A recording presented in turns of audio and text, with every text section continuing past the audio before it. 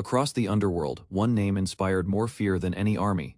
Peter was known as a man who reshaped battlefields alone, leaving behind piles of bodies and broken alliances. The shocking truth behind the legend was his age. He was already in his 60s, worn by illness and years of violence, yet the bounty on his head only grew, drawing countless killers eager to claim it. In a ruined alley scattered with corpses, a small childlike figure in a suit stood among the dead. He studied a wounded man who had finally realized whose trail he had been chasing. Confusion spread across the survivor's face. With thousands hunting Peter, survival should have been impossible. Still, the old assassin remained unseen, untouched, and always ahead. The childlike figure hinted at the answer without raising his voice. Even if tens of thousands searched, they would never find the real target. Fear replaced disbelief as the wounded man pieced together the truth. A bright light cut through the darkness, outlining a different silhouette holding a weapon with steady confidence.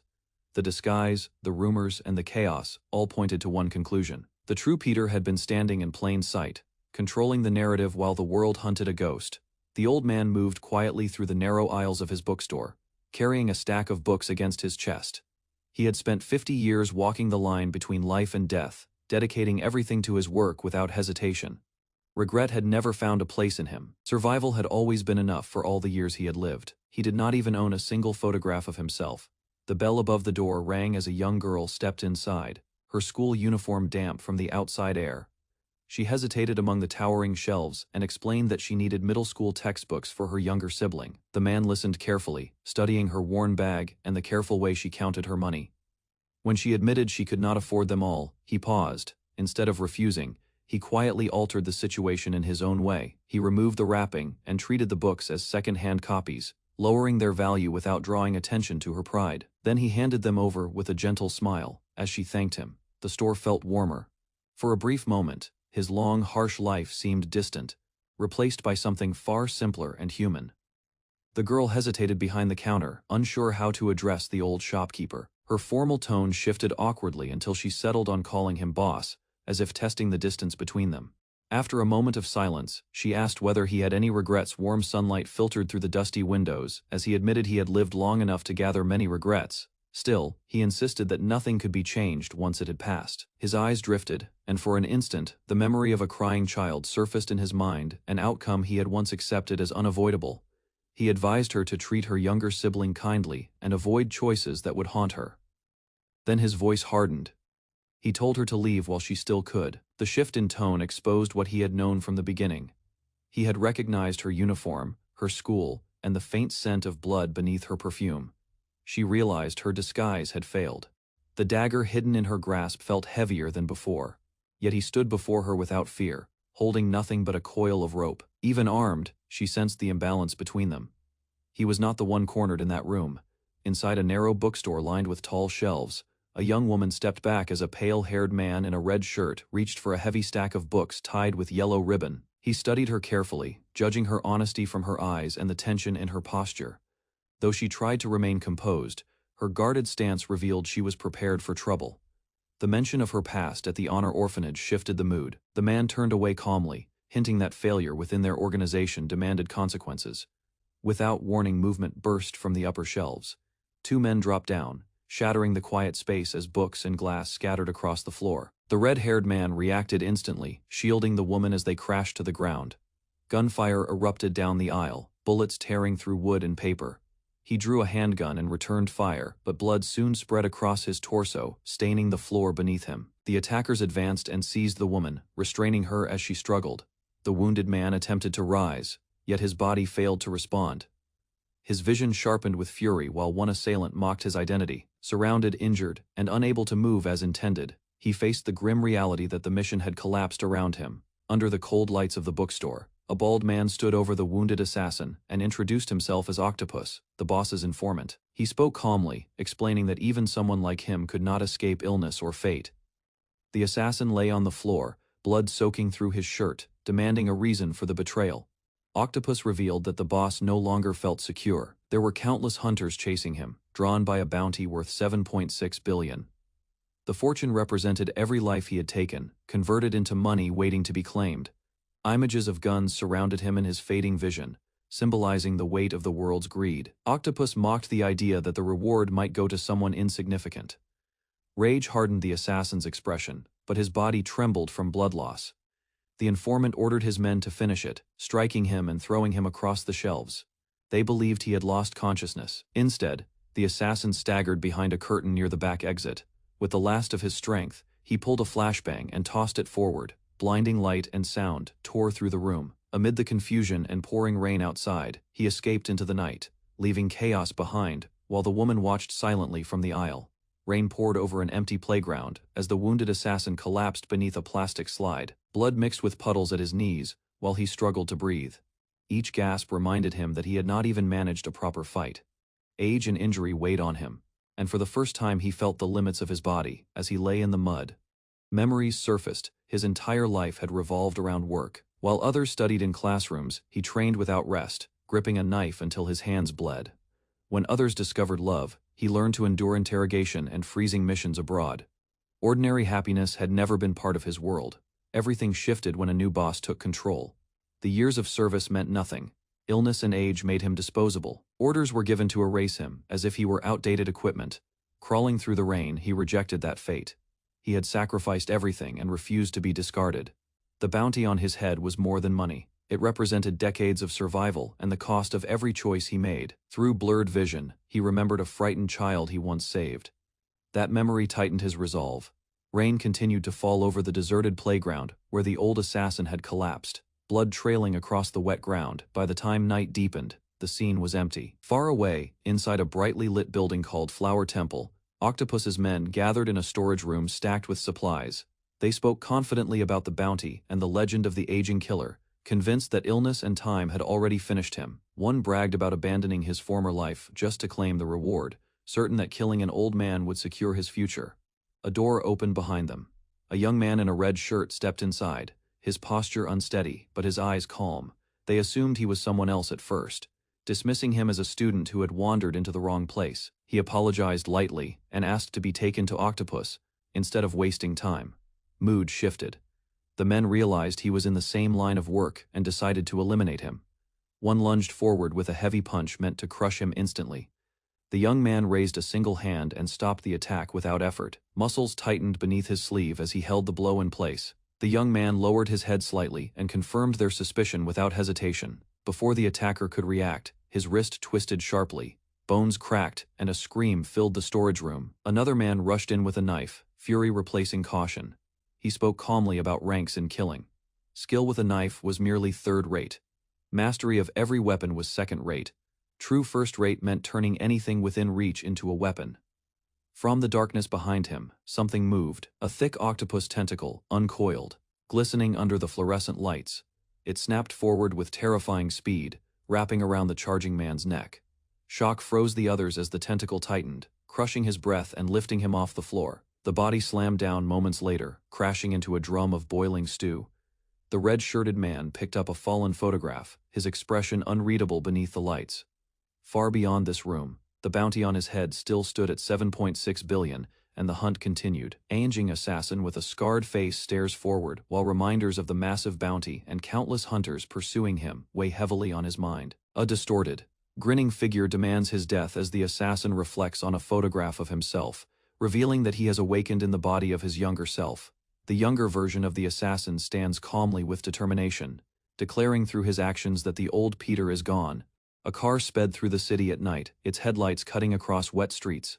Inside, two people discussed a dying man whose official warrant would soon be announced. They needed to reach him before that happened. The target Peter was said to be close to death from cancer. Rain fell over a traditional restaurant, where a man in a red shirt forced the door open while holding a short blade. A dark stain spread across his abdomen, proof that he had been shot. Instead of collapsing, he stood firm. The dining hall inside was empty, lanterns casting steady light over untouched tables. He realized something had changed. The fatal wound that should have ended him was no longer there. The cancer that had consumed him was gone. His body had reverted to its youthful peak. Later, at a public bathhouse.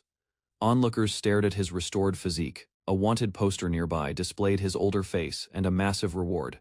No one connected the poster to the young man before them. Understanding his advantage, he decided to move carefully. With little money in his account, he approached a group of gang members tied to clothing contracts. He observed them calmly, planning his next step. He stepped forward and calmly informed the gang members that smoking was not allowed inside. His tone was steady, but the warning only amused them.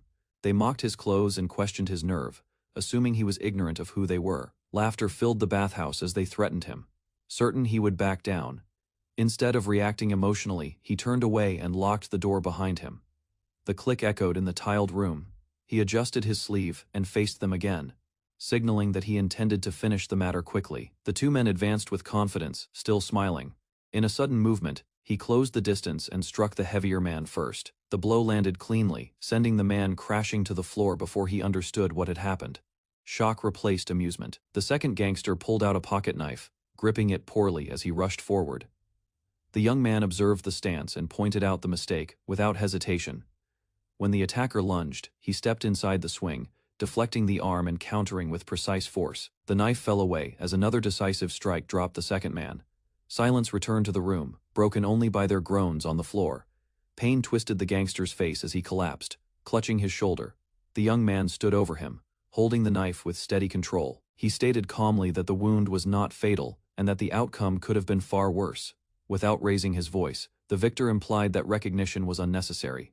A firm grip on the shoulder forced the gangster flat against the tiles, drawing a sharp cry. Then, just as suddenly, he released him. He advised the man to reconsider his path and walked away, leaving both attackers shaken and silent. Later, a notification on his phone revealed that 7.6 billion won had vanished from his account. Dressed in a sharp suit, he moved through a crowded station, expression hardened. The loss confirmed betrayal within the organization he once controlled. Memories surfaced of his childhood in a small religious orphanage.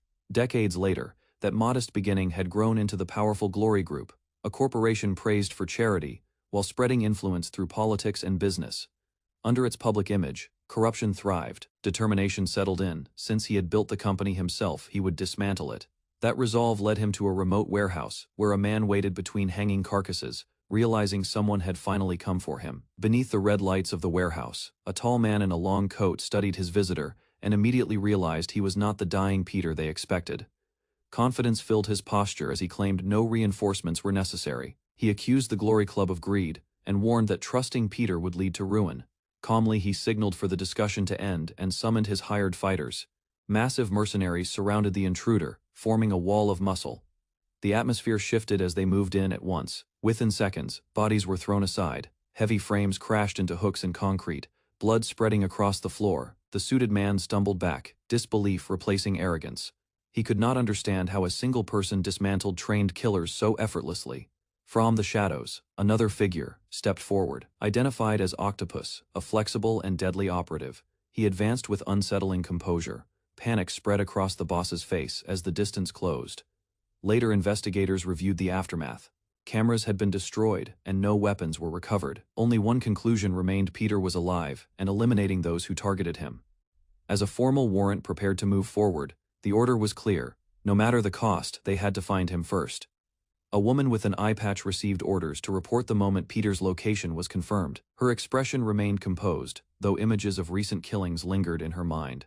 She acknowledged the command without hesitation. Soon after, a young man entered a closed restaurant where 3 representatives of the Glory Club waited. The bald leader with dragon tattoos studied him carefully while a suited woman and a man in a red vest stood nearby. When asked about his purpose, the visitor calmly stated that he carried a grievance rather than a request. He mentioned a precise figure, 7.6 billion won, causing a subtle shift in the room's mood. The leader ordered the doors shut and began analyzing him. Suspecting a link to Peter, he tried to determine whether the young man was an associate, a disciple, or bait. His subordinates prepared their weapons as tension thickened. With a faint smile, the leader presented 2 choices: reveal Peter's whereabouts and leave alive, or resist and die. The young man continued eating, unmoved by the threats. His composure unsettled them more than defiance would have. After a brief pause, he proposed a third option. Lifting his gaze, he revealed the truth directly. He was not connected to Peter. He was Peter himself. In a private dining room, a quiet confession unsettles everyone present. The young man states that he killed 2 people, his expression unchanged. Across from him, the bald man with a tattooed scalp watches carefully, trying to judge whether the claim is true. Doubt spreads through the room as others question the earlier assumption about Peter. The situation quickly grows tense. Behind them, a waiter reveals a hidden gun and takes aim. Near the doorway, a woman with long brown hair and an eye patch braces herself, ready to intervene. Attention returns to the seated young man when he is asked about his connection to Peter. Rather than defending himself, he remains calm and continues eating, showing no sign of fear. A gunshot suddenly breaks the silence. In the same instant, a chopstick shoots forward and strikes the waiter's vital point. His body stiffens before collapsing to the floor. Shock flashes across the woman's face as she realizes what happened. Interest replaces suspicion in the tattooed man's eyes. While the young man resumes his meal as if nothing occurred, an offer to join their group is made. Without waiting for an answer, the bald man raises his weapon and fires again, pushing the confrontation into open violence. Gunfire slams into a large round table as the bald man mocks the idea of hiding behind furniture. Bullets punch through the surface, and red liquid spreads across the floor. For a moment, it looks like blood. A closer glance reveals spilled chili oil from shattered containers. The shooter searches behind a pillar, scanning the room in confusion. His target has vanished. Footsteps echo faintly, yet no figure stands in sight. Unease replaces confidence as he turns, trying to track movement he cannot see. Without warning, the young man drops from above, descending from the ceiling with precise timing. His body twists midair, and his strike crashes into the bald man's face. The impact snaps the man's head back. Before he can recover, another blow drives into his jaw. Then a sharp punch buries into his throat. Each movement flows into the next, too fast to follow. Disoriented, the bald man attempts to raise his weapon again. The young man closes the distance instantly and smashes him down onto the floor. Silence returns as the gun clatters away, standing over the fallen body. The victor remains calm. The defeated man stares upward, blood pooling beneath him, unable to understand how someone so young could overpower him so completely. A memory surfaces in the bald man's fading thoughts. Long ago, he was taught a ruthless principle when facing someone stronger: use their confidence and strike without hesitation.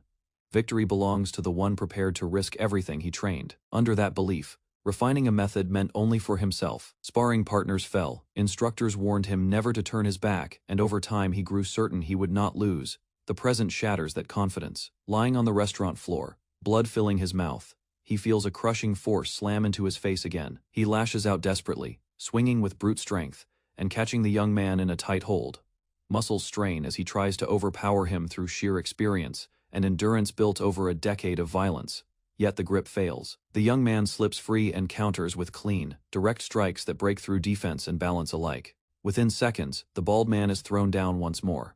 Shock spreads across his face as he looks up. He cannot comprehend how someone so young stands above him so calmly. Fear replaces pride. Realization settles in that this opponent surpasses anything he has faced before. The woman struggles as the bald man grabs her by the hair, trying to use her as leverage. Fear shows on her face, yet the young man answers without hesitation and accepts the exchange. The agreement seems simple. Greed and desperation twist his expression as he suggests taking her and erasing everything that happened. He believes the fight is over. In that moment, a lesson echoes in his mind about never turning his back when victory feels certain. Across the room, the young man stands calmly on the red carpet, recalling the same principle. He reminds his opponent that two subordinates have already died. Recognition slowly spreads across the bald man's face. The name Peter surfaces, tied to an old memory of a disciple who once sought to uncover his identity. Understanding comes too late. The young man confirms it and launches forward. His body cuts through the distance in a single burst. A strike lands cleanly, followed by a rapid combination that lifts the bald man off his feet. The final blow crashes down, ending the fight decisively. Later that night, news spreads through the city. A massive bounty is announced, and the mission is ranked at the highest level. A shirtless man with a large tattoo across his back stands against the night skyline and declares that a hunt for Peter will begin within an hour. His figure is rigid, outlined by city lights below. The announcement signals the start of a coordinated pursuit, spreading tension beyond the battlefield. Soon after, the city moves as usual. Crowds fill the sidewalks, and digital billboards display a charity campaign from the Glory Welfare Foundation. Volunteers hand out flyers asking for donations to provide warm meals for the elderly. He stops in front of a large screen, studies it briefly, then crushes a flyer in his hand. His expression hardens. Rather than hiding, he decides to act directly, preparing to confront those hunting him on his own terms. Needing more influence to clear out the Glory Club, he thinks of one man who could help, though the thought leaves him uneasy. The image of a massive beast with bared fangs lingers in his mind, a reminder of a dangerous connection he once made. Discomfort follows, but he moves anyway. Night settles over the city as he approaches a shabby public restroom hidden near a bridge. Trash and sleeping vagrants crowd the entrance. He pushes the door open and steps inside, scanning the stained walls layered with illegal advertisements. His hand moves across the paper slips until he finds the one placed exactly where he expected. After tearing it free, he heads deeper into the building and climbs a narrow stairwell. A hidden door opens into a luxurious suite glowing with warm light. Expensive liquor lines, polished shelves, silk furniture, and ornate decorations fill the space. Wealth has carefully concealed whatever business operates here. Before he can take another step, a sharp blade presses against his neck. A woman in sunglasses stands behind him, composed and unimpressed, a trained dog at her side. She studies him briefly and senses something unusual. He does not smell of alcohol or fear. He is young, calm, and not merely a petty thief. She asks whether Glory sent him. He does not answer. Instead, he twists away from the blade and strikes first. Furniture shatters as they clash across the suite. She moves with sharp precision, her cane cutting through the air and tearing into the walls.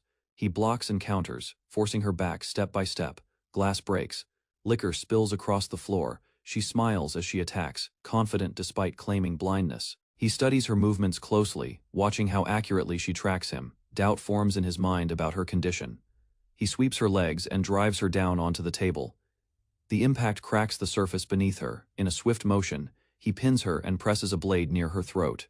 He pauses. There is no scent of bloodlust from her, no sign she truly intends to kill him. She analyzes him calmly, noting his age and composure. His presence feels different from the last time they met. He speaks a single name. Shock flashes across her face. Before she can react further, the dog lunges with a violent snarl and bites down on his arm. He restrains it easily and forces it aside. Silence falls. Recognition slowly replaces confusion in her expression as she realizes who stands over her. She circles him with open curiosity, touching his face and skin as if confirming a miracle. The years that once marked him are gone. His body has returned to its prime, and even his presence feels lighter. Excitement replaces hostility as she studies him, searching for the method behind his transformation. He offers no clear explanation. Instead, he states his intention. Glory is preparing to move against him, and waiting would only tighten their grip, rather than hiding. He plans to step directly into their ranks.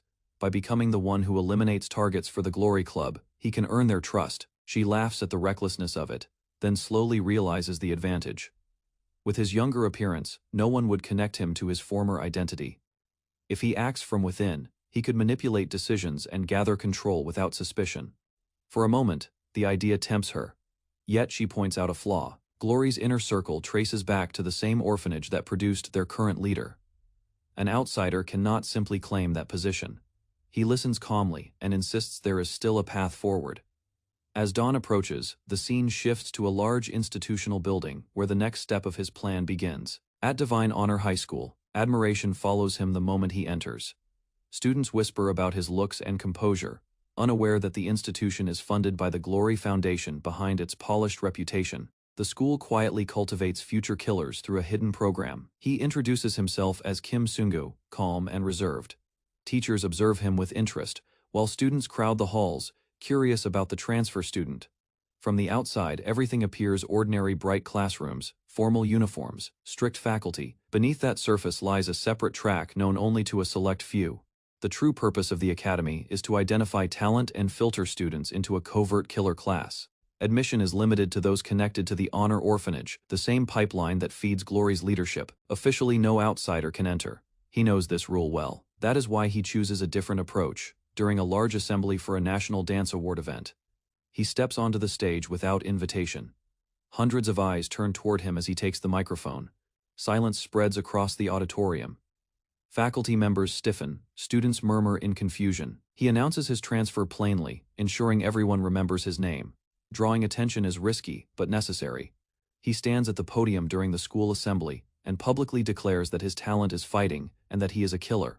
Students and teachers stare in disbelief from the main floor and upper balcony. Among them, hidden figures begin to move. Masked individuals with glowing red eyes advance through a dark corridor, armed and prepared. His announcement has triggered a response. Rumors spread through the classroom that an old killer had returned as a student. Peter stood before them, calm and composed, presenting himself as someone focused only on studying. His polite appearance and sharp gaze drew attention. Some students mocked him, but he observed everything in silence. When a group of boys surrounded him, he realized they had taken the bait. Among them was Jang Yisul, a large and feared fighter devoted to his girlfriend. Their relationship had made him confident and careless. Recently, however, she had been taken by Peter, and humiliation burned inside him. Convinced Peter was involved, Yisul confronted him in front of the others, anger driving his movements. Yisul attacked first, throwing heavy punches meant to overpower. Peter evaded smoothly, reading every motion. The difference in experience became clear as he countered with precise strikes. For the first time, Yisul sensed real danger. His strength, once enough to dominate the school, failed against calculated force. Peter struck decisively, crushing Yisul's resistance and leaving him on the floor. The watching students froze in shock. Authority figures rushed in, shouting about violence in a sacred school. Peter remained standing, composed, as the chaos unfolded around him. After the fight, teachers tried to escort Peter away, but several students continued watching him. Some whispered about investigating further, while others decided it would be more entertaining to remove him entirely. In a distant office, unknown figures discussed him with interest, treating his presence as a new game. Peter walked through the corridor as if nothing had happened. Students parted instinctively, among them. A girl sensed danger and suspected someone intended to drive him out of the school. Outside, another student named Yunbaibyul approached him quietly. She found him sitting alone with a tray of food, separated from the noise. Though he claimed he had no appetite, the amount of food suggested otherwise. She observed him carefully, trying to understand his intentions. Her thoughts drifted to a darker memory. In a dim room lit by lanterns, a man once threatened her life and forced her to accuse another to survive. That moment bound her to a dangerous world. Peter had appeared afterward, connected to that promise, in ways she still questioned. Back at school, tension lingered between them. Yunbaibyul insisted she had endured everything alone. Peter remained composed, aware that the academy hid forces far beyond ordinary students. Peter watched the girl walk away beneath the fading sunlight. When she asked for help, he refused her false name and revealed the one she had hidden. The shock on her face confirmed his suspicion that she was deeper in danger than she admitted. The school soon shifted its focus to a sports event. A renowned sprinter introduced himself confidently, but his pride faltered when Peter effortlessly outran him. Students who once mocked the transfer student began whispering again. Some admired him, others feared what he represented. Later, in a cooking class, Peter stood calmly in an apron while classmates laughed at the task. The lesson was simple fruit carving, yet his movements were exact and controlled. With a few precise cuts, he transformed an apple into a perfect rabbit shape. The room fell silent at the sharpness of his blade and the intensity in his eyes. Beyond the classroom, tension escalated. A man confronted a teacher over discipline and authority while others mocked the situation. Peter observed quietly from a distance, sensing instability spreading through the academy, beneath ordinary school life. Power struggles continued to grow, and he prepared for whatever would surface next. A suspended teacher raged in the courtyard, waving his phone and shouting about authority. He claimed the school had no right to judge him, yet his license had already been revoked. Students gathered, some filming, others mocking him. When he charged forward recklessly, he slipped and fell, humiliated before the crowd. Laughter spread, and someone suggested uploading the scene online for attention. Nearby, a group of delinquents noticed Peter approaching with a trash bin in hand.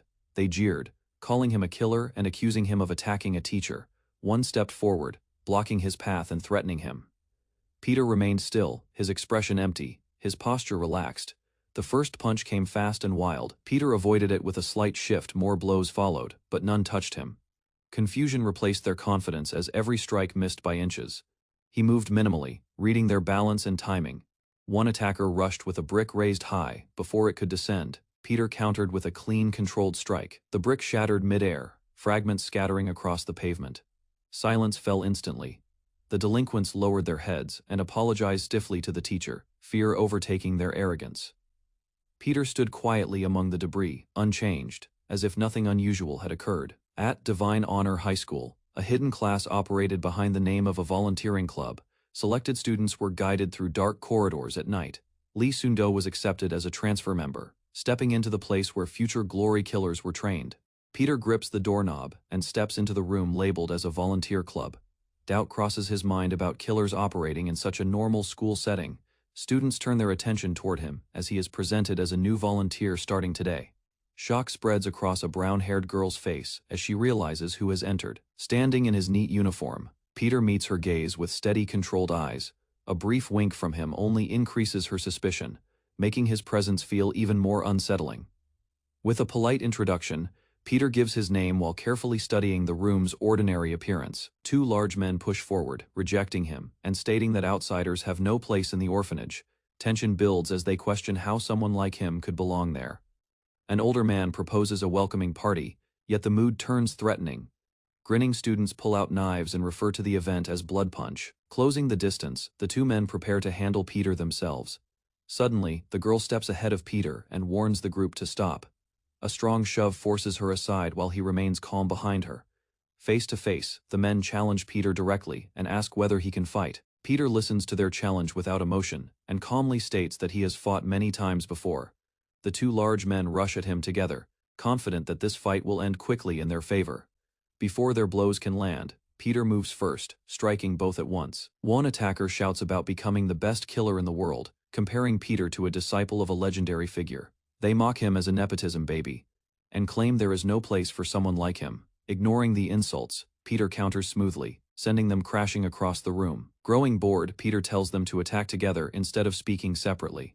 Both men charge again with full strength, determined to prove their worth. Peter overwhelms them instantly, knocking them down with controlled and efficient strikes. Students cheer and assume the brothers were holding back or misjudged him. Later that night, Peter walks alone down a quiet corridor. The brown-haired girl approaches him and confronts him about the truth behind the volunteer club. She insists she watched him closely and noticed something unusual.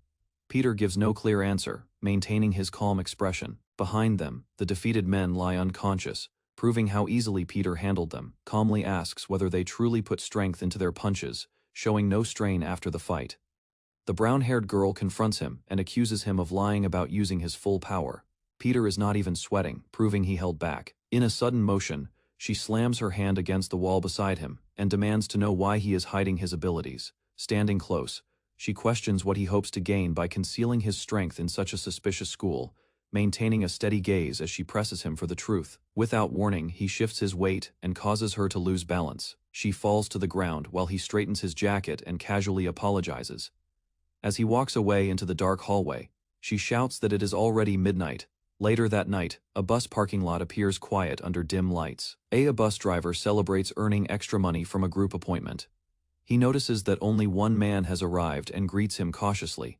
The suited man claims he has many belongings and opens several large suitcases.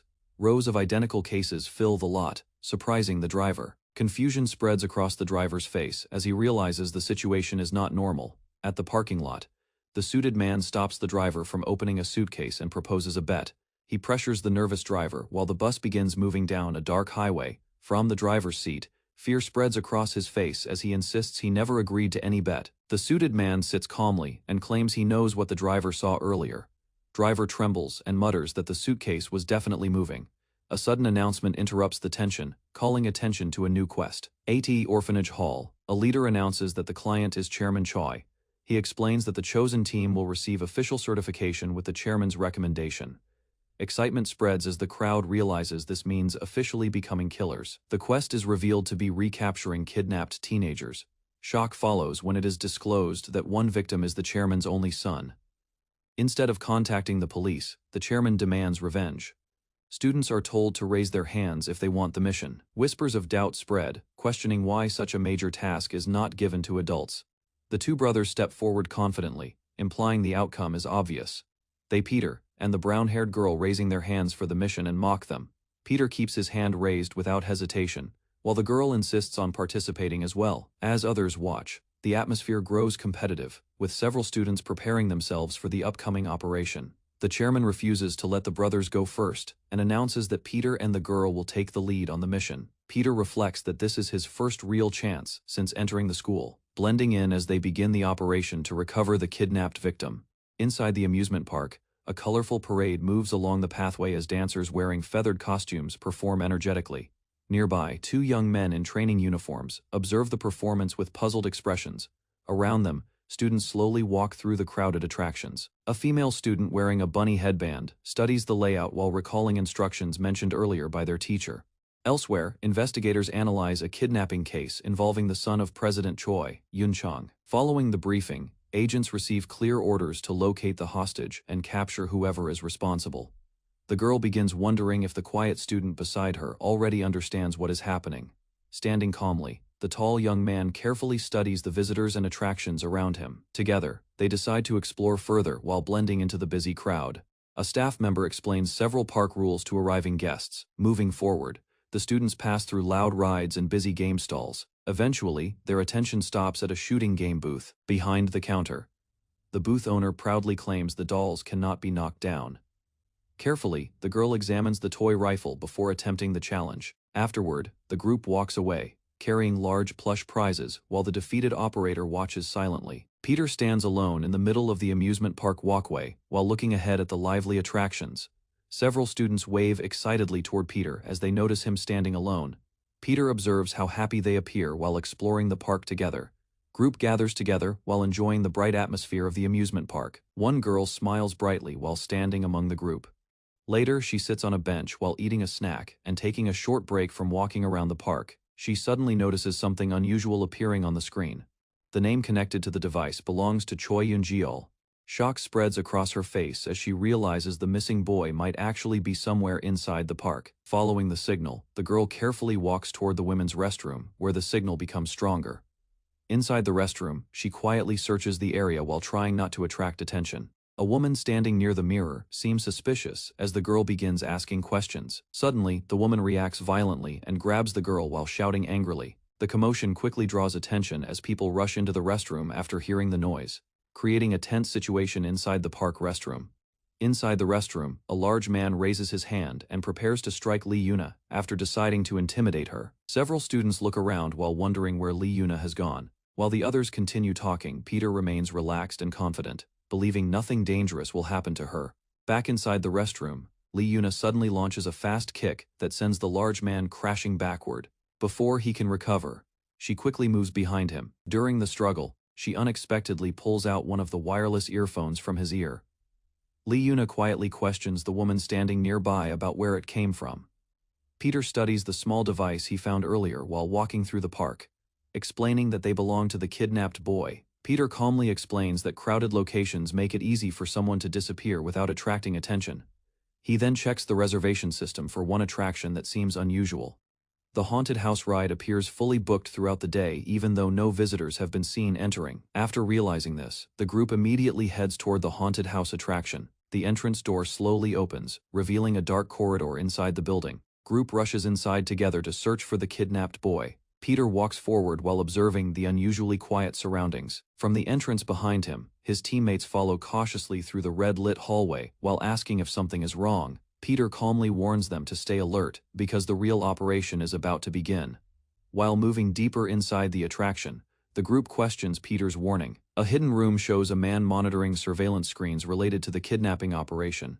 Peter's voice explains that the entire mission was flawed from the beginning. Their real objective was never simply rescuing the hostage. The hallway suddenly reveals several unconscious guards lying on the floor as the team advances. Peter continues walking forward confidently, while the others begin to realize the situation is far more dangerous. Elsewhere, their instructor attempts to contact the students after noticing unusual signals. A tense discussion begins as the instructor reveals the name Park Sang-do. The room grows silent when the instructor explains that this enemy is far more dangerous than they expected. Suddenly, someone approaches the instructor's office while the conversation continues. Rows of containers reveal the scale of the operation. Nearby, Lee Yuna and another student sit restrained, while a tall figure calmly explains that they were drugged and captured in a dark underground warehouse. Lee Yuna sits unconscious after being drugged by the captors. Elsewhere, a student urgently informs the instructor that Park Sang-do is responsible for the situation. The instructor quickly realizes the students inside the amusement park are in serious danger and understands they must act immediately. Meanwhile, Lee Yuna slowly regains consciousness while lying restrained in the warehouse. She realizes the enemy may have discovered the rescue team's plan. At the same time, Park Sang-do confidently approaches the captives.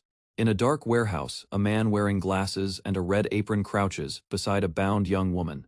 With a calm expression, the captor brings the phone to his ear and begins speaking. On the other end of the call, a muscular man listens as threats are delivered. A cold smile appears on the captor's face as he continues mocking his opponent. Tension rises as the man receiving the call realizes the seriousness of the situation. Without warning, the captor grabs the girl's leg. A cruel wager is proposed, implying that the children's safety depends on the outcome, maintaining the appearance of someone fast asleep despite the danger. Sweat forms on the listener's face as anger and fear mix together. The call ends with a warning that the captor will begin soon. Doubt crosses the girl's mind as she studies Peter's face, questioning whether he is truly unconscious. Carefully, she slips her foot out of her shoe, preparing to act quietly. Suddenly, Peter opens his eyes as her extended leg reaches his face in an attempt to wake him discreetly. Embarrassment flashes briefly before she explains her intention. Determination settles between them as both begin preparing to free themselves before the captor returns. Peter turns toward the girl, calmly responding to her confusion while still seated on the warehouse floor. Without hesitation, Peter shifts his weight and frees his restrained hands behind his back. In a low voice, Peter explains that this incident is connected to a larger organization once tied to glory. Peter rises and walks forward with steady steps, asking whether his opponent enjoys gambling. Elsewhere, two men stand confidently while discussing the bet. A demand is made for the release of Choi Yun-chang's son. The captor draws two knives, gripping them tightly while dismissing the fairness of the wager. His confidence is obvious. Blades flash under the dim light as he boasts about his skill. Peter steps forward and states that fair terms make bets meaningful. A warning is delivered to a juicy, but Peter remains composed, eyes fixed on the armed man. Suddenly, the knife fighter lunges with speed, initiating the clash. Steel collides as Peter blocks and counters, matching the rapid strikes without retreating. Observers note that Peter is keeping pace with someone ranked first among knife fighters at Divine Honor High School. The exchange intensifies, blades cutting through the air as both men test each other. During the clash, the knife fighter suddenly hesitates. Peter maintains steady pressure, his movements controlled and precise. Realization strikes the knife fighter as he notices his blade lacks a proper edge. Shock spreads among the onlookers as they understand the disadvantage. A close look at Peter reveals calm confidence, as if he anticipated this reaction from the beginning. Allies rush into the warehouse to assist, but the knife fighter raises his voice. Peter stands silently while the others are ordered to watch, his gaze unwavering. The two fighters reassess each other under the dim lights, tension thick in the open space. A deeper motive is hinted at, suggesting this confrontation serves a larger purpose tied to their shared past. Shifts to a dark forest during a brutal training period known as Hell Month. The children were given only a pistol and a single bullet to survive among wild beasts. Faced with countless dangers, they were forced to rely on harsh decisions to stay alive, betrayal, or even against oneself when fear took over. Despite the cruelty of that training, they refused to surrender to despair. Determination to survive shaped them into fighters who would not easily break. In the forest during Hell Month, a trembling hand holds a single bullet, symbolizing the final chance each child carried. Two boys stand side by side, aiming at a charging bear as sunlight filters through the trees. The outcome of those bullets determines their fate, marking the brutal end of the trial. After Hell Month concludes, the survivors are transported away. A story spreads about a legendary senior known as Disciple Pietro. It is revealed that in 58 years, he alone used his bullet and survived. Two muscular fighters declare they spent 10 years trying to surpass Peter. Peter watches calmly, his expression unreadable as they dismiss him as an obstacle. Suddenly, both men rush forward together, attacking Peter with coordinated force. Peter steps in and counters instantly, driving a powerful kick that disrupts their charge. One attacker is seized and flipped violently through the air, while the other struggles to regain balance. Peter reminds them that handing him a knife was a mistake. A sharp strike lands as Peter suggests, cutting off more than just a leg. Realizing his blade cannot slice, Peter, one fighter, understands brute force is required. With renewed desperation, he thrusts forward to stab directly. As the attacker lunges in desperation, Peter intercepts the strike and snaps his wrist upward, shattering the opposing blade mid-swing. Fragments fall around Peter's calm face while he questions their ambition to become like Peter. With controlled motion, Peter reveals a heavier curved weapon. The kukri gleams under the dim warehouse lights. Peter demonstrates effortless control over the blade, describing it as faster and heavier than most weapons used against him. His identity is silently acknowledged as Park Sang-do, a former Glory-affiliated killer, attempting to overwhelm him before he can strike decisively. Peter bursts forward with explosive speed, cutting through their coordination. The attackers realize too late that they are facing someone far beyond an ordinary office worker. One of the men urges the students to flee as he struggles to stand. Peter advances calmly, stating he still intends to claim his winnings. From afar, a desperate voice pleads for mercy, offering a leg in exchange for sparing the children. Instead of accepting, Peter proposes doubling the stakes, forcing the man to risk even more. The stunned fighters watch as Peter mocks their resolve, his tone almost amused. With deliberate movement, he drops the kukri to the ground, signaling a shift in the rules, extending his hand while holding a blade in the other, asserting that a fair bet requires equal conditions between opponents. The girl reacts in alarm, sensing danger as tension rises, but Peter remains composed and unshaken. Peter lifts a round container filled with flowers, presenting it calmly as his chosen alternative. Inside a dim underground room, a man with glasses calmly observes several injured people lying on the floor. Without hesitation, the man suddenly rushes forward and swings his arm downward. The student tries to protect himself by pushing another person forward as a shield. Recognizing the desperate defense, the man continues pressing forward, scattering debris while the student struggles to endure the overwhelming force. The attacker calmly prepares another blow, testing whether the defense can survive even one serious strike. Later that night, the man drives alone while recalling a tragic event from his past. Determination grows as he silently vows that the same tragedy must never happen again. That memory strengthens his resolve to protect someone important.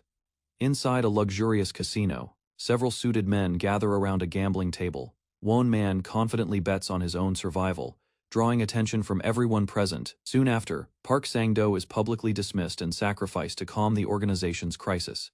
5 veteran killers surround the hall, creating a deadly trap. Suddenly the man moves, overwhelming his attackers with terrifying speed. Witnessing the scene, one observer realizes that the killer's abilities surpass normal limits. A powerful slash cuts through the air as the suited attacker rushes forward. Peter lands on the ground while holding 2 broken metal trays, realizing the weapon used in the battle is not an ordinary blade. Gripping the metal tray while recognizing that the student's attacks are far stronger than expected. Suddenly, Peter grabs his sleeve and twists the fabric tightly around his hand.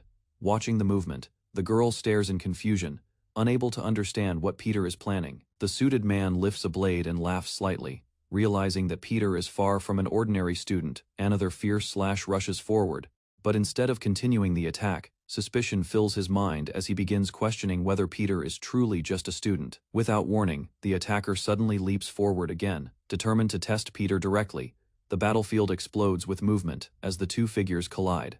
After the strike lands, the man believes Peter has finally been cut down. However, confusion spreads across the attacker's face as Peter suddenly moves again. A torn cushion drops onto the ground, revealing how Peter secretly used it to absorb the deadly strike. The man understands that Peter avoided the fatal attack through quick thinking. With broken objects scattered across the floor, while Peter stands facing the suited assassin, a thin drop of blood falls slowly from the attacker's blade. Realizing what happened, the man understands that Peter slipped behind him in an instant and aimed directly for his neck. The attacker recognizes that the strike was precisely aimed at his carotid artery. Peter stands calmly while holding the broken trays. Suited man quickly analyzes the situation, realizing that Peter intends to target his exposed neck, his movements accelerating beyond what the attacker can easily follow. Their weapons collide repeatedly as both fighters exchange rapid strikes across the ruined floor. Observing the clash, the girl realizes that even a single direct hit from the heavy kukri would be fatal.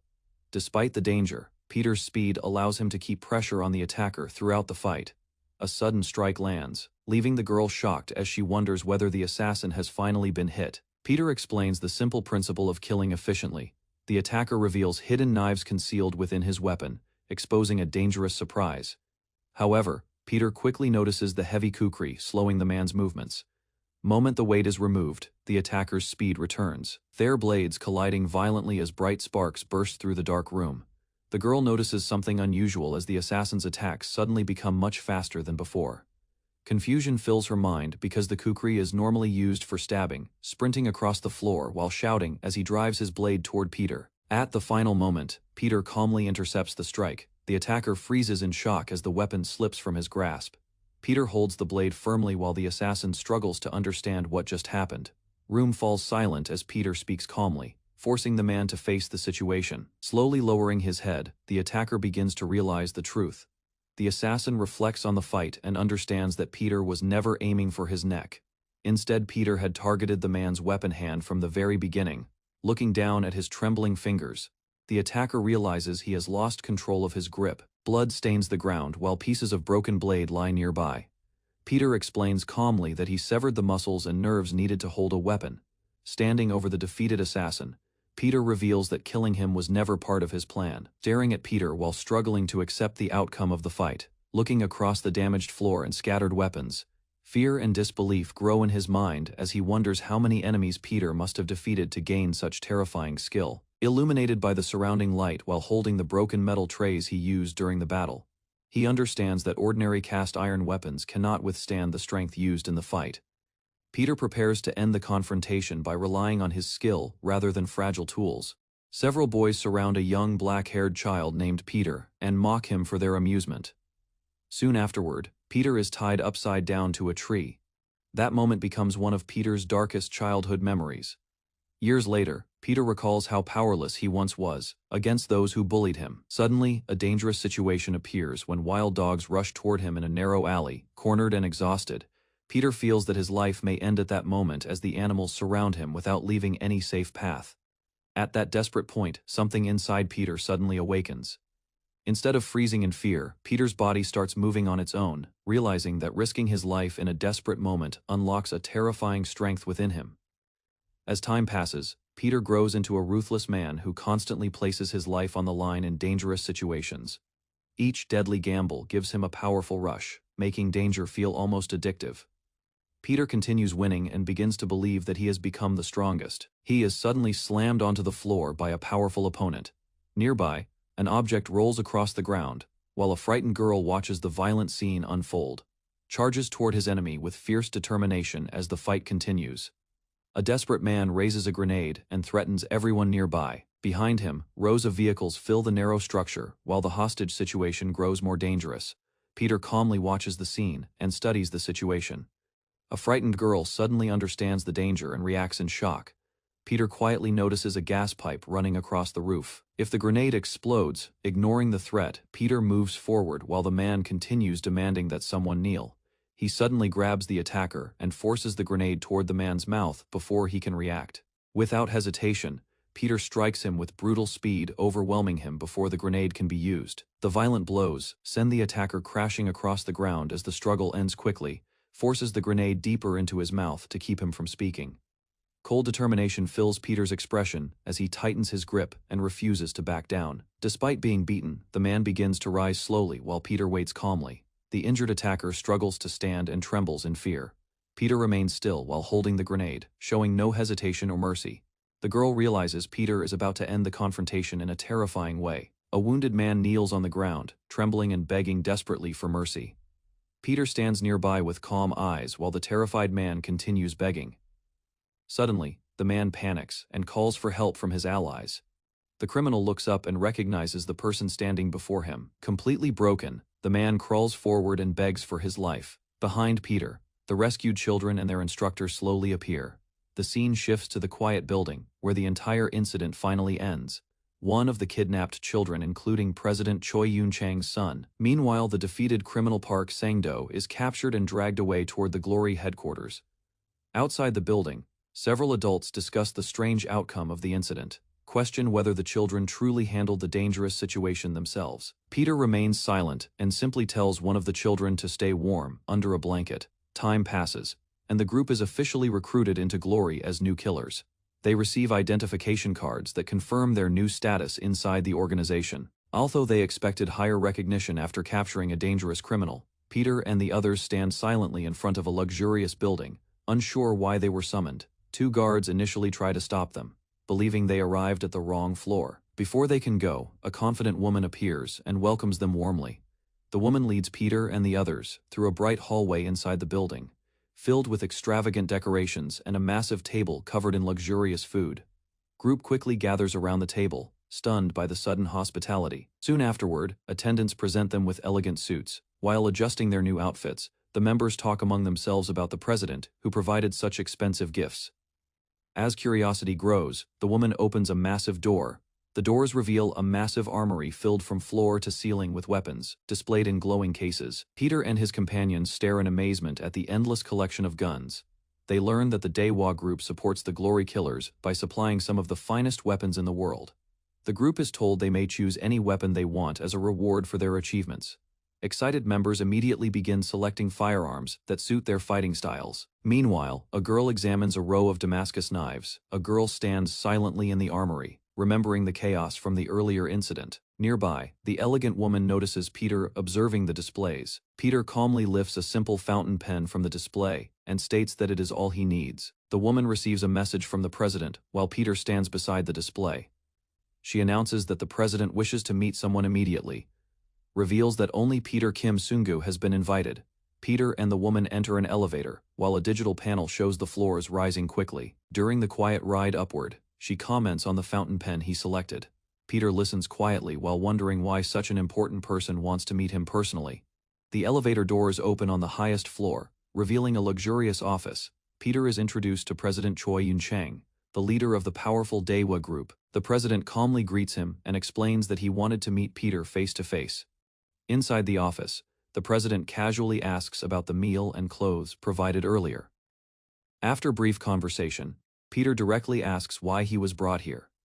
Stepping closer, the president looks directly into Peter's eyes and quietly reveals that he already knows exactly who Peter truly is. A close view of a young man's eye appears quietly as the scene shifts to December 26, in Namsan. Several men torture a captured suspect with electric shocks, while demanding information about a kidnapped child connected to an important family. Although severely injured, the prisoner only lowers his head and smiles faintly, begins revealing information about a missile secretly created by Korea and the United States. He explains that the Soviet Union demands the weapon. Officials hearing the report quickly realize that the kidnapping has become an international crisis. Delta Force to Moscow to handle the dangerous situation. However, the section chief speaking on the phone suddenly hesitates as unexpected news arrives. A train rushes through snowy tracks, while a helicopter is watched through a sniper scope. Moments later, a massive explosion destroys the helicopter in the night sky. Headquarters soon receives the shocking report that the Delta Force team has been completely eliminated. The president decides to visit the mysterious Honor Church. Late that night, a desperate man rushes to the church and urgently knocks on the door inside. He reveals that Russians kidnapped his son. He offers years of loyalty and even promises one of the elite disciples he raised. The quiet church, the desperate father continues pleading for help, assuring him that everything is already moving, according to a prepared plan. With complete confidence, the priest quietly reveals that the church's chosen weapon. Through heavy snow, a lone rider speeds forward on a motorcycle. The father wonders how one person could possibly handle such a dangerous mission alone, explaining that even a single disciple is enough to complete the task. Meanwhile, the train carrying armed men continues across the snowy land, while the rider silently approaches. Inside the train, guards remain unaware as the lone figure suddenly enters. Gunshots suddenly erupt as the mysterious fighter attacks first. Multiple guards are thrown across the carriage as the attacker moves quickly between them. Yet the lone fighter continues advancing through the chaos. Bodies crash across the floor while the attacker stands firmly in the center of the destruction. A surviving guard stares in disbelief as the young fighter calmly reloads his weapon. The mysterious attacker quietly declares that the number of bullets he carries will decide their fate. Raising his hand slightly, he finally reveals his identity as the church's chosen warrior. The young fighter calmly raises his hand and begins counting. While the armed men around him react with confusion and anger, the guards shout threats and demand he stop. But the attacker continues counting without hesitation. As the count reaches 3, he suddenly moves forward with explosive speed. In a flash, the attacker crushes the enemy leader with a brutal blow. The young fighter calmly reveals that he can speak Russian after all. With cold precision, he finishes the mission and eliminates the KGB officer who led the kidnapping operation. Expresses deep gratitude for being saved from the dangerous situation. Attacker lights a cigarette, showing little interest in praise or admiration. His mission was never about saving him personally. The fighter explains that his true objective was to protect the future of the powerful Daewoo Group. He walks away through the train corridor while the boy runs after him. Even as the distance grows, the boy continues thanking him sincerely. Time passes, and the memory of that night remains vivid in the boy's mind. Now grown older, he stands before a man connected to the mysterious fighter. The identity of the legendary warrior becomes clear as the name Peter is finally spoken again. Bright lights reveal a new motorcycle developed by the Daewoo Group, explaining that it represents the peak of the company's engineering and is named St. Petrus V. Fay, including extreme speed and stealth functions designed for dangerous missions. The young man inspects the motorcycle with interest while the woman encourages him to test it immediately. Several people nearby joke about the expensive equipment surrounding the vehicle. Soon the young man puts on a helmet and prepares to ride the motorcycle himself. A phone call suddenly appears from someone known as Teacher Guangyu. During the conversation, the caller explains that several people from the Glory organization want to meet them. Caller suggests attending the gathering and showing the strength of the new generation. They begin traveling quickly toward their destination. Their teacher calmly encourages them to go while hinting that a powerful newcomer will soon appear. The group finally arrives in front of the towering Honor Church. Several members discuss how much attention they have been receiving recently. Miss Yuna and her companions prepare themselves while wondering what kind of people they will face inside. One of them reaches forward and knocks on the large church doors, ready to enter. Group enters the large church hall and sees rows of people quietly sitting on wooden benches. The place is known as the location where assassins secretly receive their missions, called revelations. Members of the organization kneel in prayer while waiting for their assignments. Near the altar, a priest distributes mission tokens to several participants. Watching nearby, the newcomers observe how the system works. Curiosity grows among the group as they wonder what mission they will receive during the ceremony. Two participants open their tokens and discover that the assignment simply says fight, leaving them confused. Believing the newcomers are weak and inexperienced, the priest approaches with a calm expression, preparing a ritual meant to test the new arrivals. Without warning, the priest violently attacks one of the men and spills blood during the ritual. He presents it as part of the twisted ceremony inside the church. The priest welcomes the newcomers and reveals his hostility toward low-ranked killers. Blood drips from a man's mouth as a small paper labeled "fight" is forced between his teeth. With anger burning in his eyes, the injured man lifts his head and stares at the person confronting him. The story shifts to a large church hall, where numerous fighters gather beneath glowing stained glass windows. Several young men in white training clothes stand proudly while mocking others around them. Arrogant smiles spread across their faces as they boast about ranks and strength. A man in a dark suit delivers a sharp kick that sends one fighter sliding across the wooden floor. Moving quickly, the attacker follows with another precise strike against a second opponent. Around them, spectators watch the Doko brothers overwhelm their challengers. Gradually, observers realize the brothers have grown far stronger than before. Suddenly, one fighter notices that the smaller opponent in front of him has vanished. At that instant, a suited fighter rushes forward with explosive speed. Moments later, he appears behind the confused man and grabs him instantly. Fury rises as the attacker lifts both arms while charging forward.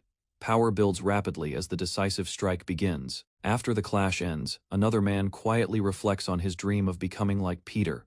A violent clash unfolds inside the church hall. As a man in a dark suit grabs a wooden baton, a loud impact echoes through the hall as shocked spectators stare forward. Moments later, another fighter rushes forward shouting desperately. The young woman suddenly raises her hand and tries to stop the violence. Nearby, two observers calmly discuss the situation while watching the chaos unfold in front of them. Information about the assassin world begins to unfold as the man explains that reaching the level of a B-rank killer requires a lifetime of relentless effort. The story shifts to the broader structure of the assassin organization known as Glory. Lower-ranked killers confront gangsters and criminal groups in the streets during dangerous missions. Higher-ranked assassins handle far more dangerous targets.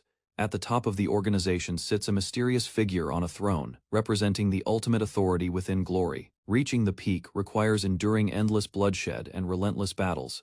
Only a few killers are recognized as standing above all others. These elite fighters are known as the 12 Disciples. A wounded man struggles to understand the terrifying world he has entered. Determination grows within him as he declares that he will be reborn, twisting his expression in shock as the force of the strike drives him into the floor. Several figures walk calmly along the red carpet while defeated fighters remain scattered on the wooden floor. Nearby, a young woman watches the aftermath with unease as the attackers continue. One of the men steps toward the woman and arrogantly comments on her lack of ability, despite serving under a powerful organization. A hand suddenly grabs his wrist mid-gesture, stopping him before he can strike. He standing beside her calmly warns the aggressor not to cross the line. Angrily grabs the young man's shirt while demanding to know why he provoked such dangerous enemies. Explains that openly confronting them would only make matters worse. Determination forms in his mind as he realizes he must secretly undermine those enemies while pretending to remain weak. Arrogant fighter mocks the young man and challenges him to fight. Instead of resisting, the young man quietly lowers his head and remains still. His silence confuses the aggressor, who expected a reaction. Despite the tension, the young man politely asks that the wounded fighters be allowed to receive treatment. The aggressor laughs loudly, amused by the unexpected request. Rather than continuing the fight, the man spreads his hand. He stands inside the church hall while another man stretches out his hand mockingly toward him, believing the confrontation is already settled in his favor. Outside the church, the group slowly walks away from the building while supporting their injured companion. The three companions pause and begin discussing what they will tell their teacher after losing their licenses. Quietly reflects on their failure to protect their teammate, explaining that getting involved earlier would have only made the situation more dangerous. The leader quietly accepts responsibility and reminds himself that he must remain composed. A helmet is placed onto his head as the group prepares to leave. Soon after, they decide to move on together and take a short break. A motorcycle speeds across a bridge while the sunset glows over the city skyline. During the ride, the young woman asks what must be done to become stronger. The rider questions her motives, wondering why she suddenly seeks that power. She notices his quiet expression and senses something troubling him. Meanwhile, the men responsible for the earlier attack hold the confiscated licenses with satisfied smiles. Ryder admits his weakness but refuses to ignore the challenge ahead. A close view shows the young man's red eyes behind his helmet visor as he rides across the bridge at sunset. While the motorcycle speeds forward, he grips his jacket firmly as the wind rushes past him. Far away, the motorcycle continues across the bridge over the river, while the sun slowly sinks below the skyline. Night falls over the large church building where the earlier fight happened. Several men walk through a corridor while discussing the fight that occurred earlier. Realizing that the calm appearance hides a dangerous personality, a man sits alone on a wooden church bench while the others approach him from behind. The seated young man holds a rosary quietly while remaining silent, despite their mocking behavior. Their laughter fills the hall as they attempt to provoke him. One of the men confidently steps forward and threatens to teach the young fighter a lesson. The young man slowly rises from the bench and steps toward the center of the church floor. He reveals that he intends to demonstrate the true skill of an S-rank disciple. A quiet church filled with rows of wooden benches becomes the setting where two robed disciples confront named Peter. Careful observation from one disciple makes him briefly suspect that Peter might possess the skills of a trained disciple. Loud laughter breaks the moment as the other disciple dismisses the idea. Unease slowly appears on the scarred disciple's face as he notices Peter standing completely still. Silence surrounds the aisle while Peter shows no reaction to the mocking voices. The two men conclude that he is merely a high school student and a forgotten D-rank killer. Attention shifts to Peter's hands where a rosary hangs loosely between his fingers. Sweat forms on the disciple's face after sensing strange openings in Peter's stance. Slowly, Peter lifts his head and reveals a pair of sharp. Disciple convinces himself the opponent is only a child. A heavy book from the church becomes his chosen weapon. The book is thrown forward to force Peter into exposing his ribs. Movement finally breaks the stillness as Peter raises his arm to react. A strong strike follows, delivered with full confidence by the disciple. Calm focus remains on Peter's face, because the real target of his plan is the man's eyes. Shock fills the disciple's eye as the rosary beads suddenly scatter through the air. Several beads pierce through the disciple's body, leaving thin trails of blood while fragments spin around him. Peter holds the broken rosary chain in his hand while the scattered beads float around him like hidden weapons. The scarred disciple turns his head slightly, trying to understand what just happened. A faint blur rushes past his side before he can fully react. Suddenly, violent force tears through the church interior, shattering wooden benches. Peter moves forward through the storm of fragments with precise control. Lone strike lands cleanly as the disciple's head is severed by the devastating impact. The remaining disciple watches in horror as the body collapses, while Peter stands firmly in the center, struggling to breathe. The surviving disciple clutches his throat in shock. Across the hall, another disciple shouts in panic after witnessing the sudden defeat. Fear spreads through the survivor as he realizes the fight is already decided. Peter stands beneath the stained glass, his calm expression unchanged. Memories of countless battles echo in his mind, shaping his instincts before every fight begins. The surviving disciple finally understands that Peter is operating on a completely different level. Flashes across the disciple's face as he raises his hand, realizing he made a terrible mistake. A powerful strike crashes into the disciple's head, forcing him downward as the impact shakes his body. Regret fills his mind as he understands that provoking Peter has led him directly to disaster, preventing him from moving while the man trembles in fear. Peter reflects on the skill every killer must learn: the ability to sense death before it arrives. He turns away and begins walking toward the church exit. Outside the church, a woman with glasses steps out of a car with a large dog beside her, noting that a B-rank killer has already lost to Peter. Her calm conclusion reveals the truth: Peter's strength has already surpassed expectations. Peter mounts a motorcycle parked near the street while the woman watches carefully. The engine roars as he accelerates into the night. Bright city lights stretch across the road as Peter speeds away from the scene. Elsewhere, two men panic after realizing their identification devices have disappeared. Fear spreads between them as they imagine the consequences of losing such important items. Suddenly, a voice behind them breaks the tension. Two nervous men stare in shock as a tall man suddenly appears before them. Both men immediately raise their hands and step back, terrified of provoking another violent encounter. Instead of attacking, the man calmly reaches into his pocket and places several identification cards in front of them. The two men stare at the returned volunteering IDs with disbelief. Relief quickly replaces their fear as they celebrate their unexpected luck. Nearby, Peter quietly reads a file by the window, observing their reactions with little interest. One of the men picks up an ID card and studies the name printed on it. While the others joke and talk loudly, Peter calmly watches them from the back of the room. Suddenly, a loud scream echoes from the hallway outside the classroom. The classroom door bursts open as a young woman charges inside, striking an attacker with fierce force. Her movements are quick and aggressive as she continues fighting the man. A shocked girl watches the fight unfold while remembering how the conflict began. The woman strikes another opponent and forces him down with a heavy blow. Despite her effort, exhaustion and frustration appear on her face. At that moment, Peter stands quietly in the doorway behind her. Peter holds out a volunteer identification card and calmly returns it to the young woman. Kneeling on the ground, the woman refuses the card and claims she no longer needs it, quietly observes her reaction before mentioning her younger brother. Anger bursts from the woman as she grabs Peter's suit and demands to know why he speaks as if he understands her life.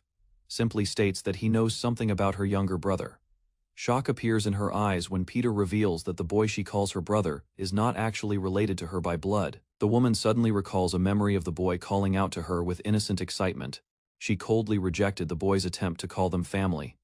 Confusion spreads across her face as she questions what the word family truly means, explaining that he was abandoned as a newborn in a subway locker. He lived without the warmth of family or close friends. Fear of abandonment eventually shaped his life and his decisions. A girl named Lee Yuna lies injured after severe bleeding. Doctors discuss her condition without urgency, showing little concern for her survival. The girl hears someone suggest that she can simply be discarded. Lee Yuna lies weakly on a hospital bed, her injured body barely moving as dim medical lights shine above her. Medical staff pass through the room while another child waits nearby. Despite those thoughts, she calmly tells herself that she has no regrets. Morning light fills the hospital room when a doctor enters and calls her name, something no one had expected after the severe bleeding she suffered. However, after this miracle occurred, another unexpected event followed when Lee Yujin suddenly disappeared. Memories return of the moment Yujin ran through the building, searching desperately for his sister. Despite teachers trying to stop him, the boy refused to give up and kept running. All he wanted to know was whether his sister had survived. Doctors coldly discuss the high cost of blood coagulants needed to save Yuna. One doctor suggests stopping treatment and abandoning the effort. Yuna suddenly appears and desperately begs them to continue saving her brother. Kneeling on the floor, she promises to repay every cost no matter how long it takes. In that desperate moment, she realizes she finally has a reason to keep living. Back in the present, she bows her head before Peter. Peter stands calmly with his hands together, acknowledging that he interfered in the woman's situation. In her mind, his strength and control during the earlier fight leave a powerful impression. Before he can walk away, the woman quickly reaches forward and stops him. Under a narrow spotlight, Lee Yuna faces Peter with trembling resolve. Embarrassment washes over her as she realizes how desperate she appears. Trying to recover her dignity, she raises her hand and firmly declares him her teacher. Calmly, Peter questions her approach without changing his expression. Irritation surfaces on her face as she turns away, insisting she was fine alone. Her steps slow, despite her bold claim, revealing hesitation. From behind he watches without offering comfort or refusal. Suddenly she closes the distance again, determination replacing pride. He answers that he will consider her request. Blunt criticism follows as he lists her weaknesses and unstable temperament. Shock and anger flicker across her face at his harsh judgment. Yet he acknowledges one quality: her eyes resemble those of a killer. He references the octopus restaurant incident. During that fight, she moved decisively against several attackers. Throughout the chaos, her gaze never faltered. Silence fills the present moment as she processes his words. He explains that unwavering focus defines a true killer. Within her steady stare, he recognizes dormant potential. A close view of Yuna's eyes shows intense focus as she carefully studies Peter's movements. Peter explains that her dynamic vision surpasses normal limits, comparing it to athletes who track fast motion effortlessly. Adjusting his cuffs, Peter states that her greatest weapon is her eyesight. Yuna tests his claim by swinging her arm sharply through the air, concentrating on control. As he turns away, he repeats that mastering that single trait is enough. She stares at her own hand in realization, questioning what this power truly means. Elsewhere, two men relax while discussing the benefits official killers receive. Luxury and wealth are shown as symbols of what money can easily buy for disciples. Cash fills Peter's hands as he quietly considers its value for a low-ranked killer. Inside a locker room, Peter asks about Yuna's absence. He learns she has taken a part-time job. The others mention she has been doing it for weeks, likely cleaning somewhere. Peter repeats the word cleaning. Sensing there is more behind it, Yuna appears in protective clothing inside a blood-stained room, carefully removing evidence left by killers. She continues this gruesome work without complaint, while others question her reasons. She quietly focuses on saving money. Two men lounge on a sofa, advising Peter that wealth requires bold spending. Peter remains quiet, sensing their speculation hides insecurity. A sudden message from Yuna interrupts their talk. Text requests her scarf, confusing the men as they question why she would need it in warm weather. The location shifts to a freezing warehouse marked as an ice plant, with temperatures far below zero. Inside, the two men shiver under scarves while calling out to Yuna. Yuna appears calmly, dressed lightly despite the cold, and states she is training. The men doubt her claim and mock the idea of blocking heavy ice blocks barehanded. She demonstrates precision instead of brute force, moving swiftly between falling blocks. When questioned, she reveals she is using a hidden tool. In her palm rests a rope dart, compact and neatly coiled. Explains that the rotating rope increases destructive force through speed. Confidence grows as she states the weapon can transform her into a real killer. The men laugh, claiming guns are superior and more practical. Yuna calmly agrees with part of their logic. Peter concludes that unlike bullets, the rope dart can eliminate multiple targets without reloading metal tip, cutting through the freezing air as shattered ice bursts apart around her. The two men stare in disbelief while fragments scatter across the warehouse floor. With controlled breathing, she declares that her rope dart makes one strike decisive. Mockery fades as curiosity replaces it, and the men ask about the weapon's name. Yuna avoids answering directly, keeping her focus steady as silence stretches between them. Later, the warehouse owner approaches and calmly asks whether she performed well during training. Studies her carefully, recognizing her dedication and unusual strength. The owner admits he has never seen anyone destroy ice the way she does. Standing amid scattered chunks, Yuna apologizes for the damage, but he dismisses the concern. As she prepares to leave, the owner mentions someone already paid for the ice. He reveals the payment was 1 million won, handed over earlier by her friend. Surprise fills her expression as she processes the unexpected support. The owner passes her a small tube of ointment, explaining it was left for her injuries. Rough, bruised hands hold the medicine while she listens quietly. Under the fading sunset outside the frozen ice plant, she walks away alone, deep in thought. Late at night, Yuna stares at her phone, overthinking a simple message to Peter. Embarrassment overwhelms her as she tries to brush off the exchange, pretending it meant nothing. From a distance, Peter watches the sunset alone, reflecting on her progress and quiet determination. A file lies open, revealing records of Yuna's abilities and the rope dart she has been studying for years. Narration suggests the strength she seeks may already be within her grasp. Far away, chaos erupts as a bloodied man challenges everyone around him in a dark alley. Muscular fighter introduces himself as Park Sang-do, demanding stronger opponents. Armed men surround him, yet he stands confidently among fallen bodies. A calm observer approaches, unimpressed by Sang-do's arrogance. The newcomer walks forward steadily while attackers collapse around him. Sang-do senses the shift in presence as the man steps into the center. A close look reveals sharp eyes behind glasses, signaling controlled power. The newcomer proposes a direct confrontation, testing Sang-do's ambition. He clarifies that rank means nothing without recognition as a disciple. Hearing the name Nathaniel, tension thickens as a true disciple enters the scene.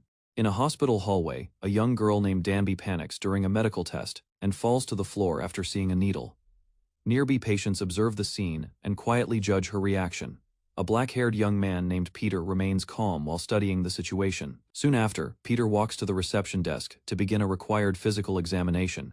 At the counter, the nurse carefully records personal details and asks about his birth year. Peter recognizes that the upcoming blood test could become dangerous. A troubling thought crosses his mind about how organizations track assassins through biological data. Memories of powerful figures controlling killers through strict identification systems appear in his mind. Because of that system, Peter realizes the stored DNA could match his new sample. During preparation for testing, the sight of a needle reminds him of the risk. Serious concern appears on his face as he thinks about the possible results. Exposure of his hidden identity now feels dangerously close. Later, a woman angrily reacts after learning Peter allowed his blood to be taken. She warns that enemies could discover him through the hospital test. Instead of panicking, Peter quietly begins forming a plan to mislead anyone searching for him. Peter calmly reveals a dangerous plan involving the hospital connected to the organization. Across from him, the woman reacts immediately with anger and disbelief. Despite her frustration, Peter remains composed and quietly confirms that the hospital holds something extremely valuable to the Glory Club. A large building stands under cloudy skies, known as Soul Divine Honor General Hospital. The facility secretly operates under the control of the Glory organization. Injured assassins receive treatment while deaths are disguised as medical accidents. Peter reflects on how the hospital's data center stores the DNA information of killers. He carefully analyzes the situation and the risks connected to the stored records. Suddenly, the woman reveals that someone dangerous is currently guarding the hospital. Inside a dark room filled with computer screens, a man sits alone monitoring information. The man carries the code name Nathanael and secretly works within the hospital system. Although officially known as a talented doctor, his violent past forced him into hiding. 4 years earlier in Rio de Janeiro, a peaceful sunset overlooks the famous city skyline. A police officer sits inside a patrol car while noticing something unusual in the distance. The officer wonders who could be responsible for the strange situation ahead. Captain suddenly reacts with shock as he notices something unexpected ahead on the road.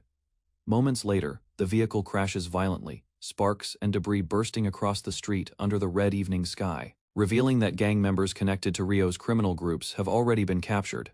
Later, a tactical police unit prepares to enter a suspected hideout during a mission called War on Crime. Armed officers cautiously open a heavy door, expecting resistance from criminals hiding inside. Silence greets them, raising suspicion about what happened before their arrival.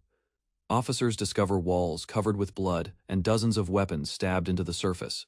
Bent guns and scattered equipment suggest a brutal confrontation unlike a normal firefight. The disturbing scene makes the officers question whether the battle involved someone far more dangerous. One officer quietly reports the strange discovery to headquarters. Suddenly, a masked officer notices something behind him and turns with alarm. Before he can react, an unseen attacker strikes violently from the darkness. Chaos spreads as the ambush forces officers to shout for help and call for support. Gunfire stops abruptly, leaving only an open doorway surrounded by blood. He suddenly notices a single combat boot lying on the floor. Sensing that something dangerous is nearby, his eyes widen as he begins to understand the terrifying scene surrounding him. Ahead in the corridor, a lone man walks forward while numerous bodies hang from the ceiling. The frightened officer fires his weapon directly at the approaching figure. Gunshots echo through the narrow corridor as the officer desperately tries to stop the attacker. Despite the gunfire, the mysterious figure continues advancing through the chaos. Later reports reveal the shocking outcome of the incident at the hideout. 17 boxes of gunpowder and weapons that were meant for dangerous gangs were discovered at the site. However, all the officers sent to secure the location were slaughtered within a single day. Investigators quietly analyzed the disturbing crime scene evidence. One investigator suspects that bending firearms with bare hands should be impossible for a normal human. The woman confidently states that the information about the mysterious killer is completely real. Later, Peter walks through a city street with the woman and her dog while discussing their next move. A young child suddenly points toward Peter while standing beside a parent in the crowd. Peter calmly looks down at a flyer, showing an old man connected to the Glory Club. A hacker reports that the request to infiltrate Glory's server has been completed. Concern grows among the group because exposing this message could place their leader in serious danger. If Glory discovers the intrusion despite the risk, the woman calmly reflects on Peter's history. The tall building of Soul Divine Honor General Hospital stands brightly illuminated under the dark sky. Staff and visitors gather while discussing a strange announcement displayed on Glory's internal billboard. Soon, Orders spread through the organization as killers are dispatched to capture the mysterious figure known as Pietro, identified as the Brazilian killers known as the Agentes Funerarios. Other killers eagerly discuss the rare opportunity to witness a battle between powerful disciples. Excitement fills the air as many wonder who will ultimately win such a legendary confrontation. Several men notice someone approaching and realize that Peter himself might appear. A tall figure walks confidently toward the entrance beneath the towering building, convinced that the old legend will never actually come. Staff members receive strict instructions on how to handle Peter if he appears.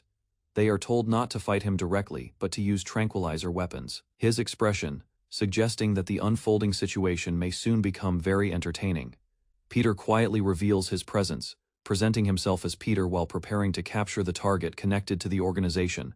Around the hospital grounds, numerous fighters quickly move into position after receiving urgent orders. At the same time, Kim Sungu rushes rapidly toward the location. Several men relax while discussing the sudden chaos in the underworld. Concern rises among them as they question whether Peter truly has the strength to challenge the organization's new leadership, suggesting that Peter should be captured quickly before the situation worsens. Silent Man reflects on the growing conflict and admits he had not fully considered the consequences. Determination forms as he decides to handle the matter himself, rather than letting others control the situation. His back reveals a large dragon tattoo, symbolizing both authority and strength. A powerful man violently forces someone's head into boiling bath water. Yet the attacker maintains firm control without hesitation. Confidence shows as he declares that Peter will soon face the masterpiece he has created. Inside a hospital office, a doctor suddenly senses movement behind him. Before reacting, a young doctor grabs him and restrains him instantly. Moments later, the victim crashes onto the floor while the attacker calmly stands, slowly recovering. The fallen man rises as the young doctor releases his grip.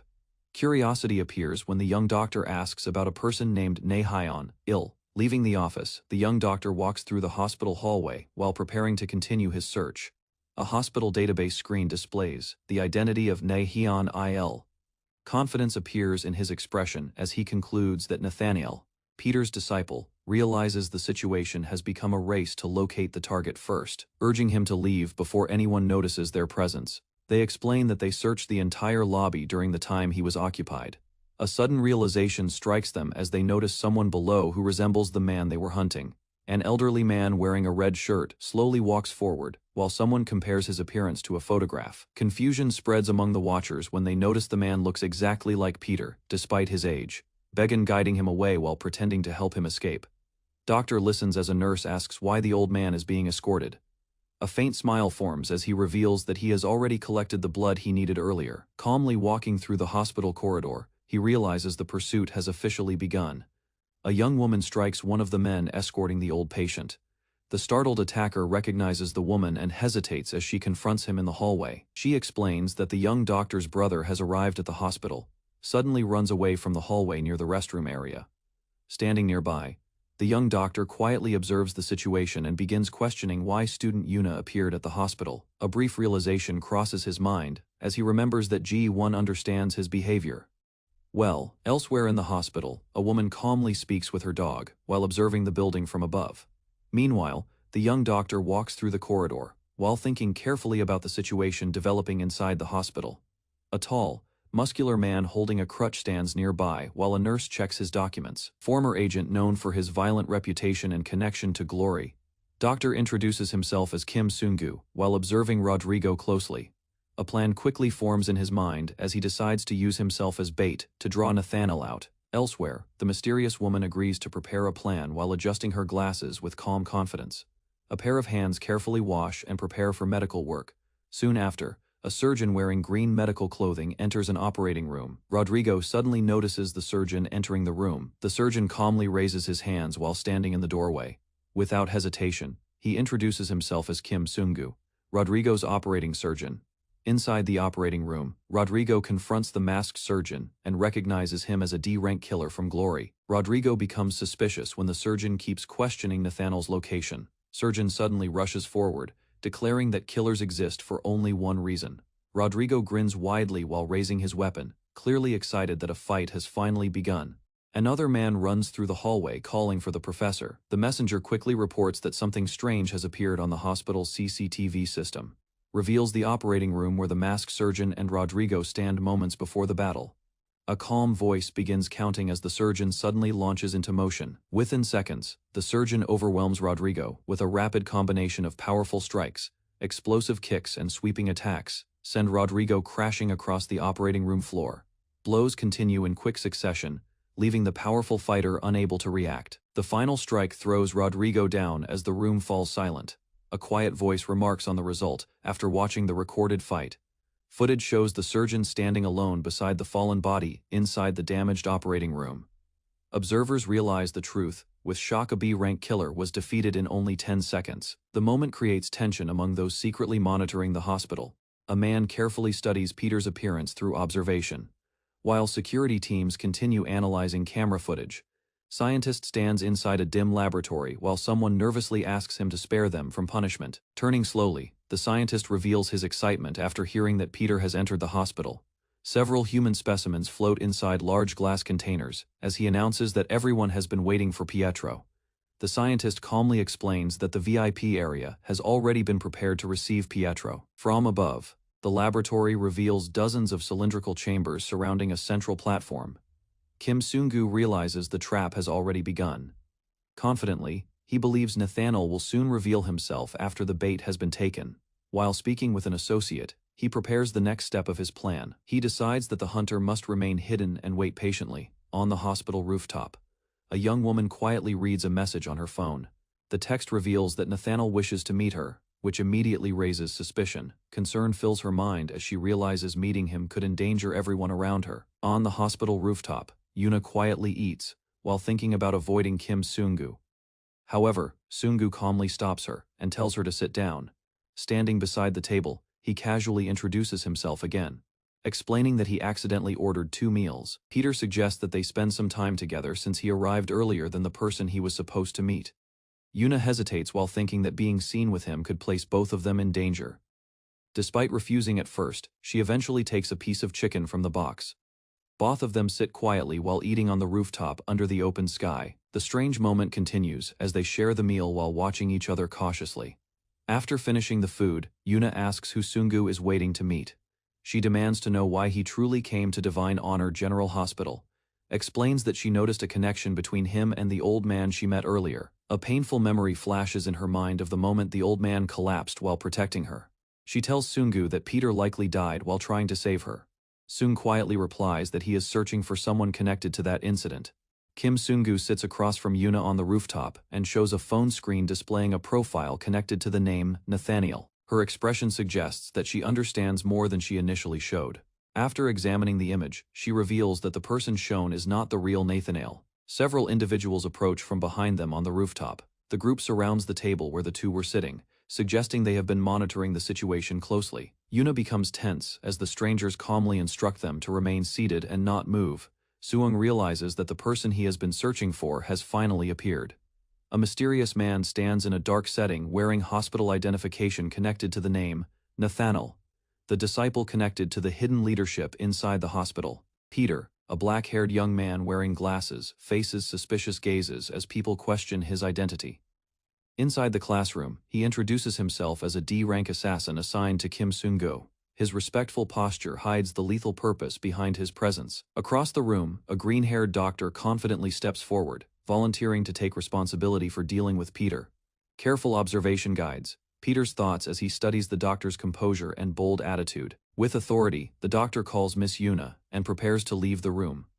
From behind, Peter quietly memorizes their movements and expressions. The title Disciple Nathaniel lingers in his mind, signaling that this opponent may be dangerous. A subtle adjustment of his glasses marks a shift as he re-evaluates the mission. Seeking more clarity, he approaches the professor to ask about the one who caught Park Sang-do. Descending the escalator, the doctor reviews a requested profile. Suddenly, the document slips from an assistant's hands. Nervous apology follows as papers scatter. Unshaken, the doctor remains composed. Memory of the D-rank label echoes in Peter's thoughts. Tension shows in his gloved hand as he questions the target's true identity. Under dim light, the green-haired doctor reveals he has been watching Peter closely and considers him a suitable subject. A chessboard appears as news spreads that Nathaniel is urgently searching for Peter. Elsewhere, a woman panics in a burning room, Realizing the danger around her, Peter accepts a blue keycard granting hospital access, listening as strict rules about the professor are explained. Warnings follow, emphasizing obedience, and a final rule: never decline the professor's grace. Suspicion grows in Peter's mind as he questions why such caution is necessary. He walks beside a nervous staff member toward a sealed room, told not to keep the professor waiting. Inside, Kim Seung-gu is presented before them. Professor prepares to begin rounds, assembling a group of hardened men.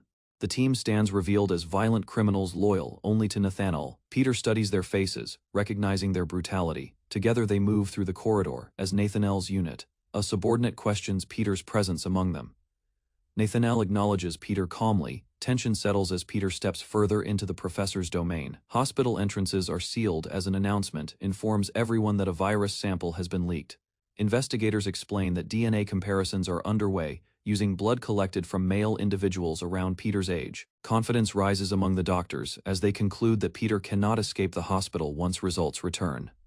A senior doctor insists that disguises cannot deceive DNA, and claims capture is only a matter of time.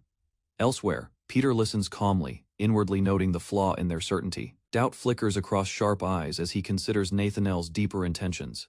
Nathaniel interacts gently with a child, presenting himself as caring and composed. Medical staff discuss treatment options, while Peter observes from a distance. Suspicion grows as Peter questions why Nathaniel continues routine rounds during a lockdown. Confrontation follows when Nathaniel directly questions Peter's feelings about not being treated as a disciple. Without hostility, Nathaniel invites him to follow. Together they head toward a stairwell not marked on official plans. Step by step, they descend into an unlisted lower floor in silence. A secured door requires a keycard, and access is granted. Behind his glasses, Peter studies Nathaniel closely, sensing something hidden beneath the calm exterior. Deep beneath the hospital, Nathaniel reveals a hidden laboratory filled with human specimens, suspended in glowing tubes. Standing before one preserved body, he calmly questions Peter about biology. With quiet intensity, Nathaniel claims that true progress comes from eliminating weakness and cultivating strength by his own design. Leaning closer, he insists that evolution is shaped by his will, not by nature or coincidence. Disturbing images of altered creatures and restrained subjects reflect his obsession with engineered improvement. Sudden alarm interrupts the lecture, flashing red warnings across the facility. Emergency announcements report that a specimen has escaped in the basement corridor. Security teams rush into position as heavy doors begin to seal. A muscular figure sprints through the hallway, pursued by armed staff. Explosions shake the floor as containment systems activate and passages collapse. The creature pushes forward despite injuries, racing against the closing gates. With a final leap, it smashes through a barrier in desperate escape. Debris scatters across the corridor as the breach echoes through the lab. Amid the chaos, Peter stands composed while others react in panic. Behind his glasses, his steady gaze suggests he is already calculating his next move. A mutated specimen lunges forward, but Nathaniel remains composed, declaring that such an interruption cannot disrupt him. With a single strike, Nathaniel slams the specimen into the wall, cracking the concrete on impact. Dust settles as he calmly apologizes to Peter and resumes his explanation without visible strain. Pressing his hand into the fractured wall, Nathaniel explains his admiration for strength. He gestures toward a preserved muscular subject, describing how he personally refined powerful bodies. Turning toward Seung-gu, he admits seeing rare potential in him and expresses interest in witnessing the result of his evolution. Nathaniel extends a gloved hand, inviting acceptance of his so-called grace. Peter listens silently, recognizing the offer as manipulation rather than generosity. Resolve forms behind his glasses as he searches for a way to counter the plan. A sealed envelope containing DNA comparison results is prepared for review. He decides to use the key card to access the room himself. Confidence shows as he states that he has enough time to act.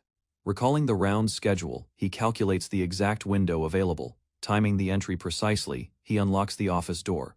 Inside the room, Peter moves quickly toward the computer, preparing to alter the results. Nathaniel checks on a hospitalized child while staff observe, maintaining a calm after leaving the room. He receives confirmation that the blood comparison results are ready and located in his office. He learns that no elderly patient's DNA matches Peter's sample. The report concludes that every old man in the hospital has been tested.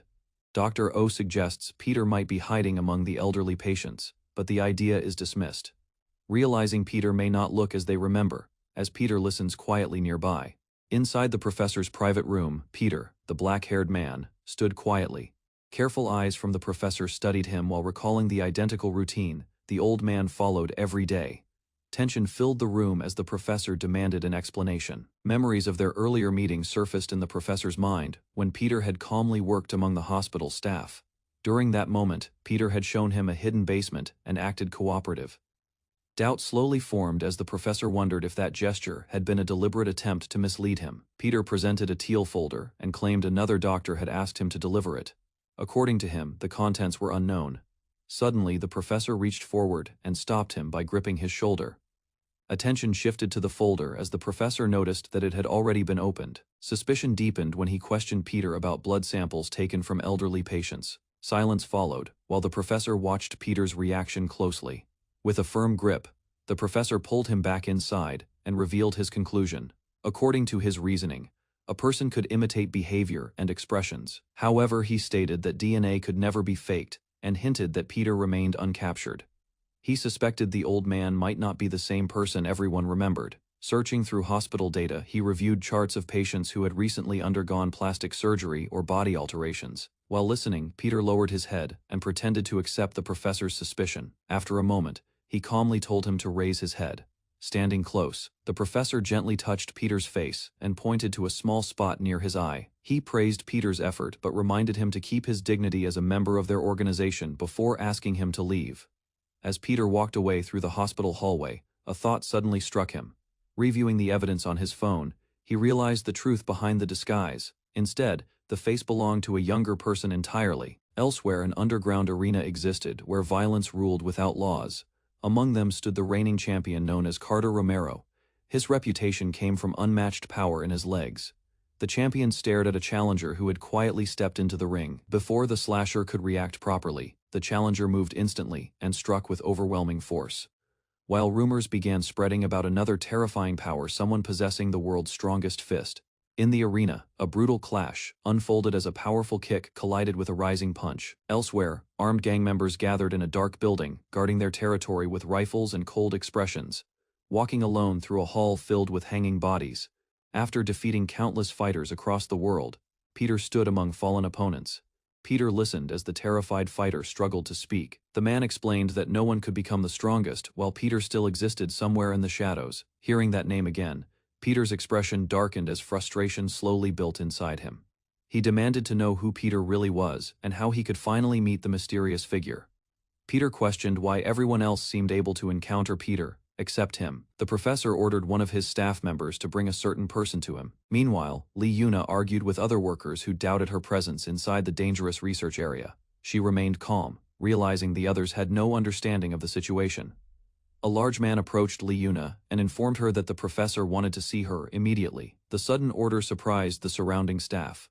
Lee Yuna finally spoke a single name that connected everything: Pietro. Inside the dim office, the professor calmly questioned Lee Yuna about her encounter with Peter. He analyzed her abilities and pointed out that she possessed no special skills beyond basic knife training.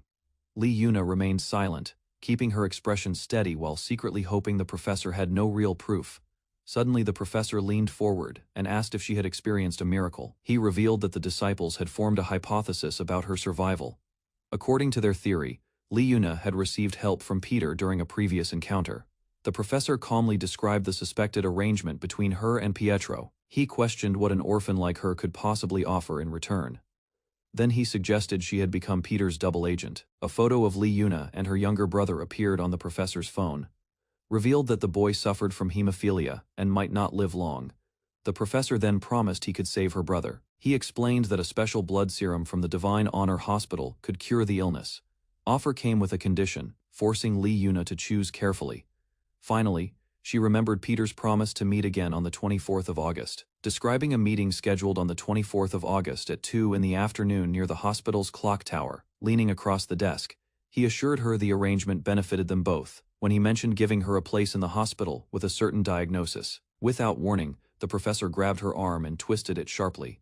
Lee Yuna screamed while clutching her arm, unable to understand why he had done it.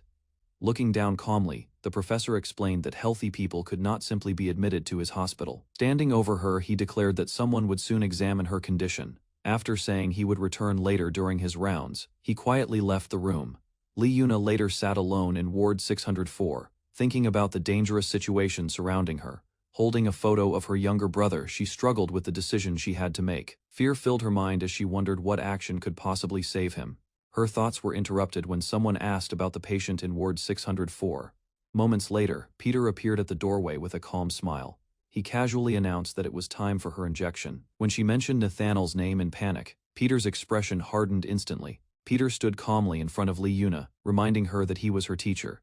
A pistol appeared in his gloved hand as he questioned the injury she had suffered earlier. Under that intense stare, Lee Yuna finally whispered the name Kim Sungu, revealing who had been responsible. After hearing the answer, Peter quietly asked her to come with him. Rain fell outside the hospital windows while he accepted her agreement without showing emotion. Left alone afterward, Lee Yuna looked at the photo of her brother on her phone, thinking about the decision she had made. Sitting near the window in Ward 604, Lee Yuna stared at the rainy city while asking herself if she had chosen the right path. Outside the room, Peter quietly observed her through the doorway without interrupting her thoughts. Far above them, the large Divine Honor Hospital building stood under the stormy sky. On the 24th of August, Dr. Nathaniel waited with anticipation inside the hospital. A massive banner on the building announced his upcoming appearance. Looking up with excitement, Nathaniel declared his desire to finally meet Pietro. Nathaniel approached Lee Yuna and directly asked where Peter was, remaining calm. She answered that Peter was probably already on his way. As Nathaniel walked through the corridor, the large clock tower continued ticking toward the planned meeting time. The hospital lobby clock struck 2 p.m., marking the exact time of the planned meeting as Lee Yuna waited nervously beneath it, sensing the moment had arrived and expecting Peter to appear soon. Across the lobby, Peter lowered his gaze, quietly preparing as the confrontation with Peter approached. Sunlight passes through the hospital window while a young girl looks at a phone. The girl studies the picture more carefully and becomes surprised that her Nununa actually has friends. In her thoughts, she imagines watching the World Cup together and cheering for Korea. Traveling by airplane worries her, so she decides not to join the trip, then reveals the hospital bed where the child lies surrounded by medical tubes and machines. Even while sick, concern about money appears as she thinks about expensive airplane tickets. Silence fills the room while someone nearby wonders why such a young child worries about money. Gratitude appears as she thanks her Nuna before drifting into sleep. Exhaustion finally reaches the woman who rests beside the bed after watching over the child. Morning arrives and determination forms in the woman's mind. Elsewhere in the hospital, a doctor walks through the hallway with a serious expression. A promise weighs heavily in his thoughts. Inside the hospital lobby, a large clock continues ticking. Beneath it stands a strange man with a faint smile. Nearby, the woman waits anxiously while wondering why Peter has not appeared. Inside the hospital lobby, a woman adjusts her hair while thinking about an approaching moment. Meanwhile, a doctor wearing glasses reflects on the arranged meeting time. Outside near the hospital yard, a tall clock tower stands beside the building. Rain falls heavily as the woman faces the doctor and firmly corrects the location. A warning follows as she explains the importance of choosing the right place. The doctor reluctantly accepts the instruction, realizing the urgency behind her demand. People move around the reception desk and nurses' station while tension quietly spreads. Nathaniel's hidden followers are shown throughout the building, blending in among ordinary staff and visitors. She closes her eyes briefly and silently hopes Kim Sungu will escape before being discovered. Elsewhere, a man sits calmly at a table while eating, appearing unexpectedly as if from nowhere. Yuna recalls the moment they first met, remembering how suspicious she felt toward him. Despite that suspicion, a new feeling appeared when they shared a simple meal together. Later memories show them spending time at a carnival, walking past games and prizes. Another moment reveals them sitting side by side in a quiet place. At sunset, the woman speaks on the phone while reflecting on those memories. Under a dim light, Yuna stands close to Sungu while lowering her head.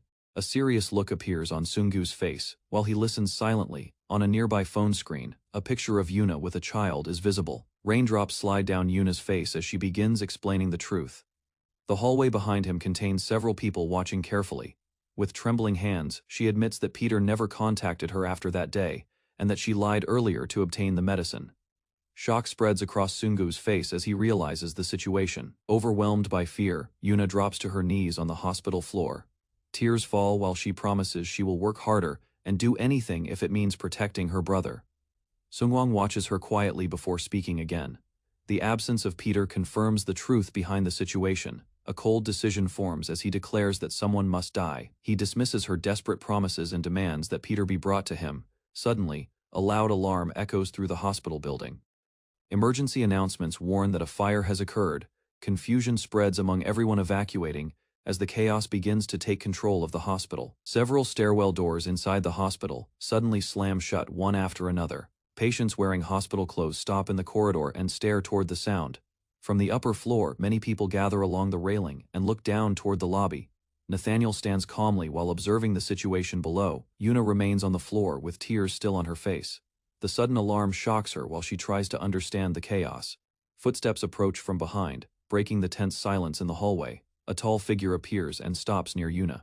Kim Sungu has arrived despite the danger, unable to believe that he actually came to the hospital. Explains that he came because he promised to meet her at the clock tower. He walks forward calmly while everyone else runs away from the building. Sung quickly understands that they are not doctors or patients. Standing in the center of the lobby, he realizes that the building is full of killers sent to eliminate him. Yuna reacts with confusion after hearing his words. Memories briefly appear of a past meeting where someone bowed respectfully toward Sungu.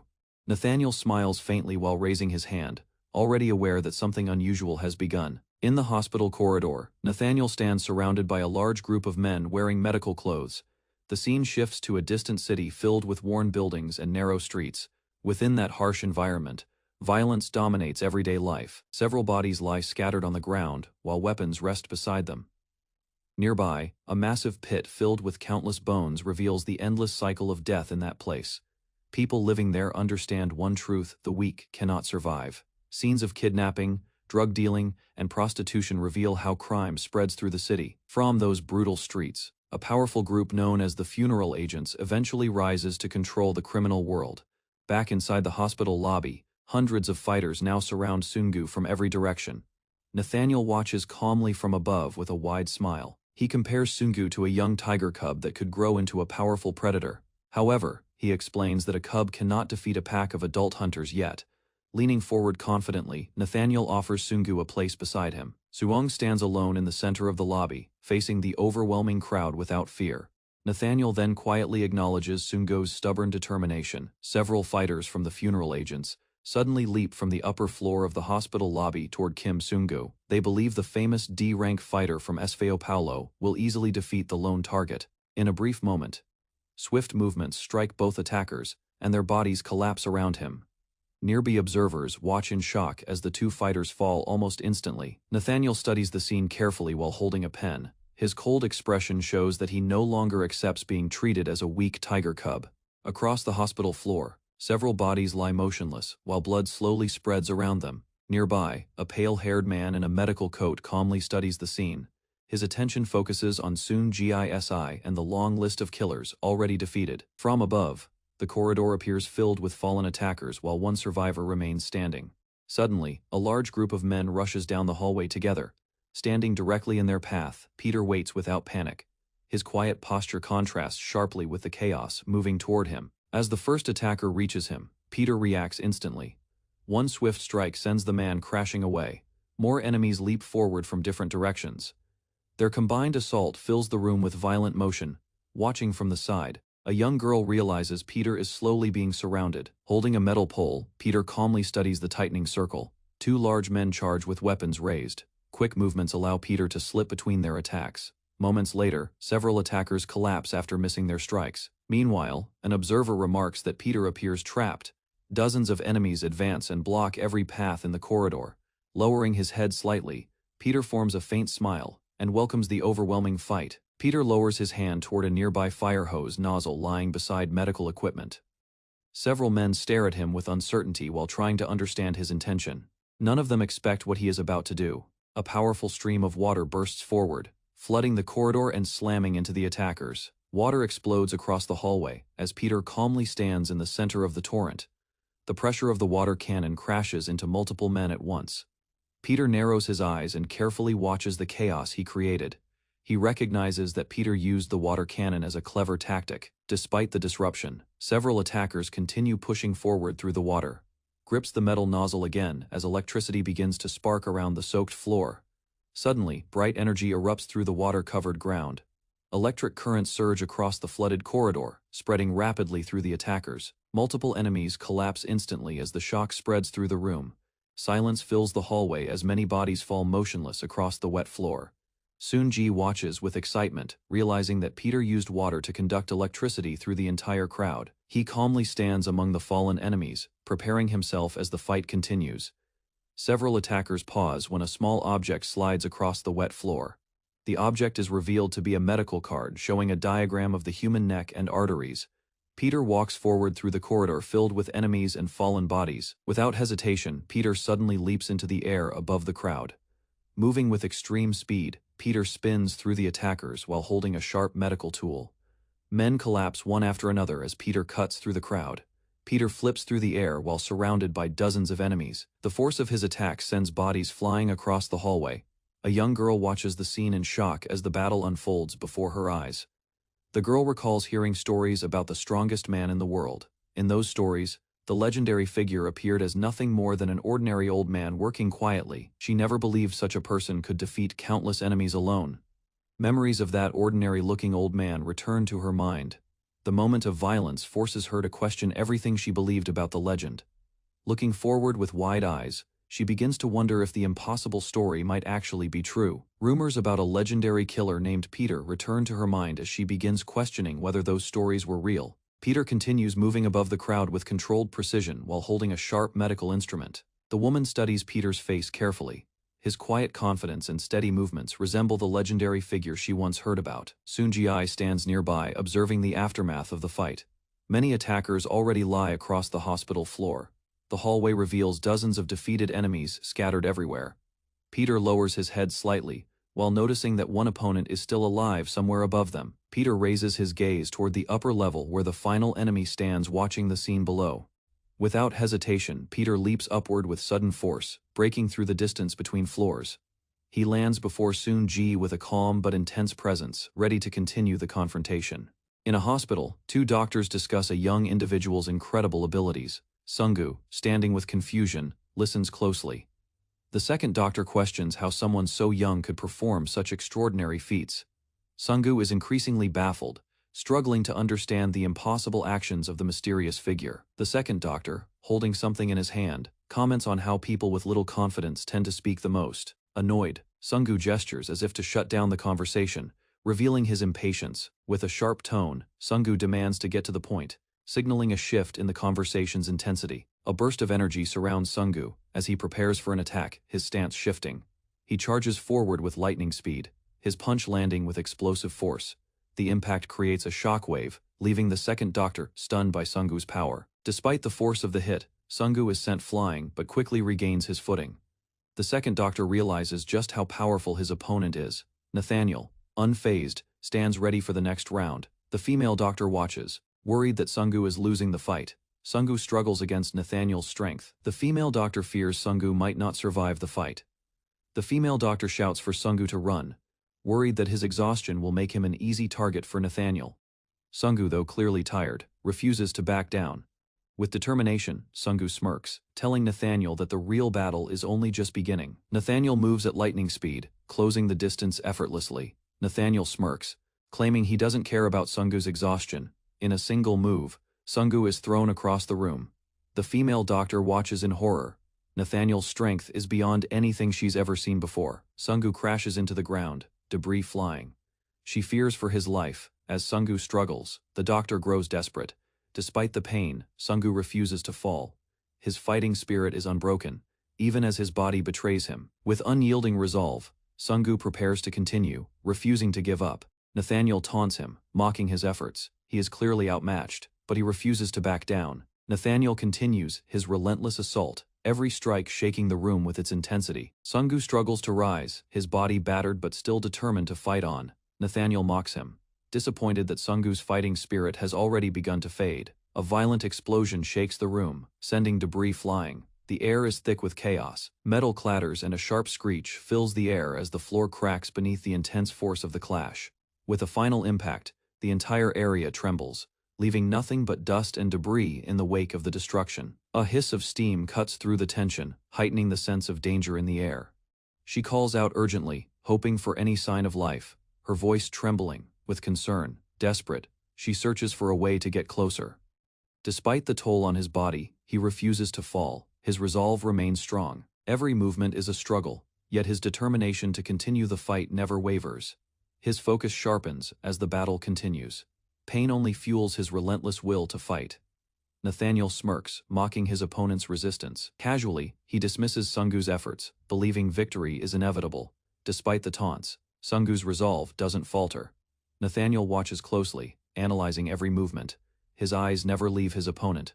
With quick reflexes, Sungu dodges a powerful strike. His agility catches Nathaniel off guard.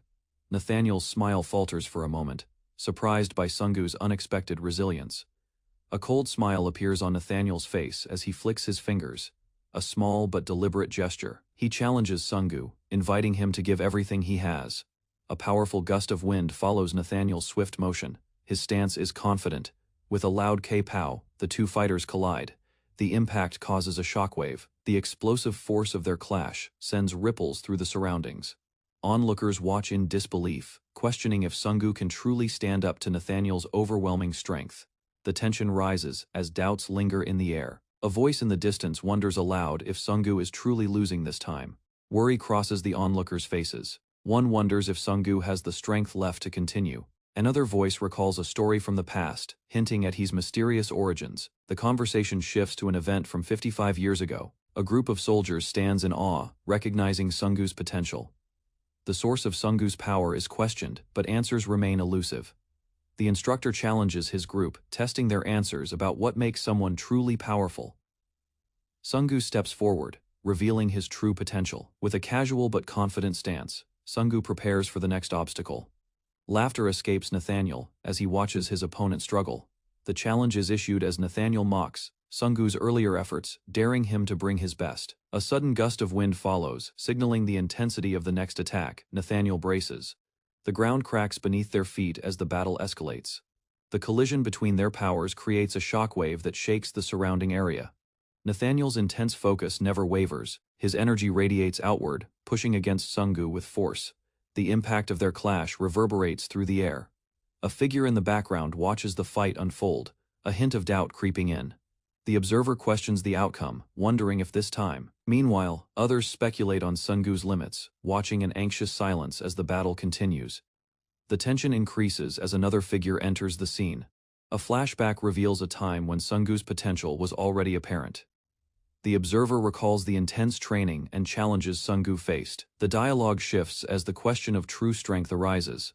A theory is put forth about the importance of inner strength, but the answer remains elusive. Nathaniel's growing frustration is evident. Despite all his power, the air vibrates with intensity as Sungu stands firm, his focus unwavering amidst the chaos. With excitement, the captain announces Sungu's victory. Yet confusion spreads when Nathaniel remains unharmed. The observers exchange uneasy glances. Nathaniel remains calm, despite his bloodied hands. The fight is far from over. He hints at a deeper mystery, his words cryptic as he reveals that his endurance isn't easily broken. With a knowing smile, Nathaniel prepares for what's to come, ready to showcase his true abilities. The ground shakes as Nathaniel's body begins to shift, signaling the start of a transformation. Muscles bulge and his form expands, revealing strength beyond human capabilities. Now fully transformed, Nathaniel stands as a formidable force. The room falls silent as the transformed man steps forward, casting an overwhelming presence. A dark, hulking silhouette emerges, backlit by flickering lights. As he reveals his enhanced physique, he declares it the result of his evolution. He turns to Sungu and questions if he understands the concept of anti-fragility. Surrounded by experimental tanks, he explains that pain fortifies his body. His drug accelerates muscle recovery, making every wound a shortcut to greater strength. Sungu's expression hardens as the man reveals that pain only makes him stronger. Charging with terrifying speed, the evolved fighter closes the gap in an instant. Before Sungu can react, a powerful hand clamps around him, placing his life at immediate risk. The enemy declares Sungu's odds of survival to be 0 as he swings ruthlessly. The floor shatters from the impact as the powerful strike lands, shaking the lab. In the aftermath, Sungu emerges alive but shaken, dust swirling around his crouched figure. Rising slowly, Peter acknowledges his opponent's survival, though with evident disbelief. He mutters that this outcome shouldn't have been possible, his confidence shaken. Recalling the moment, he's certain his hand gripped the man's throat, yet in just 0.1 seconds. Sungu realizes his quick hand movement created just enough of an opening to break free from Peter's grasp. In only 0.1 seconds, He had dodged the choke and avoided capture, all by instinct. He stares forward, shaken, knowing that no normal human could react that fast. Looking down at his burned hand, he reflects on the pain caused by a single moment of contact. The wall behind him lies destroyed from Peter's earlier attack, leaving Sungu cornered. He acknowledges that one more mistake will be fatal, while Peter demands more with wild intensity. Peter reviews Sungu's chart, noting a D rank despite a rank-level combat ability. He claims Sungu still couldn't win because Peter keeps evolving beyond limitations. Mocking him, Peter offers one last chance to surrender like a dog. Peter laughs madly, vowing to turn Sungu into living artwork. Sungu lowers his head, saying nothing, prompting Peter to believe he has finally yielded. Watching from afar, Sungu's allies assume he's giving up and prepare to abandon him. Peter raises his hand, saying he saw Sungu's potential from the start. But Sungu finally speaks, declaring it's time for a different approach. As Peter questions him, Sungu prepares for a bold counter, rejecting power without control. Sungu recalls a harsh lesson: discipline corrects disobedience. With a steady tone, he declares that what Peter needs now is a proper punishment. Peter reacts with twisted excitement, thrilled by Sungu's defiance and eager to fight again. The battle reignites at full speed. They dash and collide with force that shatters the ground. Blow after blow rains down as explosions ripple outward from each strike. Sungu retaliates relentlessly, meeting Peter's overwhelming strength head on without hesitation. Peter's allies observe the chaos, confused and worried by the scale of destruction. The woman notes this is no longer a human fight, it's something far beyond. As fists clash, Peter recognizes Sungu's true strength and acknowledges his uniqueness. Even while exchanging hits, Peter's body continues to evolve mid-battle, adapting to pain. He feels more alive than ever, curious how far his body can push its limits. His mind races with questions: how strong, how durable, how unstoppable can he become? Despite Peter's power, Sungu fights back fiercely, refusing to fall behind. Peter questions the source of Sungu's courage, sensing a secret behind the D rank data. What gives Sungu the will to continue? Peter can't ignore the mystery anymore. Sungu's eyes never falter. Noticing this, Peter concludes that Sungu's resolve must stem from something deeper. Suddenly, Sungu counters, catching Peter mid-strike with precise timing and strength. Peter spins violently, declaring that no amount of begging will change what comes next. He promises to pry open every secret by force, prepared to tear Sungu apart, cell by cell. The impact crashes through the battlefield as he launches a devastating strike. Peter hovers above. Pitying Sungu, he vows that his fist will be the last thing Sungu ever sees. As he descends, a girl watching screams in panic, realizing Peter's intent to kill. She begs for mercy. But the battle's outcome seems irreversible. In a twist, Sungu reveals he's been waiting, using Peter's healing logic against him. By forcing Peter to push past his limits, he planned to turn his strength into a weakness. Peter, stunned, realizes something is wrong. Sungu has struck when it mattered most. Sungu explains he's waited for Peter to reach his peak. Now, Peter's oversized strength compresses his own body, locking nerves and bones in place. Peter falls to his knees, horrified he can no longer move. Sungu's trap has worked. Peter realizes too late he never sensed his body hardening or noticed the damage stacking internally. While he was consumed by the thrill of battle, Sungu observed every shift. Astonished, Peter admits Sungu detected what he couldn't in mere minutes. Lying on the ground, Sungu delivers a quiet verdict: Peter has lost. Peter screams in denial, overwhelmed by shock and fury, unwilling to accept defeat. Driven by desperation, Peter charges, his past sacrifices, pain. Peter remembers his transformation, how he reshaped himself into the so-called perfect human. He can't accept that all his efforts might end at the hands of someone he once deemed inferior. Sungu's calm stare pierces him. Peter is terrified by the possibility of dying to this underestimated foe. Peter grits his teeth, admitting he never wanted to take things this far.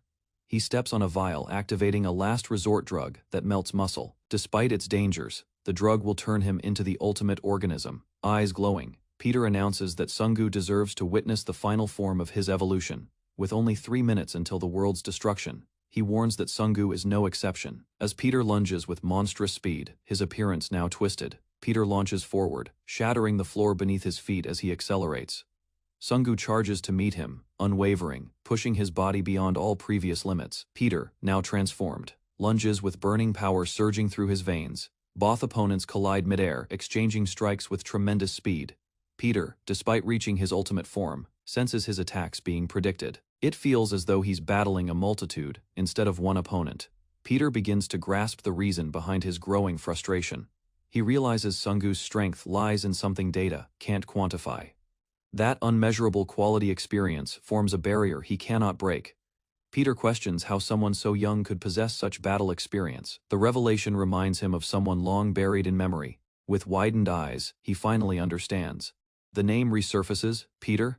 In 2003, a voice commanded the hall as students stood to take their oaths at the medical university entrance ceremony. Hands raised in unison, each vowed lifelong service to humanity through the healing arts.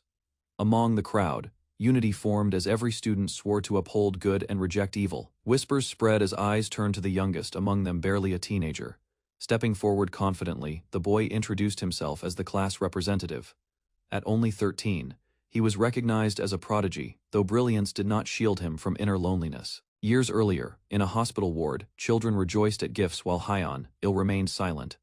A nurse's comforting words suggested his frailty had divine meaning. He questioned why weakness was his fate. A television segment on crayfish molting sparked reflection as he watched intently. Growth through shedding offered a metaphor, strength born from transformation. Perhaps, he thought, his weakness was a mission, to become something beyond ordinary. By 2012, he raced through corridors as a trauma case arrived, a bleeding serial killer. Despite shocked staff, Hyon, ill-prepared for surgery without hesitation or bias. In silence, he operated, proving himself a doctor, true to his original oath. While others hesitated, Hyon, ill, remained calm, viewing surgery as routine. With steady hands, he made his incision, finding the situation no different from previous operations. Yet an unexplainable sensation arose, his heartbeat accelerated as he examined the patient's extraordinary body. Faced with unmatched physical form, he was overwhelmed by curiosity and scientific hunger. Questions plagued his mind: what gave this man such strength? What set him apart? He fought his instincts, torn between medical duty and a compulsion to dissect and understand. Logic faltered as obsession took hold, replacing ethical restraint with unfiltered curiosity. Visions of evolution and superiority spiraled in his thoughts, drowning all rationality. By the time he returned to awareness, the patient's brain lay exposed. Surgery had turned into violation. Panic erupted in the room. He fled before consequences caught him.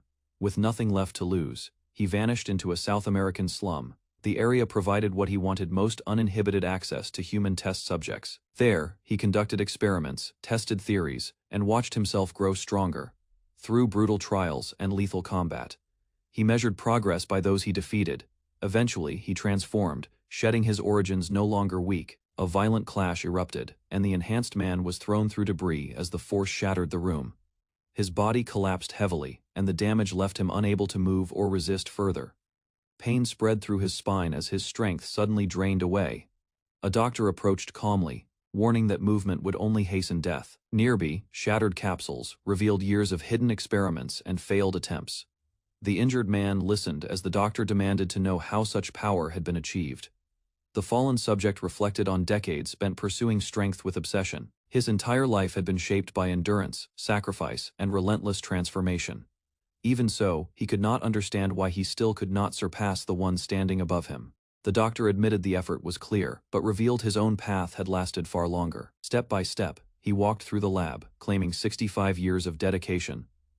Shock filled the injured man as he realized the depth of time behind that power. The doctor's silhouette remained cold, unreadable beneath the harsh light. Bloodied and fading, the subject accepted his end with quiet awareness. With his final breath, he spoke a name, Peter, marking the moment as something inevitable. The brutal conflict at Yongwang Hospital ended in bloodshed, with bodies lying motionless across the floor. Nathaniel and his entire squad of Brazilian killers were confirmed dead.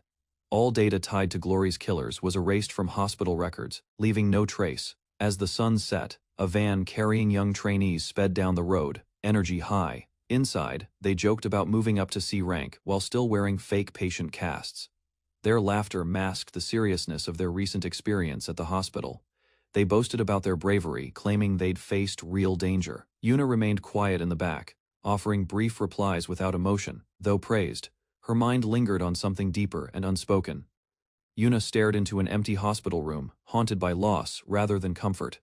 A doctor approached, offering hope, a life-saving serum for her brother, Eugen. One drop, he said, could make it as if Eugen had never been sick. When asked about her thoughts, she denied thinking of her brother, Still, her expression betrayed a truth she couldn't admit out loud. Despite everything, the serum had been destroyed, making the hope she held useless. As the car neared the school, Sungu quietly assured Yuna that she'd find another way to save her brother.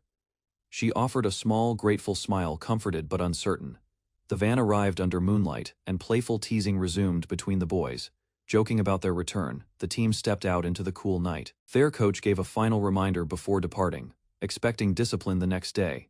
As Yuna moved to leave, someone noticed an unfamiliar bag left in the vehicle. Curious, she examined it. Inside was a neatly wrapped bundle. Shock filled her eyes as she saw what lay beneath the cloth. It was the missing serum, intact, untouched. Impossible. She turned to see Sungu watching silently from a distance. He admitted he was surprised. Nathaniel hadn't destroyed them.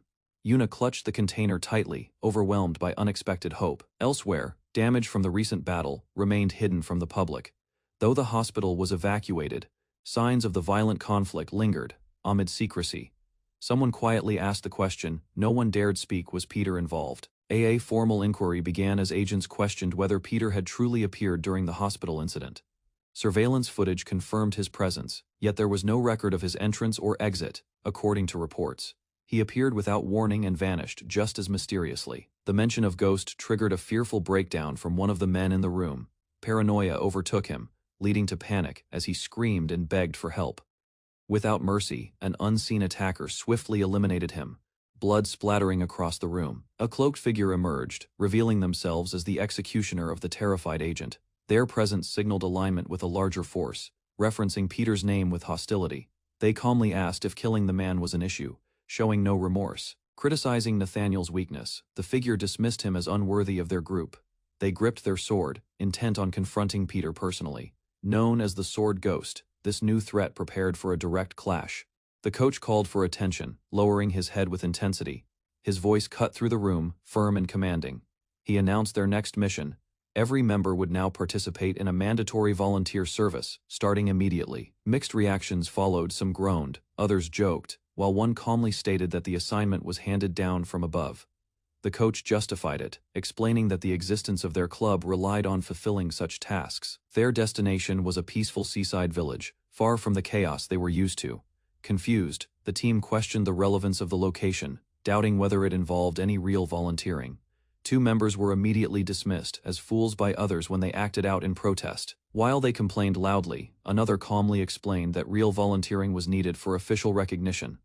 Suddenly, a local teacher named Yejin arrived and greeted them, confirming their role for the day. 2 members lay on the ground, exhausted before real work began. Others overperformed, mistakenly pulling flowers instead of weeds to impress. Their chaos drew criticism, reinforcing how ill-prepared they were for simple tasks. Zone member questioned the location, puzzled by how far they'd traveled. It was revealed they were over 300 miles from Seoul, raising more doubt. Despite the mystery, the coach's orders were strict. Complete the mission quietly, and don't reveal who they are. Walking along the school path, one student expressed a sense of unease. He believed they hadn't been sent there without a purpose. As they continued forward, the girl behind him watched closely, noticing a heavy mood in his demeanor. She was struck by how unusually quiet and withdrawn he appeared, something she had never witnessed from him before. 2 male students, dressed in work attire, casually approached the teacher and began asking questions. Mistaking her for a student, they commented on her youthful appearance. Before the conversation could get more awkward, someone interrupted firmly, halting their antics. The students teased the teacher but quickly clarified they were joking, though still acting immature. Moments later, the school's janitor greeted the group, recognizing them as the new volunteers. With humor, he introduced the school and welcomed them to help clean the place. While the janitor rambled with puns, the students stood silent, visibly uncomfortable. They asked if there was anything meaningful to do, as the area looked already spotless. He assured them there was plenty more to clean behind the school and urged them to follow. Suspicion grew stronger. One student felt certain there was more going on than cleaning.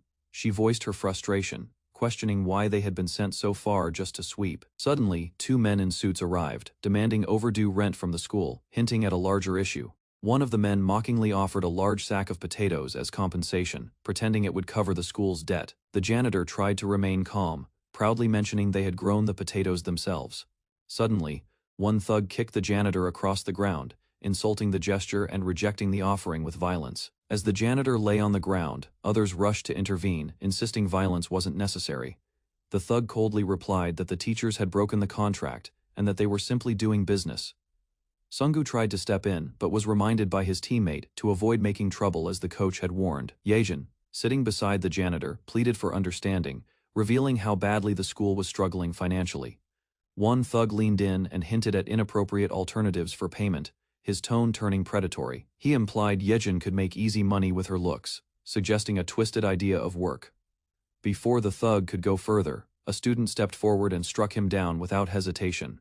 His expression was serious, as he declared men should use their hands only to protect women, not harm them. The thug tried to retaliate, but was instantly taken down in a single decisive blow. His partner shouted a threat, ready to escalate the fight even more. But the second student delivered another swift and punishing hit, ending the conflict instantly. As night fell, the two troublemakers were shown unconscious in the school infirmary, defeated and bruised. Yejin visited the infirmary, apologizing to the injured students while checking on their condition with concern. Despite their bruises, one student told her not to worry about them, but instead about the fists of the thugs. The janitor arrived, explaining that the attackers were local gangsters who extorted the area regularly. He expressed disbelief that such criminals still operated freely, even in modern times. Still, he thanked the students, noting how their help had made the day enjoyable and the school much cleaner. Yejin offered them to stay the night, suggesting they continue their talk in the morning. Another student walked in, praising his teammate for staying calm and showing growth. Flashbacks revealed their earlier training and conflicts, hinting at the difficult path they shared. He added that real strength came from restraint, not aggression, and told them to rest. Later that night, stars filled the sky above the silent schoolyard. Yuna sat alone on a swing, deep in thought, lost in reflection under the stars. Back at the car, she was reminded about her luggage but refused it, saying it wasn't hers. Inside the unclaimed bag were mysterious vials. Leaving her visibly shaken, she whispered Sungu's name, realizing he might be behind their sudden assignment. Though she wanted to thank him, she remained silent. Unsure how to start the conversation, Sungu approached quietly and asked if the children reminded Yuna of her brother, startling her off the swing. Yuna scolded him for appearing so suddenly, flustered by how easily he read her thoughts. Though flustered, she decided this might be the right moment to say what had long been on her mind. Nervously, she tried to thank him, struggling to form the words as they sat side by side on the swings. She finally managed to thank him for what he did last time, her voice quiet and sincere.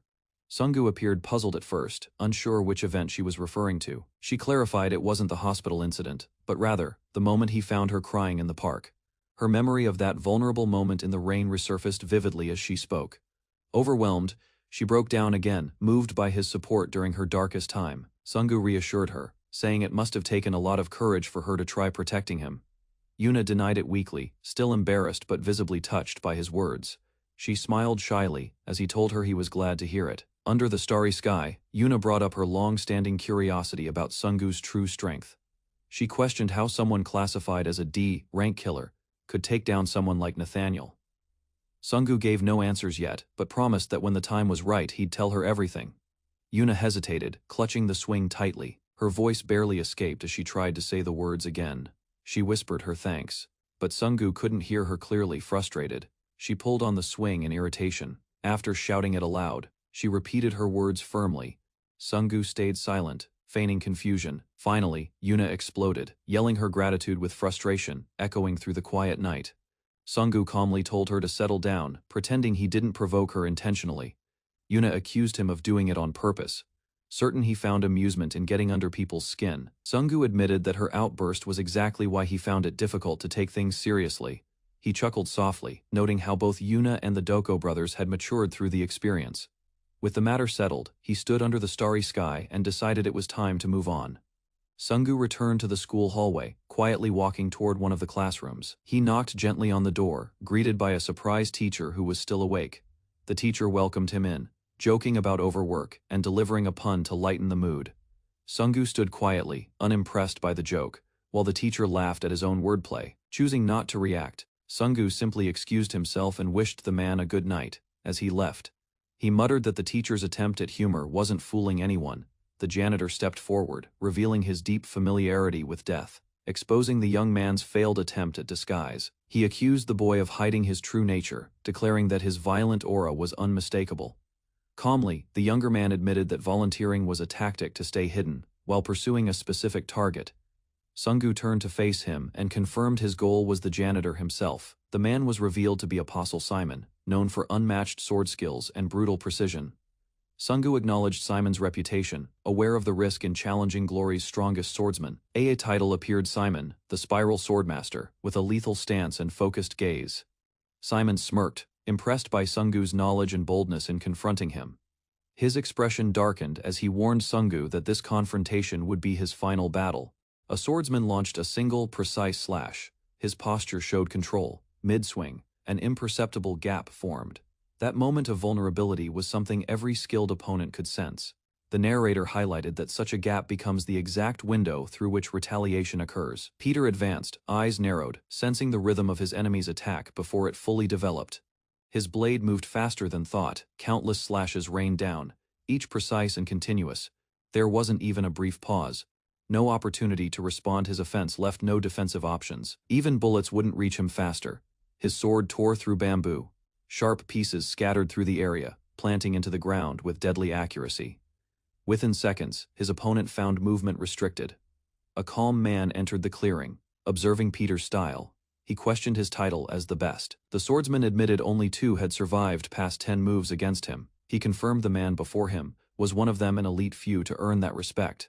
Peter explained, no one can hide their habits, how they walk, speak, or breathe. His opponent listened silently, the statement sinking in as familiarity set in. Peter admitted his doubt, unsure at first, but now the truth felt undeniable. Peter narrowed his eyes, certainty now clear through their clash. All doubt had vanished from his mind. An explosion of force erupted from Simon's strike, shaking the ground as the forest swayed under the pressure. With calm resolve, Simon declared his identity and offered a formal bow kneeling before Peter. Simon confessed he had missed him deeply. The chapter closed with the reveal marking a turning point in their reunion. Later, under the moonlight, Simon expressed disbelief at Peter's youthful appearance. Seated together, the two exchanged light banter. Simon joked about Peter's past. Simon complimented Peter's youthful look, noting his healthy appearance compared to the past. Peter simply smiled and confirmed he woke up that way. Peter admitted he thought he was finished during their duel. They joked about Simon's blade reaching his neck. Despite the years, Simon claimed his skills were rusty, though he credited everything to Peter's early training. Curious, Peter asked how Simon managed to locate such a remote town after so long. Simon hinted at an event involving someone named Nathaniel at Yongwang Hospital that had drawn his attention.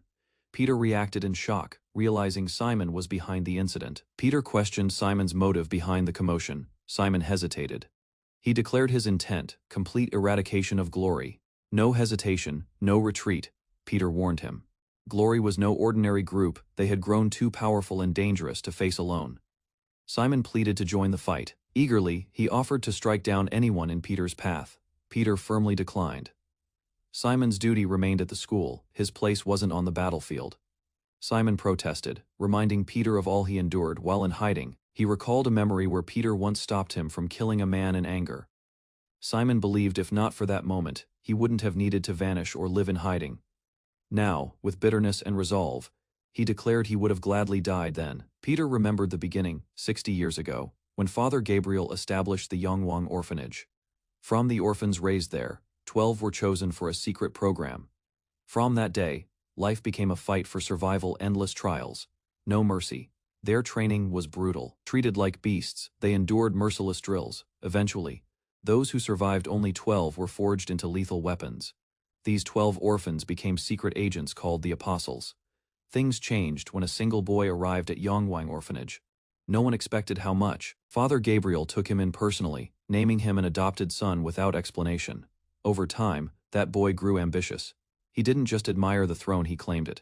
Simon once charged in to stop him, filled with rage and vengeance. Peter had restrained him, pleading that it wasn't the right time to act. Though Simon struggled to break free, Peter insisted acting now would only bring ruin. Under new leadership, Glory decayed into a den of corruption and blood. Peter reflected on how powerless he had been back then, unable to stop it. Now reborn in youth, he asked Simon to stand aside and witness his reckoning. Peter vowed to destroy the one who stole everything from them. Meanwhile, life resumed at Ewell School. Ordinary days continued for those unaware. Jealous staff members complained about Sungu receiving all the attention despite their own efforts.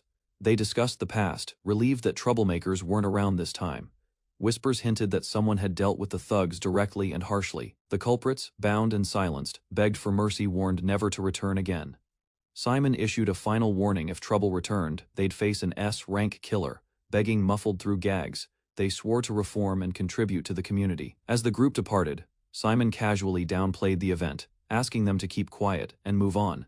At the dock, locals expressed gratitude for the unforgettable time the guests gave the children. Peter responded politely, thanking them in return for their kindness and warm hospitality. Laughter echoed as a pun about Yule lightened the farewell mood. The group promised to visit again next year, receiving a heartfelt welcome from their hosts. Peter's allies offered support any time, reminding him he wasn't alone in what lay ahead. With a firm handshake, Peter thanked Simon, assuring him he'd stay safe moving forward. Storm clouds formed as the peaceful goodbye faded. Rain battered the coast. Dark waves pounded the port, signaling a coming shift in fate. Amid the storm, something ominous approached, a tension rising in silence. Inside, Simon noticed blood and grabbed his hat, realizing something was wrong. He spoke calmly, noting how frequent visitors had become lately, though this time, hooded figures appeared in the room. Their presence was silent but unmistakably threatening. Simon identified the intruder's intent. It was clear they hadn't come for peaceful reasons or charity. One of them, a woman, mocked his rural retreat, revealing she knew his identity well. She addressed him directly as Apostle Simon, the Spiral Swordmaster. Simon calmly named her title. She was the famed Sword Phantom. Her reputation preceded her. Simon referenced what he'd heard, amused that he recognized her. She smiled and took pride in the recognition. Simon questioned her motive if she'd come to take his title. She explained their arrival wasn't for honor but for a large payout promised by someone else. Drawing her blade, she pitied Simon, claiming he made the effort but would earn nothing in return. Simon grinned, calmly stating she misunderstood one thing about him. Locking blades, he challenged her claim, questioning who dared rank him merely as Korea's best. He declared his global prowess, reaffirming his name as the Spiral Swordmaster. She grinned back, enjoying the challenge. To her, the confrontation was already worth the trip. Simon promised a proper welcome, blade raised, ready to defend everything behind him. With blinding speed, both lunged forward. Only one would survive the duel now set in motion. Peter stood calmly, a slight smirk on his lips, sensing the danger around him but unmoved by it. Before him stood an older swordsman, radiating confidence as he welcomed Peter with a threatening promise of hospitality. Suddenly, Peter launched forward at blinding speed, blade in hand, closing the distance in a deadly charge. Rain poured as a voice declared only one would survive the night's duel. Thunder cracked and lightning lit the battlefield just before both fighters collided with deadly force. Their blades clashed in rapid succession, sparks flying, ending in a brief standoff as they slid apart. Peter tilted his head, unimpressed by his opponent's defense, and questioning the legend's reputation. The older man winced, a deep wound bleeding as he tightened his grip on the sword, accepting his decline. He acknowledged his skills had dulled, smiling grimly at the truth. A second figure emerged, a younger woman with a sinister smile and blade ready. She mocked the veteran before dashing forward with cold precision. Her momentum was fierce as she closed in, preparing to strike without hesitation. Observing her technique, the old man realized her skill exceeded expectation, and the threat wasn't hers alone. Recognizing the tactical disadvantage, he broke through a wall to change the battlefield's terrain. Calmly, he warned against damaging school property, his composure intact amid chaos.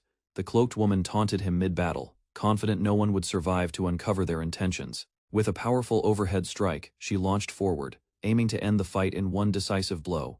But the Spiral Swordmaster swiftly evaded, bursting through the school wall to disappear into the storm. Inside, her partner expressed concern over the rain, but she dismissed it with a cold smile. Out in the forest, the old swordsman moved quickly through the rain, blade slicing leaves cleanly. His thoughts focused: true swords should cut with precision, not recklessly tear flesh apart. He realized her weapon wasn't a sword at all. It was a saw, designed to maim. Every strike she delivered went deep, not fast, meant to cripple, not kill. But deeper than technique, he sensed they were hiding something far more dangerous. Rain fell as he arrived at a clearing, flanked by the cloaked duo once more. The woman mocked his flair for drama, smiling at what she called the perfect place. To her, this wasn't a duel, it was a stage for a poetic execution. She declared at the sight of his heroic death, amused by the theatrics. But the old man stood firm, asking if she understood why he was called Spiral Swordmaster. Her smirk faded slightly, caught off guard by his unwavering stance and the weight of his words. The hooded figure warned her ally to stay back, sensing the threat about to unfold. Simon smiled, choosing to demonstrate his strength rather than speak further. Drawing his blade low, he invoked the technique that earned him his title Spiral Swordmastery. Rain sliced around him as the world seemed to pause, even the storm holding its breath. With time seemingly frozen, Simon lunged forward, movements sharpened and fluid. Only the spiral moved, cutting through the downpour like a cyclone of precision. One of the enemies panicked, trying to flee, stunned by what she witnessed. His strikes moved faster than sight, seamlessly chained together in one elegant arc. The slashes overwhelmed her before she could react, her body falling from the spiral's fury. The remaining foe observed the technique with awe, recognizing its refinement through countless battles. Simon descended mid-air, his stance embodying a perfected martial state. As the woman collapsed, he calmly thanked her for the battle, ready to face the next. From the shadows, her towering partner stepped forward, accepting the challenge without hesitation. He acknowledged Simon's skills, but warned that his time had already passed. Simon dismissed the claim, standing ready, but a sudden shift in his eyes revealed unexpected tension. Simon stared in shock as blood soaked through his clothes, the injury unnoticed until now. Panic grew. He couldn't recall the moment of impact and struggled to understand how he was wounded. Then came the taunt, his enemy questioning whether he truly thought the battle was already won. Laughter erupted from the shadows as they mocked Simon's bewildered face. He questioned the illusion, remembering his clean strike, yet the girl stood untouched. Everything pointed to a trick, and now she looked more like a ghost than a warrior. Realization dawned: what he'd seen was never real, just a powerful illusion. He retraced the moment, connecting it to the scent she released earlier. With clarity returning, he concluded the truth. Her perfume had been a hallucinogen. He scoffed at the revelation, dismissing the drug's effect as a minor challenge. Reflecting on his countless battles, he believed no illusion could deter his instincts. Resolute, Simon lowered his head. If vision deceived him, he would fight without relying on it. With his eyes closed, the spiral technique activated again, slicing through perception and flesh alike. His opponent stood frozen as the spiraling attack bore down without mercy. Watching from afar, the second foe admitted the terrifying truth: Simon was more dangerous than expected. Despite unleashing the spiral technique, Simon's body faltered as the hallucinogen's effect deepened. Flailing wildly, he mistook harmless shadows for attackers, swinging his blade at nothing. In frustration, he shouted at imagined ghosts, unaware his grip on reality had fractured. Watching from afar, the girl chuckled at his pitiful state, calling him a lost cause. She stepped forward casually, declaring herself the Sword Phantom. With ominous calm, leaping into the air, her blade ignited with purple energy, revealing she wasn't bluffing. Suddenly, the scene shifted to daylight at a school campus, far removed from the battle. Inside, a few staff members gathered, discussing a text one of them had received. A heartbroken man showed unread messages he had sent to someone named Miss Yejin. Another worker recalled a strange picture Miss Yejin had sent before going silent. On the paper, she had written cryptic clues: woman with a sword, bear, like man. Curious and confused, they turned to Yuna for help, sparking mild workplace banter. In another area, co-workers scrambled for advice while Yuna ignored their chaos. Meanwhile, a separate team followed a lead to a stormy coastline. With waves crashing and tension rising, one man's dog growled. Sensing something unusual buried nearby, a woman called out, noticing something wrong with her friend McKing, who stood still and distant. He didn't respond, lost in thought, as guilt and regret began to surface. Memories haunted him. If he had joined the mission that night, maybe the outcome would have changed.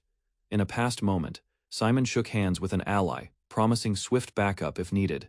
McKing replayed those words in his head, realizing what could have been if they stayed united. Now, all that remained was Simon's glove lying motionless, raising the question: had they arrived too late? Through binoculars, a scout confirmed the target's location at the cliffs, accompanied by two others. One older man affirmed the sighting. It was Peter, but noted he wasn't alone. They identified a woman with a dog and a young man among the group, raising concern before the spotter could react. The young man appeared beside him, snatching the binoculars instantly. Confused by the speed, the scout realized the youth had somehow tracked his position. Calmly, the young man asked if this scout was the new Simon working with Glory. A call connected as the Phantom's voice teased, asking if she was speaking to Peter himself. Peter, serious and cold, warned her not to think she could escape the consequences. Still gripping the scout's arm, Peter snapped it with brutal force, sending a clear message. Peter's voice remained steady as he warned the enemy what would happen if Simon was harmed. The scout's arm snapped violently while the dog bit down hard, triggering a scream of agony. Eyes glowing with fury, Peter issued a final threat promising slow death if Simon wasn't returned alive. A powerful yacht surged across the ocean, leaving a sharp wake behind as it raced toward an undisclosed location. A man in a tailored black suit adjusted his earpiece. He glanced at a photo of a cruise ship, confirming his course. Inside, a dim control room, a woman observed maritime data. She revealed that only one ship had zero identification, completely erased from any global system. That ship, called the Ghost Cruise, held the group responsible for Apostle Simon's abduction. The man admitted the vessel's origin was a mystery, hidden behind layers of secrecy. He mentioned Korea's Glory Syndicate, then referenced Japan's own long-standing assassin network. Known as the Katuryu, this group had operated since the Kamakura era, thriving in silence. The Katuryu once targeted the top Yakuza clan in Kanto during a birthday gathering. By the event's end, 2,000 attendees were dead, struck down without mercy. Only 2 assassins were responsible, vanishing without leaving bodies behind. The woman questioned why such an event was labeled a disappearance, not a massacre. Despite bloodstains marking the floor, no corpses remained at the scene. After the brutal fight, not a single body was ever found. Japanese authorities issued a wanted alert for 2 mysterious killers, but they vanished completely. Years slipped by without a trace until signs pointed to their return, this time appearing in Korea. One of them, a woman, now held the feared title of Glory's new Simon, known for severing an arm with ease. Refusing help, the man showed no hesitation, willing to face overwhelming odds alone. Danger, numbers, or even death didn't matter. He was focused on justice for his comrade. With clenched fists, he vowed to make their enemies regret crossing the line. Unexpectedly, he admitted he wasn't alone. 2 assistants had joined him. They complained about their goofy outfits and wanted to look cool like him. He scolded them for coming, reminding them it wasn't a game, warning them of death. He stressed the seriousness of the mission. They declared killers never feared death, it was an honor. Another man, Sungu, appeared, shifting their focus again. Yoon Chang Choi, chairman of Daeha Group, greeted them calmly. The crew grumbled about being stuck with cleanup instead of real action. Despite smiling, Choi admitted he was nervous. Danger was close. Weapons, drugs, and contraband filled the ship's storage. Rare art, missing treasures, and even people were traded freely aboard this lawless vessel. No one could enter without permission, no matter their influence or wealth. In the distance, the Ghost Cruise emerged from the mist, guarded and enormous. He grinned with anticipation, eager to face the deadly woman known only as the Sword Phantom. More than battle, his goal was personal. He wanted to be the one to punish her himself. From aboard the ship, a man demanded to speak to the boss, shouting in anger. He lashed out at staff, growing increasingly impatient with their responses. A woman's heels echoed through the hall as she approached calmly. The woman, elegantly dressed, introduced herself as Simon, known as the Sword Phantom. She declared herself the master of the Ghost Cruise, commanding all who stood aboard. With confidence, she led him away, reminding him who truly held authority here. The man, and arrogantly boasted of his power as president of Dusang Group. He attempted to seduce her, demanding her attention while acting entitled. Simon toyed with him, leaning in close, maintaining control over the entire situation effortlessly.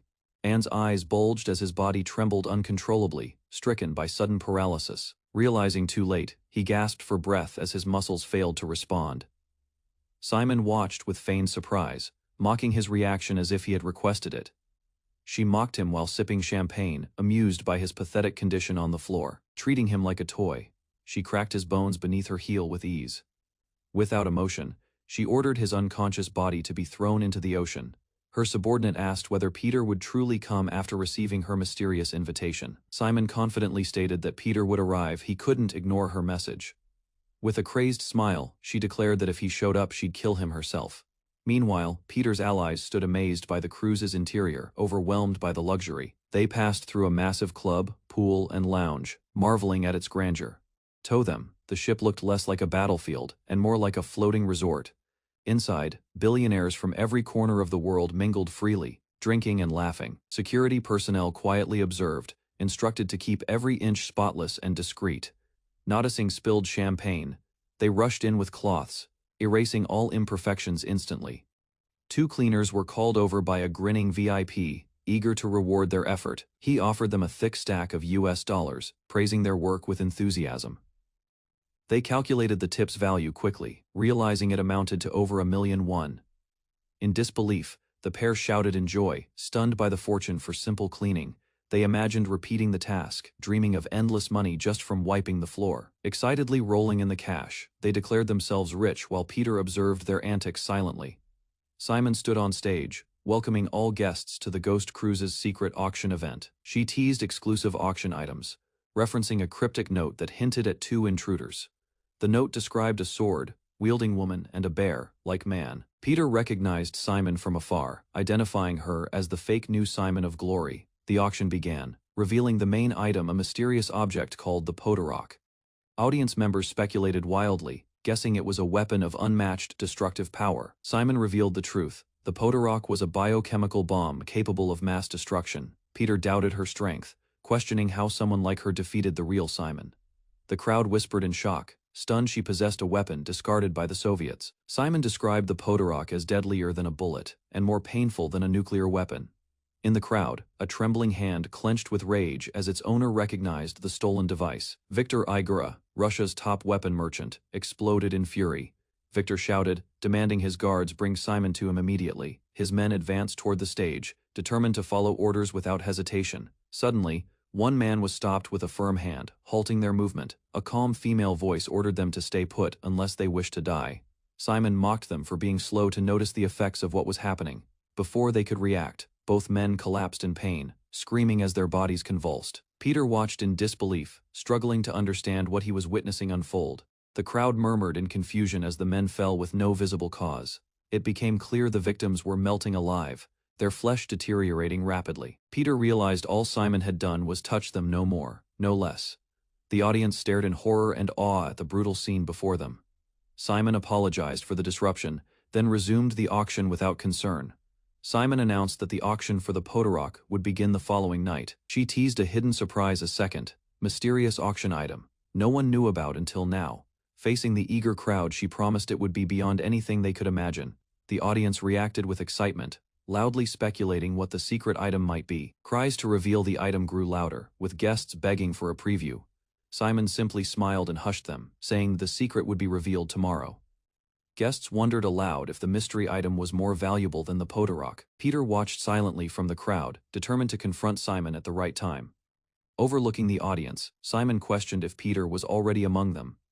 Elsewhere, Sungu and Choi headed to the banquet hall to eat and discuss the situation. Choi warned him to be cautious, recalling the earlier display of lethal power. He reminded Sungu that even world leaders bowed to Simon's authority on this ship. Choi revealed his fear, calling Simon the most diabolical person he had ever met. Peter and his team identified Choi, confirming his long absence from her past invitations. Simon greeted Choi with a playful tone, mocking his decision to finally attend. Simon invited Choi to dine with her, suggesting an elegant meal prepared especially for him. He hesitated, offering excuses to avoid the situation, clearly uncomfortable with her intentions. Before he could finish, Simon cut him off coldly, making her demand clear without room for refusal. Choi's heart pounded as fear crept in. Simon's demeanor made him realize how dangerous she truly was. Suddenly, an unexpected interruption broke the tension as Peter stepped in to redirect her attention. Peter calmly offered to replace Choi at dinner, volunteering himself for whatever awaited. Simon studied Peter's expression in silence, analyzing his intentions and confidence. She turned to lead the way, and Peter followed without hesitation. Simon smirked, impressed by his nerve, secretly preparing herself for a power play. As Peter reconsidered, he finally agreed to accept her offer directly. Simon, now in a different dress, confidently invited Peter on a private dinner. Peter warned her subtly, both ready for a confrontation masked as a meal. A confident woman invites a man to dinner. She sprays it lightly, her warning suggesting that the evening will be intense. Nearby, two men in suits observe her departure, unsettled by the cryptic message left behind. Up close, the woman leans toward one of the men, her scent now a thick. The man's expression shifts as the strange fragrance begins clouding his thoughts. She brushes her hand across his chest, noting with quiet amusement how predictably weak men become. With a wicked grin, she tightens her control, knowing her victims never see it coming. Suddenly, new figures arrive, announcing themselves as part of a cleaning crew. Grinning, they pledge loyalty, disguising deadly intentions under cheerful tones. Junior Doko pushes to the front, determined to earn favor as the woman's chosen subordinate. The woman simply sighs at the rivalry, unaffected by their squabble. With a teasing pat, she acknowledges Junior's boldness, amused by his eagerness.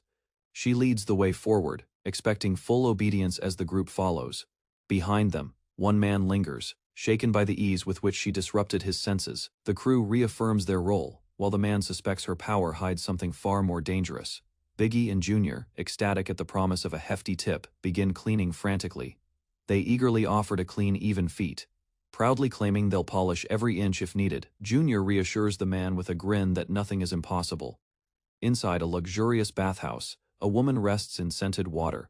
She playfully teases a man hiding in the shadows, pressing him to imagine what's ahead. Her voice sharpens as she references a violent past involving 100 killers from Brazil. The narrative turns grim. An old man, allegedly Peter, still bathing. The woman questions how someone elderly could overpower such a strong foe. Her companion doubts Peter's identity, convinced someone is impersonating him to infiltrate the organization. He concludes the real Peter isn't on board, and suspects a fake has taken his place. The man vows to investigate the impersonator and uncover the motive behind his intrusion. She assures him they have the tools needed to confront the intruder directly. He pauses, clearly affected, but she mocks him with a cold smile. She insists she isn't concerned, just curious about the intruder's appearance. Her words subtly sting, implying he fears she might be drawn to someone else. The man pauses, expression unreadable, before quietly denying any hidden feelings or attachments. A massive cruise ship sails across open water, its destination unknown. Inside, a man disguised as staff pushes a cart down the corridor. As he walks, past memories stir. He recalls a young man. The older one, rugged and weary, expresses deep gratitude. He confesses their bond means everything, declaring the younger man as his brother, despite no blood relation. Emotion rises as he promises to take the fall, even die. The older man resists the sentiment, urging him not to speak carelessly about death. He reveals his deeper concern, not fear, but a desperate wish to keep his brother from harm. The older man declares he won't die not until their promise is fulfilled. He reminds the younger man to look after his own health. With a grin, he notes he can still smell cigarettes on him, proving he never forgets. The younger man smiles, impressed by his brother's awareness and care. As the present returns, a monologue reveals the speaker's resolve to bring Simon back. He vows to take countless lives if that's what it takes to reclaim his lost brother. As the auction begins, a man narrows his eyes. A woman in a striking dress addresses the crowd. He sees this as his chance, using the diversion to find Simon before it's too late. While posing as a waiter, he pushes a cart through the corridor but is stopped by suspicious guards. He explains he's delivering room service, but the guards exchange looks of doubt. One guard steps closer, pointing out there are no Asian waiters on board, exposing his disguise. The guards decide to take him to their superior, wondering if he's connected to their target. He calmly replies, guessing they're pirates, and remarks on their surprising attention to detail. Continuing down the hall with the cart, he remains composed, hiding a body underneath. He sneaks through the engine room, scanning every corner, but finds no sign of Simon. From the kitchens to hidden compartments, every space yields nothing. Realizing only one location remains, he adjusts his uniform and prepares for the final approach. Meanwhile, the auctioneer announces the first item, a rare painting once thought destroyed. The crowd gasps as the piece's origin and rarity are revealed.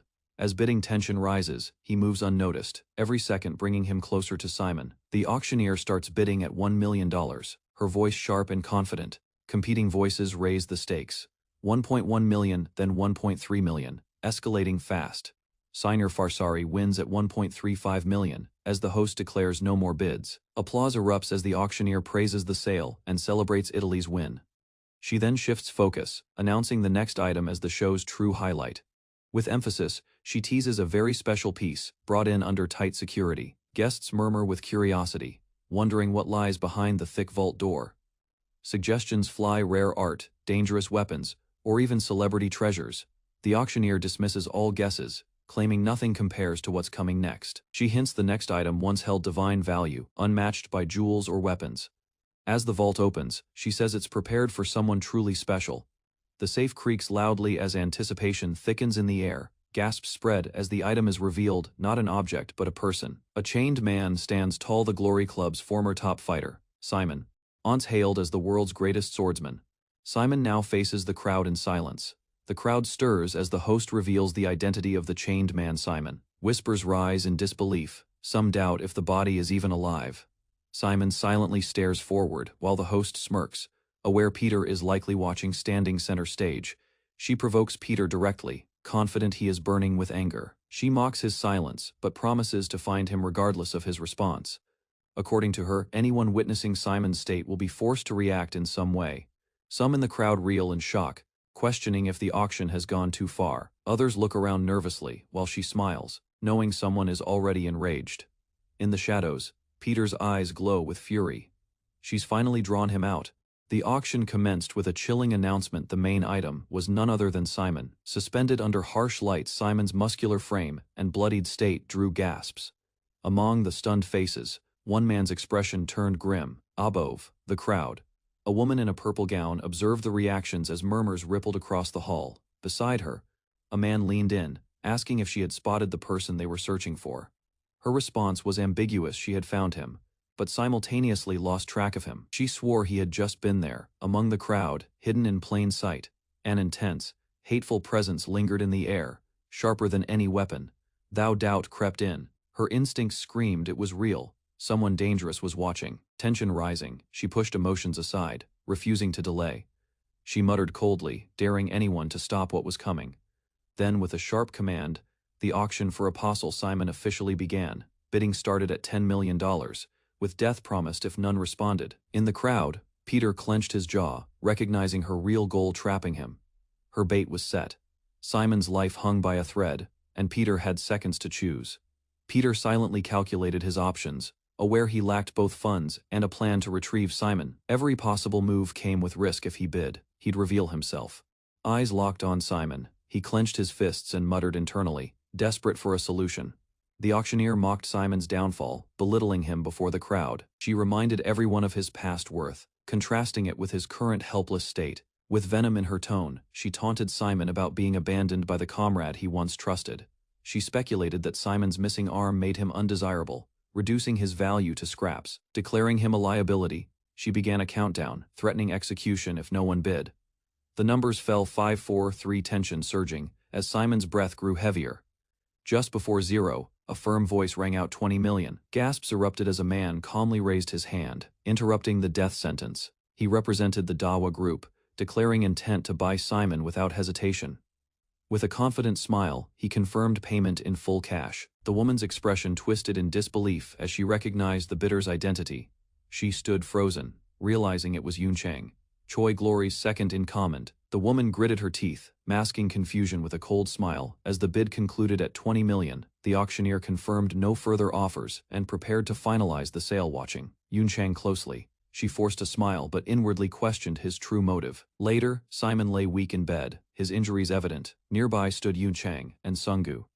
Sunggu voiced concern, fearing the auction stunt may have put them all in greater danger.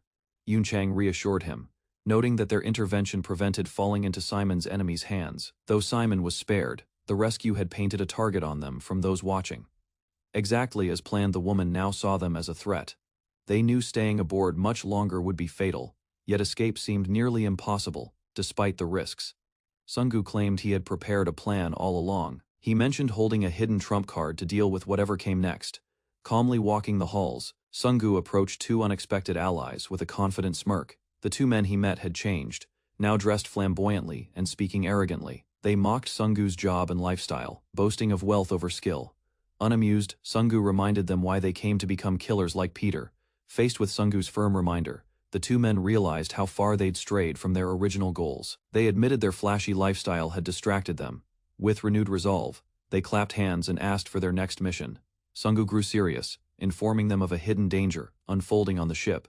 He revealed they were uniquely qualified, having cleaned every corner. Hearing this, they straightened up proudly, realizing their mundane labor had unexpected value. Sunggu announced their new role, an elite mission suited for their familiarity with the ship. He left the room quietly, heading back toward Simon's bedside. Simon, still injured, lay breathing heavily as Sunggu watched over him in silence. In a distant memory, a younger boy asked his brother if he ever dreamed of a normal life. He spoke of school uniforms, homemade lunches, and running on the field like other children. He admitted he wished he were ordinary, just a regular kid with no violence. Simon laughed at the idea, calling it unrealistic, but didn't dismiss the feeling completely, though they knew they'd never live that life. Surprised by the proposal, his brother paused, the idea lingering longer than expected. Standing against the sunset, the younger brother spoke of building a school one meant for orphans like them. He envisioned a place welcoming those with no family, money, or home, a school unlike any other. Turning to Simon, he offered hope. Once it existed, Simon could finally study freely. With a warm smile, he added, he'd even lend Simon textbooks for free.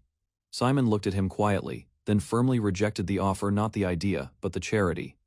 Instead, he declared he'd buy the books himself, earning every page with pride. Back in the present, the brother clenched Simon's hand, urging him to wake up. He whispered reminders of their promise they still had to attend school together. Elsewhere, a furious woman stormed forward, blaming Yun Chang for disrupting everything. The man beside her echoed the rage, saying he never trusted Yun Chang. Glass shattered under her feet as her fury boiled over. She ordered Yun Chang's death fast, brutal, and without hesitation. Screaming in frustration, she demanded to know why he protected the swordmaster. Consumed by revenge, she commanded they behead him. Finally, she instructed them to hang the head high, a warning to all aboard. The man warned her that Yun Chang was no ordinary target. She dismissed his reasoning with a slap, unwilling to accept that any authority could outweigh her fury. He firmly reminded her who truly held power on the ship. He was the shipmaster. Still seething, she issued a direct order to send every available man to Yun Chang's quarters. Her command was ruthless: kill both Simon and Yun Chang without delay. She believed that with them gone, Peter would have no choice but to show himself. Moments later, a knock came at the door, surprising the guards watching over Simon. Won assumed it was just room service, something Yun Chang had requested earlier. Sungu answered the door calmly, unaware of the ambush being set into motion. He carried a tray with only tea, having rejected the original food as inedible. They laughed off the situation, joking that the angry woman must have sent it out of spite. Sungu offered the tea, assuring he'd be back before it went cold. Down the hallway, a disguised assassin crept closer. He entered a room full of unconscious guards, eyes gleaming with menace. While assembling his weapon, he casually lectured on the perfect tea temperature, 60 degrees Celsius. The man entered, mocking the ship's quality and drawing attention from nearby guards. He ignored warnings, calmly lifting twin pepper shakers in both hands. Confidently, he prepared to strike, revealing their deadly potential. Peter calmly twisted the tops off 2 pepper shakers as 10 armed men approached from all sides in the hallway. Instead of retreating, he faced them with steady eyes, holding the shakers as if they were weapons. The thugs mocked him, certain he was bluffing after all. Who takes on 10 men alone with condiments? Their leader dismissed the move as a scare tactic, common among desperate fighters. Yet something about Peter's composure unsettled them. His calm expression broke their confidence. He stepped forward without fear, and hesitation froze the men from firing. Peter suddenly dashed forward, slamming a shaker to the floor, triggering a blast. He moved through them like a storm, knocking each one down with exact strikes. No swing missed. His movements were sharp, fast, and brutal. Surrounded, the gang opened fire, but friendly fire hit their own. Peter stayed centered, untouched as chaos erupted around him. The shooters hesitated, realizing they couldn't act without risking allies. With both shakers in hand, Peter smirked. The real fight had begun. He threw them, and a thick pepper cloud exploded. Blinded and choking, the gang stumbled, unable to fight back. Peter's strike landed cleanly, sending another attacker crumpling to the floor with a brutal hit from the pepper shaker. Before the others could react, he was already behind them fast enough to bypass their sight entirely. Explosions and impacts erupted as he dismantled them with swift, precise blows. Smoke filled the corridor, swirling with the aftermath of his assault. He emerged from the haze, unbothered, remarking on their poor weapon choices and short-lived resistance. Stepping over fallen bodies, Peter advanced, leaving behind a scene of chaos. Elsewhere, panic spread as news reached a lounge where a woman awaited updates. She casually asked if the men had died, showing no shock, only curiosity. With a cigarette in hand, she confirmed their defeat, unfazed by the loss. Acknowledging the loss, she reasoned that only one man could have done it. Realization dawned. Peter had been hidden by Yunin Chang Choi all along. Her grin widened, amused by the deception now uncovered. Another subordinate rushed in with urgent news about the restaurant. The room fell silent as he reported Peter's appearance on site, not in his expected location. The revelation spread confusion. Peter was already making his next move. Multiple alerts flood the comms, each claiming Peter has surfaced in different ship sectors. Confusion spreads among the crew trying to verify the reports. A woman listens in disbelief, her headset buzzing with overlapping voices, announcing Peter's presence at the control room, casino, and swimming pool. She begins questioning reality as the engine room and east wing also confirm sightings. Something isn't adding up. With narrowed eyes, she suspects Peter's actions are a calculated trick. The situation defies logic. An agent, startled, struggles to respond to her rising frustration. She presses for immediate answers. Meanwhile, scenes of chaos unfold. Bodies fly, tables shatter, and attacks erupt throughout various locations on the ship. She roars an order to find the culprits and restore control before things spiral further. Command is issued urgently to every soldier, the ship erupting with sprinting personnel and sirens. From her position, she watches with a wicked smile, reveling in the chaos she helps spark, unbothered by the panic. Two men observe from above, smug and calm. They reveal the entire conflict is unfolding exactly as planned, all by design. They hint that the true goal centers around VIPs, who are now vulnerable. A recent event resurfaces, guards were slaughtered, and a VIP was abducted. No one has found the victim since. The disappearance remains unresolved. Realization hits a woman aboard is eliminating VIPs one by one, unnoticed until now. A composed man surveys the room, declaring the mission ready. His calm signals the beginning of something carefully planned. He assures the team their past efforts will now pay off. A firm handshake seals their silent understanding. With serious tone, he assigns an A-rank task, emphasizing its critical nature. The agents respond with readiness and resolve. He instructs the janitors to roam freely under their existing cover, leveraging their access across the ship. While cleaning, they are tasked with planting a rumor that the shipmaster intends to kill all VIPs. The rumor spreads swiftly. Whispers reach key ears, igniting suspicion and anxiety among high-profile passengers. Security staff debate, warning the VIPs fearing repercussions if their leak is discovered. A VIP panics, immediately commanding his guards to regroup and protect him at all costs. Confusion follows. Some operatives forget the next move, until one recalls the instruction, wait for the signal. With precision, the leader prepares the signal. A gunshot fires into the air, crowds freeze, then scream. Panic ripples across the floor. The rumor now felt as real. The crowd erupts. Believing they are targets, VIPs flee. An agent recognizes the gunshot as their cue. He reminds the team what to do next. The gunshot was more than chaos. It was an instruction. Meanwhile, panic worsens. Screams echo. A man is brawling with crew, fueling the tension. His final order is simple: make sure everyone knows what is happening. The disinformation must spread completely. A man raises his pistol in front of the chandelier, making a dramatic declaration: Peter has arrived. Inside the lounge, tension grows. A subordinate hesitantly informs the woman in charge that the rumors have begun spreading fast. Despite attempts to calm the situation, VIPs remain suspicious.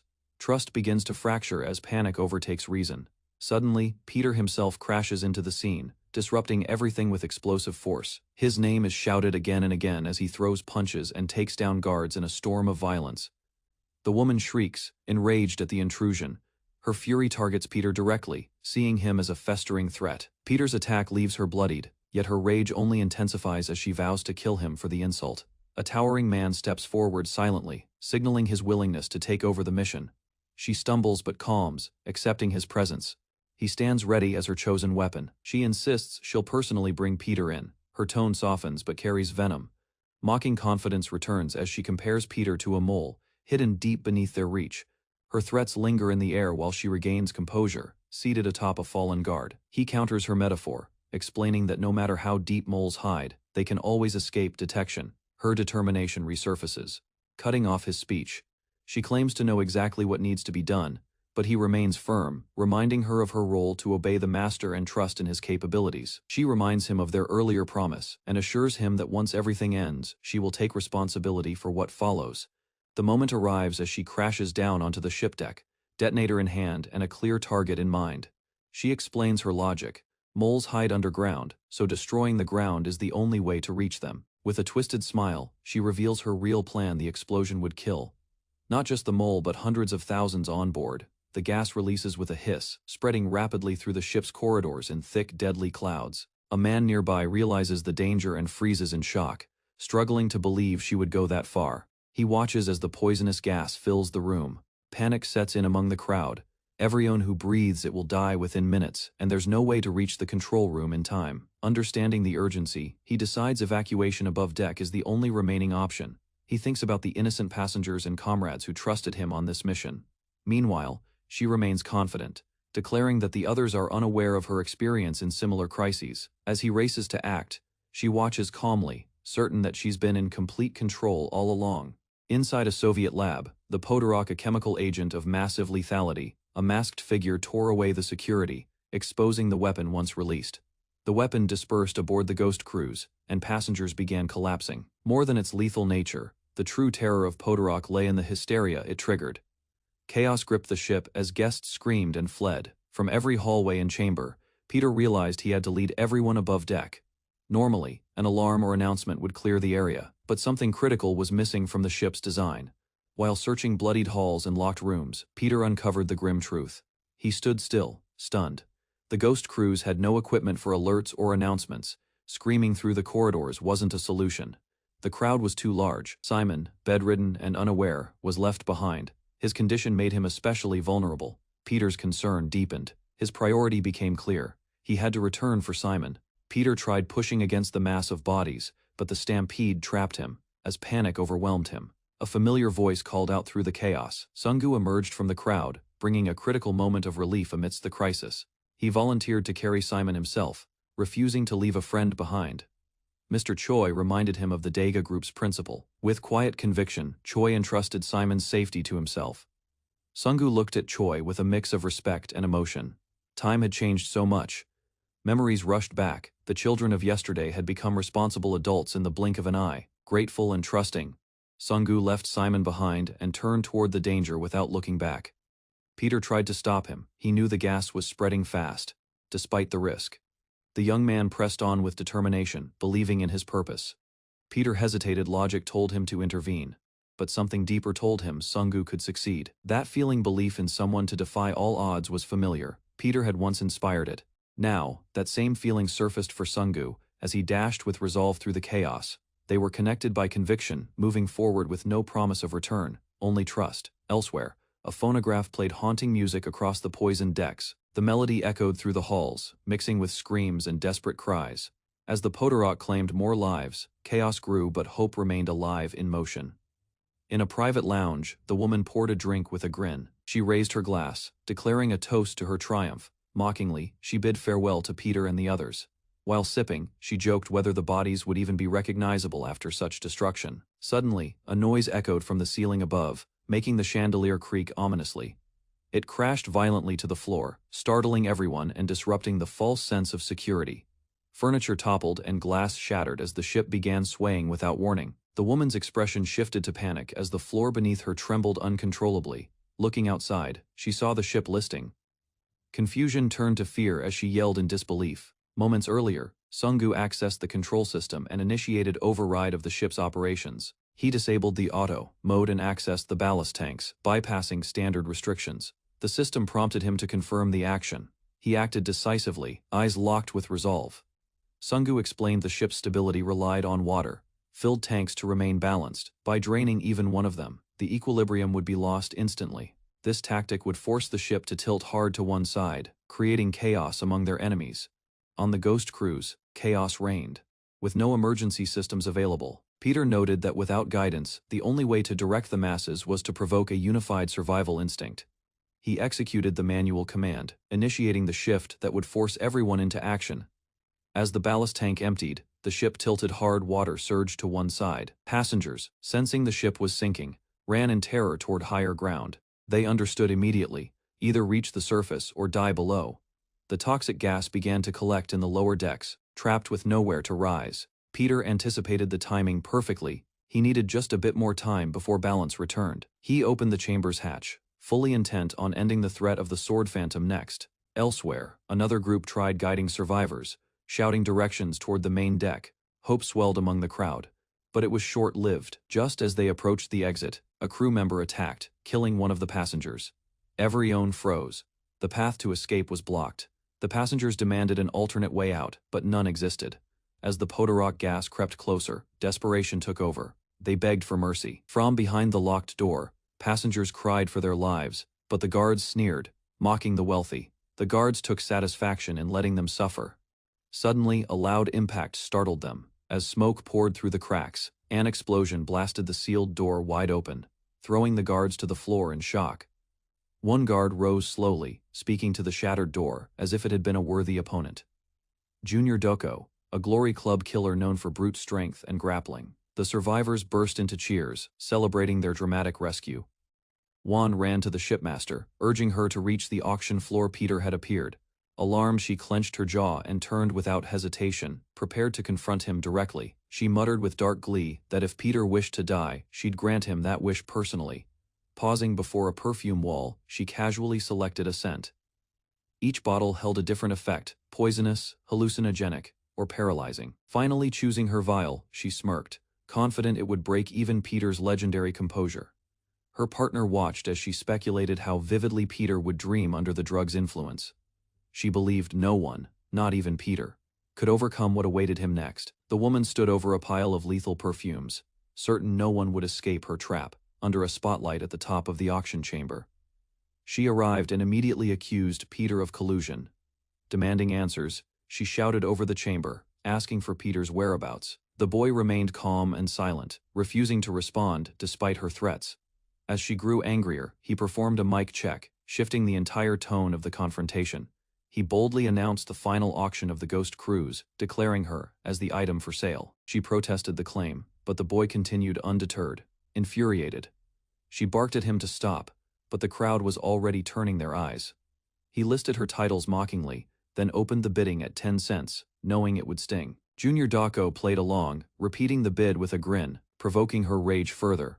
When no one else responded, the boy offered to pay her $0, stating it matched her worth. Even as she fumed, he remained composed, repeating his sarcastic offer. His mockery pierced deeper than any weapon, reducing her feared image to ridicule. Her patience shattered. Enraged, she prepared to retaliate. Before striking, the woman raised a question about a past confrontation. A memory flashed back under pouring rain. Two swordsmen stood face to face. The white-haired warrior prepared his blade. Steel glinted as the boy unsheathed his weapon, calmly acknowledging her lack of refinement. He stepped forward with confidence, announcing that he would demonstrate a technique passed down through generations.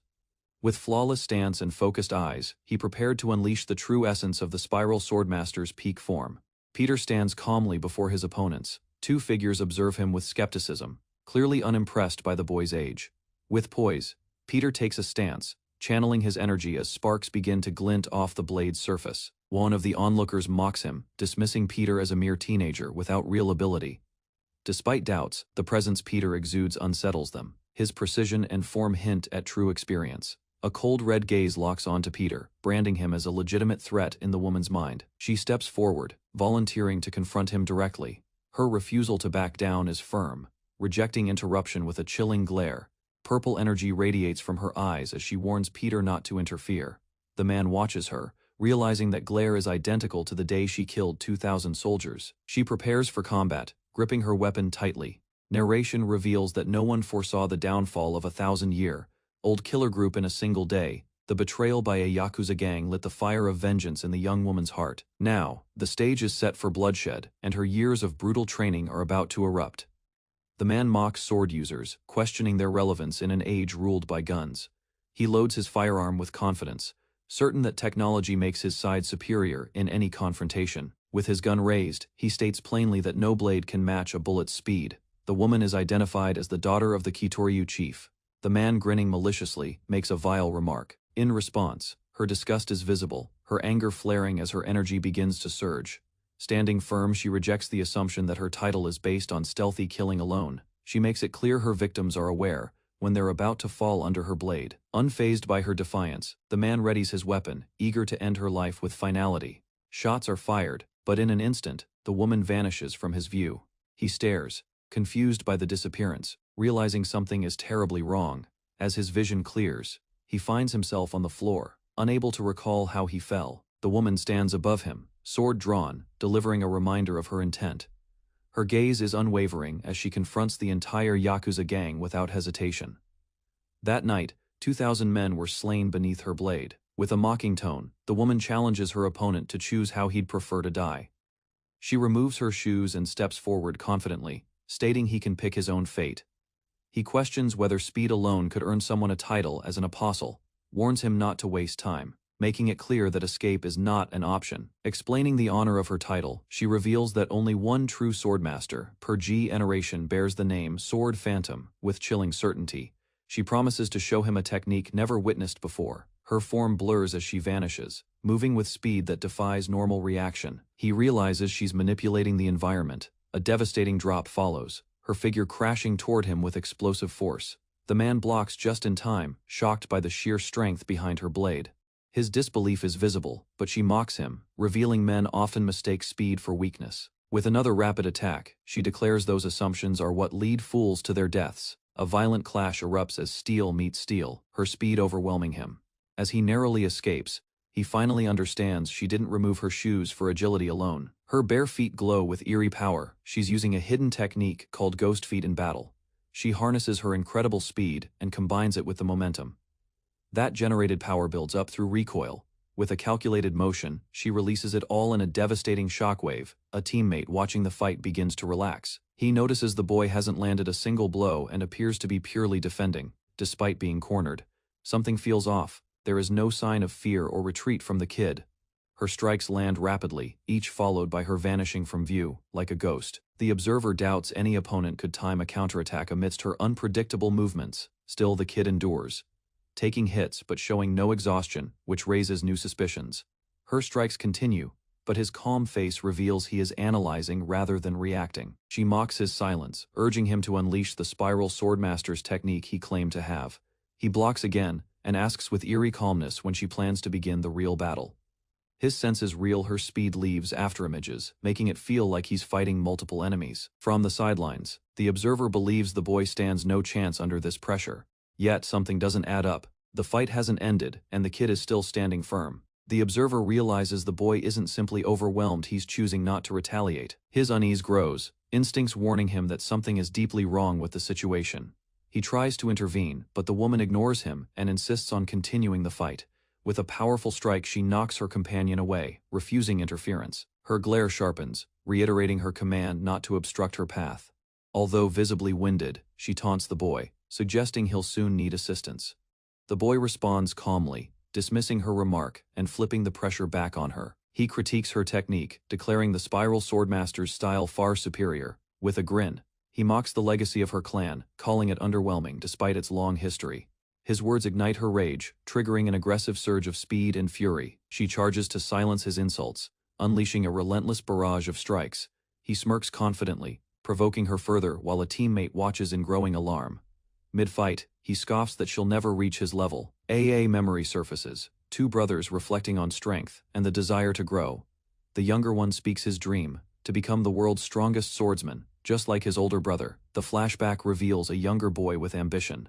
His mentor, Simon, believed in his potential. With pride, he's reminded that he created the technique feared and unmatched by all. He activates the spiral slash, a powerful move passed down from the spiral swordmaster himself. Her eyes widen as she braces, realizing the deadly force of his next strike. She attempts to block, but he lands cleanly, forcing her into a defensive stance. He questions if she's even curious how all her attacks failed against him. Analyzing her movements, he explains how her high-speed charges are predictable due to her launch technique. Despite their strength, he reveals her style, exposes a critical vulnerability. She learns that every time she kicked off, her direction was telegraphed. He merely waited, placing his blade in her expected path with precise timing. This simple counter is what consistently shut down her assault. He calmly reveals that what she just experienced was the spiral swordmaster's full power crushed by defeat. She mutters in disbelief, unable to accept the outcome. Overwhelmed with frustration, she screams in rage, the truth breaking her pride apart. The woman collapses in pain, prompting her subordinate to rush to her side in panic. She screams desperately, ordering him to activate the emergency plan without hesitation. He shouts in panic, repeating her command to detonate the perfume with increasing urgency. The swordsman stands calmly, acknowledging her speed. He reveals the fight was always unwinnable and frames it as a doomed effort from the start. Still defiant, the woman vows to kill him, her eyes burning with rage. Explosions erupt around them as purple smoke fills the battlefield in a chaotic burst. The man begins to suspect the smoke's origin. A memory surfaces of a woman with perfume, hinting at a trap now unfolding. Hidden in the smoke, she mocks him, assuring escape is no longer possible. She challenges even Peter to save him, doubting his survival through what's coming. As the poisonous gas spreads, she declares confidently that not even legends can withstand it. Dark clouds erupted above, rumbling with violent energy. Peter stood below, facing a power far beyond normal comprehension. He remained beside a young ally as the sky darkened further. Their enemies believed even Peter's strength wouldn't change the outcome. One attacker mocked Peter's legend, convinced no one could survive what was about to begin. Toxic mist spread quickly, swallowing the area. Escape routes vanished as the fog thickened. Laughing wildly, the enemy watched Peter's reaction. The poison was working, slowing him down. Amid the chaos, another attacker charged forward, declaring Peter would fall like others before him. Poison filled the room. The enemy taunted Peter's ally, pretending to worry. They claimed no rescue would come. Peter would fall the moment he inhaled. Confident, the attacker closed in, blade drawn, expecting both to collapse soon. The enemy noticed Peter hadn't fallen. Something was off. He stood firm in the mist, hand clenched around his weapon. Power flared around him as Peter emerged, eyes burning with determination. Realization struck Peter had held his breath the entire time. Confusion turned to panic. The attacker noticed his poised stance, leaping from above. She attacked recklessly, desperate to break his defense. Toxic perfume saturated the air, leaving no safe corner to escape. The attacker believed victory was guaranteed. Charging through the mist, the enemy didn't expect Peter to remain calm. Peter had waited for that exact moment when the spray was released to reveal his plan. Realization struck too late. The attacker panicked, recognizing Peter's intent. Raising a torch, Peter ignited the flammable perfume cloud, creating a sudden burst of fire. Explosions popped across the room as Peter stood tall. A brief memory flashed. It was during a close encounter. Peter had sensed the perfume's volatile nature. Its combustibility gave Peter a weapon of his own, one the enemy never anticipated. He connected the dots quickly. One spark could turn the field against them.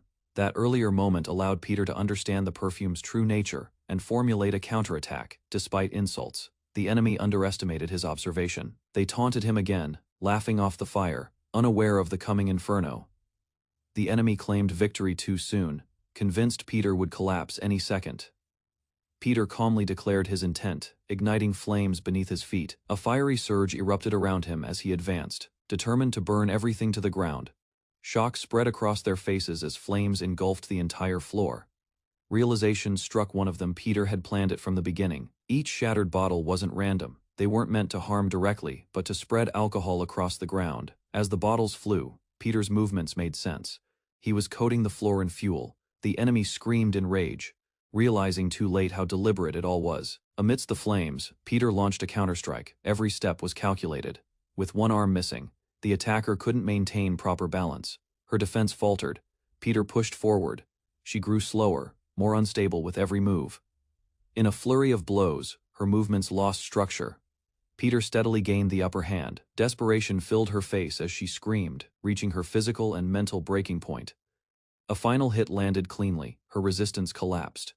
Peter remained composed, surprised by the sudden outcome, but prepared for what came next.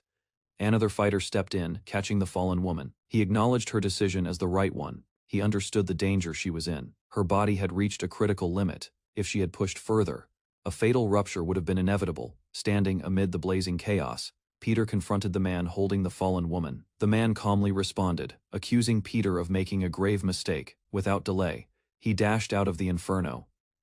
The fire continued to spread, devouring the surroundings. Far away, a separate conversation unfolded. He revealed plans to leave with his master once everything was finished. The suited man found the situation intriguing. He questioned the others' plans after returning. He speculated whether the Katuryu would be revived or if a new group would rise. Receiving no clear answer, he remarked on how difficult it always was to get anything out of him.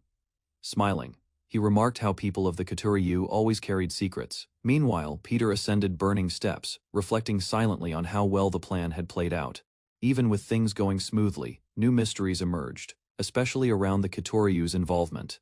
Elsewhere, a woman reviewed footage in a dark room. She acknowledged the young leader's brutal rise to power. The woman reflected on the girl's strength and questioned how she ended up replacing someone like Simon.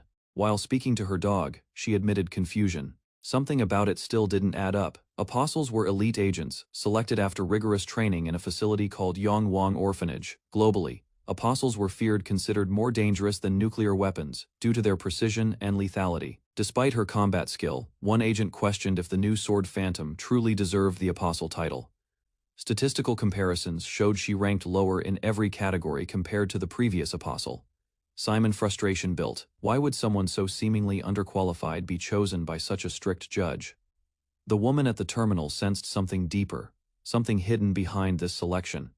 Peter climbed through the aftermath, recalling past warnings. As he opened a door, thoughts aligned. Something was clearly manipulated behind the scenes. Meanwhile, the woman at her keyboard exclaimed. Doubt crept in. The woman realized the answer didn't explain everything. She stared at the sword phantom's image. Peter stood alone, flames surrounding him, reflecting on what might have driven her choices. He questioned why she lived in another's shadow, denying her own identity. Despite knowing little of her past, he saw she had a choice one she didn't have to make.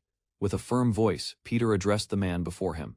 Apostle Simon. Simon stood still, the title of apostle burning in the air around him like a branded symbol of status and power. Peter recalled the warnings drilled into him for years in their world. Those who ask too many questions often don't live long enough to get answers. Peter acknowledged the warning but smiled, unfazed. Despite Simon's reputation, Peter admitted he knew nothing about the man beyond his rank.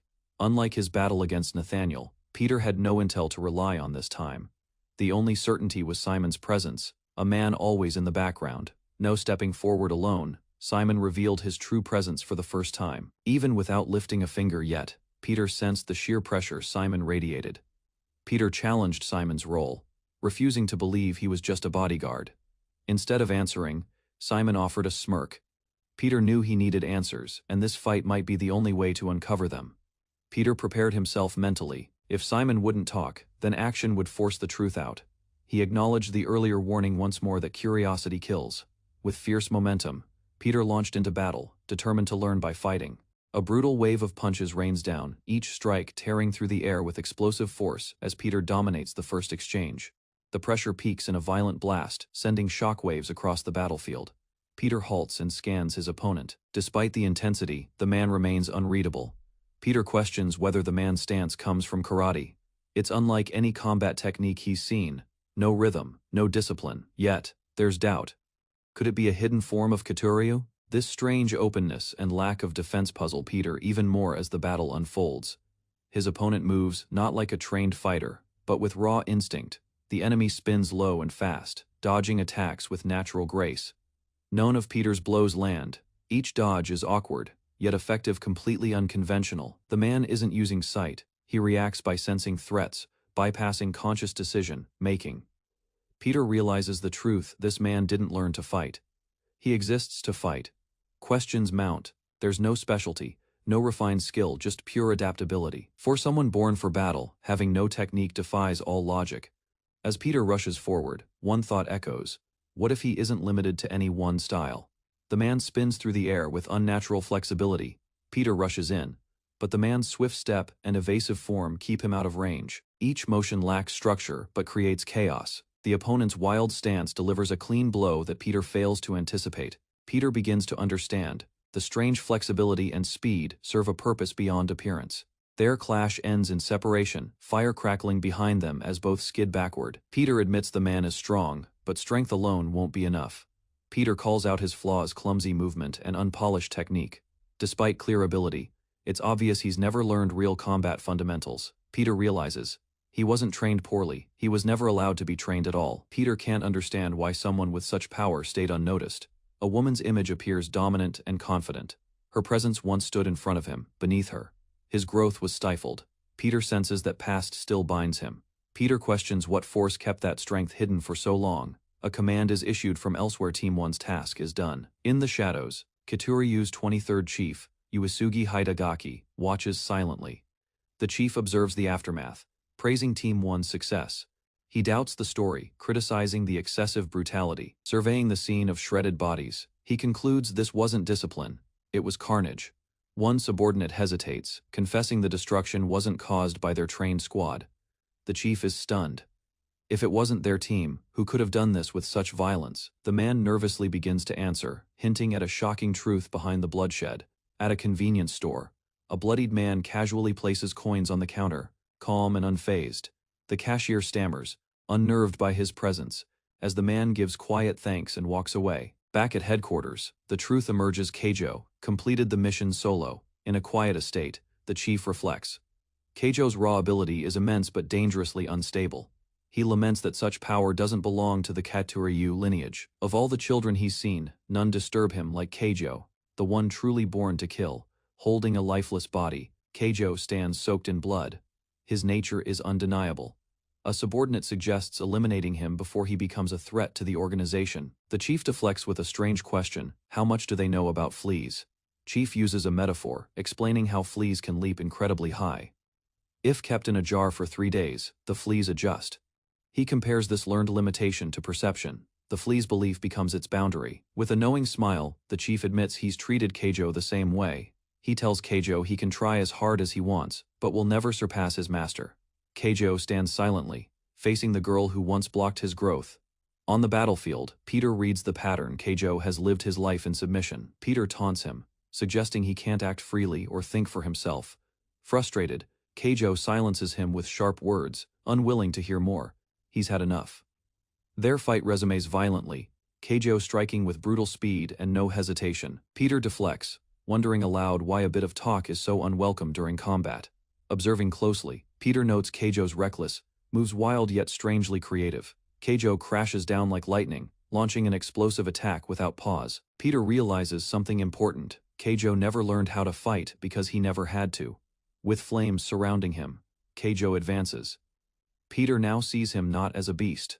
Peter sees Keijo as a true predator, a beast driven by instinct, not technique. Despite that raw threat, something doesn't add up. Peter feels there is a hidden layer beneath Keijo's aggression. While chaos burns around them, Keijo believes he's deciphered Peter's strategy. Keijo analyzes Peter's actions. The attacks seem simple. Each strike is aimed at Keijo's legs, his foundation and greatest weapon in battle. Peter's been setting a trap. Keijo realizes it's designed to restrict his ability to move and counter. Keijo adjusts midair, believing his erratic footwork has disrupted Peter's setup. He remembers a similar tactic Peter used against a master, an attempt to control the flow by immobilizing.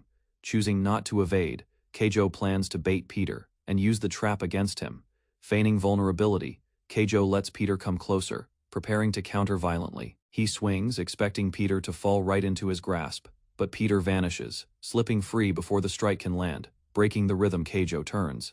Suddenly caught wire binds him mid-motion with no time to react. Dragged forcefully across the field, he cries out, unable to comprehend the setup. Shocked, he realizes Peter laid the trap unnoticed. He underestimated everything. Keijo's eyes widen with panic. Bound and outmaneuvered, swinging high above the battlefield, Peter closes in. Peter reflects aloud, explaining how Keijo's instinct led him into the trap. Peter confirms his assumption. Keijo watched the earlier battle, but never truly analyzed it. He exploited Keijo's unease, forcing him into thinking rather than reacting. Now the chains tighten. Peter warns him that even a chainsaw couldn't cut through them. Suddenly, Keijo makes a move. He releases claws hidden within his sleeves. Peter hesitates, recognizing the weapon, but doubting it could break reinforced restraints. As the chains creak, Peter's eyes widen. This is what Keijo was hiding all along. The chains screech as Keijo tears them apart using his claws, unleashing terrifying power. Peter recalls witnessing the same power at an auction, melting a man alive in an instant. He didn't know the weapon's nature then, but now he understands its horrifying potential. Peter analyzes quickly. If his hunch is right, the claws dissolve anything they touch. That means getting close is now a death sentence. He must rethink everything. Keijo grins. With the claws revealed, strategy no longer matters. Peter is already too late. He glares forward, determination sharpened as he charges. Bursts ahead with overwhelming speed, aiming straight for his opponent's last position. Just before impact, Peter reacts, intercepting Keijo mid-attack with a sudden grab that halts the assault. An armed man launched forward, his clawed gauntlets activated mid-air. As flames erupted behind him, he declared it was too late for his opponent to resist. He charged with full force, but just before landing a blow, the attacker believed even light contact would be fatal. Instead of evading, his opponent took the risk to grab him. Then realization struck. The man had faked vulnerability just to inspect his enemy's hands. The attacker dismissed the tactic. He warned it wouldn't change the outcome. He struck fiercely, but his opponent twisted away mid-air, evading the blow. In the motion, the young man had cut his palms, and now used those wounds to prepare a counterattack. Attention turned to his bleeding hand. Something unnatural seeped out. It wasn't the technique that shocked the attacker, it was the blood's corrosive effect. From a distance, he questioned how a human could bleed something that melts flesh. The attacker refused to explain. If answers were wanted, he had to be defeated first. He dashed forward again, igniting the ground beneath his feet with force. As steel clashed and sparks flew, A hiss emerged. The blood was already working. The young man observed closely. His opponent moved with far more speed. It became clear the fighter's power was enhanced by something beyond technique. No clear opening appeared. The intensity of the attacks made it impossible to counter directly as explosions. In the chaos, the young man seized the fighter's wrist. Only one group was ever known to possess such venomous blood. His suspicion was confirmed. The fighter reacted, stunned. Shock rippled through the clawed man. He hadn't expected anyone to recognize his lineage. His opponent calmly explained that all known members of the Dokuhiryu were believed to have perished. Now, the real question followed. How had he managed to survive the purge? Years earlier, a temple burned under the night sky. Their mission had supposedly erased every last trace of the Dokuhiryu clan, but something unexpected remained. A concern voiced about a small discovery. Among lifeless infants, one baby was still alive. The assassin hesitated as they debated whether to kill or spare it. One made a decision. Keeping a survivor might be useful. The infant was left alive. That lone survivor would later carry a new fate. The twisted path of the Kituryu had begun. At a training hall, students sparred fiercely. The instructor's voice echoed.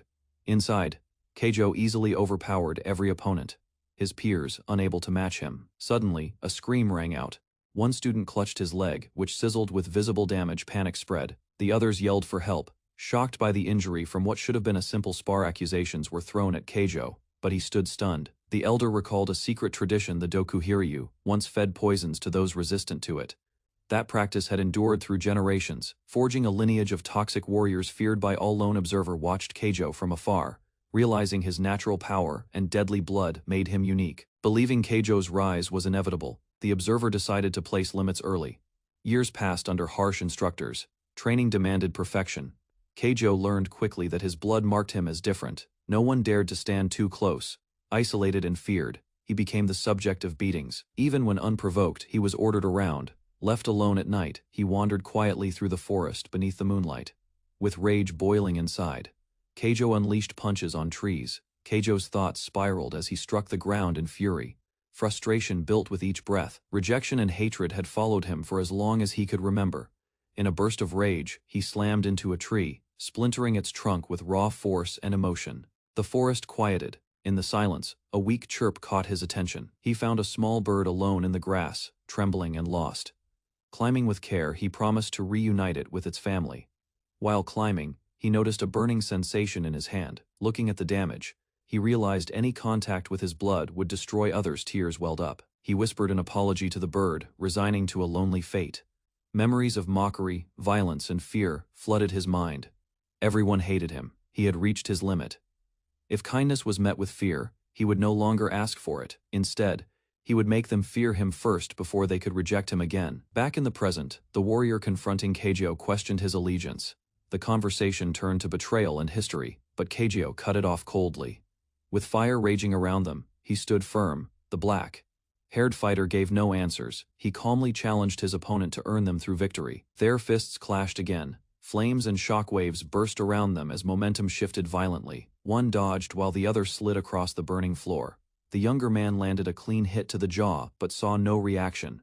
Realization struck. Light attacks were pointless. Stuck between harming him and keeping safe, he knew there was no easy path to victory. Forced into defense, he ducked and dodged, avoiding incoming blows. As acid hissed across the floor, the question echoed in his mind: how can such a man be beaten? Thrown back through debris, he crashed into a building interior, scattering broken furniture. Struggling to recover, he scanned the room.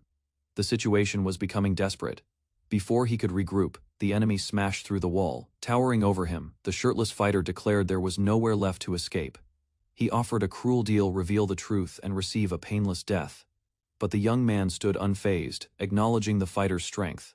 Still defiant, he raised his stance and invited the next attack. The fighter stared in disbelief, realizing his opponent had picked up a mop as a weapon in the middle of a deadly battle. Ignoring the fire and tension around them, the man with the mop stood calmly. Without hesitation, he lifted the mop with confidence, catching everyone off guard with his unexpected and unconventional approach. He stated clearly that he would use the enemy's blood, his greatest weapon, against him, using the very tool in his hand. Despite being warned that no form of combat would help him win, he remained composed, fully aware of the risk involved. Gripping the mop firmly, he made it clear that from now on, the fight would take a different turn, one his opponent wasn't ready for. Danger hangs in the air as the mop drips ominously. It signals that a fierce battle is about to begin. With resolve, the character tightens his grip, ready for whatever comes. Without hesitation, he swings his mop. The fight is set to unfold with intense force. A smirk appears on the opponent's face, mocking the mop. Mockery fills the air as the opponent dismisses the weapon. Unshaken, the character remains poised. His calm suggests a hidden strategy. Speed and precision guide the character's every move. The room erupts in flames, showing the fight's intensity. Unease settles in the enemy's mind. Something feels off, and the tides of the battle are shifting. Realization dawns on the opponent. The character's movements show meticulous planning. The mop no longer seems trivial. It's a weapon the enemy now knows he cannot underestimate. Tension mounts as the opponent struggles to adapt, now fearing what's to come. Momentum builds as the final move approaches. Confidence radiates from the character, his focus absolute.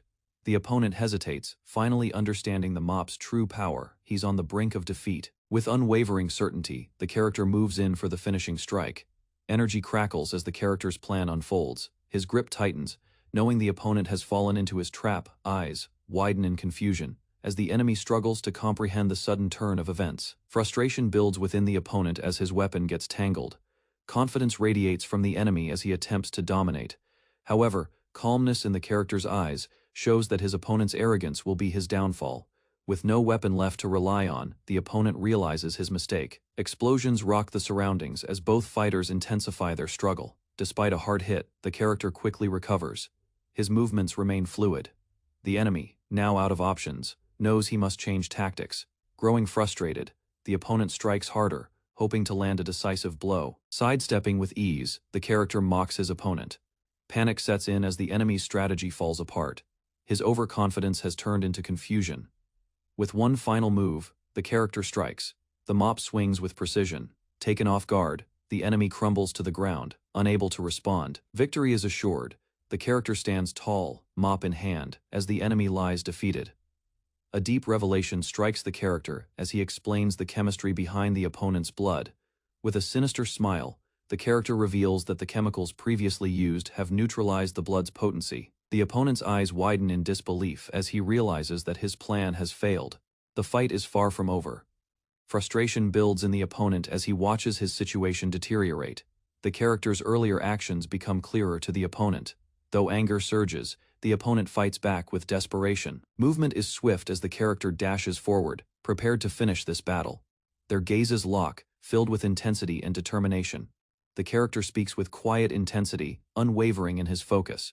The opponent's resolve falters as the character presses on. Fear builds as the situation becomes clear. Defeat is inevitable. A new force enters the scene, changing the dynamic.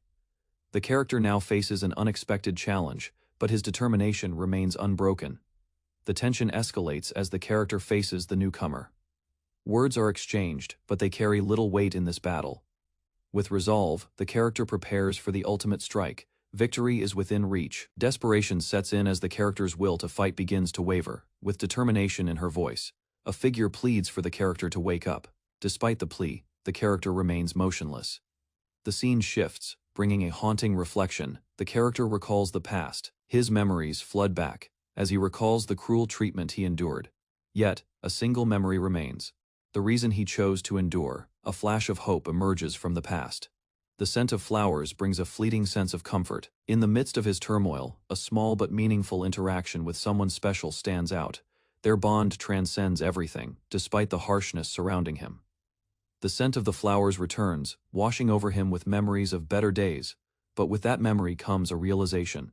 He can no longer let the negativity define him. The past, once filled with bitterness, begins to lose its hold as he recalls the hope those flowers represented. Amidst the chaos, the character faces another challenge. His resolve is tested again.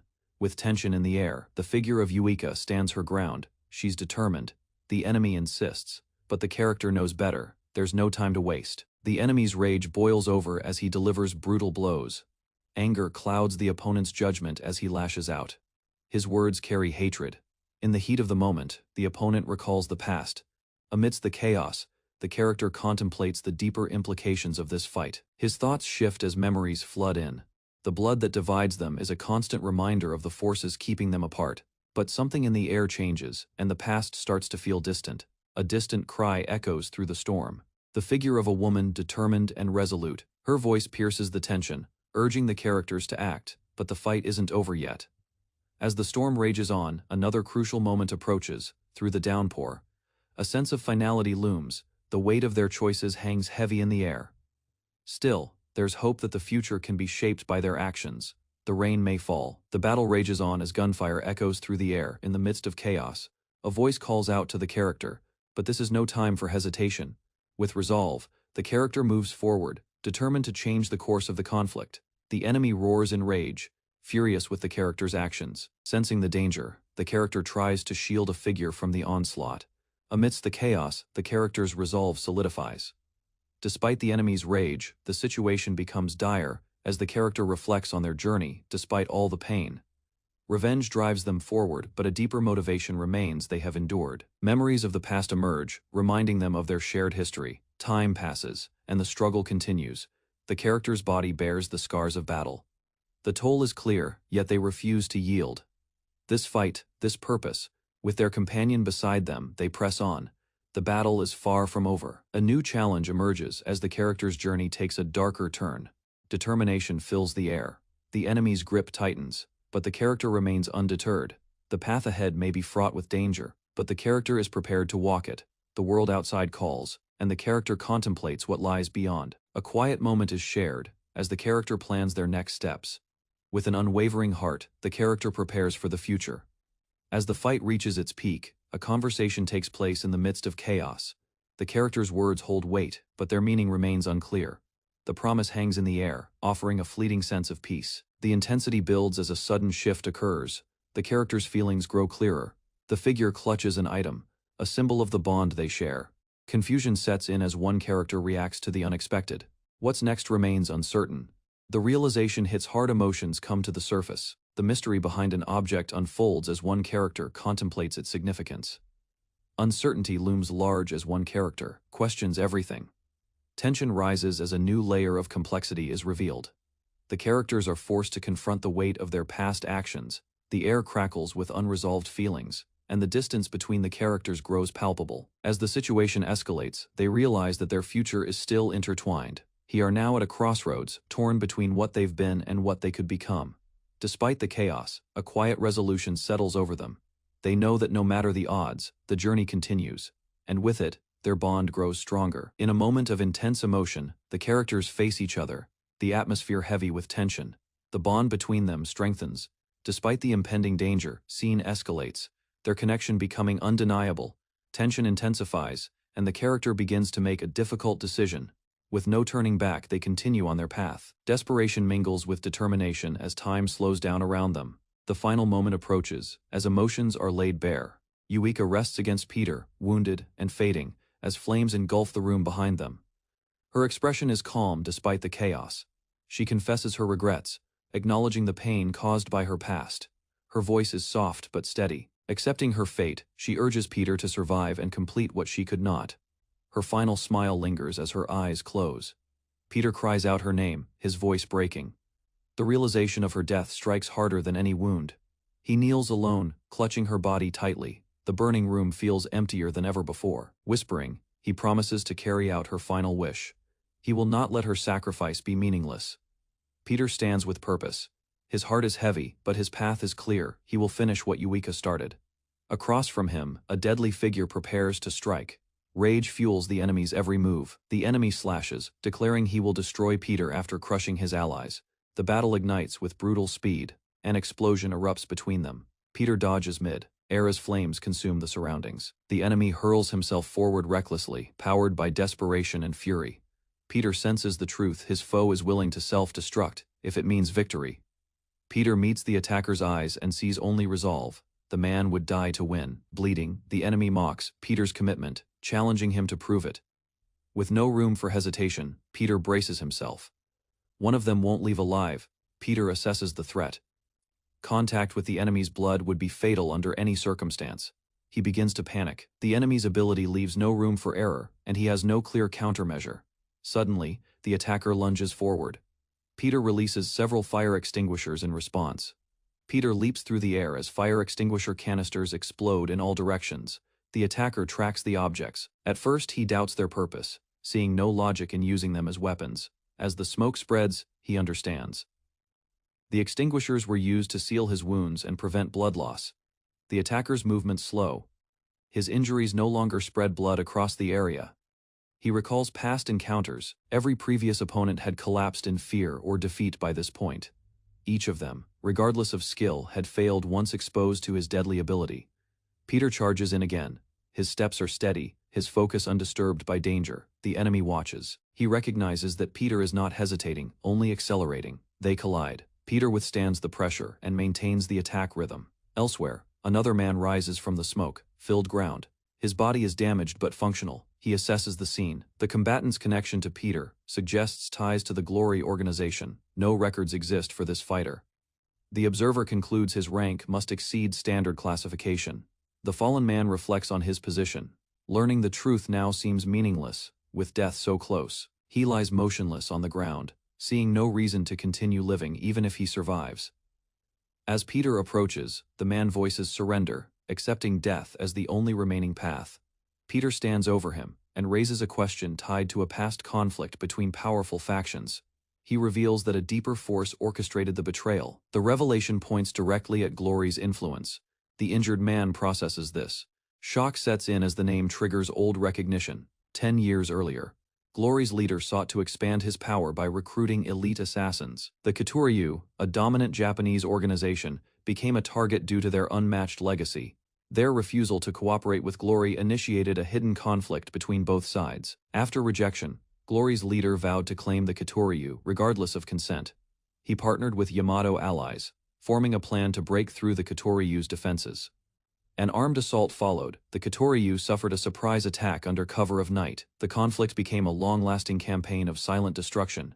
Every outcome since then traced back to that betrayal, and the ignored warning. Peter confirms the truth. The Katoryu was taken, not through diplomacy, but through manipulation and force. After their revenge was fulfilled, Keijo and his companion lived without direction. Their purpose vanished. During this period of uncertainty, Glory intervened and offered Keijo the role of an apostle.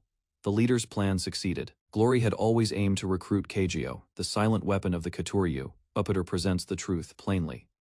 The deception wasn't new. Keijo had been manipulated from the beginning. Keijo resists the idea. Suspicion hardens, and he refuses to believe Glory orchestrated everything. Peter challenges him to verify it directly. He names Raphael, revealing knowledge no outsider should possess. Keijo is stunned. The name Raphael is a confidential codename only known within Glory's ranks. Flashbacks reveal Raphael manipulating the system. He offers new titles to justify betrayal. Glory allowed Keijo to serve his master while secretly binding him to their control. Keijo questions everything. The pieces align too well to ignore the possibility of betrayal. He remembers his motivation. Everything he did was for Yuika's peace and happiness. If Peter is right, then the entire path they followed may have been manufactured. Keijo's regret deepens. His desire to remain by Yuika's side may have cost her everything. He imagines an alternate past, one without Glory's interference or the apostle title. The weight of his choices crushes him. He finally acknowledges the cost of surrendering their fate. Keijo imagines an alternate life for Yuika. Without his presence, her path would have been peaceful. His guilt builds. He believes her suffering stemmed from his choices and existence. Enraged, he questions how those responsible can live, knowing they destroyed someone's future. Peter warns him to stop overexerting himself. The fight has already pushed his limits. Keijo gasps for breath. He struggles to maintain balance after the emotional and physical toll. Peter delivers a warning danger is approaching, and others may become targets as a result. Keijo reveals they sent pirates to eliminate Peter's allies. A second conflict is already underway. The ship housing Peter's companions is unstable. Its destruction is imminent. Peter realizes the urgency and prepares to act immediately to stop the ambush. Panic erupts on the ship. Passengers scramble to board life rafts and escape incoming threats. Armed enemies appear, demanding control over the fleeing civilians. The attackers open fire on the evacuees, escalating the chaos around the docks. Two defenders assess the situation. They are surrounded by heavily armed opponents, outnumbered and outgunned. They realize survival is nearly impossible. Still, they brace for battle. Any mistake could mean the death of everyone around them. Amid the chaos, a wealthy passenger attempts to negotiate with the attackers, offering wealth for safety. The attackers show no interest in compromise. Their orders are absolute and non-negotiable. The leader decides swiftly. Instead of a deal, he demands the passenger's execution. Two brothers prepare for a last stand, showing no hesitation as they charge the armed enemy. A sudden explosion follows their action, disrupting the immediate threat. Peter is urged to flee to assist his allies, but he declines. He's aware another fighter is already among them. Peter explains that normal killers are vulnerable, but someone aboard isn't ordinary. He confirms the presence of another glory-level assassin currently on the ship. That killer, revealed to be an apostle, immediately disarms attackers with overwhelming speed. The apostle moves through enemy ranks with precision, disabling their weapons instantly. The attackers panic, realizing their bullets are ineffective against this opponent, even with one arm missing. The apostle shows no hesitation and prepares to strike again. A flashback reveals a conversation about worst-case scenarios for a swordsman. The discussion turns serious, highlighting fears of injury that could prevent sword use. The worst-case outcome is stated: losing an arm, thus being unable to fight, but even that no longer holds true. A memory resurfaces where two brothers discuss the future. One imagines losing his sword arm and facing helplessness. Rather than despair, he shares a personal dream to open a noodle shop and live peacefully. The other brother dismisses the thought as unserious, but the vision lingers in contrast to their violent reality. Elsewhere, allies watch from afar, commenting on one fighter's extreme training methods. They question his motives, unaware their earlier words were taken seriously and shaped his resolve. One realizes his unintended influence, stunned that a casual comment led to such drastic action. A flashback shows him training alone, breaking his own arm to simulate loss. His family scolds him in disbelief, demanding to know why he would do such a thing. He responds firmly, explaining that mastering hardship is easier than giving up on his dreams. He speaks calmly, predicting a time when his current techniques might fail him. Vows to be ready, having already begun development of a new fighting style. This new technique, crafted under limitation, is part of his logical path to survival. Observers recall that swordsmen and gunmen require full control of limbs to be effective. Despite losing an arm, the warrior charges forward with complete command. His actions defy expectation. He has surpassed the limits of conventional combat logic. A spiral slash cuts through the battlefield, generated by a fluid continuous motion of the blade. The swordsman spins midair, using only his left arm to direct the force of the technique. Landing firmly, he completes the new form. His single-arm style is now a refined combat technique. Passengers rushed into lifeboats as chaos overtook the burning cruise ship. Everyone escaped just in time. Flames spread uncontrollably across the decks. The ship, once Glory Club's covert base, burned violently. Eventually, the entire vessel collapsed into the ocean. The ghost cruise was fully destroyed. Elsewhere, two young men knelt in awe before Apostle Simon, overwhelmed by his reputation. They introduced themselves eagerly, expressing admiration for his skills and presence. Simon remained humble, brushing off their praise, while others observed their dramatic excitement. The duo asked if Simon had met the infamous Peter, rumored to destroy entire cities. He denied the exaggeration, stating Peter could move hills, not cities. Their laughter broke the tension, surprised that apostles even made jokes. Simon revealed he had recently spoken to Peter about them. Stunned, they demanded to know what Peter had said. Simon claimed Peter believed they were fit to become apostles someday. As daylight came, their ship moved steadily through calm waters. Simon and Choi discussed safety and the need for vigilance in their line of work. Choi assured them he remained unnoticed by Glory, still covered by his false alibi. Peter recalled that Korea held over 3,300 islands scattered across its coasts. Among them, Uil Island was one of the most secluded, making it an ideal target location. Simon was discovered there, isolated, and captured. Peter suspected the attack wasn't random. They had to know he and Simon were together. Raphael's rage brewed after another defeat, humiliated once again by Peter's interference. Peter, calm and determined, vowed silently that this conflict with Raphael was far from over. As the sun rose, Peter knew the real confrontation had just begun. Elsewhere, laughter filled a room as familiar faces exchanged sharp remarks and old memories. "Thou playful." The tone shifted when suspicion around Raphael's latest moves was brought up. Tension rose as past betrayals were mentioned. Raphael's name surfaced again, tied to dark plots. Talk of the Yongwang hospital incident and the cruise attack raised concerns among allies. Doubt crept in. They wondered if Raphael's ambitions were spiraling beyond control. One whispered that Raphael wanted Peter gone to erase him completely from the picture. Back in 2013, the Glory Club gathered inside their former cathedral for a solemn ceremony. They spoke of blessings, unity, and a divine mission. But darkness hid behind those prayers. Father Gabriel addressed the hidden tragedies beneath the nation's peace, placing prayer beads upon a closed book. He announced the official disbandment of the 12 apostles, instructing them to enter the outside world. Though his decision appeared final, one individual quietly stood in defiance of that command. That man was Raphael Gabriel's adopted son and Glory's current leader, refusing to accept the order. Raphael questioned the future of the apostles and Glory's momentum. His rising frustration revealed his fear of losing power and direction in Gabriel's absence. Gabriel calmly rebuked Raphael, reminding him of the apostles' sacrifice and divine mission. He declared the world no longer needed their intervention and told Raphael to leave. Raphael clenched his fists in resistance, his heart filled with denial and fury. In anguish, Raphael stormed the cathedral, questioning his father's change and feeling abandoned.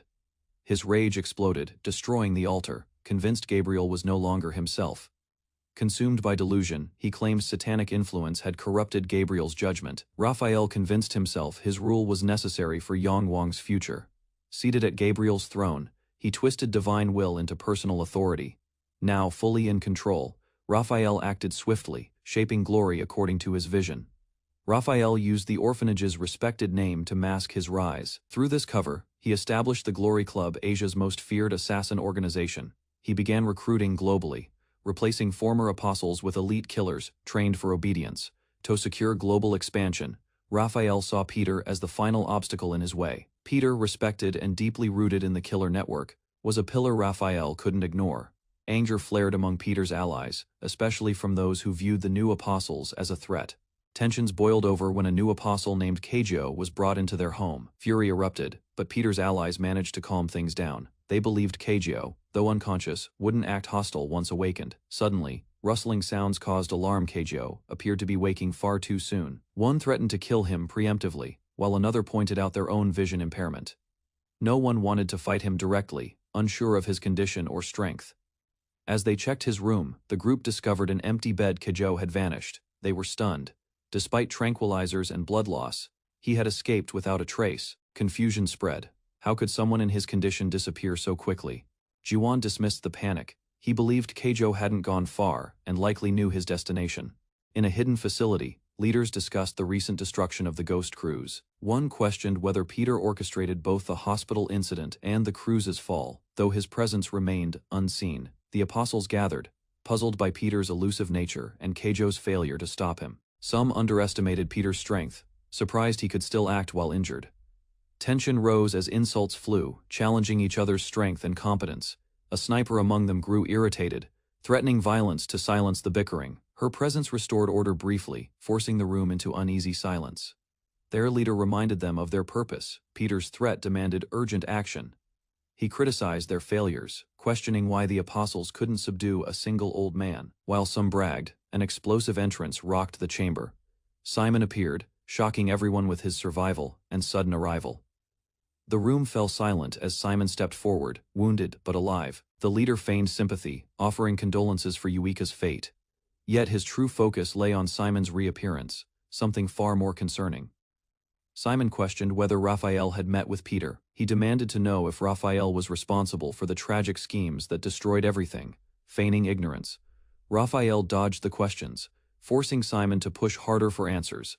Simon confronted him about the massacre of the Kituryu clan and Yuika's death. Yuika, once grateful to Raphael, had found peace under his care only to lose it all. Simon revealed what he'd learned, that Raphael's manipulation triggered the attack that ruined her life. Simon asked one last time, was Raphael behind the destruction of the Kituryu? Raphael mocked the accusation, claiming the blame felt undeserved, despite clear implications. He deflected, insisting it was unfair to be held accountable for the fallout. With a sinister grin, Raphael admitted he wanted to deliver the bad news personally. He blamed Yuika's temper and Simon's position as apostle for all that occurred. Behind a desk, Raphael justified everything, twisting guilt and responsibility onto Simon. Simon clenched his fist, devastated to confirm Raphael's betrayal was true. He declared to the apostles, anyone who stayed in the room would be treated as enemies. With a 10-second ultimatum, Simon warned those remaining after that would die. A menacing figure stands before the apostles, his eyes cold and focused. He warns them that they have 10 seconds to act. Those who hesitate will not be spared. The time to decide is running out, and his words hang heavy in the air. An apostle speaks, dismissing the danger and challenging the man's authority. The apostle looks around, unaware of the danger, assuming they all stand together against him. He laughs, but there's uncertainty creeping into his voice. Another apostle remains unbothered, as if the threat is nothing more than an inconvenience. He dismisses the tension with laughter, clearly underestimating the seriousness of the situation. The air thickens, and the apostles sense that the moment of reckoning has arrived. The man's patience runs thin. His gaze sharpens as he prepares to act. He makes it clear words are over. The time for action is now. The room falls silent, the air filled with deadly tension. The protagonist moves, unleashing a flurry of swift strikes filled with lethal intent. With a blur of motion, his attacks cut through the air, faster than anyone can react. The apostle's cocky grin fades as the confrontation reaches its peak. Kageo strikes with deadly intent, aware of the lethal power his blood carries. Swift movements allow his opponent to dodge. Kageo remains focused. As the opponent's attention shifts, Kageo spots an opening. Kageo's strike misses. His opponent sidesteps with surprising agility. Disappointment fills Kageo as he realizes his enemy's skill far exceeds what he anticipated. A shield appears, hinting at an unexpected defense.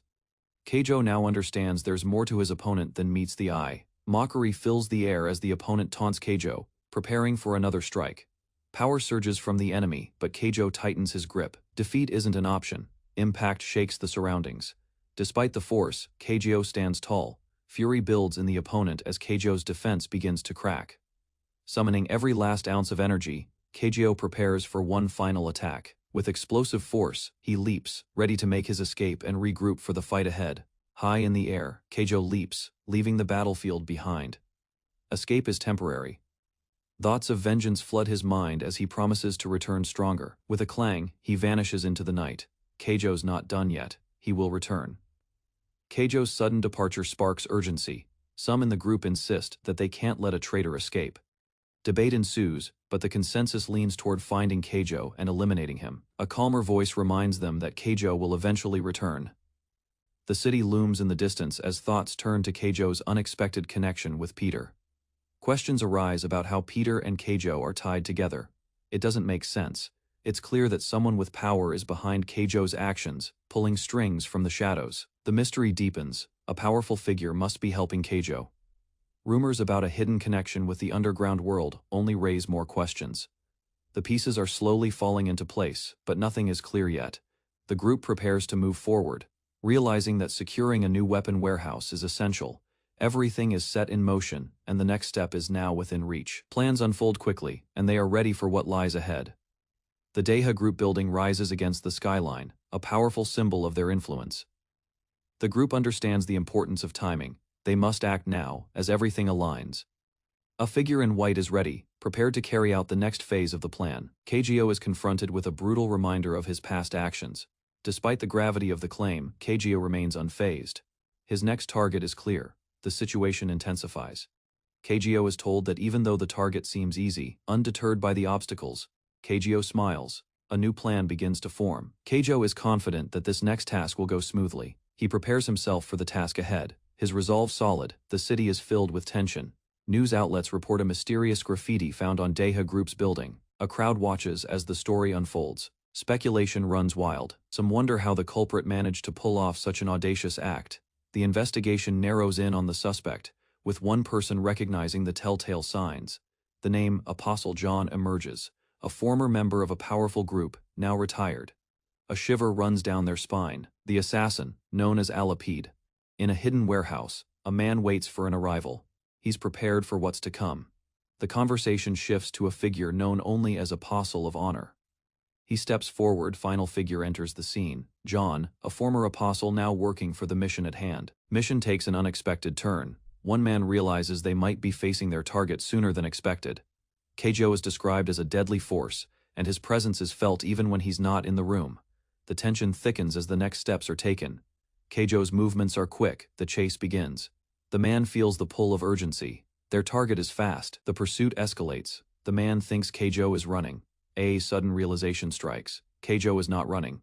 He's setting up his next move. An explosion shatters the silence, the sound echoing through the dark spaces. Amid the carnage, a figure remains cool-headed, despite the chaos around them. With another sharp move, Kageo disrupts the chaos. leaving only destruction in his wake.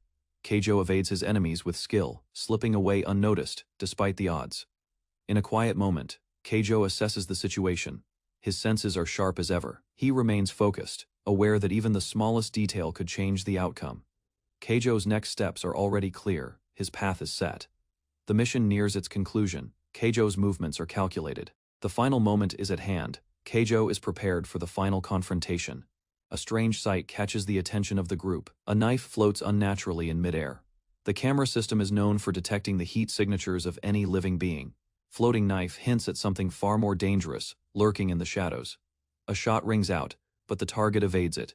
The shooter is left frustrated. The frustration grows as more shots miss. He seems to vanish, slipping away without a trace. Even with all their resources, the search continues, but the figure remains undetected. No sign of their target is left. A voice emerges, adding to the mystery. The source is unknown. Realization dawns. The target is not just hiding, they are playing with their pursuers. A new piece of information emerges. Alapide's mark is found, confirming their suspicions. The shock sets in. If Alapide is involved, it means the next move is already planned. The stakes are raised. Alapide is a dangerous figure, and the next victim is already marked. A sudden realization strikes. The target is close.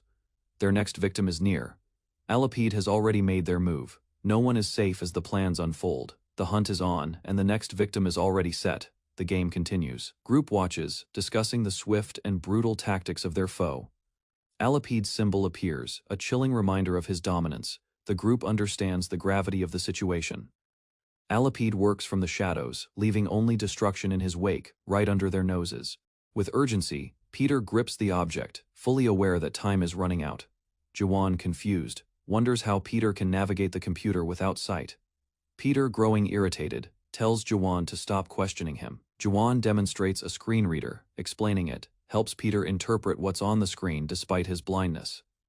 She clarifies that her heightened senses assist Peter in understanding the information. Peter warns Juwon not to get too comfortable. The situation will grow more dangerous. He commands everyone to sit. He has vital information to share that could change everything. Raphael's imminent actions will put everyone in danger, Peter warns. Concern fills Peter's voice as he discusses the risk to the apostles. Chained, Peter urges Simon to find the apostles before Raphael's men get to them. Simon, determined, agrees to take the task on alone. His loyalty to Peter remains unwavering.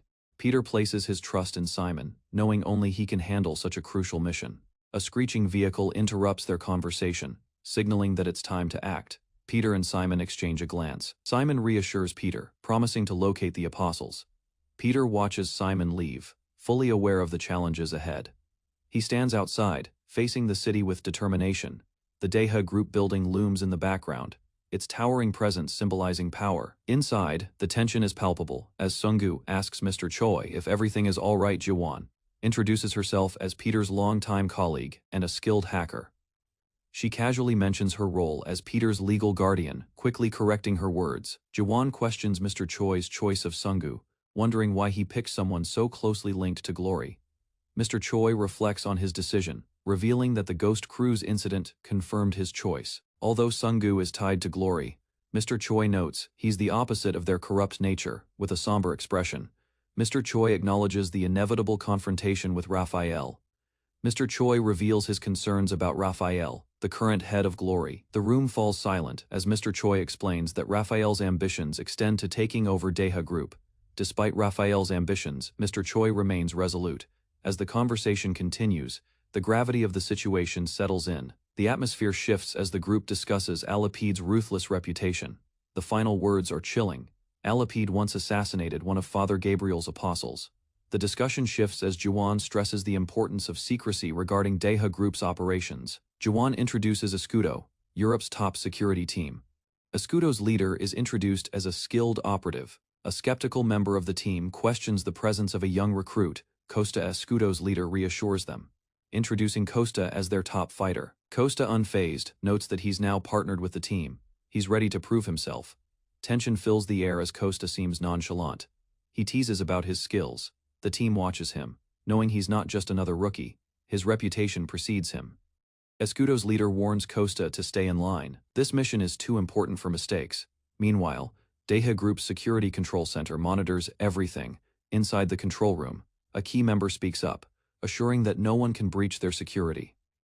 The high-tech monitoring systems ensure every inch of the premises is watched. As security scans intensify, the team inside begins to feel the pressure. The tension rises as the group knows Alapede's history. He eliminates anyone who stands in his way. Unsettled by the odds, one team member remarks that they might already be walking corpses. In the security control room, a tense atmosphere surrounds Escudo's Marco. Marco introduces his team, proudly stating that Escudo is the best security force in Europe. Escudo's leader, Marco, boasts about his team's strength. A new recruit is introduced, Costa, who seems young and inexperienced. A member of Escudo expresses doubt, but Marco dismisses the concerns. Costa, with a confident smile, accepts the challenge. The team is ready. Meanwhile, the team gears up, preparing for action. Marco cracks jokes with the team. As they prepare to leave, Marco makes one last remark to his team. Marco's confidence is clear, but a sense of urgency is building as they prepare to face their target, Alapede. The scene shifts to Deha Group's control center, where the security team keeps a close watch. Security personnel at the control center remain calm, knowing that their defenses are airtight. The control room is packed with monitors, each providing surveillance of every corner. Escudo's mission feels even more intense as the control center monitors their every move. A technician comments on the perfect security setup, emphasizing that nothing can go wrong, despite the flawless plan. Something feels off. Escudo's confidence is met with doubt. The extensive security cameras covering every inch of the building, Costa, deep in thought, tries to figure out how such an infiltration was possible, concludes that the only way to infiltrate would involve something that no one has considered yet. Gunshots ring out, causing chaos inside the building. The loud booms echo through the air as the team reacts instantly. Costa quickly issues orders. Beta team heads to the west region. As the team moves swiftly, Costa remains calm but resolute. In the midst of the chaos, Costa rushes forward. A member of the team, breathless, runs into a horrifying discovery, a dead body. The body is headless, adding to the unease. The body's ID badge is discovered, revealing the identity of the victim. It's Marco. Costa, grim and composed, orders the team to stay alert. Marco's death changes everything. As the team processes the discovery, the reality of the mission hits. The team refocuses on their mission, but the shocking events leave everyone on edge. The focus shifts to Alapede as Costa realizes the scope of the threat. Costa leads the charge, knowing they have no choice but to press forward. The security team is in disbelief. The premises are under constant surveillance as Costa considers the possibilities. His mind races. If Alapede truly broke in, Costa, determined, realizes the only way to breach the airtight security system is through an unlikely method. Suddenly, gunshots echo through the building, causing chaos. Costa orders the beta team to head toward the west region, while everyone else storms the 36th floor. Costa leads the charge, aware that they must act fast to prevent Alapede from escaping. As the team moves quickly, one member is startled by a strange noise. They discover a lifeless body, but the gruesome sight only adds to their confusion. The body has no head, and the discovery sends shockwaves through the team. As the body's identification tag is found, the team reels in shock. Costa, grim and focused, orders the team to stay alert. The group, now on edge, faces an uncertain future. Their mission was clear. With the focus shifted to the mission, the team presses forward. Costa, however, he starts to realize the depth of the conspiracy. Escudo's leadership is under threat. Costa, now resolute, prepares to face the challenge ahead. Alapede must be stopped. A dark corridor reveals a shadowy figure walking confidently. Alapede's figure is barely visible, but his presence is undeniable. His face is partially obscured, but his confidence is clear. Costa realizes that Alapede is unlike any opponent he's faced before. Despite not seeing he directly, Costa understands that he has no plans of hiding. A disturbing image appears, with a message scrawled across a victim's body. It sends a chilling warning to the team as they prepare for the next move. The confrontation escalates as one man violently slams another against the wall, shouting in frustration, gripping each other tightly. The accused refuses to believe that anyone among them is Alapede. The younger man calmly explains that traitors often expose themselves by pointing fingers first. He cites a statistic 78%, where accusers are revealed as the real traitors. During internal crises, suspicion grows. The calm one hints that his opponent may have orchestrated the current chaos. He challenges him directly, calling him the most suspicious among them, and demanding proof. Another member watches silently, recognizing the boy isn't just a regular bodyguard. Even in this tense standoff, the boy stays ready to eliminate threats without hesitation. He realizes this infighting is exactly what Alapede had planned from the start. The woman questions the claim, doubting Alip's presence and asking for proof. The boy simply responds that everything will end soon without further explanation. His calm glance unsettles the room, signaling a move already in motion.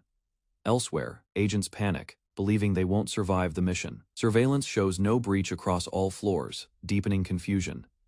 As blame shifts to Sanchez, one agent realizes Alipede is manipulating them all. The woman observed the shift in behavior.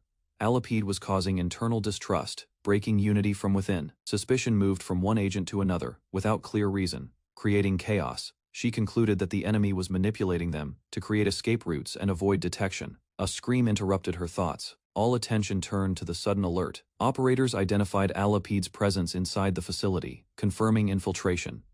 Two agents engaged the target at a hallway location and fired without delay. Gunfire ceased. The hallway was silent. The agents believed they had eliminated the intruder. Before confirmation, a new threat emerged. Both agents were struck. Their bodies dropped, the feed cut off. No further response followed. A message appeared on the wall, warning them not to try again. In the control room, backup forces failed to respond. They had vanished, despite fear. The woman focused. She had sensed flaws in the situation earlier. She had enabled audio recording across all security cameras upon arrival. This adjustment allowed her to gather unfiltered information. A painted message confirmed that Alipede had anticipated surveillance and left a sign. The woman reviews surveillance footage and discovers that the video of Marco's attack lacks audio, since she had previously activated audio recording. The silent clip indicates it was not recorded recently. She concludes the video was planted earlier as misinformation. While moving through the corridor, she communicates with the team. Elsewhere, the boy acknowledges Alipede's tactics, realizing signs were being sent all along. Before he finishes speaking, the woman sprints forward with purpose, heading toward the identified location. A sudden movement causes her to flinch, sensing a nearby presence. She notices a figure in the distance and recognizes that her position has been compromised. She communicates her exact coordinates and invites them to follow. The boy receives her signal and prepares to head to her location immediately.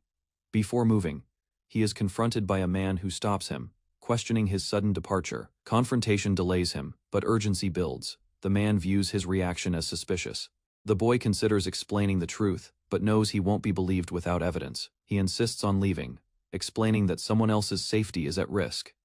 The man hesitates briefly, then gives a short reply, indicating reluctant understanding. The boy is surrounded by 4 guards. Their leader blocks his path, refusing to let him leave. He is warned not to move unless he proves he's not the traitor.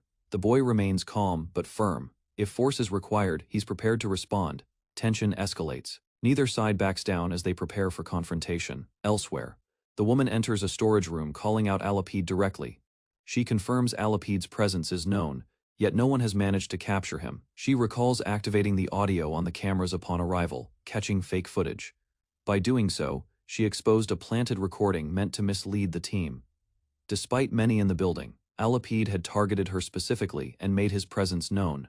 She acknowledges Alipede's intelligence and attempts at deception. Her confidence remains steady as she prepares for a final confrontation in the storage room. She directly addresses the figure in the dark, signaling that the chase is over. The enemy reveals himself as Marco, confirming her suspicion. She recalls recognizing a strange scent not tied to any natural smell. It's identified as the odor of disguise materials, confirming Marco was in hiding all along. Rather than showing fear, she mocks the enemy's disguise, pointing out how uncomfortable it must be. Feigning concern, she suggests removing it, claiming she wouldn't be able to see him anyway. With a composed expression, she states it might be a blessing not to witness his real face. The man tears off the fake appearance, revealing his actual identity. Details about him emerge: John, a highly ranked assassin known for mission success. His presence confirms the earlier disguise belonged to a man he had already eliminated. Meeting her, in person, he explains, was his only motive for appearing. She interrupts with sarcastic remarks, making it clear she finds him repulsive. Despite his comments about her blindness, she refuses to be shaken. Something in the atmosphere unsettles her. The room feels unnaturally tense. Even while suspecting a trap, she maintains her focus without hesitation. In one swift motion, she breaks the light switch, removing all visibility. He acknowledges her tactic, realizing she deliberately shut off the lights. Though he assumes she's leveling the field, his understanding remains surface level. She reveals her advantage lies in training, compensating for blindness by sharpening other senses. Instead of relying on vision, she activates a trained sense echolocation by striking her cane against the floor. Sound waves ripple outward, giving her full awareness of her surroundings in total darkness. She rejects the notion of fairness. In darkness, the enemy becomes the hunted. Moving swiftly, she closes the distance and launches a precise attack. Multiple strikes collide in rapid succession, creating heavy impact. Though injured, the enemy acknowledges her refined skills and recognizes her elite training. Rather than deny it, she accepts the compliment, but warns it's too late for admiration. Darkness, she claims, nullifies any advantage of rank or status. The fight rages until sparks from shattered lights briefly illuminate the room. From her analysis, most people rely heavily on sight to react in combat. Yet he catches her cane, mid-swing, defying the odds in pitch black conditions. She questions how he's able to perceive her movements so accurately. She reflects on how enhanced senses are the result of neural adaptation, even with training. She expected an advantage, but the enemy reveals a deeper truth. He was born blind. His innate adaptation gave him an edge she couldn't match. He acknowledges her use of echolocation and admits learning from their exchange. Despite her ability, he claims there's one force she cannot overcome: despair. As tension rises, his surroundings shift visually, reflecting the dominance he believes he holds. She begins to understand his intentions and the reason behind his signs. Her realization confirms why she was the specific target chosen by him. Charging forward, he prepares to finish the encounter, eliminating unnecessary obstacles. Peter stood firm under the rain, facing the threat without flinching. With calm confidence, he stared up at the towering enforcer who threatened to break his legs. Peter issued a final warning, the enforcer flanked by henchmen. As the thug charged in, Peter closed the distance with lightning speed. Instead, Peter delivered a fierce hook punch, disrupting his opponent's momentum in midair, using the man's force against him. Peter flipped his attacker over, rendering him airborne and helpless. Without pause, Peter retreated to a new position, shocking the group with his sudden repositioning. The leader hesitated, confused by the unnatural speed and precision. Though his men offered to chase Peter, the leader declined, aware it wasn't a coincidence. He recalled how Peter's hands had landed exactly on his vital point without hesitation. Acknowledging Peter's restraint, he ordered the others to follow cautiously. Meanwhile, a new figure marked someone else as their first target. A blur of motion followed as the white-haired man launched an ambush. The sudden blow sent the woman flying, the attack fueled by purpose.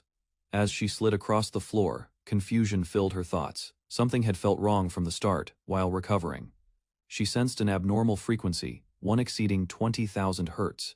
Her instincts recognized it as echolocation, a method beyond the range of average human perception. Even with her veteran experience, she couldn't detect it. Staggered, she considered a possibility that left her in shock.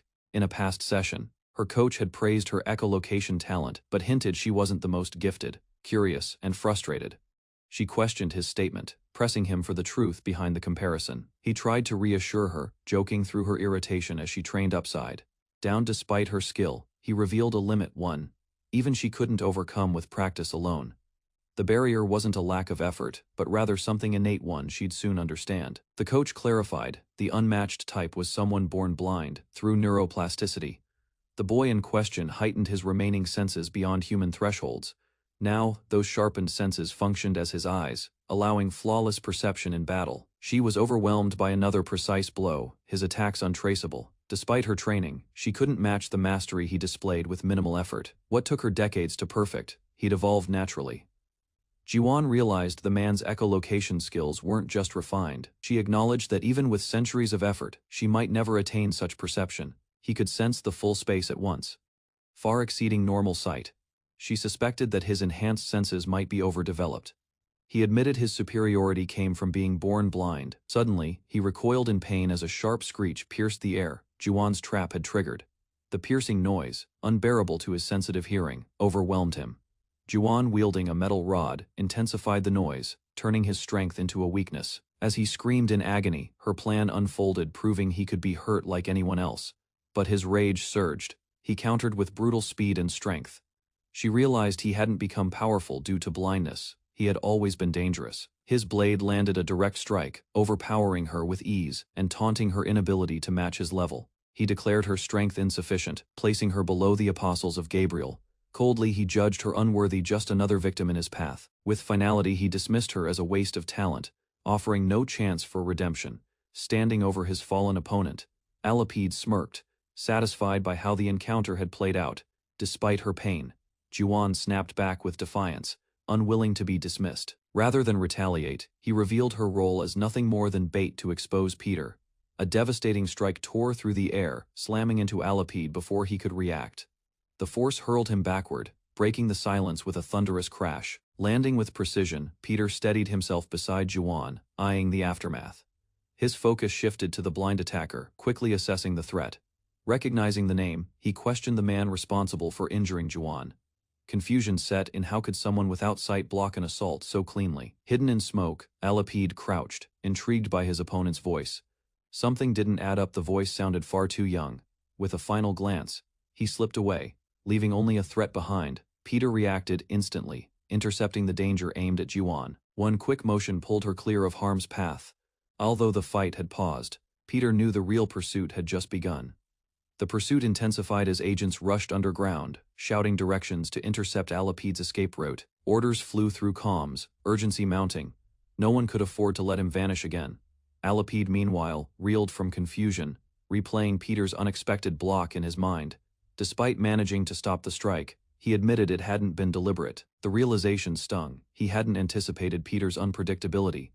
Elsewhere, Juan writhed in pain while recovering in the break room, frustration bubbling over. Peter remained calm beside her, deflecting her complaints with dry observation. Her anguish clashed with his focus, as he silently reflected on Alipede's disguise.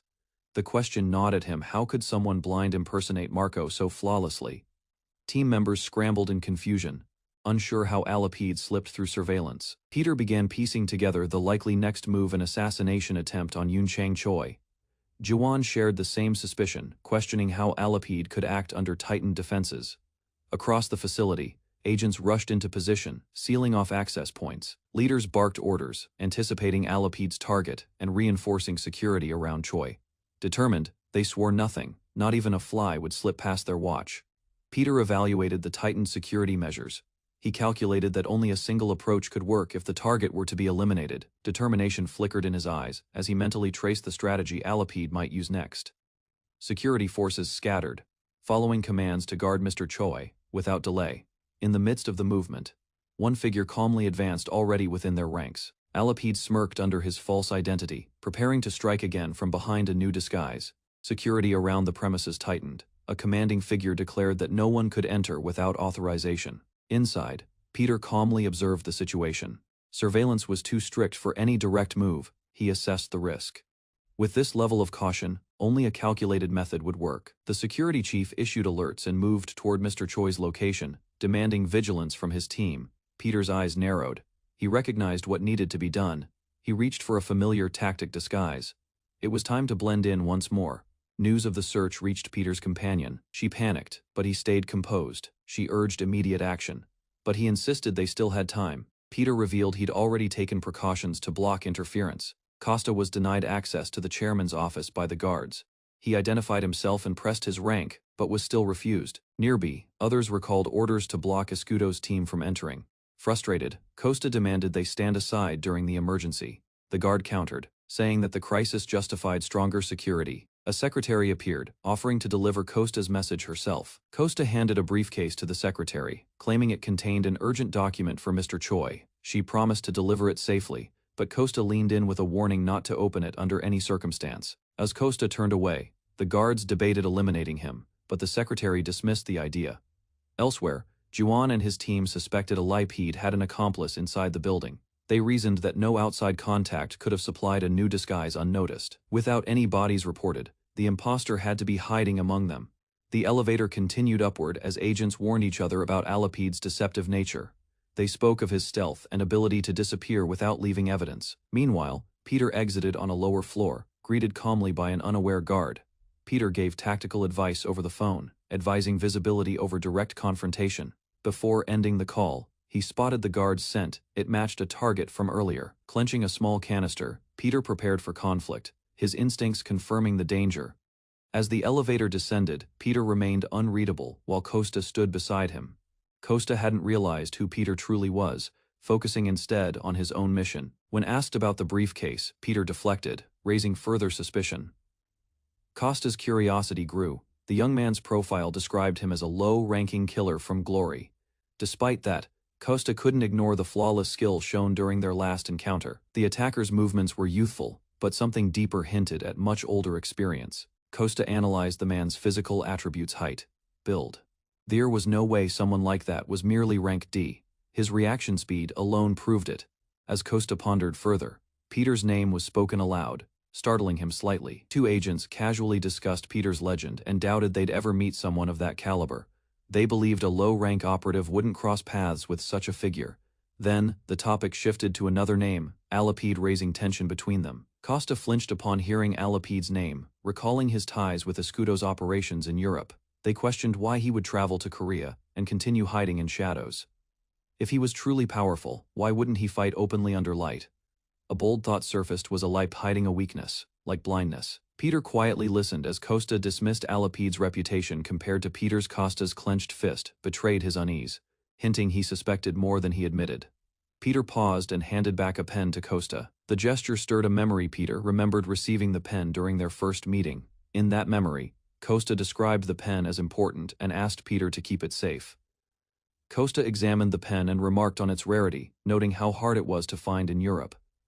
Peter then revealed he had the original pen all along, catching Costa off guard. He apologized, stating he must have confused the pens.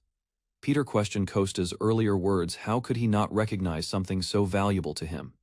Costa realized Peter was testing him, pressing him to reveal more than intended.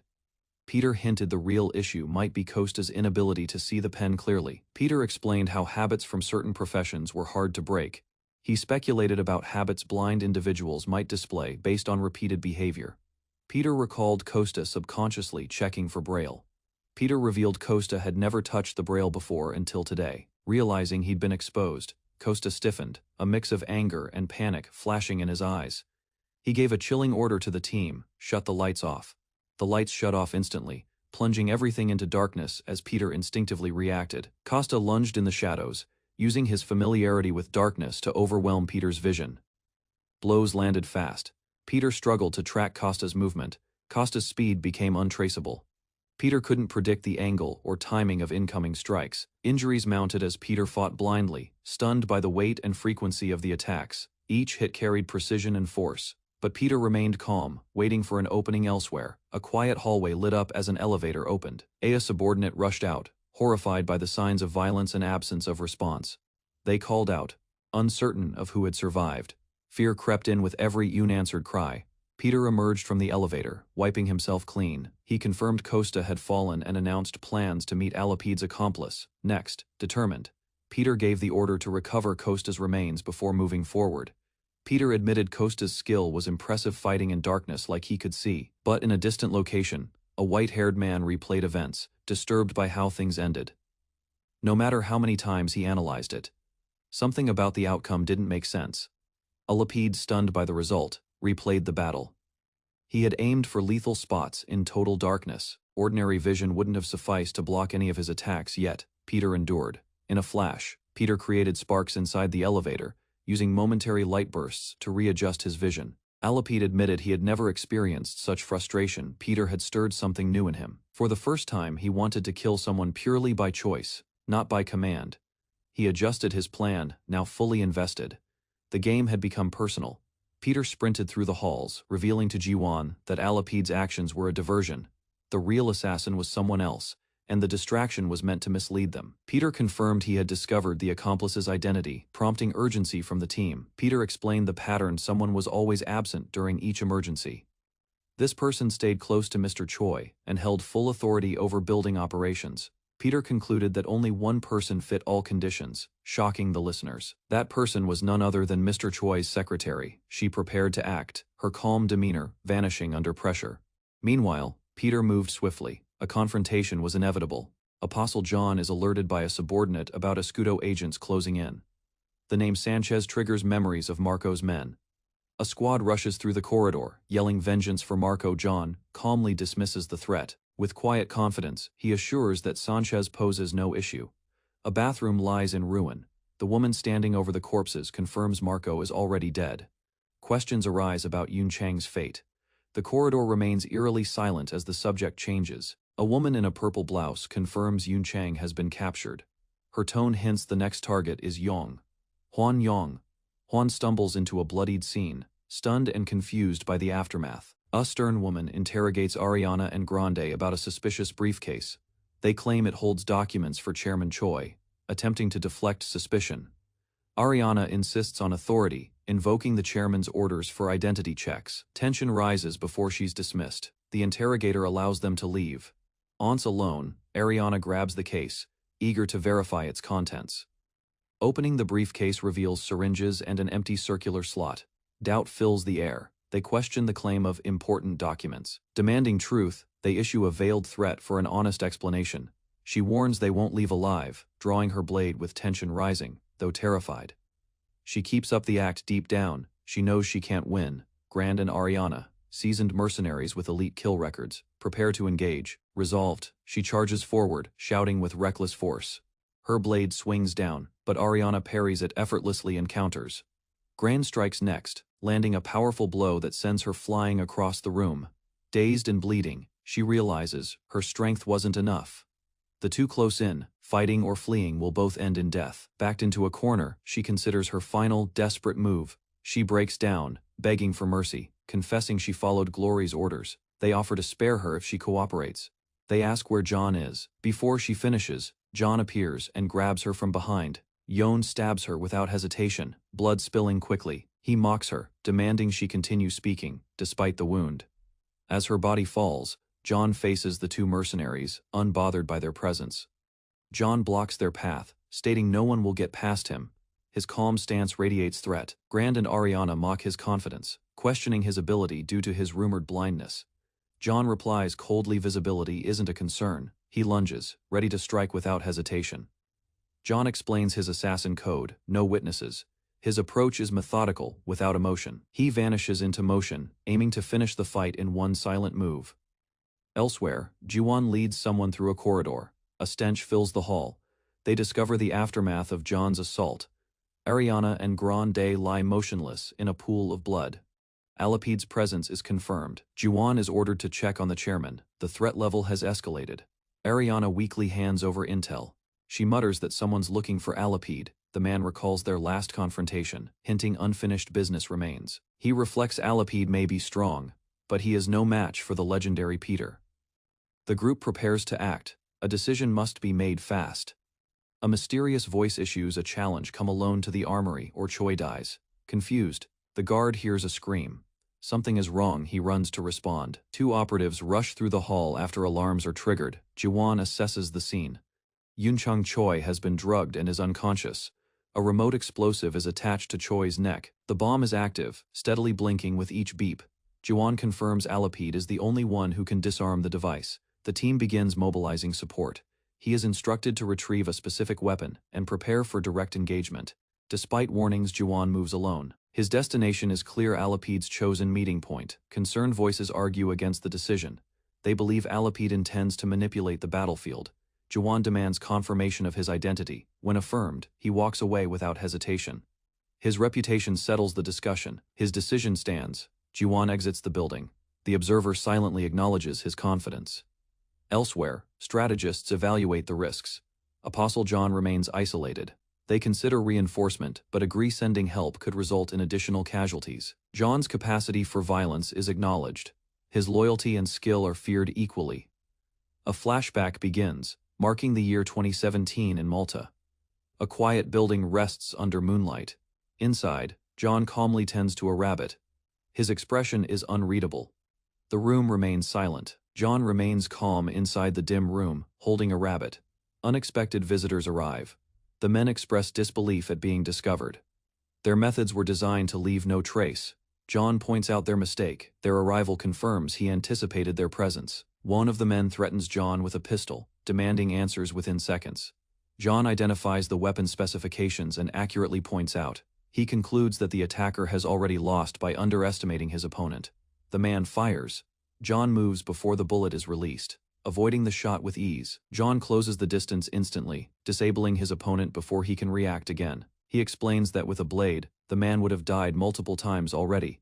Another figure steps in, applauding John's precision in subduing the attacker. The newcomer reveals their organization is now called Glory and shows interest in John's skills. He expresses amusement, indicating a deeper plan behind this encounter. He tosses a blade into a barrel, signaling an invitation to Korea for a future meeting. John assumes the message relates to Peter, acknowledging his reputation despite age. The man confirms it indirectly, hinting at a future confrontation and urging John to stay alert. John mentally prepares for what lies ahead, certain that a confrontation with Peter is inevitable. Meanwhile, Jiwon descends alone in the elevator, focused and silent as he nears the basement level. The doors open at B10. Without hesitation, Jiwon steps out into the waiting zone. A vast storage area stretches out before him, packed with crates and metal walkways. Standing atop a vehicle, Aliped greets him coldly. Jiwon wastes no time and demands answers. Aliped admits he's been unsettled by Jiwon's presence ever since they first crossed paths. Jiwon's youth, according to Aliped, doesn't match the aura he carries. Noting an abnormal level of skill, Aliped suggests no ordinary young man could possess it. He pushes for clarity, stating it's unlike anything he's sensed before. Reaching a conclusion, Aliped claims Jiwon must be Peter in a younger body. Jiwon confirms the deduction, with his secret exposed. However, Aliped produces a detonator, revealing he has a countermeasure prepared. A deadly trigger is displayed. One press will erase everything within range, including them. John, however, remains composed. He doubts Aliped would go through with it. Though confident in the bluff, Jiwon recognizes he must still act carefully. Aliped presses the trigger without hesitation, initiating the detonation process. Jiwon reacts, but the signal spreads. Chaos erupts as beeping floods the room. Outside, the team surrounding Mr. Choi panics. The bomb is now active and unstable. Everyone scrambles as the detonation reaches its peak, too late to stop it. In the city, a massive explosion engulfs the tower, lighting up the skyline. Aliped watches calmly. For him, the true conflict has only just begun. The silver-haired man ridiculed Peter, accusing him of trembling too easily. Peter crouched, trembling uncontrollably. His breath was uneven. He acknowledged the cruelty before him, though he knew the man was ruthless. The man casually spoke of killing Yunchang and Jiwon. He promised more pain. The destruction wasn't enough. The explosions intensified. His goal was absolute no survivors. He warned Peter, the worst was still to come. From now on, survival would be more painful than death. Peter remembered Apostle John's stealth, how he used a heat-masking device during their deadly clash. Peter realized traditional senses wouldn't help. He had to adapt quickly or fall like the others. Peter assumed the area had already been sealed in darkness. His enemy likely planned every detail. Eyes glowing red, Peter steadied his breath. He refused to let fear control the fight. He launched forward, blades slicing through shadows. The battle had officially begun. Blades struck from unseen angles. Peter slashed wildly, unable to trace their origin. There were no clues, no sounds. Peter remained surrounded, unsure where the enemy stood. A strike landed from behind. Darkness reigned. His opponent declared him weak, unworthy of victory. Peter clashed weapons with his opponent, barely deflecting each rapid strike. Each movement was fast and calculated. Peter found it increasingly difficult to anticipate or respond in time. He realized the enemy was using echolocation to guide every attack. The enemy's movements became too fast to trace. Blades passed within inches. The surrounding darkness made it impossible to track movement. He stopped chasing shadows and waited. His plan was to respond only when the enemy moved into close range, before he could react. Peter was struck in the midsection. The opponent had read his position perfectly. The blow sent him sliding backward. The enemy maintained complete control of the engagement. Peter stood, silent but focused. He needed to adapt before another hit landed. The enemy confronted Peter again, pointing out the shift in his behavior. Peter controlled his breathing and adjusted his stance. His earlier fear was gone. Though injured, he remained composed. The situation was beginning to change. Peter ignited a red flare. Light flooded the room, ending the visual advantage held by his enemy. The flare disrupted echolocation. Shadows receded, exposing both fighters. With vision restored, Peter advanced to engage directly. The flare burst into light, but was immediately struck and tossed aside. The enemy stood unharmed. He dismissed Peter's effort as weak and ineffective. Despite the dismissal, Peter remained composed. His silence hinted at a larger plan, not yet revealed. Peter clarified that the flare wasn't intended as a weapon. The light was never the goal. As he prepared the flare again, Peter explained that echolocation.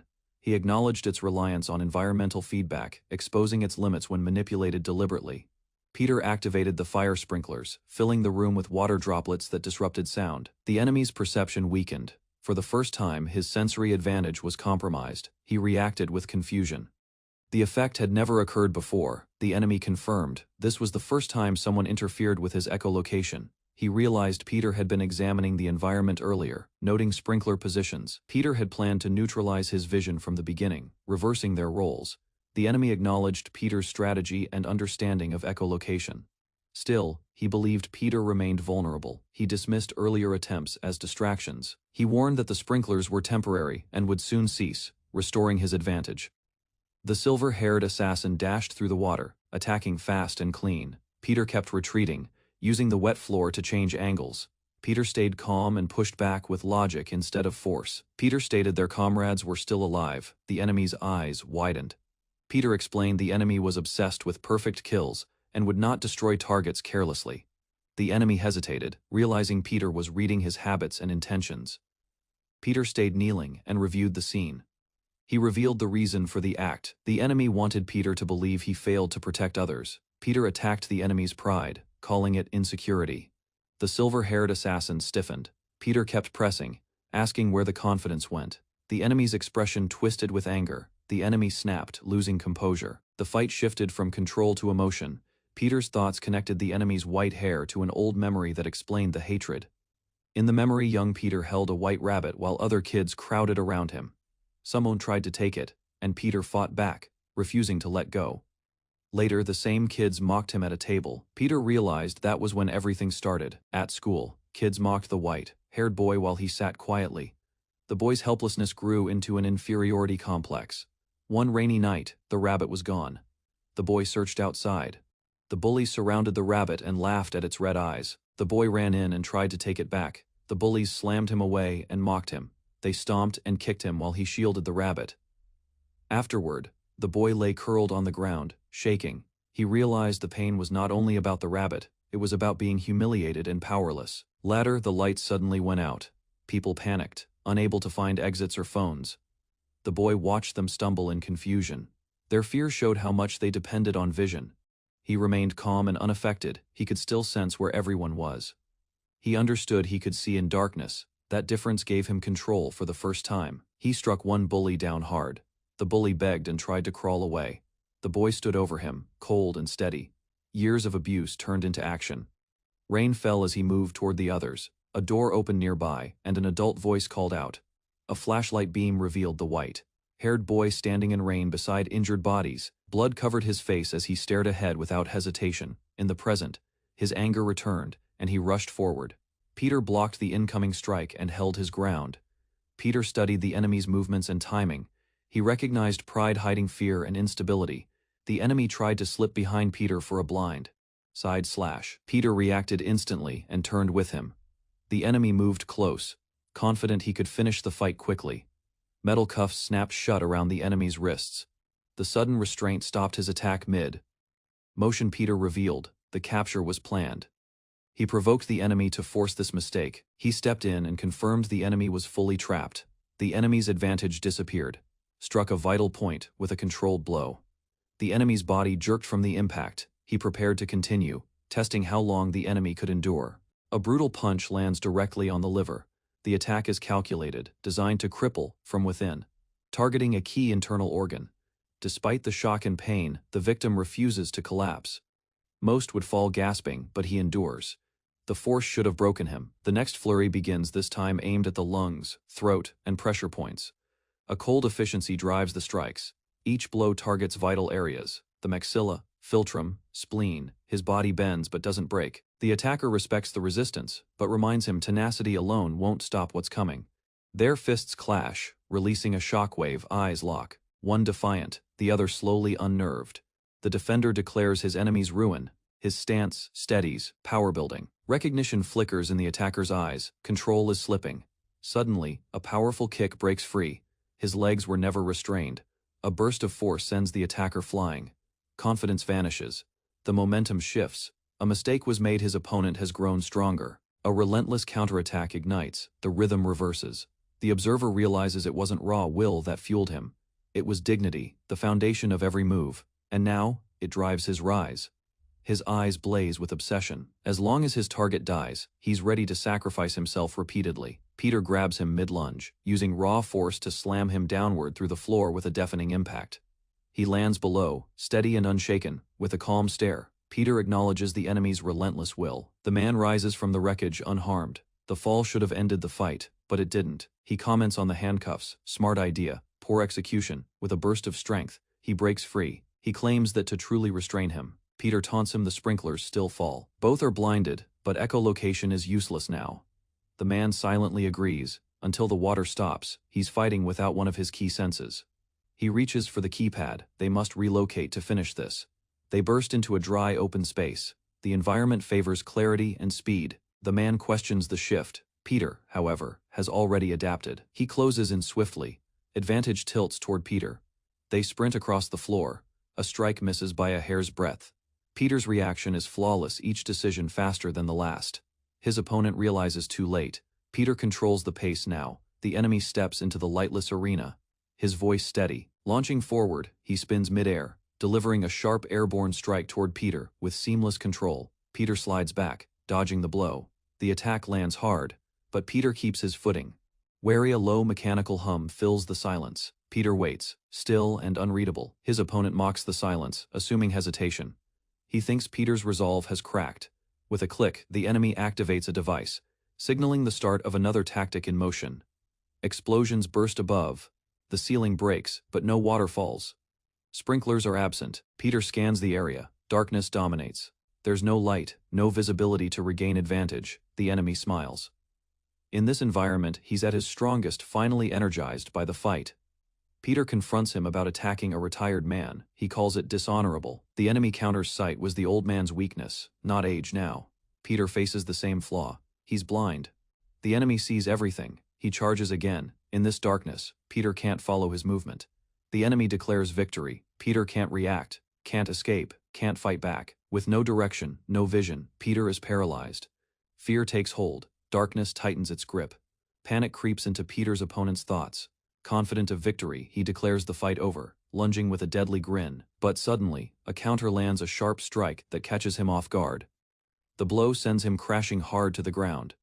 Dust and shock spread across the floor. He staggers up, confused. The hit shouldn't have landed. He questions his own recovery. Realizing his senses are still sharp, he shifts tactics. He'll strike faster, quieter, next time. He reassures himself. No normal human can follow his movements through the dark. Determined, he dives again, this time, with intent to end it swiftly and cleanly. Charging forward, he believes the fight is truly over now. A powerful impact shatters his momentum. Peter retaliates with precise force. The enemy reels from the hit. He questions how Peter can even see him at all. He's stunned his movements were invisible, yet Peter reacted perfectly. Peter calmly admits he shouldn't be able to see, and under normal conditions. But he reminds the man those handcuffs earlier weren't just for restraint. The enemy scoffs. He broke them easily, but Peter's expression suggests there's more to it. Peter reveals the handcuffs weren't ordinary. The enemy falters. Confused, he questions Peter's claim, unaware of what he overlooked. A strange glow catches his attention. A faint smell triggers recognition. It wasn't normal steel. Realization hits. The cuffs were coated in luminous paint, now activated by light exposure. Peter had thrown him near the exit intentionally, leading him to a room filled with light. The strategy becomes clear. It wasn't random, it was a trap designed from the start. The enemy questions how far ahead Peter had planned. The foresight was unnerving. He demands to know when Peter prepared it all. Stunned by the coordination, Peter casually responds. He planned it knowing regular light was useless against echolocation. He admits the countermeasure was necessary. Facing echolocation meant fighting differently. With the glowing paint still active, the enemy reevaluates everything. Peter, focused, suspects a weapon will soon be drawn. A flare ignites, bathing the room in searing red light. The air thickens with heat. The enemy steps into the glow, calm and direct. His confidence hasn't wavered. He lifts the flare boldly, willing to fight in full light. He challenges Peter to see everything. The opponent draws a second blade. Peter questions the choice. Instead, the man tosses a weapon toward Peter, offering balance. He seeks a fair contest. Peter silently accepts. He picks up the blade, understanding the unspoken rule. The enemy calls out to Peter. His stance is eager, eyes sharp. They clash at full speed. Steel scrapes in bursts, their forms blurring with movement. Peter notes the precision his enemy fights to the end without holding back. Within the red haze, the enemy tries tracking Peter's presence. Peter moves faster than his perception can follow. Blade after blade collide in succession. The fight turns chaotic. One spin, one strike. Peter keeps pressing forward. Slash after slash rains down. Peter changes his grip mid-combat, confusing his opponent. The man questions the shift, wondering if Peter will strike from above. He prepares to counter, but knows he must kill Peter before that moment arrives. They grapple. The enemy slashes wildly, trying to predict Peter's next move. Peter's speed leaves no time to react. Every dodge is too late. Refusing defeat, the enemy lashes out again, but Peter meets every strike head on. He clenches his teeth in denial. Both the fight's direction and Raphael's warnings are unacceptable to him. Confidence drives him forward. As long as he wields a blade, he believes Peter can't win. Elsewhere, agents mock his claim. They mention Peter rarely even uses weapons. Peter ascends with a sudden leap, light shining behind him as he prepares his next strike. He remembers the phrase that defines him: fighting with a weapon would make it too easy. The enemy snaps, furious at Peter's calmness, and retaliates wildly. He's stunned. Even while empowered, Peter is outpacing his vision and attacks. His mind races. As Alipede, he's never struggled like this against another human. Despite his speed, Peter remains untouchable. The gap between them grows clearer. Frustration builds. He can't understand why Peter is unreadable. Then, as Peter charges with his weapon raised, visibility returns. The realization hits now that Peter wields a blade. He can finally be seen. Alipede rushes forward, but unease overtakes him. The battlefield distorts in red light. He struggles to grasp what he is facing, known as the Great Alipede. Just as doubt peaks, Peter's face flickers into view, calm and unreadable. Peter charges, his silhouette sharpening. Alipede reacts too late, only now realizing he can actually see him. A flash of movement cuts through the red glow. Peter swings with clean precision, forcing Alipede to block in panic. The blades collide violently. Though Peter is younger, his strike holds the weight of experience. Sliding backward, Alipede stares in disbelief. His balance falters under the pressure. He reflects on the moment he thought he saw Peter clearly. Panic turns into dread. He, the seasoned killer, cannot overcome this boy. Peter remains composed, stating the extent of Alipede's internal injuries. Alipede clenches his teeth. One strike earlier left his left arm numb. He silently concedes the truth. His opponent's technique was not luck, it was dominance. Peter readies the karambit. His grip is precise, disciplined. Alipede watches, shocked. Mastery of such a weapon should take years. With one arm limp, Alipede braces as Peter advances again. Blade steady and unreadable. Peter drives his elbow downward, landing a direct hit. Alipede's body jerks from the blow, unable to block with his weakened arm. Peter coldly states the obvious. Alipede won't be able to defend the next one. Alipede, defiant, binds his functional arm and declares it a fair fight, bloodied but unyielding. Alipede charges recklessly. His pride fuels every step as he throws himself into a close-range assault. They lock hands. Alipede growls that he won't release Peter's wrist until one of them dies. Peter lands a heavy counter, slamming Alipede's face sideways. He questions the claim with a cold stare. Peter explains his strike targeted the masseter, forcing the jaw open regardless of strength. He stands over Alipede unmoved. Pride alone won't save him now. Alipede staggers, disoriented. His vision narrows under pressure, wipes blood from his mouth, committing Peter's name to memory. Peter watches cautiously. He senses something's off. Alipede slices the flare in half. The room falls into darkness. Peter loses sight completely. Alipede disappears. SWAT forces storm in, misidentifying the suspect. Peter watches silently. Alipede had sensed them before anyone. Peter halts as the SWAT team surrounds him. He calculates the risk and chooses not to resist. He observes the situation. Alipede has escaped while attention shifted to him. Officers search the perimeter. Peter confirms the enemy is no longer visible within the area. In the lobby, a woman approaches the SWAT unit and questions the situation. She asks about Alipede and a man named Sungu. She is advised to step aside for safety. Before she responds, a sudden movement distracts her. She turns around sharply. A faint scent catches her attention. Her focus shifts to the exit. SWAT members are stationed near it. Suspicion rises. Her instincts tell her something was left behind. She finds an unfamiliar object in her coat pocket and pulls it out. It's a braille note. The content is brief and cryptic, referencing echolocation. She immediately connects it to Alipede. The message implies the encounter was a setup. Inside the infirmary, injured personnel rest. Some survived due to non-lethal targeting. Medical staff confirmed the bomb on one of the officers was not triggered. Damage was minimal. Peter listens and mentally concludes that the restraint was intentional. Peter questions an injured agent about her ties to Glory. She reveals the threat from Glory's leader: any act of disobedience could lead to their families being killed. Peter realizes Raphael orchestrated this network from the start. In another hallway, a woman questions Peter about Alape's escape, doubting his capabilities. Peter shows no reaction. He has other concerns and doesn't defend his failure directly. He assures them that Alape will prove useful in the future, though details remain undisclosed. A containment tube drips with fluid, holding a mysterious enhanced figure. Elsewhere, John reports back to his superior. The mission's results were incomplete. The hooded superior reacts with disbelief. John clarifies that Peter was never present during the mission. The superior laughs mockingly. He accuses John of fabricating the story to cover a loss against Peter. He steps forward, taunting John further, and dismissing his explanation. John warns him once, promising violence if pushed further. Thaddeus, a Glory operative, introduces himself in a mocking tone, brushing off John's warning. He jokes about John's anger, but a sudden blow strikes him across the face. John issues a final threat: one more insult will result in permanent damage. Thaddeus reveals his rank as an apostle. He taunts with a cryptic question about eyes. He views the unfolding situation as entertaining. Alape, the world's top assassin. Across from him stands a martial artist believed to possess spiritual power, raising the stakes. Thaddeus shifts tone but mocks again, claiming Alape's precision has weakened. He attacks with agility, prompting a rapid aerial clash as Alape dodges repeatedly. While impressed by the reflexes, Thaddeus belittles Alape's lack of sight. Thaddeus provokes him further, demanding a proper fight. Alape refuses. He warns that if he used full strength, Thaddeus wouldn't survive. Thaddeus begins to doubt. Alape's speed pushes him into a defensive state. Alape lunges with a spinning kick. The impact causes a concussive shockwave. Both fighters collide midair, releasing a violent burst of energy. Thaddeus crashes to the ground, dazed but still conscious. John slides to a halt, regaining balance. He halts Thaddeus, claiming the right to finish the pursuit.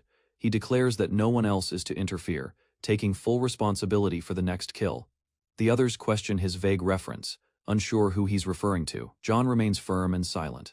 Thaddeus and the other man speculate about John's mention of a young man, unsure of his target. Thaddeus volunteers to retrieve Choi, but the muscular leader refuses. The leader decides to act himself, rejecting delegation. His tone signals urgency and control. He confirms his intent. The others realize he plans to confront Choi directly. His expression sharpens as he gives instructions to prepare transportation. Under glowing light, his tattooed back is revealed. He prepares to handle the matter personally. Sirens wail around the Deha Group building. Emergency forces secure the scene. The chairman of Glory arrives, seeking a meeting with Deha Group's leader. SWAT officers deny entry, citing the ongoing lockdown due to a terrorist incident. Despite warnings, the chairman advances. Officers hesitate as confusion spreads inside the building. Without hesitation, he smashes through the entrance, sending armed guards flying. The blast leaves several agents incapacitated. Shock registers across the remaining unit. Panic sets in. A call for backup is made as the man steps inside calmly. He mocks their authority, highlighting that he has entered despite all restrictions. With a sinister grin, he claims dominance, suggesting he now holds more power than the president. The intruder surveys the building, confirming Chairman Choi's presence. Elsewhere, medical staff tend to survivors. One man receives a call, expression shifting as new instructions are issued. With a sinister expression, the intruder outlines his plan. His first move is to confront Choi directly. A subordinate rushes into the room, urgently calling for Mr. Choi's attention. Alerted, the man informs him that someone has infiltrated the building and is advancing toward him. When Choi demands a name, the response shocks him. It is the chairman of Glory, Raphael. Choi is frozen as Raphael appears, advancing without hesitation despite cries for him to stop. The hallway explodes with tension as Raphael calmly approaches, unaffected by fear. He greets Choi coldly, confirming he is alive. While Choi struggles to process the sudden encounter, Raphael expresses disappointment at the armed welcome, calling it an impolite gesture. Surrounded by guards, he questions the intent behind pointing weapons at a guest. Despite the standoff, he explains he came in concern, hearing Choi was in danger. Choi nervously thanks Raphael, insisting the threat is handled. A guard silently wonders who Raphael really is, astonished at his strength. Despite being outnumbered, Raphael shows no fear. calmly closing the distance. One soldier realizes he is paralyzed by fear, unable to shoot. Another hesitates, questioning if Raphael is even human, fixated on his intense gaze. Raphael casually asks Choi if he had help, to which Choi responds vaguely, still overwhelmed. Raphael leans closer and coldly mentions the name Apostle Peter, causing Mr. Choi's breath to hitch in fear. Choi is overwhelmed by the intensity of Raphael's eyes, struggling to maintain eye contact, despite meeting countless people in his life. In his mind, Choi likens Raphael's eyes to a predator's unblinking, piercing, otherworldly, caught off guard. Choi stammers a denial, claiming Peter isn't present, and would have been arrested if he were. Raphael laughs off the response, casually suggesting he knew the truth but played along. Raphael suddenly questions Choi's tie, pointing out the untidy knot as he adjusts it. He warns that such carelessness leaves Choi exposed, the gesture laced with veiled threat. Choi, panicking internally, resolves to speak carefully. Knowing Raphael's ruthlessness, Choi realizes a lie could cost his life instantly. Raphael appears convinced by Choi's performance and prompts him to continue speaking. Trembling, Choi shifts the conversation, introducing another topic to divert suspicion away from Peter. As the topic changes, a new figure is introduced, a skilled agent from Glory's ranks. Images of the killer's operations flash by, casual conversations, secret meetings. The memory settles on the killer's calm demeanor. Raphael silently urges Choi to continue. Choi, nervous, he emphasizes their strength, claiming with a forced smile that capturing Peter is only a matter of time. Raphael watches him closely, his piercing gaze unmoving. Feigning boredom, Raphael rises and announces his departure. He hints at knowledge of Choi's poor sleep, startling him with the precise observation. Raphael turns his back, inviting Choi to speak now if he has anything to confess before it's too late. Raphael's tone shifts to cold warning if he finds out Choi colluded with Peter. His eyes glow with barely restrained fury, the threat hanging like a blade in the room. The moment fades as scene transitions to a chaotic hospital hallway where a medical emergency erupts. Choi bursts through the door, screaming, overwhelmed by panic and trauma. He collapses before the medical staff, convinced Raphael intends to kill him. The staff struggles to restrain him as he cries out for sedation. Paranoia overtakes Choi. He accuses everyone of working for Raphael and pushes them away. Witnesses nearby discuss how Raphael's recent visit may have deeply unhinged him. Despite medical efforts, Choi remains inconsolable, unreachable, even by the most advanced treatments. Sunggu notices Juwon holding an old hat and asks what it is. Watching her reaction closely, Juwon explains she found it because Mr. Choi kept it with him, though it looks ordinary. Sunggu's expression hardens as he quietly repeats Juwon's name. Sunggu suddenly orders everyone, including the doctors. The staff protests, but he forces them out and shuts the door. He approaches calmly and tells Mr. Choi to settle down so they can talk without interference. Mr. Choi refuses to believe him and breaks down again. He convinced Glory already controls everything and Raphael will kill him. A harsh voice interrupts, snapping Mr. Choi out of his panic as his body flinches at the pressure. Sunggu suddenly explodes in anger, demanding to know if Mr. Choi plans to betray him. He reminds Mr. Choi of a promise made long ago, forcing him to face the words directly. Mr. Choi freezes, sweat dripping as the word promise. The scene shifts to Moscow in 1978, where heavy snow falls outside a moving train. Inside, a wounded boy is ordered to get up, told the journey home will be long and unforgiving. The boy stumbles after the man leading the way. The man's sharp eyes focus as he stops Yun Chang. He pushes her into a seat and orders her to cover her ears. Yun Chang panics, pressing her hands tight against her ears as her voice begins counting. He counts out loud while the man stands nearby. Two armed men appear down the corridor, whispering about moving in once they get the signal. They prepare to ambush him, believing he is unarmed and easy to shoot if they act together. As Yun Chang reaches the next number, the attackers rush forward. The man vanishes from their sight in an instant, leaving the hallway empty and confusing them. One gunman realizes too late that the target has already moved into the blind spot. The man strikes first, crashing into the group with precise force before they can fire. Bodies slam into the floor and walls as weapons scatter across the narrow passage. Yun Chang keeps counting, unaware the fight is happening only a few steps away. When the man returns, he corrects Yun Chang for stopping early. He leads her out quickly, using a motorcycle to flee through the snow-covered night.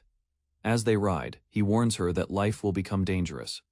As they ride through the snow, the man tells Yun Chang they won't see each other again. She stays silent, processing the weight of those words. Her eyes filled with dread. Inside, she accepts her loneliness and resolves to protect herself from growing close to anyone again. She holds the hat tightly, asking to treat it as his presence beside her. Promises to live fully and hopes to become someone he would be proud of. Smiling brightly, she swears to grow stronger and live a meaningful life if they meet again. Sunggu repeats her old words, reminding her of the promise made years ago. He urges her to get up and face those who rely on her now. Her expression changes as the truth slowly becomes undeniable. Choi recalls the moment he first met Sunggu. Sensing something familiar, that resemblance made him remember everything about the past. He confesses he never forgot Peter and always longed to meet him again. Sunggu, now revealed as Peter, thanks Yun Chang for keeping the promise. As others return, Choi regains composure and apologizes for the worry. His team surrounds him in concern, unaware of the reunion that just occurred. Outside the room, Juwon questions what Sunggu did to Mr. Choi, surprised at his calm exit. Sunggu simply says Choi was strong all along, giving no details. As the group drives off, the others complain about the lack of a proper thank you for their efforts. Juwon pulls out a letter, claiming Choi did offer a handwritten note in thanks. But inside is a black card stunning everyone. They celebrate, declaring Choi a generous man as their mood completely changes. As the vehicle approaches a new location, Sunggu says he's heading home. He arrives at a school and is immediately confronted for being absent. The others tease him about secret deals and missing out on rewards. Yuna bursts in, warning that D-rank killers are being expelled. She insists they're all at risk if they don't rank high enough.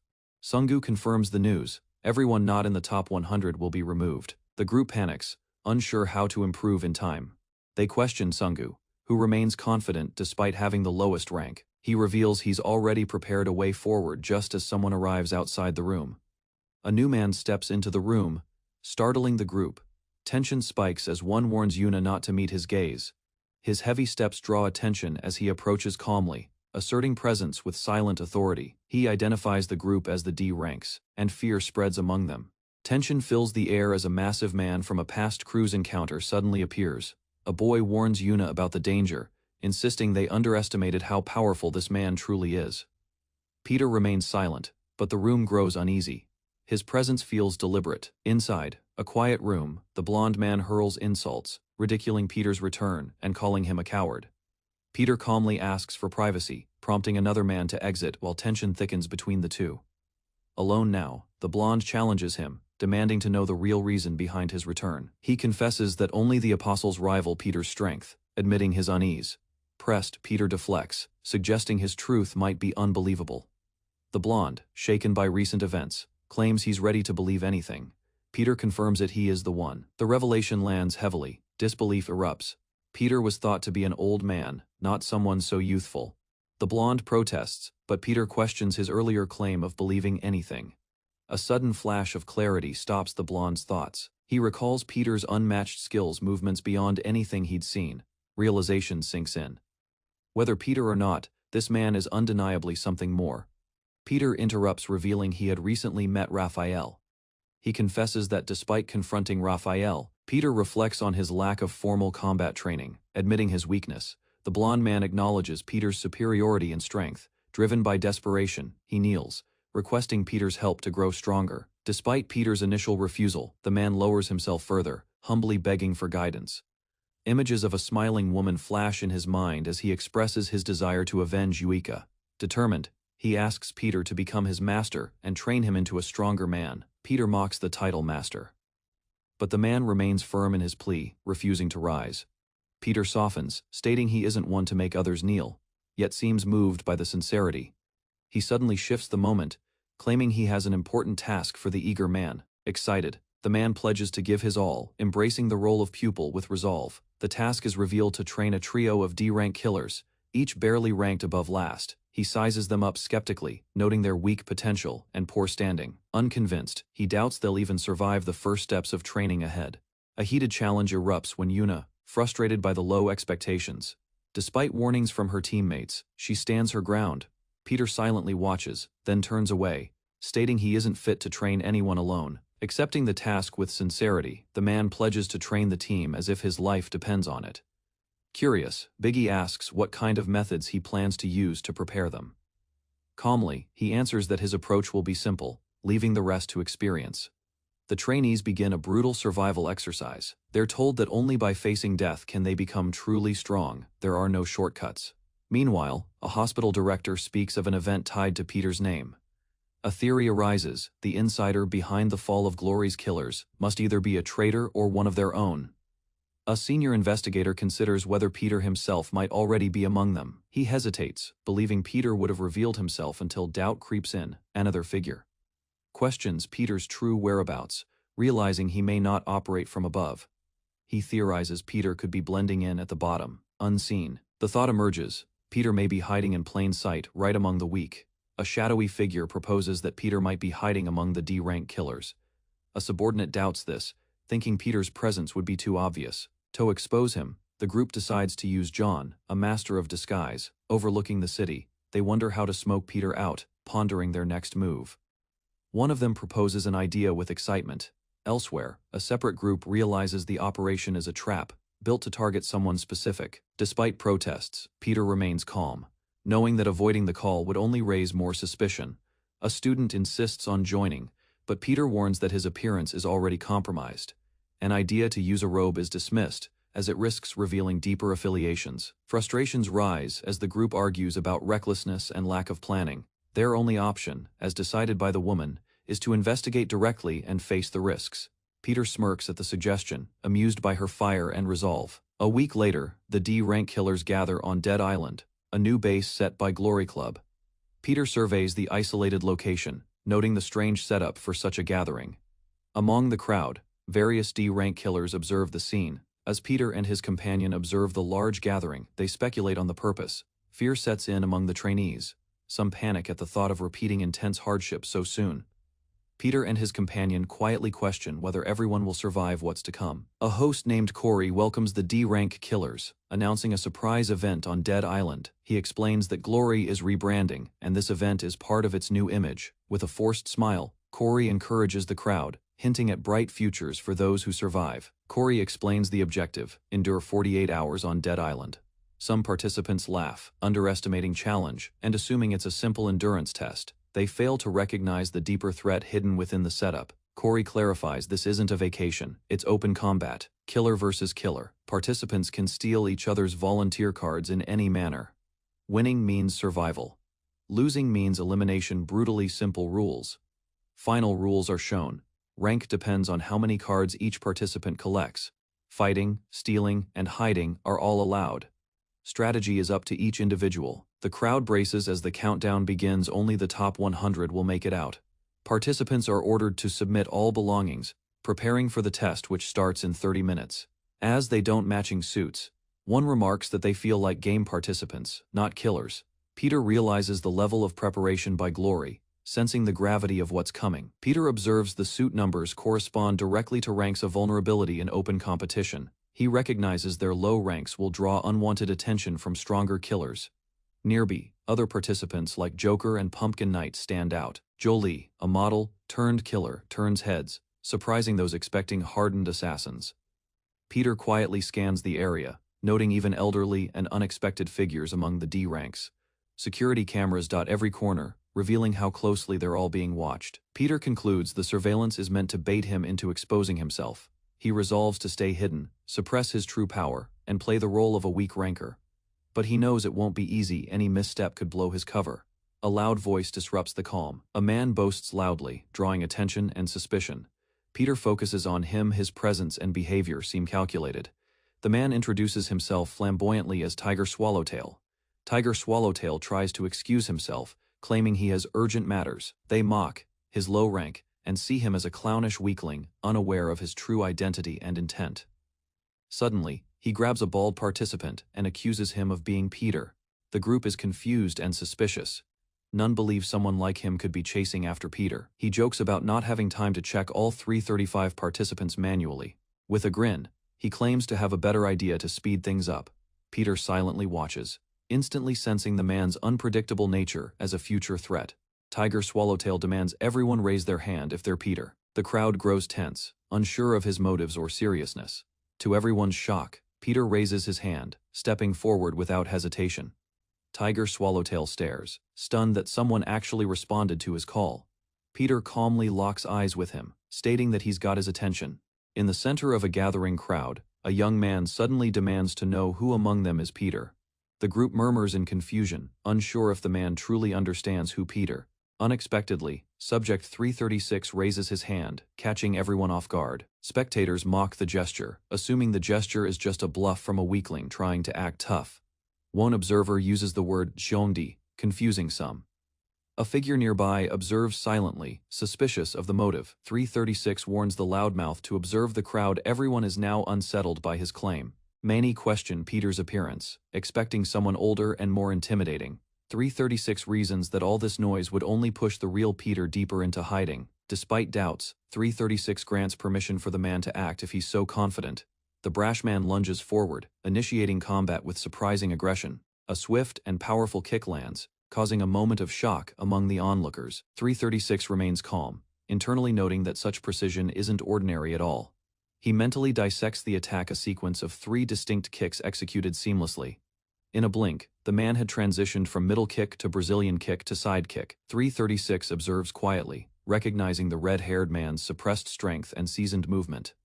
The man grins, clearly enjoying the tension, and suggests raising the stakes for more excitement. Others step in, defending 336 and scolding the instigator for picking on someone ranked so low. Another recruit challenges the redhead directly, provoking him to face someone stronger instead, laughing it off. The redhead insists it was just fun, trying to ease the atmosphere. He teasingly compliments Sungu, pinches his cheek, and casually walks away, unfazed.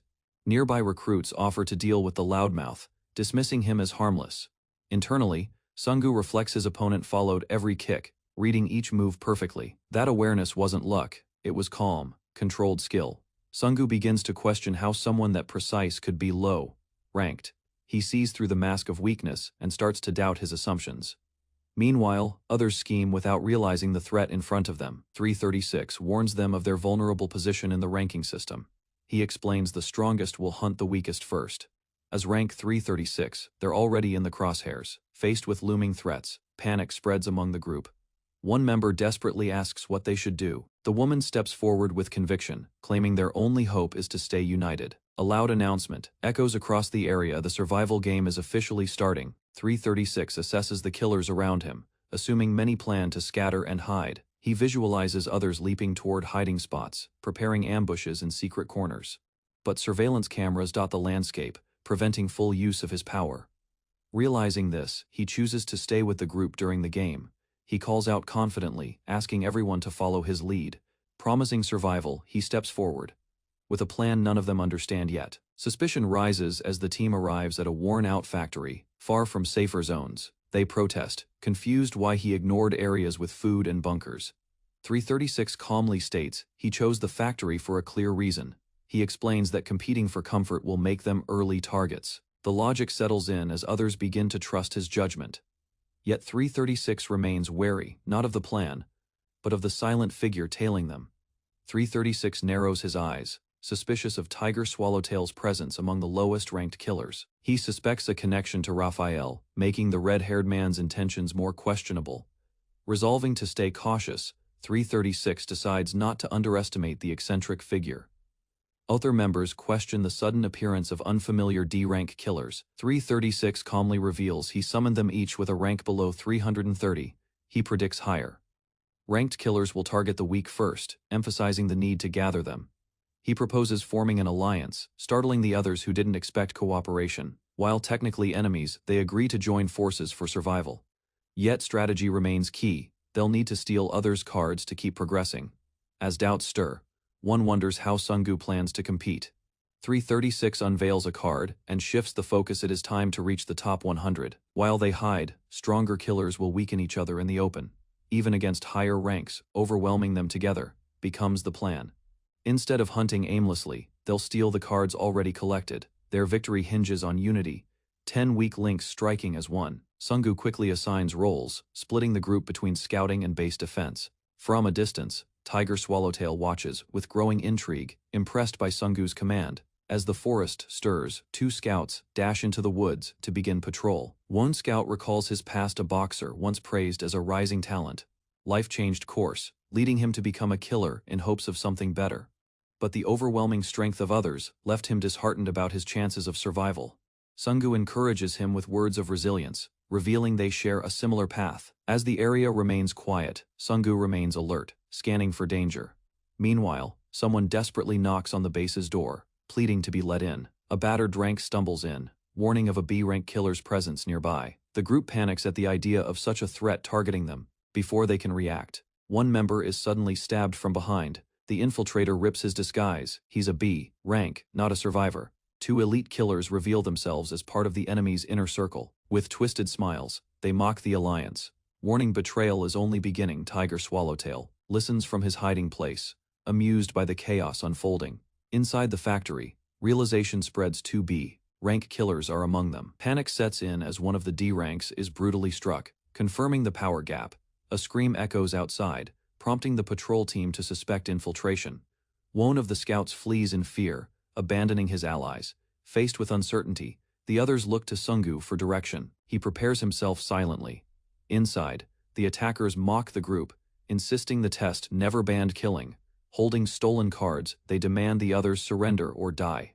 Tiger Swallowtail watches with interest, deciding to let the scene play out for now. Yuna regrets Sungu's absence, but realizes his strength can't be shown carelessly. Two fighters prepare to risk everything, bracing for a losing battle.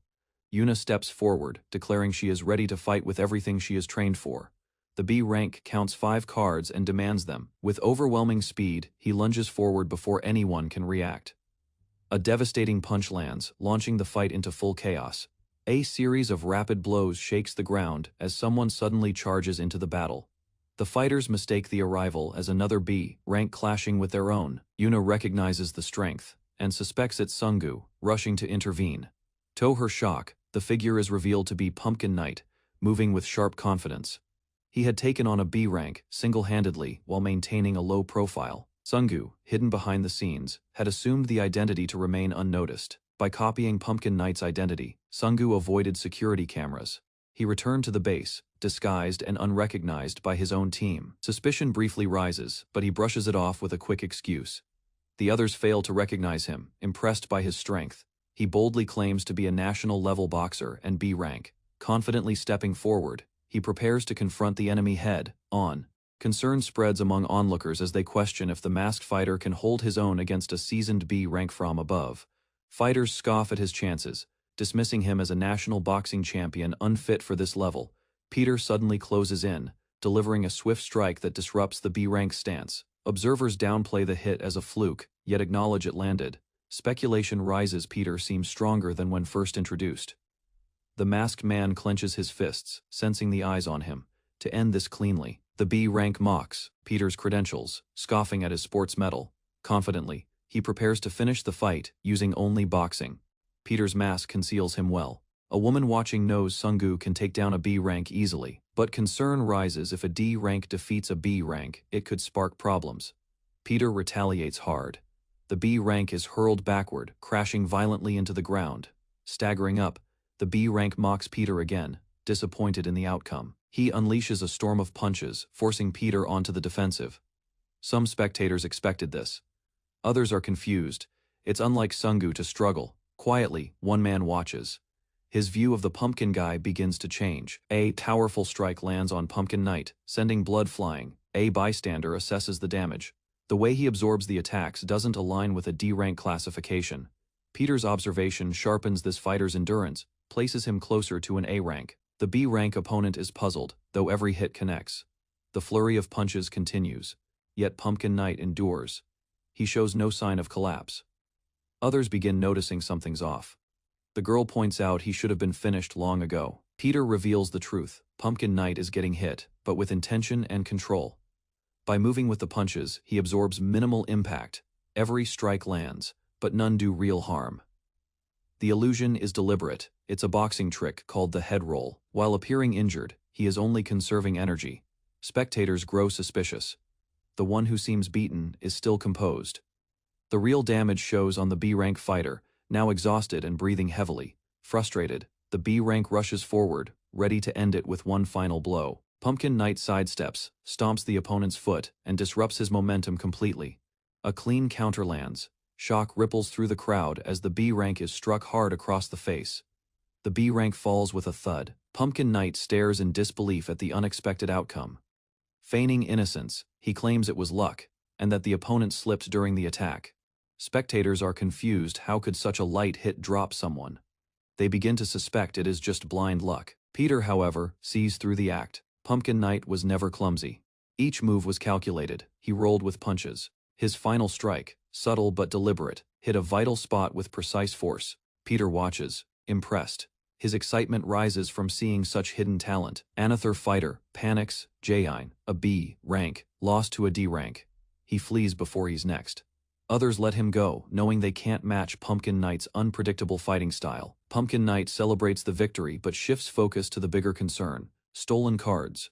The quantity collected in such a short time raises suspicions about the B rank's methods. She suspects there's more going on, some hidden advantage or manipulation behind the scenes. Realizing they've been exposed, two teammates attempt to play innocent. They pretend to surrender their stolen cards and accept defeat. To their surprise, he agrees to split the cards, reaffirming unity despite suspicions. Pumpkin Knight offers Peter a card in gratitude. Peter refuses. Instead of a reward, Peter challenges Pumpkin Knight to a fight. He isn't interested in the card. What he wants is a direct match against the masked man. Their teammates protest. Another fight seems unnecessary, especially after such a tough battle. Peter proposes a friendly wager. Volunteer cards on the line. No real harm. To ease the tension, Pumpkin Knight playfully addresses Peter. Peter raises the stakes. If Pumpkin Knight can even touch him, he'll hand over his card. Confident, Pumpkin Knight accepts, declaring that he won't miss the chance. Energy builds between them as spectators cheer and others grow worried. Pumpkin Knight reflects. Peter has never used his arms in combat. Something feels off. He wonders if Peter is hiding a greater strength behind that casual demeanor. Peter offers to fight using any method, even boxing or weapons, letting Pumpkin choose. Suddenly, an announcement declares the factory zone a restricted area with limited time to evacuate. Peter crouches in disappointment, frustrated their duel was interrupted. As the team prepares to leave, Peter sighs. Their playtime ends before it could begin. Peter receives a call and prepares to leave, responding to a higher directive without hesitation. As he walks off, others question his sudden departure, but he simply assures them he'll return. Meanwhile, the group looks for Pumpkin Knight and Sungu. Teammates accuse Sungu of hiding while others fought. One member mocks their claim, pointing out they merely watched during the fight. Before they can leave, a hidden supply pack draws their attention. The team finds an assortment of odd supplies, suggesting the island is rigged for strategic survival. They decide to split into pairs, realizing that staying together will hinder their ability to gather resources. Walking into the forest, they begin speculating about the possibility of needing to fight for rare supplies. A visual overview of the island reveals shrinking safe zones. Sungu silently accepts that he too will have to fight eventually, regardless of preference. Suddenly, something alarming captures his attention, disrupting the moment. A teammate detects a smell and rushes toward a hidden cache of food. Behind the rock lies a massive stash of vacuum-sealed provisions, enough to share with others. Despite the oddity of detecting scent through sealed packaging, Biggie and Junior discover their strange supplies: dresses, ribbons, and odd accessories. Suddenly, loud explosions erupt nearby. Everyone freezes as the sound echoes through the trees. The group realizes the noises are gunshots. Panic rises. No one was supposed to have firearms. Yuna is ordered to stay back as her teammate dashes toward the source of the sound. He recalls how weapons were confiscated at arrival. If someone's using guns, determined to keep things from escalating, he runs faster. He suspects Raphael's involvement, someone known for twisted ideas. Elsewhere, a player is suddenly attacked and slammed to the ground. Realization dawns. The situation has evolved into something far more dangerous than expected. A shadowy figure appears deep in the forest. One player reacts with surprise. High in a tree, Peter takes a call, reporting no older men matched his expectations. But he notes two individuals who caught his interest, one of them being Pumpkin Knight. Recalling his last encounter, Peter prepares to return. Sensing excitement building, his contact warns he may regret leaving. Peter smiles, intrigued by the unfolding chaos. He simply replies that he won't spoil the surprise. Things are about to get interesting. A sinister voice whispers from the shadows, inviting someone to uncover the truth themselves. In a sunlit forest clearing, Yuna hears rustling nearby and scans her surroundings cautiously, startled. She prepares herself as the noise grows louder, calling out to the unseen presence. A man stumbles out, disheveled and wounded. He tries to speak but struggles. Yuna demands answers, confused by his presence in the forest. Before collapsing, Corey mutters only a warning, urging her to flee. Corey reveals this is no rank test. Everyone is marked for death. Yuna is stunned. Meanwhile, Peter calmly restates his goal to eliminate all D ranks. An unknown observer smiles eerily, convinced Peter is the one they've been waiting for. Chaos erupted as a wounded man shouted that everyone would die. Breathing heavily, he warned that this wasn't a rank test. He explained that Glory had planted agents and they were eliminating D ranks across the area. He warned about multiple B rank operatives, capable of wiping out groups of weaker fighters with ease. Before she could question further, he was struck by a sudden blow. The force sent him collapsing forward. She screamed his name in shock as the attacker revealed himself. The enemy, oddly built, admitted he was annoyed to come here, but now found it worth it. He mocked her calmly. She demanded to know if he was the killer behind the D-rank deaths. Identified as Aixingying, his real strength remained unknown. He dismissed the test and claimed he only came to kill D ranks. Suddenly, he declared he wouldn't kill her. He'd take her with him. She sized him up, recalling Corey's warning. These B ranks were lethal. She questioned if she could handle him alone. He grinned, closing the distance. He lunged without hesitation, arms outstretched, moving faster than expected. As his hand reached for her, she braced herself. The real fight was beginning.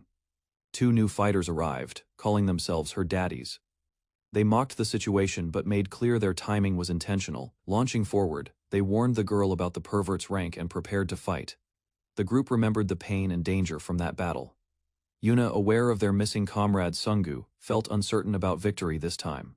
She offered to fight alongside them, but Junior told her to conserve her strength for later. Junior emphasized that overcoming a B rank alone was a necessary step to become killers like Peter. They reassured each other, then charged straight toward the enemy without hesitation. The opponent misread their approach as retreat, unaware of the ambush about to strike. Junior moved at high speed, catching the enemy off guard with a blow that sent shockwaves. The enemy tried to follow, but Junior had already repositioned across the field. Confused, the B rank was stunned at how fast the attacker had moved. Biggie mocked the enemy's reliance on speed, revealing that it was also his own strength. With synchronized force, both fighters unleashed a flurry of blows. The B rank reeled in confusion, realizing something was terribly off in the fight. Junior realized too late that the enemy's true specialty wasn't speed. Despite the shock, Junior managed to grab the enemy. With arms locked tightly, Junior overpowered him with brute force. Biggie shouted for Junior to release him, but it was already too late. He laughed cruelly, claiming they could never reach Peter's level, calling Peter a legend far beyond them. The B rank retaliated fiercely, slamming Junior into the ground with violent force. The impact echoed. The attacker roared, furious at the D ranks for their arrogance. Both fighters gasped for breath, crushed by his grip. Panic started to show in their eyes. He boasted that no one escapes his grip. His strength, he said, matched that of a chimpanzee. His codename, Aixingying, confirmed his immense grip strength. He mocked their dreams of becoming like Peter. With a crazed expression, he screamed that they'd never survive against a real apostle. Suddenly, he felt pressure. Something shifted. Confusion replaced his arrogance. The D ranks synchronized their counter. Both executed a precise flying armbar at the same time. He was stunned. They coordinated without speaking. Together, they declared they wouldn't give up, no matter the odds. A man questioned their obsession with Peter. To them, becoming like Peter wasn't a goal. It was destiny, spoken with unwavering belief. Their conviction traced back 11 years to an orphanage, where their identity struggles began. Whispers spread among the children that even orphans could have ranks. Mocked by others, they were labeled simply as those two, stripped of identity and dignity, locked away unfairly. They reflected on the absence of joy since Father Gabriel's departure alone. They wondered if their mother would return. One boy rejected the thought outright. He argued their mother had abandoned them without giving names. They accepted no one would come for children who didn't even have a name. All hope seemed lost until a book fell from the shelf, hitting one boy's head. He jokingly blamed the book, but curiosity led them to examine it. Inside, they read a message. I had no name, mirroring their own pain. The letter continued. Its writer, once nameless, was mocked and called Doko Dai. Despite ridicule, he vowed to rise and proved he was born for greatness. Inspired, the boys realized the writer now had a name and maybe, so could they. In the diary's final line, Peter swore never to bring shame to the name he was given. The boys realized they were reading the Apostle Peter's diary. They decided to give themselves names, inspired by Peter's courage and past. The older one named himself Biggie Doko, the younger became Junior Doko. Years later they stood proudly before a mentor, explaining their dream to become like Peter. The mentor, while moved, doubted they could ever match Peter's legacy still. He suggested a way forward, fighting not alone, but in perfect sync as one unit. Confused, they questioned the odd training methods, especially the binding of their limbs. They protested, believing it was just another form of torture, not real training. Training escalated, from physical challenges to synchronized combat. During one fall, Biggie kept Junior from slipping. The mentor pushed them to act as one, dodging attacks in tandem. They learned that hesitation led to punishment. Even using the bathroom became part of the sync training. The lesson was simple: they must move, think, and act as one being, back in the present. Their enemy hesitated. What he witnessed just now felt unreal. The enemy sensed a sudden threatening presence that overwhelmed anything he had felt before. Despite the fear, he clung to pride, convincing himself that the opponents were still low, ranked and capable of defeating him. Watching the Doko brothers get overpowered left the girl isolated. The enemy closed in, taunting her isolation and urging her to give up. Before he finished speaking, he was struck from the side. He realized there were no visible weapons nearby, making her precise strike all the more unsettling. He spotted the girl, now holding a compact object, her makeshift weapon. Her stance was controlled, showing she had planned this. Still mocking, he tried to intimidate her, questioning her ability to win with such a small tool. She revealed she was never trained by Peter, dismissing his assumptions. His expression shifted. Something about her aura now felt darker, more dangerous than the Doko brothers. As she activated her weapon, energy burst around her. The man mocked her tactics, irritated by her distance-based fighting style. She stood firm, revealing a rope dart as her weapon. He acknowledged her use of distance to mask her physical shortcomings. His grin widened as he warned that her weapon would be useless in their forest surroundings. He lunged forward with ferocity, his speed making it hard for her to react in time. She barely dodged, recognizing that the thick trees and brush made her rope dart more of a liability than an advantage. She leaped across the forest, fully aware that a single misstep could leave her defenseless. Despite his taunts, she hesitated. Her weapon could easily get stuck mid-attack. As he closed in behind her, she felt his presence and froze for a split second. The enemy circled her, clearly toying with her, confident and relaxed. She launched her rope dart anyway, trying to break his guard with sheer pressure. But he laughed, unimpressed, still thinking she posed no threat. Desperate, she focused and threw again with full strength. He laughed harder, dodging with ease, certain her aim was worthless. His arrogance deepened, unaware that her next strike was meant for more than just pressure. Mid-taunt, the enemy was struck in the face by an unexpected blow. The sudden attack disoriented him, forcing him to scan the forest. Despite his alert stance, he found no sign of movement. Suspicion filled his expression as he questioned whether she had managed that strike. Meanwhile, she dashed forward with determination. Clutching the weapon, she recalled the training that once made her doubt its effectiveness.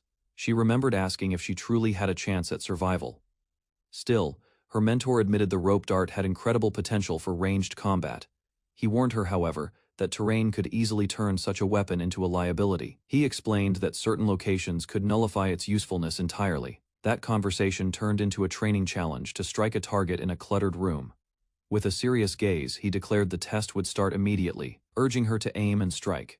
She panicked at first, overwhelmed by the challenge's difficulty and the unclear path to success. He calmly stated that while there were many ways forward, she must find her own route. As he walked away, she was left with determination and frustration burning in her eyes. Sungu entered as two teammates erupted in frustration, shouting about a vague message left behind. They lay exhausted, venting over their synchronized training that pushed them to physical and mental extremes. Sungu tried to understand their complaints while they moaned about shared schedules and zero privacy. The brothers questioned Yuna's whereabouts, assuming she was resting comfortably somewhere else. They flopped into bed, eager to squeeze in what little sleep they could. Sungu, watching quietly, knew she wasn't resting but chasing something inside her dream. Within that dream, Yuna's rope dart spun fiercely through the air, cutting clean paths.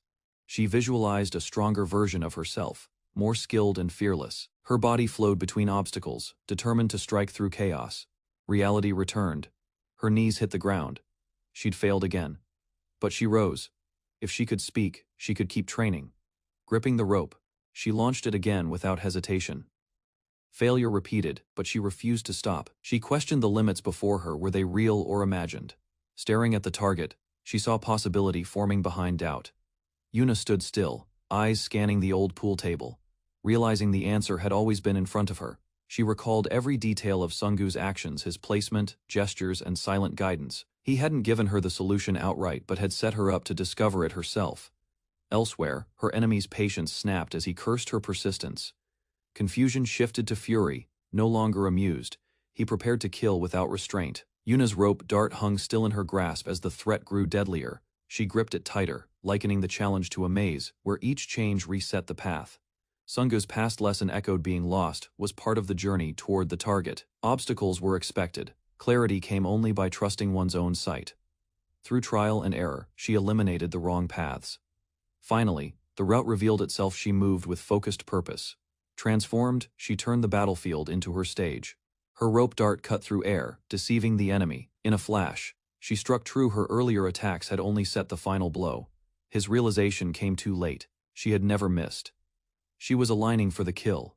Two trainees watched Yuna's display in disbelief, impressed by her precision but dismissing it as luck. Their awe was interrupted by the enemy's furious scream as he rose, swearing revenge. Before he could charge, the pair lunged to restrain him, forcing him to the ground. Struggling beneath their grip, the man howled threats, vowing to tear them apart. The two held him down, muscles trembling under the strain of his strength, calling out to Yuna.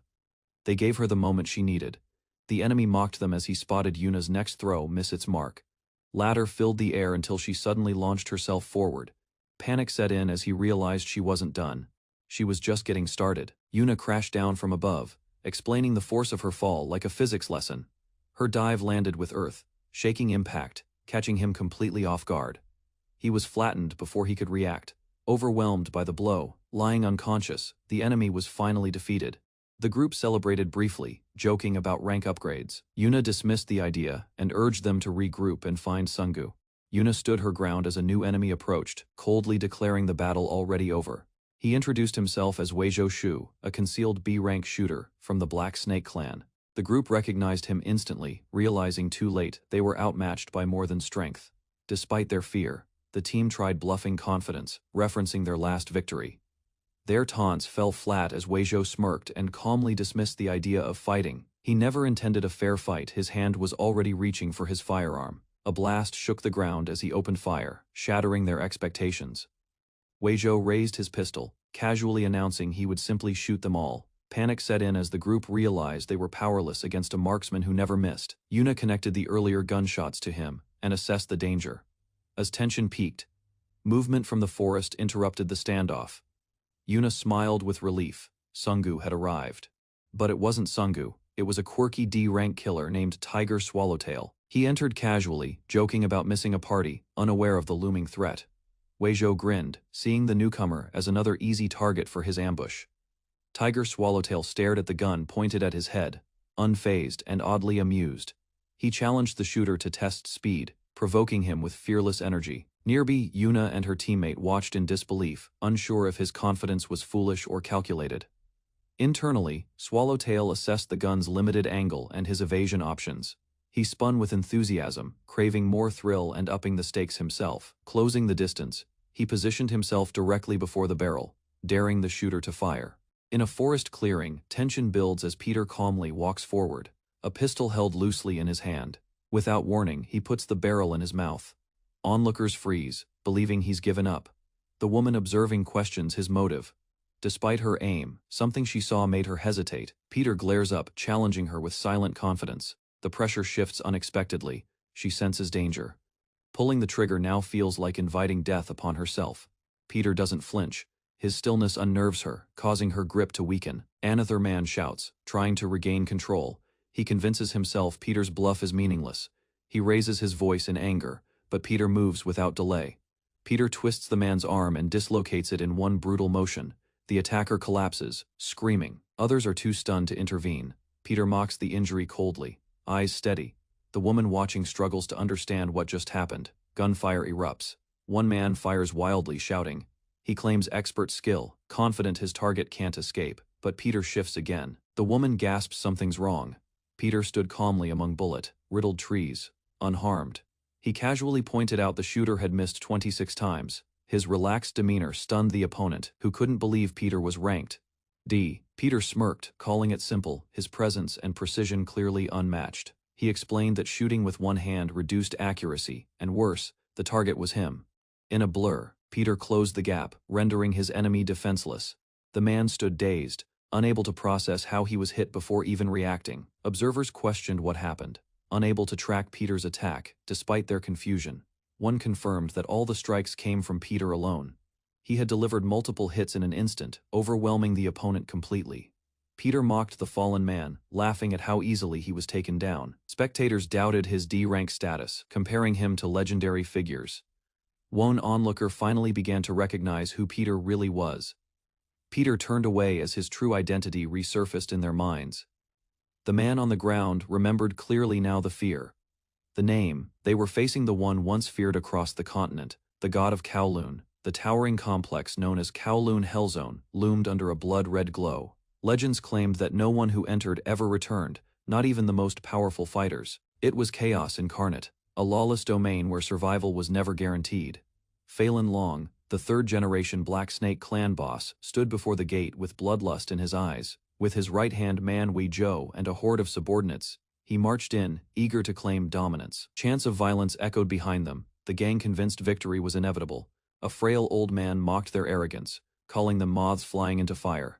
Wei Zhou grabbed him in rage, but the old man's calm face stirred unease. Recognition dawned too late. His appearance hinted at a survivor, something nearly impossible in Hellzone. The elder warned them to pray, revealing he had once made it out alive. Wei Zhou was shaken, sensing truth behind the madness. Regret crept in, but Phelan laughed, brushing it off as nonsense. Inside, the streets lay empty, unnaturally quiet for a den of criminals. Phelan's men mocked the silence, thinking their presence had scared off the residents. But as someone appeared above them, their confidence began to crack. From above, the man known as the god of Kowloon issued a warning there would be no second chances. He declared that anyone who disturbed the space, even slightly, would be marked for death. Phelan recognized the threat, confused by the lone man's confidence, despite being outnumbered and outgunned. Phelan mocked the declaration and ordered Wei Zhou to shoot without hesitation. A hail of bullets erupted, targeting the lone figure standing above. Smoke and destruction filled the air as the building took heavy fire from below. Phelan called off the barrage, annoyed by the unnecessary damage. Convinced the target was dead, he ordered his men to retrieve the body. A subordinate rushed in, unaware of what waited inside the smoke. Cracking sounds and screams erupted as attackers were struck down. Chaos unfolded. One man demanded the figure reveal himself through the thick smoke. Another yelled in desperation, only to be met with brutal retaliation. Gunfire resumed as panic spread, but the enemy never showed his position. Suddenly, a slash tore through the leader's gun, leaving him stunned. Fear overtook him. His expression froze as he realized the tide had turned. As smoke cleared, the feared figure stood tall, unscathed. Black Snake members trembled at the sight. The realization hit hard they had lost, despite their numbers and weapons. Wei Zhou stared wide-eyed, acknowledging Peter's weapon wasn't steel, it was his entire body. Peter struck with explosive force, rendering his enemies helpless in a single blow. One survivor collapsed and begged for his life, trembling before the overwhelming power. Peter spared him, commanding only one thing to spread the warning. He declared that entering the hell zone of Kowloon meant certain death. The aftermath showed destruction, bodies scattered, the survivors panicking to escape. Terror gripped Wei Zhou as he discovered the horrifying truth: they never stood a chance. Peter had fought barehanded, yet inflicted damage no weapon could rival. One man lifted Phelan's limp body, shocked to find it completely boneless. Outside, Peter walked calmly, the chaos left behind him in silence. Those watching from the forest knew instantly they were witnessing a monster. The fallen muttered that even the island wasn't safe anymore. As Peter's silhouette gleamed with deadly calm, one thing was clear: death now followed him. Inside Glory's luxurious VVIP lounge, a large screen displays a black cyclone spiraling from the sea. A woman gently presses her hand over a glowing magical seal on a man's back. The subordinate informs him that the B-rank assassin's vitals are failing. With an eerie glow in his eyes, the boss hints that only one man could have stopped the assassin. He demands the security footage from Dead Island. The staff falters. Ye's gleaming, the boss insists he needs to witness it personally. Chaos explodes in the forest as armed men flee from an unknown threat moving swiftly among trees. One of them questions the attacker's presence, moments before a powerful blow descends.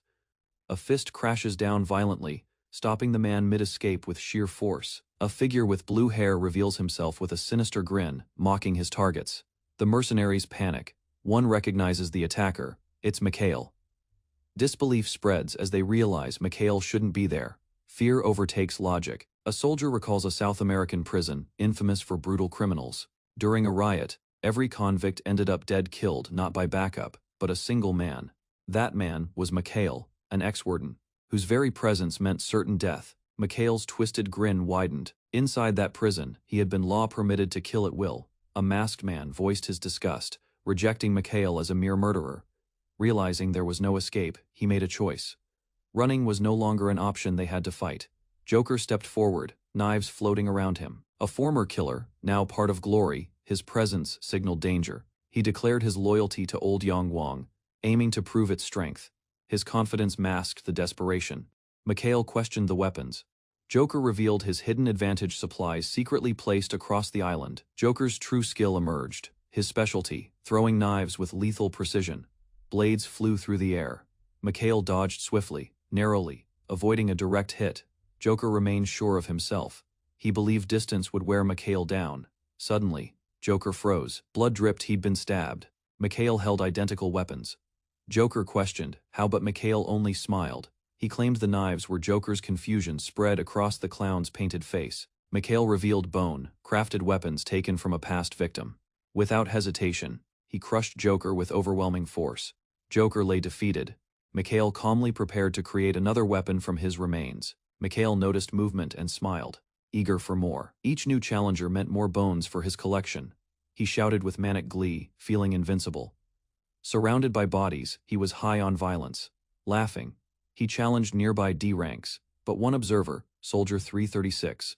Elsewhere, a red-haired superior approached another group. He mocked their nervousness, joking about the good weather, as if nothing was wrong. The two recruits trembled, trying to mask their fear. He teased them relentlessly. A woman silently reflected. The fear she saw was justified. She remembered how Tiger Swallowtail had taken down an armed B rank using only his hands. His speed had been terrifying. To her, he was one of the strongest fighters she had ever seen. She thought of Nathaniel and Sungu, both formidable warriors who left strong impressions. Now another man displayed that same devastating strength, striking with unmatched precision.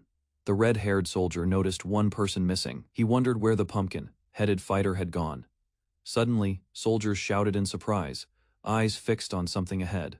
A strange figure appeared. His calm presence unsettled them immediately. Recognition dawned. Another killer had arrived, shocking the group into silence. The woman stared in disbelief at the man lying unconscious. She quickly reasoned that someone powerful must have taken him down. Realization hit: if he was beaten this easily, then number one must have faced another B rank.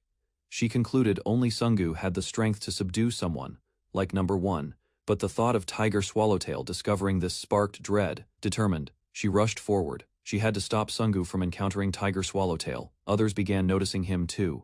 Someone shouted Sungu's name, mistaking another for him. The woman panicked and denied it, trying to divert attention and keep him from danger. Running toward him, she cried out desperately. He couldn't be there. Nearby, Sungu lay unconscious. Others rushed to help, shocked that even he had fallen. One soldier dashed off, refusing to believe someone could overpower him. Covered in blood, Sungu muttered his attacker had fled, but was strong enough to kill him. The others guessed it must have been the pumpkin guy. They had suspected him from the start. Examining number one's crushed skull, they were stunned at the raw strength behind the blow. Fear took over as they prepared to leave the island. Doubt lingered. With a grin, the red-haired man halted the group. He called attention to 4 distinct traces: leaves, footprints, and a broken ankle mark. Then he showed a powerful footprint on a tree and the gaping wound on the fallen man's skull.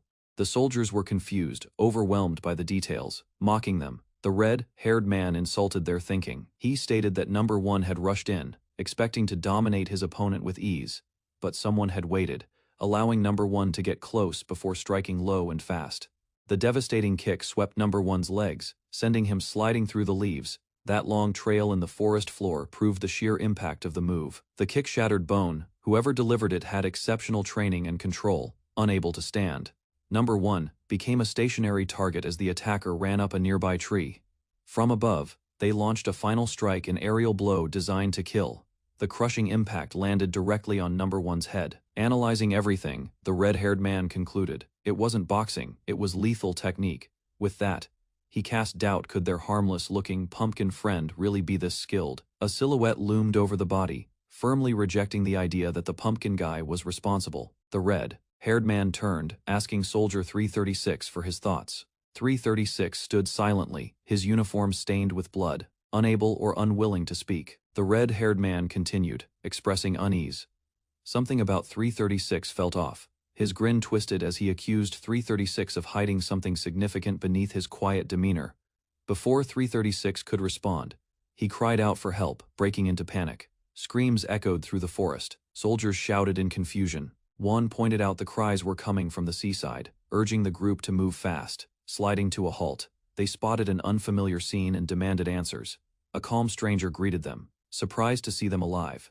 He questioned their presence. Behind him stood numerous strong-looking fighters, none of whom the group recognized.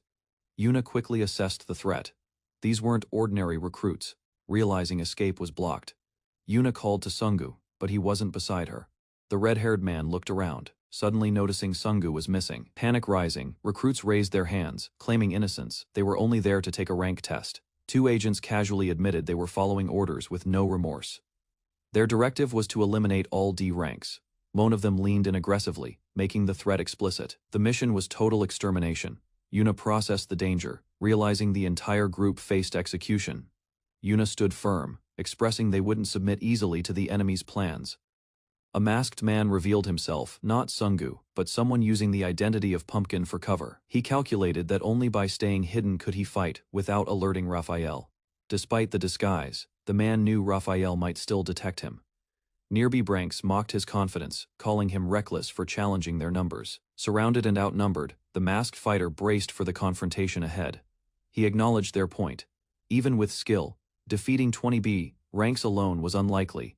Unexpectedly, the red-haired man stepped beside him, offering to fight together. With a confident smile, he challenged Fate 2D ranks against 20B ranks. A crowd of trainees surrounds Tiger Swallowtail and the masked Sungu as they step forward, facing 20 opponents. Despite being part of Raphael's team, Sungu stands beside Tiger, causing confusion and suspicion among onlookers. He admits he's helping simply because it sounds fun, not out of loyalty or strategy. Spectators murmur in disbelief, questioning whether the pair can handle so many skilled enemies. One observer acknowledges Tiger's unknown potential, but still sees the odds as suicidal. Tiger launches into combat, showing no hesitation despite the overwhelming numbers. Sungu notes surveillance cameras are everywhere, preventing him from using full force. As a result, Tiger must fight alone, taking on 20 fighters without backup aware of the danger. He remains composed and ready to face them. An enemy mocks them, pointing out their lower rank and the terrain disadvantage. They're on a sandy beach, which weakens footing and movement. Sungu agrees, recognizing that the location itself is a serious obstacle. He explains that sand absorbs energy, reducing combat strength significantly. Feet sink with each step, limiting balance and agility. Combined with enemy firearms, the terrain puts them at a clear disadvantage. Tiger grins, unbothered by the enemy's warnings. The armed enemy mocks him, readying his weapon and challenging him to see who's faster. With confidence, he waits, assuming speed and firepower will ensure an easy win. Facing a line of guns, Tiger braces, the odds increasingly unfavorable with no cover in sight. One observer notes the open terrain and distance, realizing bullets can't be outrun here. Tiger grabs Sungu, preparing for a bold move as escape seems impossible. With sudden force, Tiger propels himself upward, asking for forgiveness mid-flight. Sungu is launched skyward, shocking everyone as they misread the action as betrayal. Spectators question Tiger's intent, confused by the unexpected strike on his own ally. Tiger shouts a command, demanding Sungu to stomp the sand as part of his plan. Following through, Sungu lands with explosive impact, shaking the battlefield. Using the burst, Tiger launches himself above the chaos, avoiding the terrain's drag. High above, Tiger strikes down multiple opponents with rapid aerial attacks. While mid-air, he reflects that the sand only limits those who touch it. Smiling, he concludes that staying off the ground is the key to winning. Tiger unleashes rapid strikes mid-air, knocking down several opponents before landing hard. Two onlookers stand frozen, unable to grasp the overwhelming speed and impact. Sungu, watching intently, admits the speed is impressive, but something deeper is even more remarkable.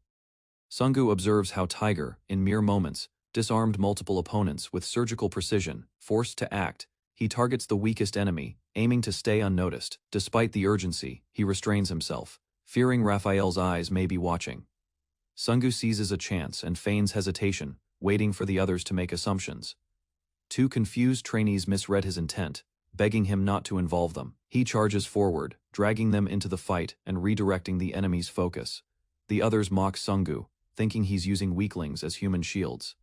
As 1B rank leaps for a killing blow, Sungu's trap springs into action. A sudden shift catches everyone off guard. The attack's outcome flips instantly. Charging forward, Sungu reveals he never intended to flee at all. He slams into enemies with brute force, hurling them into the ground. The attackers stare in horror, questioning if what they face is even human. A/B rank collapses with a heavy thud, and the weaker fighters express disbelief at how easily he was defeated. Sungu lies on the sand, feigning weakness, while the others boast about saving him from danger. In reality, Sungu had positioned himself in a camera's blind spot. Tiger watches quietly, realizing Sungu had orchestrated everything with precise intent. As chaos lingers, a female trainee prepares to launch a flare, urging everyone to regroup quickly. The flare shoots skyward, signaling the start of a planned escape from the island battlefield. Elsewhere, news of the fight reaches a refined man sitting calmly with wine and fruit. A subordinate explains, Thaddeus took down the B ranks. Flare alert confirms survivors intend to flee, raising concerns over betrayal. The leader slams the table, questioning if Thaddeus is turning against them. He rejects the idea outright, declaring his complete faith in Thaddeus' loyalty. To him, Thaddeus is unmatched, a legend who conquered the continent. In a hidden chamber, a prisoner hangs restrained, watched from the shadows. The leader repeats firmly that Thaddeus would never betray him, not now, not ever. Smiling coldly, he instructs his subordinate to keep watching and remain still. Survivors regroup at the island square, shaken and confused, shouting about near-death encounters. The female trainee announces the test is officially over and urges immediate evacuation. Sungu agrees silently, knowing staying longer could only invite more danger. Instructions are given to return to the boats, but Tiger Swallowtail resists, fixated on one goal. He declares he won't leave until he finds Peter, drawing puzzled glances from the others. Many believe he's clinging to a delusion, unwilling to abandon his supposed quest. Tiger admits Peter has remained hidden, but believes disguise can't conceal combat ability. He reflects on certain fighters who displayed unnatural skill for D-rank classifications. Sungu, among others, is mentally flagged as a suspect due to elite performance. Tiger questions why such individuals fought beside D ranks, hinting at hidden motives. A female trainee speculates a possible link to Peter.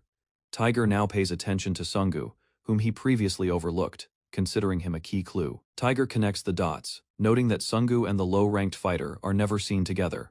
With playful confidence, he accuses Sungu of either knowing Peter or being Peter. Sungu scoffs at the idea, masking his unease beneath sarcasm. Tiger leans in, convinced he's uncovered Sungu's identity, proposing a direct solution to confirm his suspicion. Sungu refuses to remove his mask, slapping Tiger's hand away without explanation. Tiger steps back, eyes glowing with resolve, deciding to forcibly unmask Sungu himself. Under the mask, tension builds. The man reflects on the threat just made. With the flare fired, all remaining killers on the island have been summoned, putting him in the spotlight. Surrounded by enemies and under surveillance, he realizes any misstep could cost him everything. An explosion tears through the ground. A sudden attack removes any chance to plan. Smoke clears as an enemy drops from above, his movement sharp and precise. The masked man barely reacts in time, dodging a strike that smashes into the earth. The attacker watches, amused. His opponent's reflexes exceeded expectations. Acknowledging the dodge, he grins, sensing the thrill of a real challenge. Their clash draws attention from the distance, others reacting to the shockwaves. The terrain is distorted. The masked man can't fight freely on such unstable ground. He lunges, but his attacks are predictable. His opponent counters smoothly.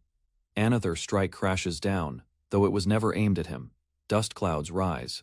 The attacker realizes the kick was meant to obscure his vision. He tries to anticipate the masked man's next move, guessing his direction.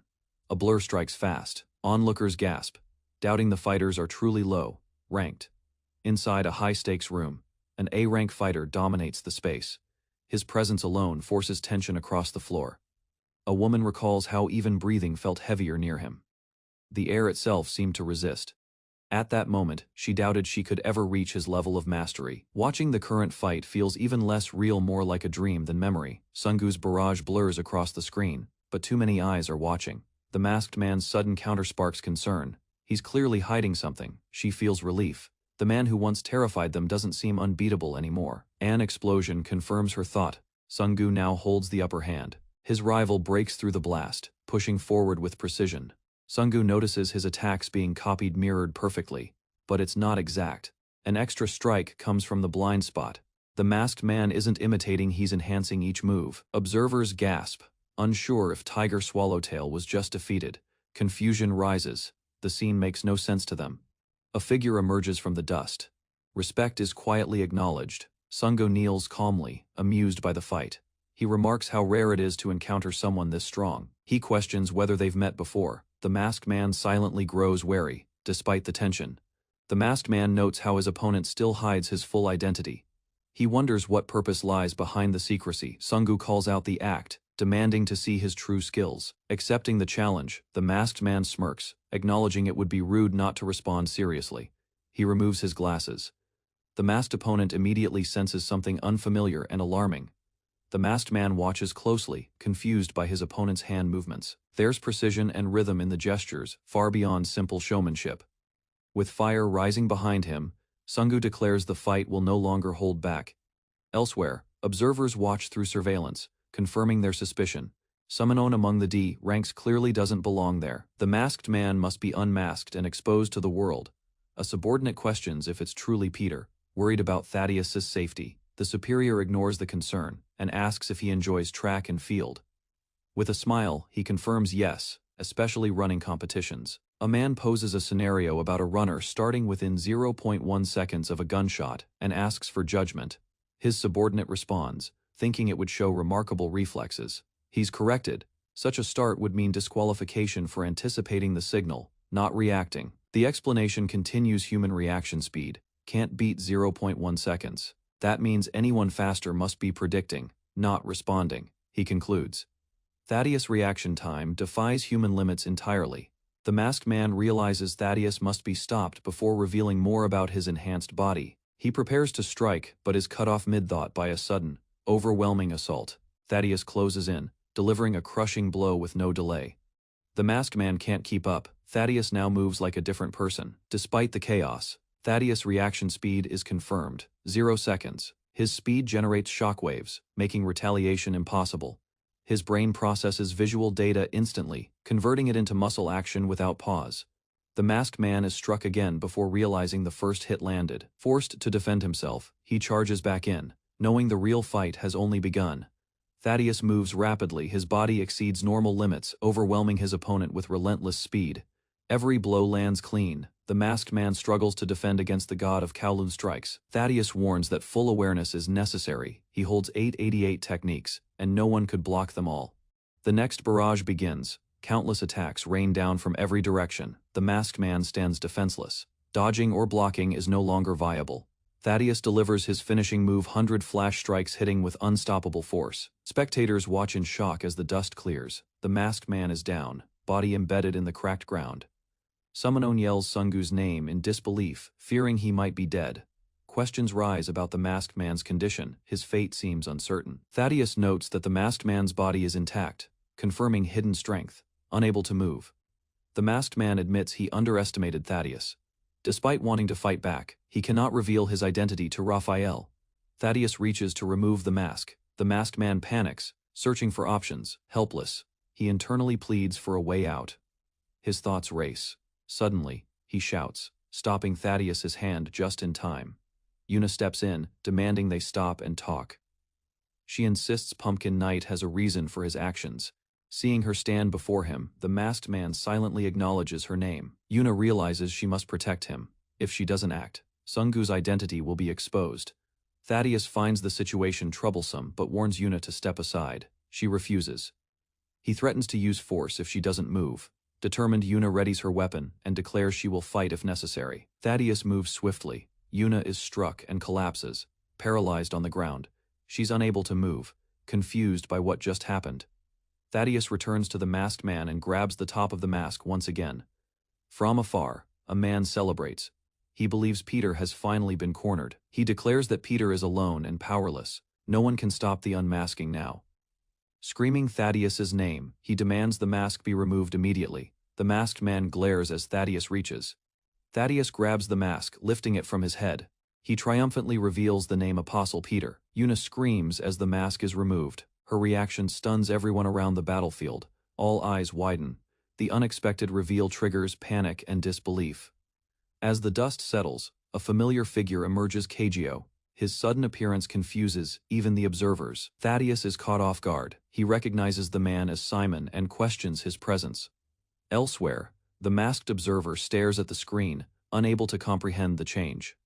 A subordinate rushes in, reporting an emergency with urgency in his voice. The masked leader demands an explanation. The subordinate stammers, finally revealing Peter's name on screen. Peter leads an ambush against Glory, catching everyone by surprise. Alarms rise as the danger of Peter's identity being discovered becomes imminent.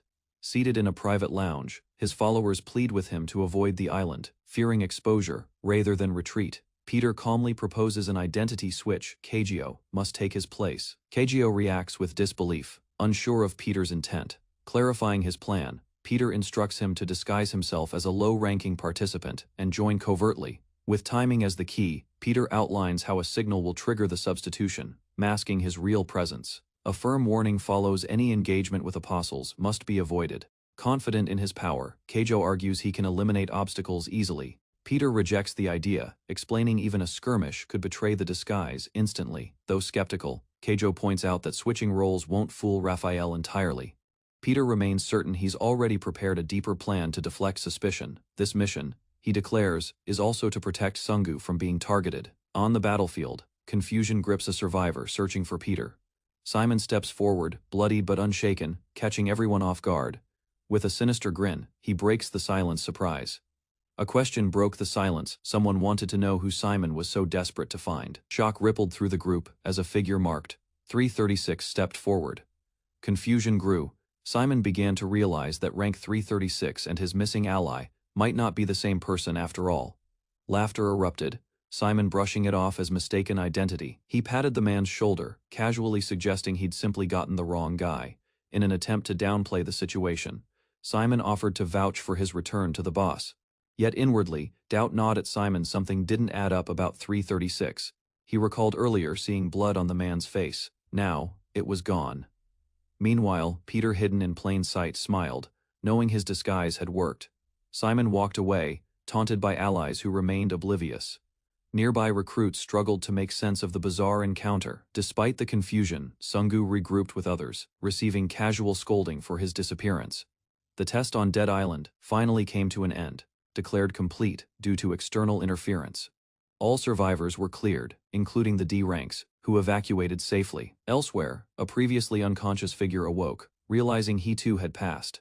The D rank survivors celebrated as they returned, laughing over their own chaotic performance. Inwardly, Peter made sure no one suspected his involvement, masking himself among them. Now that Raphael's scheme had played out, Peter silently declared it was his turn to move. Elsewhere, chaos erupted. News had arrived that Peter ambushed a Glory facility. A superior dismissed the report, questioning its accuracy and ordering a closer look. Suddenly, footage confirmed it. Peter struck the Glory Club's overseas branch, then surfaced in Kowloon's infamous Hell Zone. The news shocked those in command. Doubt and fear spread rapidly. As the realization sank in, orders were shouted across the floor, demanding verification. With no time left, panic erupted while confirmation played on the screens. Peter was truly back. Pursuers chased Peter through narrow alleys, believing him cornered in a dead end. Mocking words were thrown, calling him an old legend clinging to the past. Facing them calmly, Peter hinted he had led them there on purpose. Realization struck the trap was intentional and escape impossible. Peter admitted he'd chosen the spot to gather his enemies in one place. Without warning, he launched from above, catching everyone off guard. One of the attackers paused, realizing something felt off during the ambush. He shouted too late the decoy wasn't Peter. Confusion erupted as blades clashed. From above, the real Peter watched, eyes sharp, ready to strike at the heart of chaos. Reports of the slaughter reached headquarters. Every assassin sent to Kowloon had been eliminated. Terror gripped one commander, struggling to accept that Peter was behind the massacre. Rage burst out. He screamed, dreading the name of that cursed place more than death itself. On a rooftop, Peter stepped forward, his boots clanking as he overlooked the wreckage. Below, a man pulled off his disguise, acknowledging Peter's warning had been right. Unease settled in. Something about this place was far more sinister than expected. A new figure accused the group of betrayal, blaming them for everything. He seethed at the sight of an old adversary's face. Before things could escalate, a voice called out, trying to diffuse the tension. A woman stepped in, urging the group to listen and give him a chance. Her plea was rejected. With fury, trust was impossible after so much pain. Gripping his weapon with resolve, the man made his stance clear. Tension escalated as the man with the sword issued a challenge, calling forth the shadow of Katoryu. Without hesitation, he promised to cut his opponent down on the spot. Opposite him, the other stood silently, eyes sharp, composure unshaken. The moment steel moved, a deadly swing came inches from the target's head. Rather than retaliate, he offered an unexpected apology, lowering his guard, acknowledging he didn't deserve forgiveness. He accepted the consequences with sincerity. Kneeling, he expressed true remorse and vowed to prove his change through action. The swordsman mocked his gesture, seeing it as just another ploy. From the side, a voice cut in, threatening to claim the kneeling man's arm without hesitation. A woman screamed to stop Simon as he charged forward, blade raised. The threat was real. Simon wasn't bluffing. With a focused swing, he brought the blade down, aiming directly at the arm. Staring at Simon's unwavering stance, the swordsman finally understood he wasn't pretending. The blade halted just short, and the swordsman calmly told him to lower it. Even while obeying, Simon insisted he was prepared to lose that arm, no matter the cost. Simon solemnly declared that until death, his arm would no longer belong to him. The swordsman accepted, stating the arm now belonged to Brother Peter. Nearby, the woman sighed in relief, thankful. No blood was spilled on her furniture. In a dramatic shift, Simon dropped to his knees, begging to be accepted as a younger brother. Laughter followed, and though not fully accepted, he was humored with a partial title. Even the dog played along, joking about scratching backs with Brother Peter's arm as the room settled into strange camaraderie. The group's peace was broken by a shocking realization. One member remained unfazed, stating he had expected a plant from Raphael all along. He further explained Thaddeus's strength was a clear sign of apostolic origin. Questions turned serious. Why had Simon been sent to the Hell Zone? Revealing his findings, Peter stated Raphael had hidden something within the lawless region. He believed it was a secret so critical, Raphael would do anything to keep it concealed. The woman warned that war with glory was inevitable, and Peter couldn't face it alone. Agreeing, Peter acknowledged the organization had grown beyond what it once was. He affirmed his strategy had never been solo. Peter firmly placed a bottle on the table, ready to shift the tone of the conversation. He announced his next goal to gather loyal comrades for the coming war. Skepticism followed. As one questioned how he'd even find these allies, Peter raised his drink confidently, reminding everyone that they were already by his side. Simon, undeterred by his missing arm, pledged his life to the cause without hesitation. Amused and flattered, the group agreed Peter's new team of apostles was already forming. Curiosity arose about Nathaniel, a powerful figure Peter had chosen to eliminate. Peter dodged the question, shifting the focus to Raphael's likely countermeasures. Meanwhile, elsewhere, a furious order echoed. Raphael demanded Thaddeus's return, alarmed by Peter's location. Realization dawned: the real Peter was alive and active, no longer a rumor. Despite being vastly outnumbered, doubts surfaced about continuing the fight. Still, Peter's calm response implied confidence, even with thousands of enemies ahead. Rather than fear the odds, Peter turned the numbers into a challenge. He joked about doing math, brushing off the danger with boldness. With a toast and united front, the group declared each of them would take on 1,000 foes. Inside a quiet room, the man in charge gave a firm command to prepare. He calmly revealed that the feared AM brothers from Kowloon's Hellzone were on their way. Questioning followed. Another guessed the visit was linked to the apostle positions. A loud crash shattered the silence as the AM brothers burst through the entrance without hesitation. They demanded answers about the apostle titles without introducing themselves, their presence imposing. The boss confirmed their suspicions, but under one condition: Peter had to be eliminated. One brother stepped forward, his expression cold. He issued a warning to keep the promise. He reminded them those titles were once theirs, and reclaiming them was only right. With eyes glowing, the brothers made their threat clear without raising a hand. A guard pulled a gun, yelling for them to back away from the boss. The brothers stared, confused, questioning the point of using a weapon. To him, relying on a gun exposed weakness. He grabbed the weapon mid-air, crushing it easily with one hand. The guard was stunned. That strength wasn't normal, on par with elite fighters. Turning his back, the brother assured they'd return with Peter's death secured. The Aum brothers turned their backs confidently, stating they'd return with Peter's head as proof. A figure hidden in darkness smiled ominously, wishing for Peter's return. He declared that the moment Peter stepped into Kowloon again, in a distant room, allies questioned why Raphael guarded the Hell Zone so obsessively. Juan recalled an old statement from Raphael inside the Hellzone lay the core of his world domination plans. That asset, if destroyed or taken, could cause Raphael's entire scheme to unravel completely. The woman considered Raphael's ambitions, then directed Mr. Bayi to proceed and meet Simon. Before he left, she warned that no one could predict what might happen inside Kowloon. He acknowledged, but tension remained as uncertainty surrounded the mission ahead. She reminded him to blend in, stressing that standing out would bring danger. However, their companion made a dramatic entrance. His behavior hinted that he hadn't understood the need for subtlety at all. He was immediately confronted for exposing their presence with such recklessness. Though claiming to blend in, his actions contradicted every local custom. Amid the scolding, someone noted an alarming change. Hellzone security had drastically intensified since their last visit. The trench-coated man sensed heavy suspicion toward outsiders in the area. He confirmed the zone's defensive posture and noted that chaos broke out as soon as he revealed himself. It felt orchestrated, as if the streets had been anticipating Peter's return.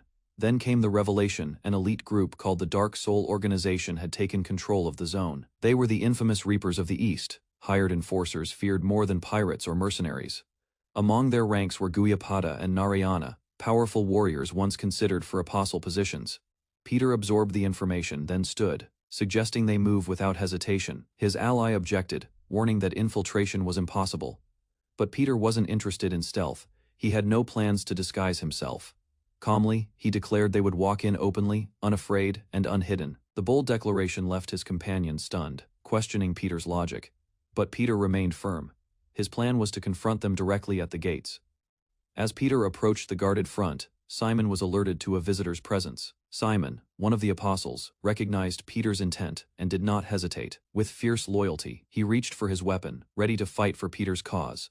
Peter stood confidently before the Hellzone gates. Simon, caught off guard by the hospitality, rushed in demanding answers. Peter assured him there was no need to worry, his entry was guaranteed for a reason. A loud voice called out to Peter, revealing an old ally, Sungu, eager to welcome him back. Sungu embraced him cheerfully, urging Peter to relax and enjoy his visit. The two exchanged casual words, masking the tension around them as guards silently observed. Nearby guards questioned why such a warm reception was given to someone of low rank. They mocked Peter's appearance, doubting his strength due to his clean look and low status. Sungu brushed them off, confident the wardens would dispose of Peter soon enough. As they watched Peter move freely, suspicion grew. No followers had entered in years. Peter was fully aware of their curiosity and smirked, knowing his presence confused them. Elsewhere, someone shouted a farewell, departing with uncertain urgency from the Hellzone. One man turned away, claiming he had pressing matters, though his face revealed conflict. Upon learning Peter had entered Kowloon, his expression shifted to alarm. Clenching his fist, he realized Peter's return was personal. Peter watched the figure on the beach and concluded he couldn't be allowed to leave yet. He called out, gaining the man's attention. The figure turned. Approaching calmly, the man designated 336 acknowledged Peter and stated he had been impressed by Peter's combat display. 336 expressed a desire to grow stronger and formally requested training under Peter's guidance. He knelt down, showing submission and seriousness. His body language made his intent clear. Other recruits nearby were surprised by the request. Peter, although not accustomed to such requests, showed interest in the situation. He didn't accept directly. Instead, he proposed a challenge: if 336 could touch him. The terms were simple. A single hit would decide whether the apprenticeship would proceed. The recruits expressed concern. Some feared 336 had made a reckless decision. 336 stood opposite Peter, acknowledging the conditions without hesitation. Others panicked, realizing the seriousness of the trial. They misunderstood Peter's test as casual. Peter confirmed 336's eligibility. The test was complete, though its conditions remained ambiguous. The two walked together through the entrance, with 336 following closely. Observing the city, 336 noted the Hellzone of Kowloon looked different from its reputation. The group arrived in a newly developed part of the Hellzone. Peter commented on the transformation. His companion explained it used to be darker. The area's sudden change was revealed to be the result of Raphael's influence and development efforts. Peter found the investment excessive for a combat zone. Suspicion grew about the true nature of the place. Peter asked about civilians. The companion deflected the question, avoiding any real explanation. Peter abruptly questioned Sungu about his knowledge of someone named Peter. Sungu responded vaguely, noting Peter's reputation and his impact on the Glory Club. Despite claiming he held no resentment, Sungu revealed he intended to kill Peter once they met. Peter warned Sungu that Peter was already in the area, hidden among the population. Sungu promised to stay close and declared he would offer protection if danger appeared. Their presence was noted from above. Observers criticized their behavior, calling it disruptive to hierarchy. The observers showed disdain, believing Sungu overstepped by acting outside his rank. They anticipated his failure, and hoped the wardens would discipline him soon. Another figure approached them, prepared to intervene in the situation. Two guards discussed the potential outcome of a battle between the wardens and apostles. One recalled a rumor about a powerful apostle whose strength surpassed all others. That claim shifted the mood, but before the conversation could continue, an explosion shattered the wall beside them, scattering debris and stunning everyone nearby. Through the smoke, dark figures emerged, causing immediate panic among the guards. It was the warden's elite enforcers of the Dark Soul organization. Guyapada followed closely behind Narayana, making their strength instantly clear to the observers. A guard attempted to speak, but froze as Guyapada landed beside him with crushing force. Silencing the guard, he emphasized that questions should be asked directly, not whispered. The wardens punished the intruders without hesitation, snapping bones with brutal precision. With bloodied fists, they declared their superiority, ready to prove it through action. Their target was clear. They aimed to eliminate Peter and surpass the apostles in power. Tension rises, as one brother senses danger closing in. Rumors of Peter spread. Despite the threat, the man remains calm, confident in his disguise as he prepares to navigate hostile ground. A security checkpoint stands ahead. With careful movements, he blends into the scene. Frustration brews as he crouches beside a rat-infested bull, complaining about the labor he shoulders alone. His surroundings are grimy and unforgiving, while he imagines his brother relaxing in a safe. In contrast, a quiet, well-lit room reflects the comfort he envisions, though the reality remains unclear. He envisions his brother enjoying moonlight, cigarette in hand, far from filth and discomfort. His task, however, involves enduring squalor and chasing scraps, all to uncover Raphael's secrets. He accepts the mission's burden to infiltrate from within, unnoticed and thorough. He mocks the idea that his brother has support, unaware of the real challenges he faces. Meanwhile, the other man defends his position, describing resentment from subordinates. Tempers flare. The man slams the ground, declaring violent determination. The seated man reveals he has been targeted by supposed allies. Two silent attackers, previously hidden, begin to move. They're shocked, despite their stealth. They've already been detected. Suspicion confirms itself as the newcomer realizes everything had gone too smoothly since arrival almost staged. The room was ready, and the kitchen was stripped of anything sharp or metal. He deduces it was a deliberate move to deny him access to potential weapons. Two attackers emerge mockingly, taunting him for catching on quickly. Their intent is clear. They want to deliver the welcome party he missed. The newcomer stays composed, revealing he had been waiting for this encounter. They scoff, assuming his ties to the chief gave him arrogance. He confirms his connection to Thaddeus without hesitation. But the attackers strike, warning that favoritism won't ensure survival. One attacker boasts that all weapons were removed, ensuring their advantage. But mid-charge, something feels off. His body is airborne. Below him, the target calmly holds the end of a cable, fully prepared. With swift movement, he slams both attackers down violently. Even a tablecloth becomes a weapon in skilled hands. Standing over the unconscious pair, he remarks on their nap with cold finality. Back in the shadows, Simon watches the aftermath and realizes the danger wasn't exaggerated. Surrounded by rats and filth, he finally admits the other's position isn't enviable, after all. Elsewhere, Peter reflects on the failed ambush, questioning the loyalty of the Dark Souls men. He wonders what plot is unfolding, and who orchestrated it behind the scenes.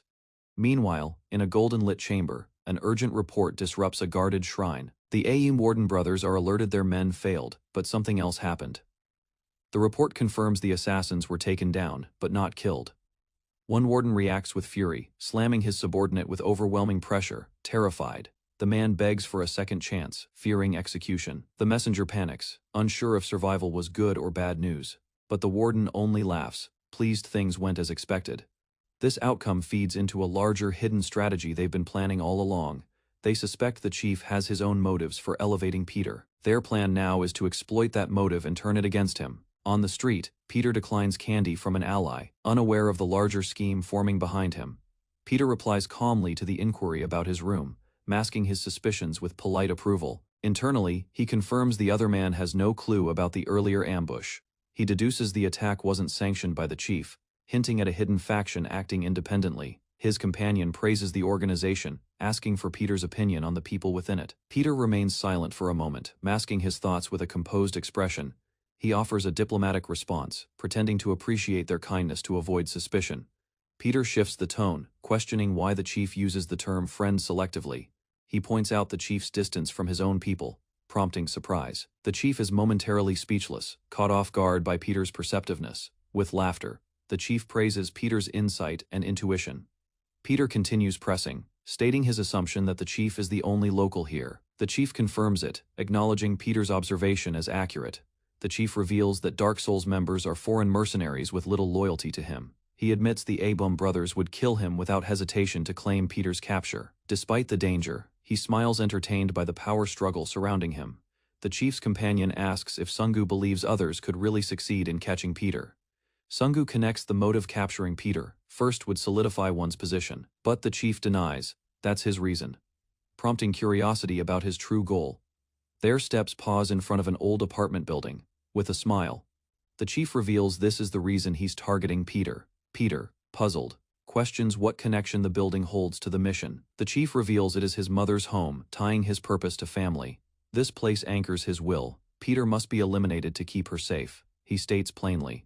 Protecting his mother requires taking Peter's life. Sudden screams disrupt the conversation, drawing their attention to a nearby alley. A crowd rushes in, discovering a shocking scene.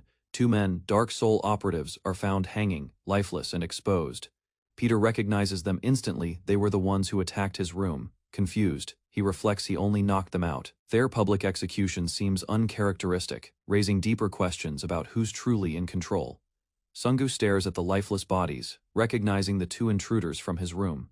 His thoughts spiral if they were killed after failing. Who ordered their public display? He senses something deeper, a message hidden within their execution. The chief questions Sungu's reaction, prompting him to wonder who orchestrated this. Before he can respond, a crowd forms, and the wardens make a dramatic entrance. With formality, the wardens greet everyone, drawing all attention to themselves. They address the group, referencing the previous night's incident with thinly veiled accusation. They claim the dead men only intended to welcome the chief's guest. Sungu confirms the encounter, but his tone suggests skepticism. The warden questions their death, linking it directly to Sungu. Sungu clarifies he wasn't involved, only met them briefly. Still, his unease grows as the confrontation intensifies. One warden presents a phone, claiming evidence of Sungu's guilt. He reveals footage of the two entering the room and never leaving. Internally, Sungu realizes he's being framed as part of a larger plot to eliminate him. The wardens confront the chief, reminding him of the organization's strict laws regarding internal killings. Sungu listens calmly, fully aware that the penalty for such accusations is execution. He prepares himself mentally as tension builds, knowing what is about to unfold. A flashback of the hanged men emphasizes the law's severity and public consequences. The crowd watches silently as Sungu processes the setup, designed to trap him. Surrounded by armed soldiers, Sungu stands still as his public execution is formally declared. Peter's companion rushed to Sungu's side, shaken and demanding answers. Confusion spread, there was no clear motive, and the idea of betrayal seemed absurd.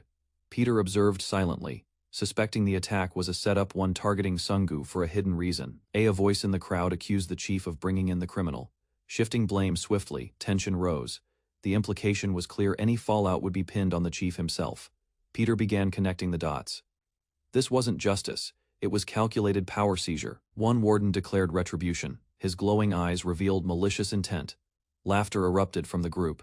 They mocked the chief's helpless position. Speculation brewed: were the AM wardens angling to become the new leaders? The wardens gloated, enjoying the shift in control. One warned the chief to hold his tongue, veiled with a threat. Peter deflected with sarcasm, exposing their desperation through calm confidence. Peter mocked their arrogance, unfazed by their aggression. He stood firm, daring them to come at him. A cruel jab followed. They reminded him he had no family left. Thaddeus lunged with a brutal kick, unleashing a shockwave that tore through the ground. The explosion echoed as Peter's attack connected, stunning everyone in the vicinity. Onlookers watched in disbelief, recognizing that such force exceeded normal human limits. One of the Aum brothers caught the kick mid-air, halting the attack with raw strength. Peter analyzed the result calmly, noting their potential as former apostle candidates. Even without full force, his strike had been blocked, a rare feat that proved their level. The enemy mocked him, belittling the power behind Peter's technique. Dismissing the impact, he compared Peter's threat to meaningless noise. His grin widened as he claimed the chief's attacks lacked real bite. Peter smirked, unimpressed, and questioned whether the wardens were afraid to retaliate. A soldier nearby urged his comrades to stay still. One wrong move could mean death. He concluded grimly, someone was going to die before this was over. Both sides charged again, energy bursting from their bodies. A powerful voice cut through the tension, halting the battle in an instant.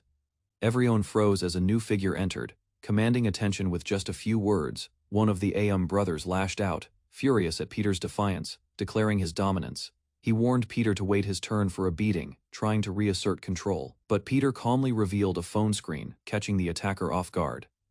Peter began his explanation, recalling his time in a secured room. He described realizing that the kitchen lacked cooking tools, a deliberate restriction. He was disappointed not by hunger, but by the loss of emergency use weapons. Preparing for danger. Peter set up a personal insurance plan using his phone. He recounted how two drunk men mistakenly entered his room. They were aggressive and incoherent, leaving him no choice but to act. Peter neutralized the men and filmed it all for evidence. He explained that he only intended to calm them down. He then left them asleep and unharmed, showing proof on his device. Later, others came and took the men away without question. At first, Peter thought they were helping until suspicion arose. He hinted that he knew their real intention all along, confirming their plot, feigning regret. The brother offered a shallow apology. Peter, unfazed, pointed out that the apology was misdirected. The true victim was the chief. His words struck a nerve, igniting rage in the warden, who saw through the calm defiance. A different member stepped in, acknowledging their mistake and apologizing directly to the chief. The chief brushed it off with laughter, claiming things could have turned worse if he lost control. He waved off the tension and walked off with Sungu, leaving the others behind to recover. Though dismissed outwardly, the warden clenched his jaw. The chapter closed, shifting scenes to a rooftop drenched in sunset light. A quiet conversation began as one boy showed Sungu a treasured photo. Sungu smiled warmly, admiring the picture of a happy family. The boy revealed it was his only photo, his last memory of his loved ones. Sungu listened closely, sensing the weight behind the boy's calm words. The boy's tone darkened as he recalled his father's early death and his mother's departure. She had left him during a rainy day, promising to return once it stopped. But the rain never ended, and she never came back.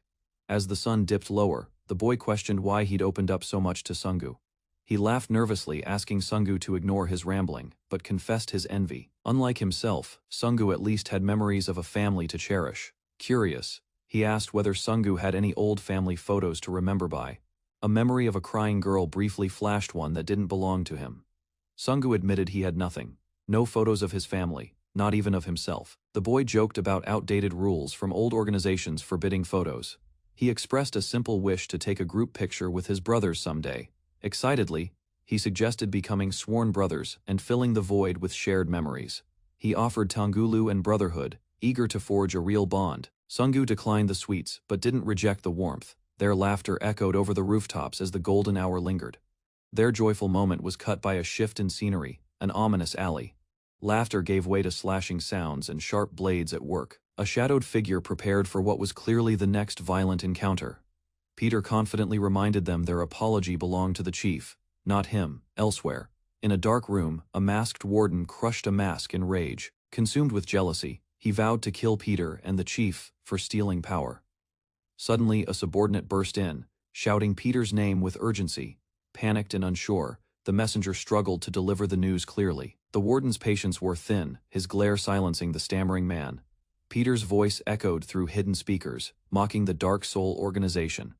He declared his intent to host a party at Hellzone and dared them to attend. With sarcasm, he advised them to bring weapons, wits, and adult diapers. Peter refused to reveal the location, forcing them to find it themselves. The warden seethed as he realized it was a challenge, not an invitation.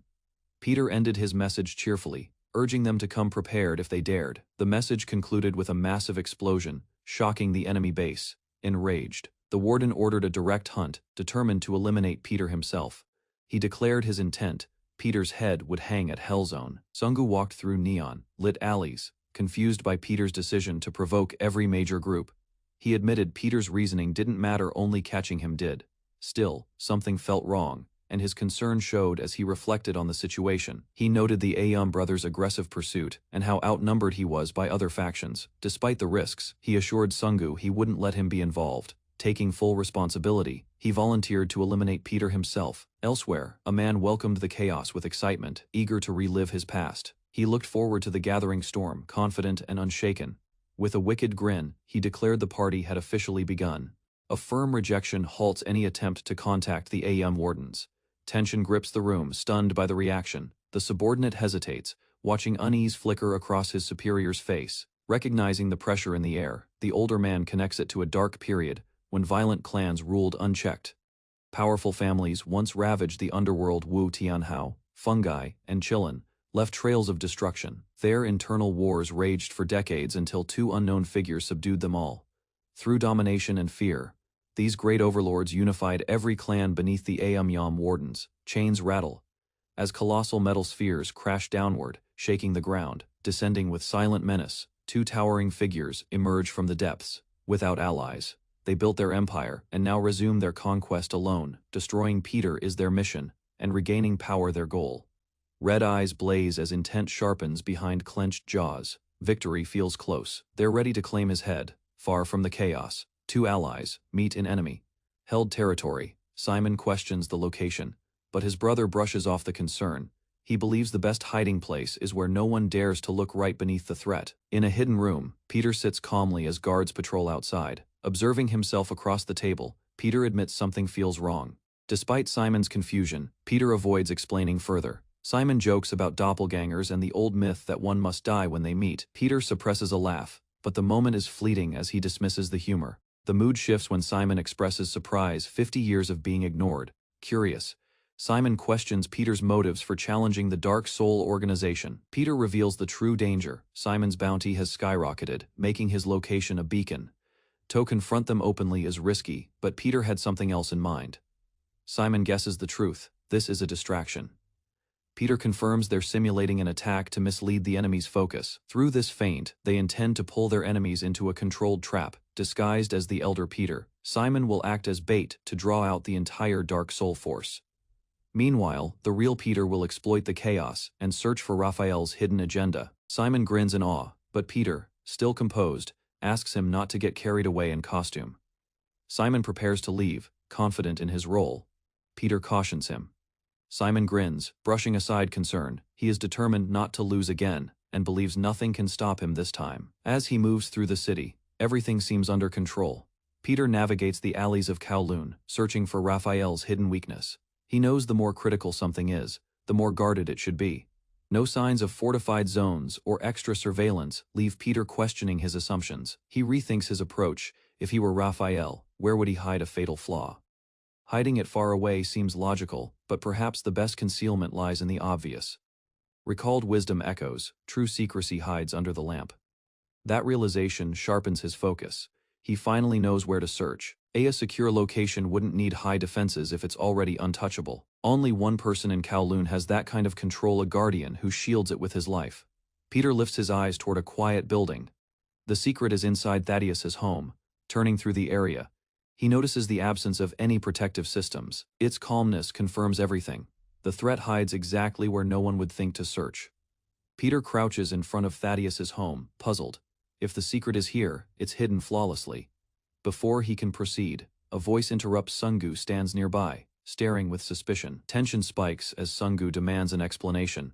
Peter stiffens. Sungu inches closer, eyes glowing red. Peter remains silent. Every movement could betray him. His quiet search now appears deceptive. Recalling a cracked tile from a previous visit, Peter improvises. Claiming concern for Sungu's mother, Peter pretends he's checking for safety hazards. The excuse catches Sungu off guard. He listens silently, watching Peter with uncertainty. With his suspicion fading, Sungu prepares to leave. Peter lets out a quiet breath. Before parting, Sungu offers to let Peter inside the house. Peter resists at first, but agrees to keep appearances. As they enter together, Peter mentally notes how smoothly the plan is progressing, almost too smoothly. The interior shocks him. Every surface gleams. No signs of occupancy, yet the space feels intentionally maintained. Sungu acts cheerful, but Peter's instincts tell a different story. Something is off. The house is too clean, unnaturally, so whatever lies beneath, It is carefully hidden. Peter confirms internally Raphael's secret is indeed hidden here. Sungu casually notes that Peter is the first visitor ever to step into his mother's house. For a brief moment, Peter observes him differently, no longer as the feared god of Kowloon, but as a lonely young man. Peter's attention shifts to a large mother of pearl cabinet, elegant and out of place. Sungu explains it was a cherished gift from his father to his mother. Though curious, Peter doesn't pry further. The cabinet might hold more than memories.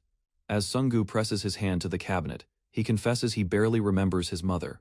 It's the only trace of her he has left. Even her voice has faded. He's afraid opening it will erase the last bit of her presence, her scent. Peter quietly expresses regret. The tension between them softens. Suddenly, an explosion rocks the building. Peter's name is shouted in panic. As enemies approach, Peter tries to stop Sungu from reacting impulsively. Sungu insists on facing Peter, driven by duty and anger. Peter urges him to stay behind, determined to go alone and protect him. Outside, Sungu hurries off, laughing about the feint attack. Sungu walked cautiously through the alley after triggering the decoy attack. The area remained silent. Despite his efforts, no one from the Dark Soul organization had appeared. The Aeon brothers were also nowhere in sight. Before he could relax, a sudden object shattered near his face, signaling a hidden threat. A powerful shockwave burst through the street, throwing debris in every direction. From the dust, two large figures emerged. The Aeon brothers had arrived without warning. They immediately spotted Peter and closed in without hesitation, surprised by how quickly they located him. The explosion didn't harm Peter. He had already moved. His immediate reaction proved his reputation. He was not caught off guard. While most would have fallen, Peter stood ready.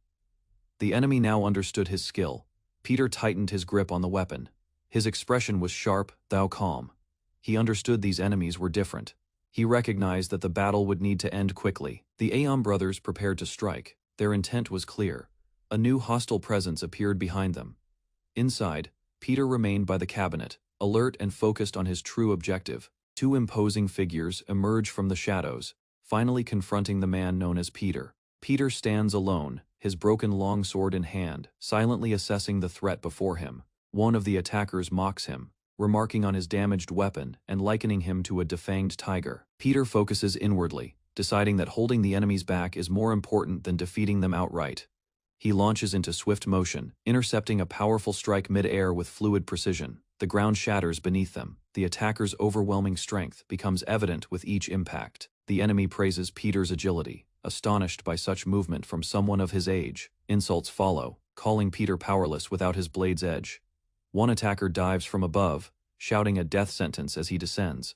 Peter evades, and in a blink, slashes cleanly across the enemy's body. Confusion erupts. The attacker clutches his wound in disbelief. He struggles to understand how Peter managed the strike with a supposedly broken blade. Peter narrows his gaze, reminding the enemy to stay alert. As the enemy charges in frustration, Peter stands unfazed. A flicker of realization crosses the attacker's face as he recognizes something about Peter's stance. A grin flashes across the enemy's face as he activates a fearsome spiral blade form. Peter redirecting the attack with a precise movement, despite his sheath being his only defense. He steadies himself and retorts with a cold resolve. The opponent realizes too late Peter had struck with the sheath, not the blade. Peter taunts him for losing spirit, maintaining pressure through calm intimidation. One attacker admits they underestimated him, conceding Peter's strength even without a functioning weapon. Peter lifts his sheath again with poise, unfazed by their earlier remarks. The enemies declare it's time for revenge, preparing to unleash their full power. Their transformation begins, energy building, ready to overwhelm Peter with everything they have. Peter detects the rapid change in speed and realizes the duo has become far deadlier. As fists fly toward him, he braces for impact, knowing a single hit could shatter him. Despite their ferocity, Peter maintains clarity. Dodging remains possible, as long as he reads them right. Peter internally calculates his odds, comparing himself to his broken blade. He dances around their flurry of strikes, narrowly avoiding critical blows. With their patterns clear, he sees his opening. He's deciphered their every move. Peter launches a rapid sequence of strikes, sweeping his sheath with calculated movement. Each slash finds its mark, but the enemies show no signs of slowing down. He steps back, alarmed none of his attacks made any lasting impact. The brothers charge in again, seemingly more powerful than before. Peter realizes the problem. His sheath lacks the sharpness to deal real damage. With their confidence rising, the enemies taunt him, knowing his blows won't stop them. Peter manages to block their advance and counters with controlled strikes. One of the brothers smirks, convinced they now have the upper hand. Peter's eyes widen as a shadow looms above a new threat, incoming. A large weapon crashes down, shaking the ground with force. Peter is thrown back by the blast, barely keeping his footing. His opponent mocks him, standing tall with a chained mace in hand. Peter braces himself, surrounded by debris and noise. The enemy ridicules his sheath, doubting it can turn the tide. Peter remains silent, but now sees through their plan to corner him completely. Peter realizes the enemy's tactic. They forced his attention on one opponent to expose a weakness. By doing so, they aim to exploit any opening in his defense for a clean hit, accepting his limits. Peter silently admits his role as Peter may have reached its end. The enemies mock his decision to resist, claiming he could have lived peacefully in hiding. They taunt him for returning to the battlefield, confident they've already secured their position. Grinning, one of them vows to remember Peter for helping them rise. Peter responds sarcastically, pretending to be touched by their kindness. He reveals a small blade, his tooth implant gifted by their arrogance. The enemies scoff, mocking his fruit knife. Still underestimating the threat it poses, Peter stands calmly, stating he'll show them what he can really do with a blade. A stillness falls his breath, the air, the tension all go silent. The room darkens as the spiral energy condenses around him, signaling a new form. With explosive force, Peter unleashes a spiraling assault, shaking the battlefield. The brothers finally realize Peter never aimed for their heads. From the start, he had targeted something else entirely. Peter enters a heightened state and leaps away from the wreckage with precision. Behind him, one of the brothers yells in frustration as the spiral energy continues to erupt. Elsewhere, an ally reflects on Peter's condition, hoping his effort wasn't wasted. The disguised ally moves quickly through rooftops, aware his presence could expose the truth. Though he acted as ordered, he knows the risk of people discovering he is not the real Peter. Yet amid the escape, an unsettling feeling grows. Those two brothers are far more dangerous than expected. The brothers regroup, shouting Peter's name and preparing to resume the chase. Suddenly, a new figure enters, calm, poised, and referred to as Chief. The brothers gloat, claiming Peter has been dealt with and won't be going far. The chief smirks, feigning disappointment over missing the main fight. He assures them he's not there to steal credit, just to observe. Examining the collapsed building, he notes the lack of evidence left behind. Despite the wreckage, he identifies the technique. Peter's combat style is unmistakable. He concludes only someone like Peter could cause such devastation. Then something catches his eye. He stares ahead, alert and alarmed. The observer inspects the brothers' wounds, noting something unusual about the impact marks.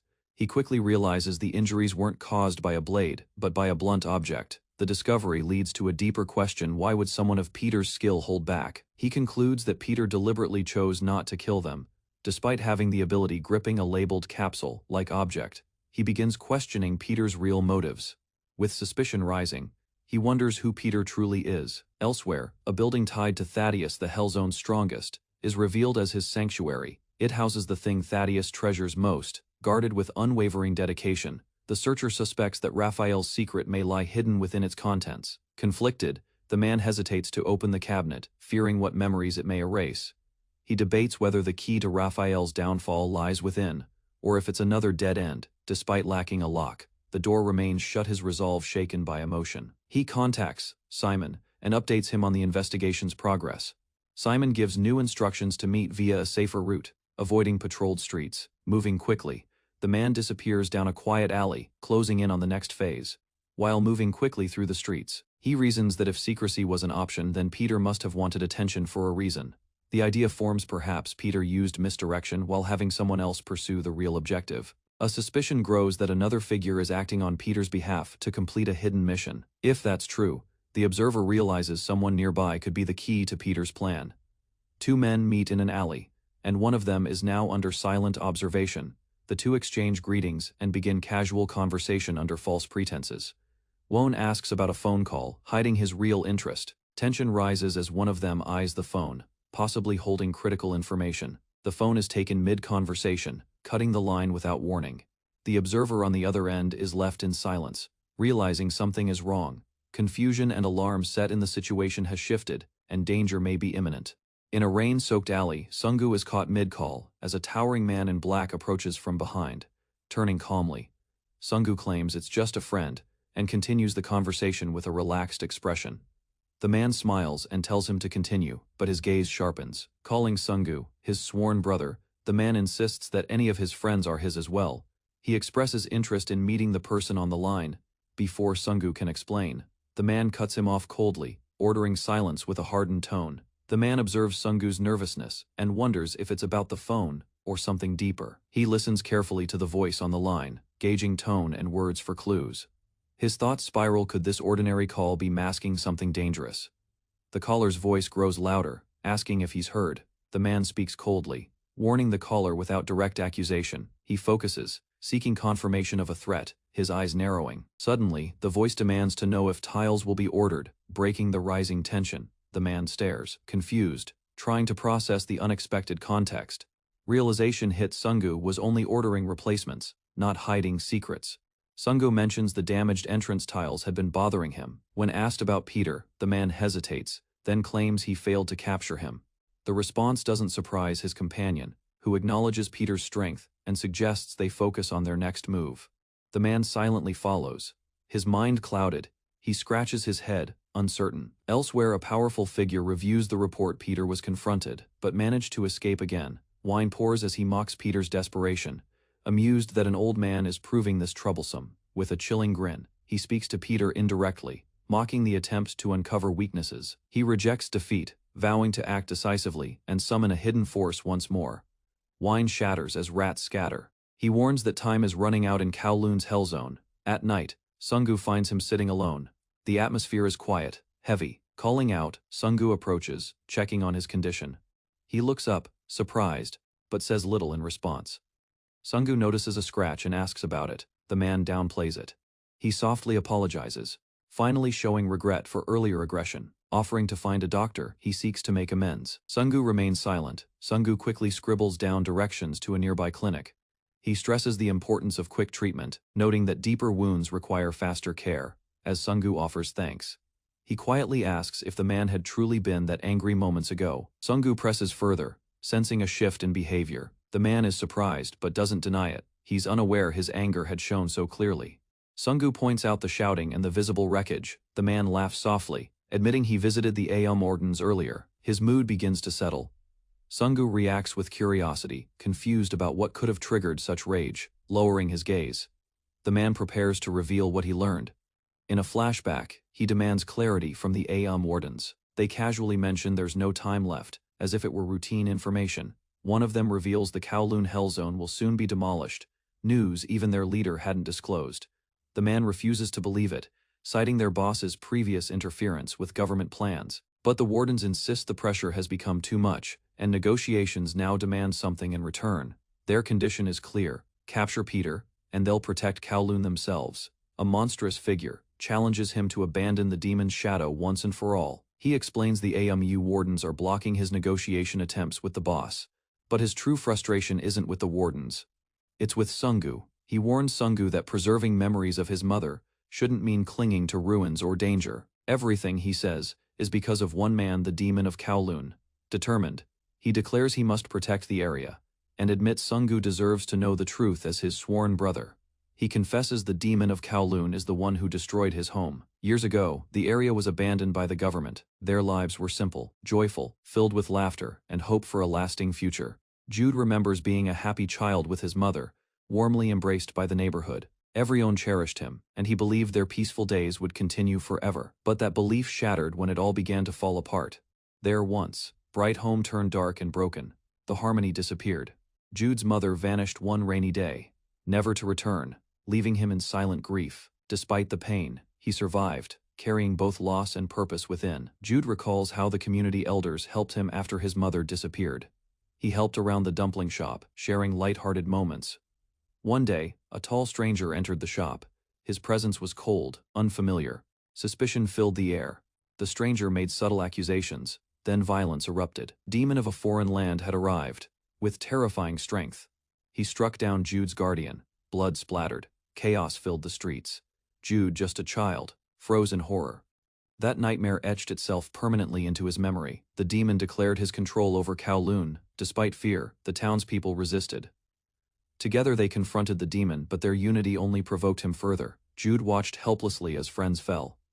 Hope crumbled in moments. The demon's martial skill was unmatched. People were thrown aside like rag dolls. Slaughter followed. Dismembered bodies littered the streets. The massacre was complete. Jude clenched his fists. If he stayed weak, he'd be next. He had to grow stronger. He trained relentlessly, clinging to hope that his mother would return someday. Driven by grief and anger, he believed the demon's strength had a secret source. Determined, Jude vowed to uncover that secret and take the power for himself. Jude suspected the demon's strength came from a mysterious object. He always carried a book. Rifling through the shelves, Jude grew certain the book contained hidden martial secrets. Before he could uncover more, the demon appeared. With a grin, the man teased Jude, asking if he wanted his secret martial arts manual. Jude stammered but confessed his desire to learn. He begged to be trained, inspired by memories of his father, only to be stopped mid-sentence. The man coldly stated Jude had no father. Shocked, Jude froze. How could he know? The demon smirked, grabbed him, and flung him like trash across the room. Taunting Jude, he mocked his ambition, daring him to try knowing he would fail. Jude was branded weak and worthless, someone only fit to steal. As Jude crawled in pain, he was warned to never return or be killed next time. Clutching the book he managed to grab, Jude swore silently to his mother to prove them wrong. He studied the stolen manual relentlessly, perfecting its techniques in solitude.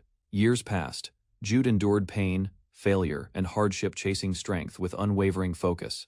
Now a man, he emerged sculpted by perseverance. Years passed.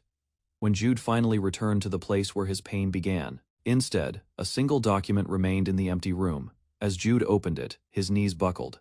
It was an official order. Kowloon was to be demolished. He questioned the purpose of such betrayal. Why sell off land the government had already abandoned?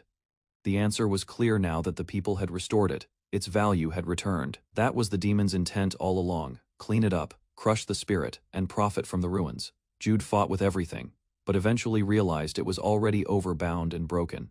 He believed there was nothing left to protect. The stranger promised to reclaim Kowloon with government ties, if Jude lent him his strength. Jude remained cautious. The offer was tempting. The man spoke confidently, claiming trust could only form in hardship, though Jude didn't care about the title of apostle. Eyes glowing, Jude gave in. If giving everything meant regaining everything, now sitting beside Sungu again, his story and desperation finally made sense to someone else.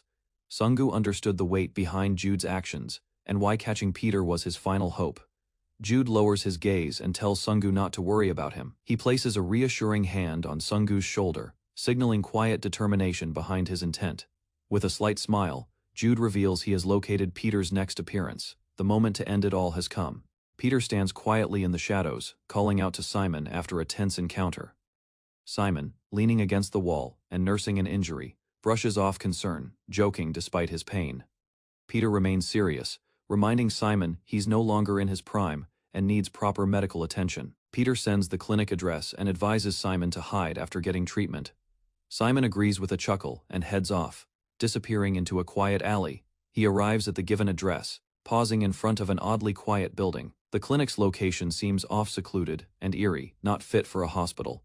A door creaks open as he enters, his expression shifting from doubt to alarm. Inside, scattered tools and dim lights confirm it's indeed a clinic, just an unsettling one. Simon calls Peter, unsure if the clinic is operational. There's no one around. Peter grows tense, sensing danger, and urges Simon to leave immediately. Simon, unaware, moves deeper inside, casually looking for ointment. A chilling voice greets Simon, revealing someone was waiting. Simon turns in shock as a figure approaches with confident steps. The man identifies Peter as legendary, smirking clearly the encounter was planned. Simon stands face to face with a threatening figure who leaps down. Peter warns Simon to escape, but Simon dismisses the urgency with a bitter grin. Simon accepts the confrontation, cracking his neck in anticipation of the battle ahead. The enemy taunts Peter, demanding to know how he predicted Simon's location so easily. Peter explains calmly, it wasn't hard to trace Simon's injuries back to a clinic visit. A ruined hospital, now under surveillance, became the perfect trap to lure Simon in. The enemy laughs, mocking Peter's precision and praising the setup, as if it were a gift. Spinning a blade in hand, he gladly accepts the battlefield, equipped and ready to kill. Peter counters the bravado, making it clear he's not here to play along. He states his lack of personal hatred but justifies the kill as inevitable fate, charging forward. Peter turns his acceptance of death into merciless resolve. Simon grips his blade in silence, mentally bracing for the inevitable clash. He rushes in, but Peter reacts instantly, launching a powerful, unseen strike. Simon's eyes widen. He never even saw the attack begin. Midair, he realizes Peter's speed and force are far beyond anything he expected. Simon reflects on Peter's precision. His strike nearly severed a critical tendon mid-dodge. Despite dodging, he realizes Peter's movements were instinctive and lethal. Awed and cautious, Simon accepts he's facing a seasoned veteran with deadly intuition. Peter taunts Simon with advice, masking his growing fatigue and throbbing pain. Behind the smug grin, he knows his condition is worsening with each second. Outmatched in endurance, Peter decides to rely on a hidden trump card. Simon questions Peter's confidence as the injured man charges with full speed. Blades flash through the air in a whirlwind. Peter's movement becomes overwhelming. Simon struggles to counter, barely dodging each strike as Peter's attacks keep closing in. Peter admits he failed to land a finishing blow. Every strike just barely missed. He wonders if a longer blade might have ended it, but dismisses the thought. Realization dawns. Simon is reading every move before it lands. Peter sees Simon's clarity mid-battle, evading even precise attacks. Simon narrowly avoids another strike, gliding across the floor. He mocks Peter's weapon as weak, but Peter warns the next strike may be final. Peter silently acknowledges his decline. Despite his bold front, he grows weaker with each breath. Facing an opponent who dodges everything, Peter realizes this may be his final chance. With fierce resolve, he launches forward, determined to land one decisive blow. A furious barrage of attacks explodes between them, each move sharper than the last. Simon marvels at Peter's sheer willpower fighting through what must be unbearable internal damage. Yet Simon calmly notes Peter's strikes lack power. Something feels off. Simon suspects deception. Peter is hiding something, but it's not clear what. Peter mocks him mid-attack, stating confidence belongs to the victor, not the premature. He hints at a deeper tactic, questioning what makes a short dagger truly lethal. Peter reveals his secret. He saved his strength for one ultimate technique. As he unleashes the falling lightning slash, Simon braces for what's coming. A brilliant streak of light cuts through the battlefield, too fast to react. Simon finally understands Peter's strategy: conserve energy, lower guard, and strike when it counts. Caught unprepared, Simon faces the full force of the unstoppable assault. The ground erupts beneath him as Peter lands the finishing blow, declaring it over. Simon emerges unscathed from Peter's ultimate strike, gripping his blade with eerie calm. Peter stares in disbelief as Simon, smiling, stands directly beneath him, unharmed. Simon admits no one should have been able to dodge that, but he did. Peter reels, questioning how Simon evaded hundreds of precise slashes. Realization strikes. Simon is aiming for Peter's ribs with terrifying speed. Peter braces to block, but a flurry of rapid attacks closes in. Simon lands a clean strike, sending Peter crashing into the ground. Peter is shocked by Simon's precision, impressed he protected his injury mid-fight. Simon remains composed, baffled by the sheer power radiating from everyone around him. He commends Peter's resilience, admitting he underestimated the wounded legend. Activating a deadly technique, he prepares a decisive, unforgiving counterattack. Energy builds as Simon launches a 100-blade assault directly at Peter. A stunned voice watches in disbelief, refusing to let Peter die alone. Just before the finishing blow lands, a calm voice cuts in, halting the strike. The battlefield freezes as Simon instinctively flinches at the sudden interruption. Simon looks up and calls out to Sungu. Sungu asking for a chance to reveal his reasons and past actions. Simon turns silently, acknowledging Sungu's emotional sincerity as he speaks from the heart. He recalls the isolation of life in the Hell Zone, where trust was a luxury. In Simon, he found something rare: someone who felt like a true brother. He admits to hiding a personal truth: the broken tiles Simon worried over were never fixed. They remained broken not out of neglect, but due to a lack of resources in the area. Simon questions when Sungu's suspicions began, setting the tone for deeper revelations. Sungu traces his doubt back to Peter's unusual fighting style during the Warden's battle. He deduced that the swordsman wasn't Peter, but someone missing a right arm. That clue, paired with a past mention of Peter's comrade, pointed to Apostle Simon. His theory was confirmed when a wounded Peter later appeared at the clinic. Still, it wasn't enough. Sungu sought concrete proof before confronting the truth. He quietly tracked movements and signs until everything pointed back to the clinic. Opening his notebook, he hints that there's one more piece to this puzzle. Simon reflects on a past moment, holding a map and recalling who revealed the clinic's location. He turns toward Sungu, confirming they are the only two who knew about the clinic. Although he suspected Sungu many times, Simon had kept silent, hoping he was wrong. Simon admits his hesitation came from not wanting to see Sungu as an enemy. But now, with proof of betrayal, he confronts Sungu about his true intentions, demanding answers. Simon asks if Peter sent him and what his real purpose was. Sungu denies everything and claims it is a misunderstanding. He calmly says there's no way he could be working with Peter. The truth is revealed. Sungu declares that he himself is Peter. A man stands in silence, recalling Sungu as a brother. He confesses he tried not to see Sungu as an enemy, but mounting evidence left no choice. Demanding answers, he questions Sungu's motive and whether Peter sent him. Sungu calmly calls it a misunderstanding, denying any link to Peter with a subtle smirk. He insists there's no way he could be helping Peter. Voice steady but eyes sharp. Leaning in, he reveals the truth. He is Peter, shocking his accuser. Disbelief flashes across the man's face. He can't accept that Peter stands before him. He recalls the desperation of his search and how ridiculous this claim sounds. Confusion turns to anger. Peter was supposed to be an old man, not this. Peter confirms it, saying his story is long, but his identity is real. The other man scoffs, deciding to treat him as an enemy regardless of who he is. He prepares to fight, no longer interested in the truth. Peter strikes without hesitation, overwhelming him instantly. He had prepared for this moment, visualizing every move in his mind. His attacks hit cleanly. His opponent can't react in time. Peter's movements overwhelm Thaddeus, each blow faster than anything he has faced before. A sudden shift catches Thaddeus off guard. The sheer speed makes it impossible to track Peter's intent. Elsewhere, Jiwon, injured and disoriented, realizes he must help, despite his blurred vision. Jiwon watches helplessly as the clash unfolds. He hesitates to call it a fight. From his perspective, it is completely one-sided. Peter unleashes a relentless flurry of strikes, forcing Thaddeus into a purely defensive stance. In most battles, victory comes from power. That logic begins to falter in Peter's case. Thaddeus is smashed to the ground. He's physically stronger, but it isn't enough. Red eyes blazing, Thaddeus channels force, yet misses the target entirely. Peter evades every attack effortlessly, slipping through each attempt with perfect timing. Thaddeus can't comprehend how his strikes fail. Peter reads him too easily. The realization sets in: power means nothing if it can't land a single hit. Sliding back, Peter reassesses. He knows staying close is too risky. He chooses to create distance, shifting to defense, knowing his opponent is unpredictable. Above, Thaddeus drops in from midair, still fierce, but unable to lock Peter down. A violent shockwave erupts across the floor as Peter drives Thaddeus into the ground with unrelenting force. Jiwon watches, stunned. In the face of Peter's overwhelming speed, he reflects on his own struggle with Thaddeus, recalling how inhuman the man's reflexes had been. Smoke fills the area. Jiwon, confused and battered, struggles to understand what he's witnessing. Despite being hit repeatedly, Peter remains unshaken. His resilience defies all logic. Jiwon stares in disbelief. Peter stands tall, his strength unwavering, as if untouched by the battle.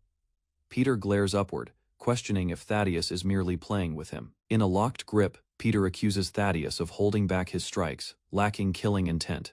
He demands answers, suspecting manipulation rather than a genuine attempt to win. Thaddeus admits confusion, having considered the idea Peter sent a spy. He had doubted Sungu's identity, but found something different in him. With emotion rising, he confesses Sungu felt genuine, unlike anyone else. Thaddeus recalls memories with Sungu in Hellzone, his only trusted ally. He remembers their bond, one that felt like true brotherhood. But reality returns as Sungu coldly snatches his hand away, mocking his trust. Thaddeus confesses the truth. His loyalty had always been a fakada. His time spent as an apprentice, even visits to Peter's mother, were strategic lies. Beneath it all was a singular goal: manipulate Peter and exploit what mattered most to him. Peter accepts the betrayal with calm. He asks if any moment they shared was genuine.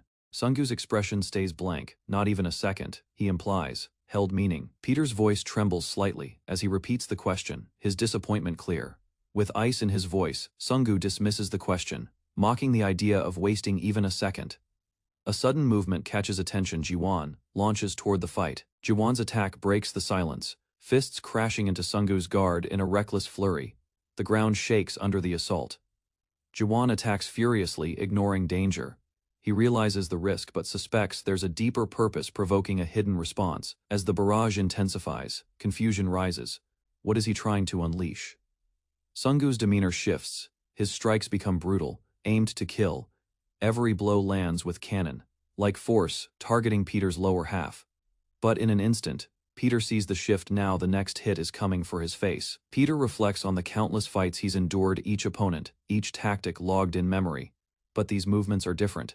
Sungu's style defies logic, flowing unpredictably between forms, forced to retreat after a brutal impact.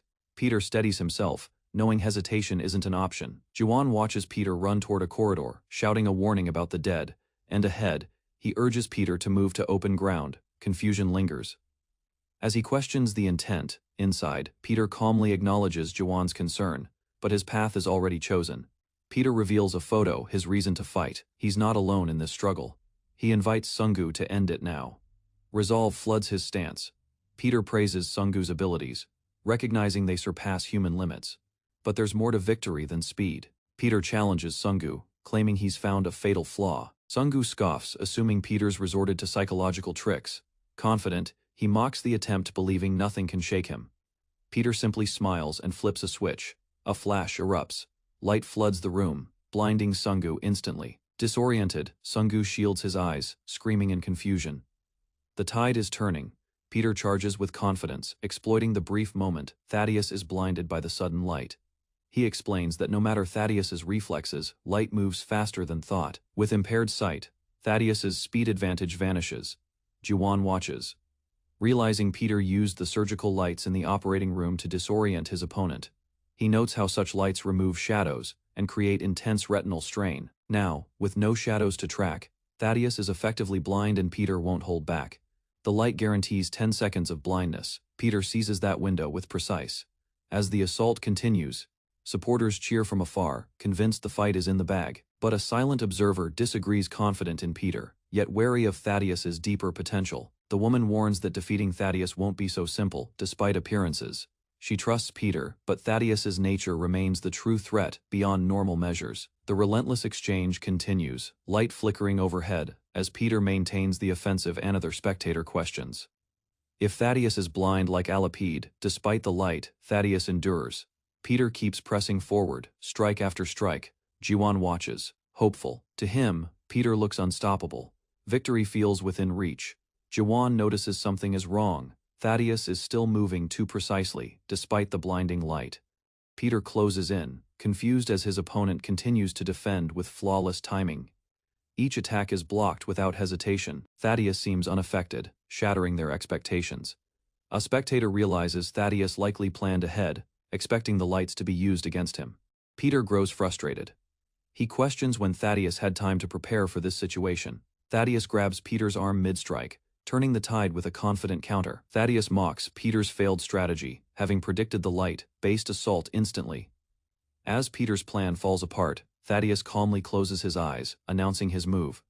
With a glare, Thaddeus prepares to show what he can do in 10 seconds. Peter dropped from above, slamming into the floor with a deafening blast that fractured the ground. The impact forced his body into a controlled slide. Overhead, surgical lights activated, casting intense beams of light toward him in an attempt to blind or disorient. The observer doubted any human could react faster than light. A hidden switch had been flipped, but Peter remained unshaken.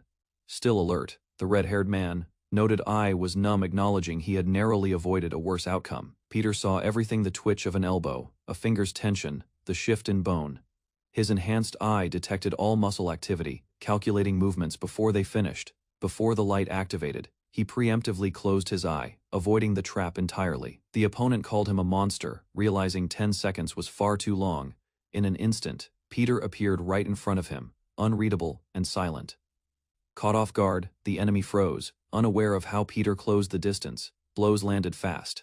Peter struggled to endure the barrage without losing ground. He knew he couldn't hold out. He had to trigger something soon. Crashing into fabric piles, he paused. Breath-tight time was running out. Peter questioned how he could overcome the target's inhuman reflexes, and decided he had to witness them directly. To trigger the man's ability, Peter resolved to do everything possible to force its activation. He walked calmly into the hanging sheets as his enemy called out, demanding the location of the real Peter. Peter calmly stated that his words wouldn't be believed, no matter how truthful. Instead of explaining, he challenged the man to fight if he truly wanted answers. Unimpressed, Thaddeus muttered his annoyance, preparing to strike. Thaddeus noticed clothespins midair, confused by the strange attack. He easily caught Peter's wrist, unimpressed by what he believed was a weak counter. But by then, Peter had already vanished into the fabric maze. From behind the sheets, Peter proposed a final game hide-and-seek. He invited Thaddeus to catch him, promising victory if found. Frustrated, Thaddeus crushed a clothespin and warned him to stop playing. Thaddeus acknowledged Peter's exceptional reflexes and ability to react instantly. He questioned Peter's strategy, mocking the use of clothespins as a distraction. With precise blows, he declared that nothing Peter did would escape his sight. Peter grinned and launched his next move, catching Thaddeus off guard with a question and a sudden gesture. Thaddeus stared in confusion at the strange movement. Realization hit Peter had planted clothespins earlier as part of a broader trap. The hanging sheets, disturbed by the clothespins, fluttered around violently, breaking lines of sight. Thaddeus deduced that the pins were only distractions meant to weaponize the fabric. Peter's strategy was to dull Thaddeus's reflexes by blocking his vision entirely. The moment his sight was obscured, Peter struck with force, bursting through the cloth barrier. Despite the blinding tactic, Thaddeus still managed to react and defend. Peter was stunned by the block, realizing even his strongest setup had failed. A spectator marveled at Thaddeus's uncanny ability to defend without seeing the attack. Both fighters landed, tension rising. Peter acknowledged the warm-up was over. He challenged Thaddeus to stop holding back and unleash his full strength. Thaddeus questioned Peter's drawn-out tactics, but accepted the challenge. He vowed to go all in, warning Peter that the fight was about to change. With his eyes glowing red, Thaddeus promised that his next move would be deadly. The observer panicked as Thaddeus powered up, sensing the attack's deadly intent. If Peter got hit, survival was unlikely. Thaddeus unleashed Kowloon's technique, his body surrounded by energy and speed. He coiled into motion. This was a strike with no room for defense or escape. Thaddeus vanished, his move delivering a flurry of strikes in a blink, known as one blink, 100 strikes. The ground shattered under the pressure, power erupting outward. A cry rang out, warning Peter that no one could afford to get hit by the technique. Smoke cleared, revealing the aftermath of the strike. The onlooker trembled, expecting to find Peter crushed beneath the force. Thaddeus stood stunned. His attack had been blocked, something he believed impossible. Peter emerged, arms crossed in a defensive stance, having absorbed the impact. Thaddeus denied the reality, blaming the outcome on coincidence, mocking him. Thaddeus dared Peter to do more than just defend. Peter paused briefly, calming his racing mind. Thaddeus declared the fight nearly over, vowing to end it with the next blow. Eyes glowing, he promised no one had survived his technique until now. Observing from above, the girl worried Peter wouldn't last if things escalated. Despite being urged to pull him out, something kept her watching. Peter stood firm, bloodied yet composed, offering Sungu one last chance to end this with dignity. Thaddeus stepped forward, coldly warning that Peter would die if he continued. He mocked him, ordering him to beg for his life, face twisted with bloodlust.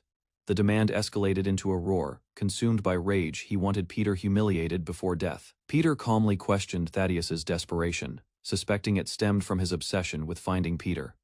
With no more words, Peter ended the offer of mercy. He clenched his fist, prepared to strike with the sharpness of a blade. Peter's next move, surgical precision needle strike, compressed power into a pinpoint blow.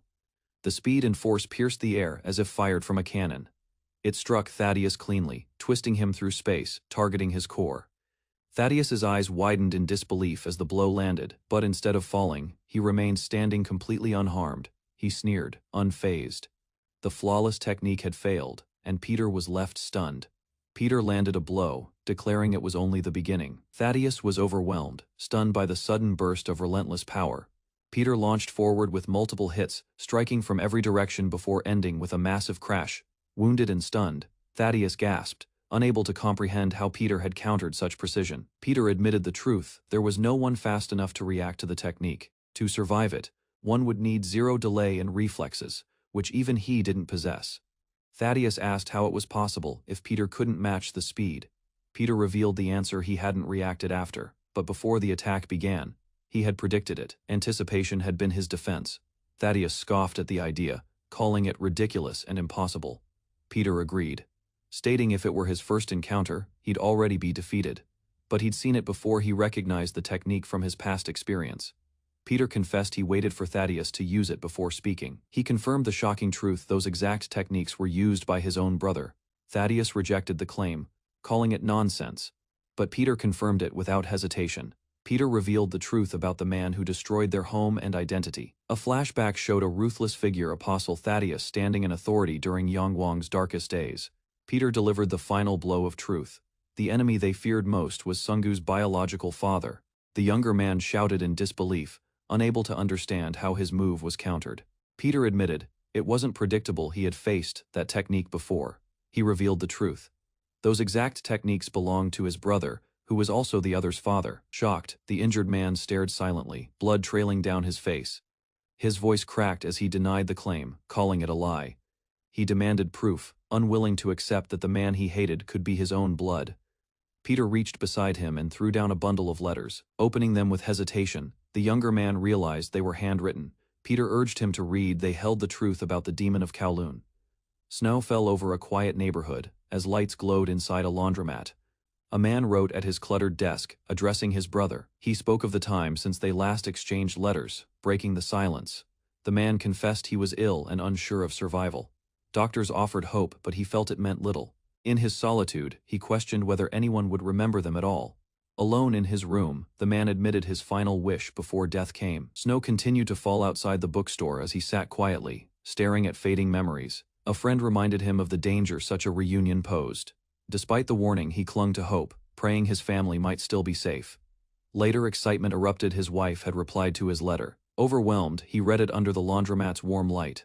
Worry soon returned as her replies stopped, a silence that stirred dread. Fearing the worst, he knew his brother planned to act, and offered one last piece of advice. He urged him to hide his identity, for survival now depended on secrecy. Panicked, he arrived at a desolate building, instincts screaming that something was wrong.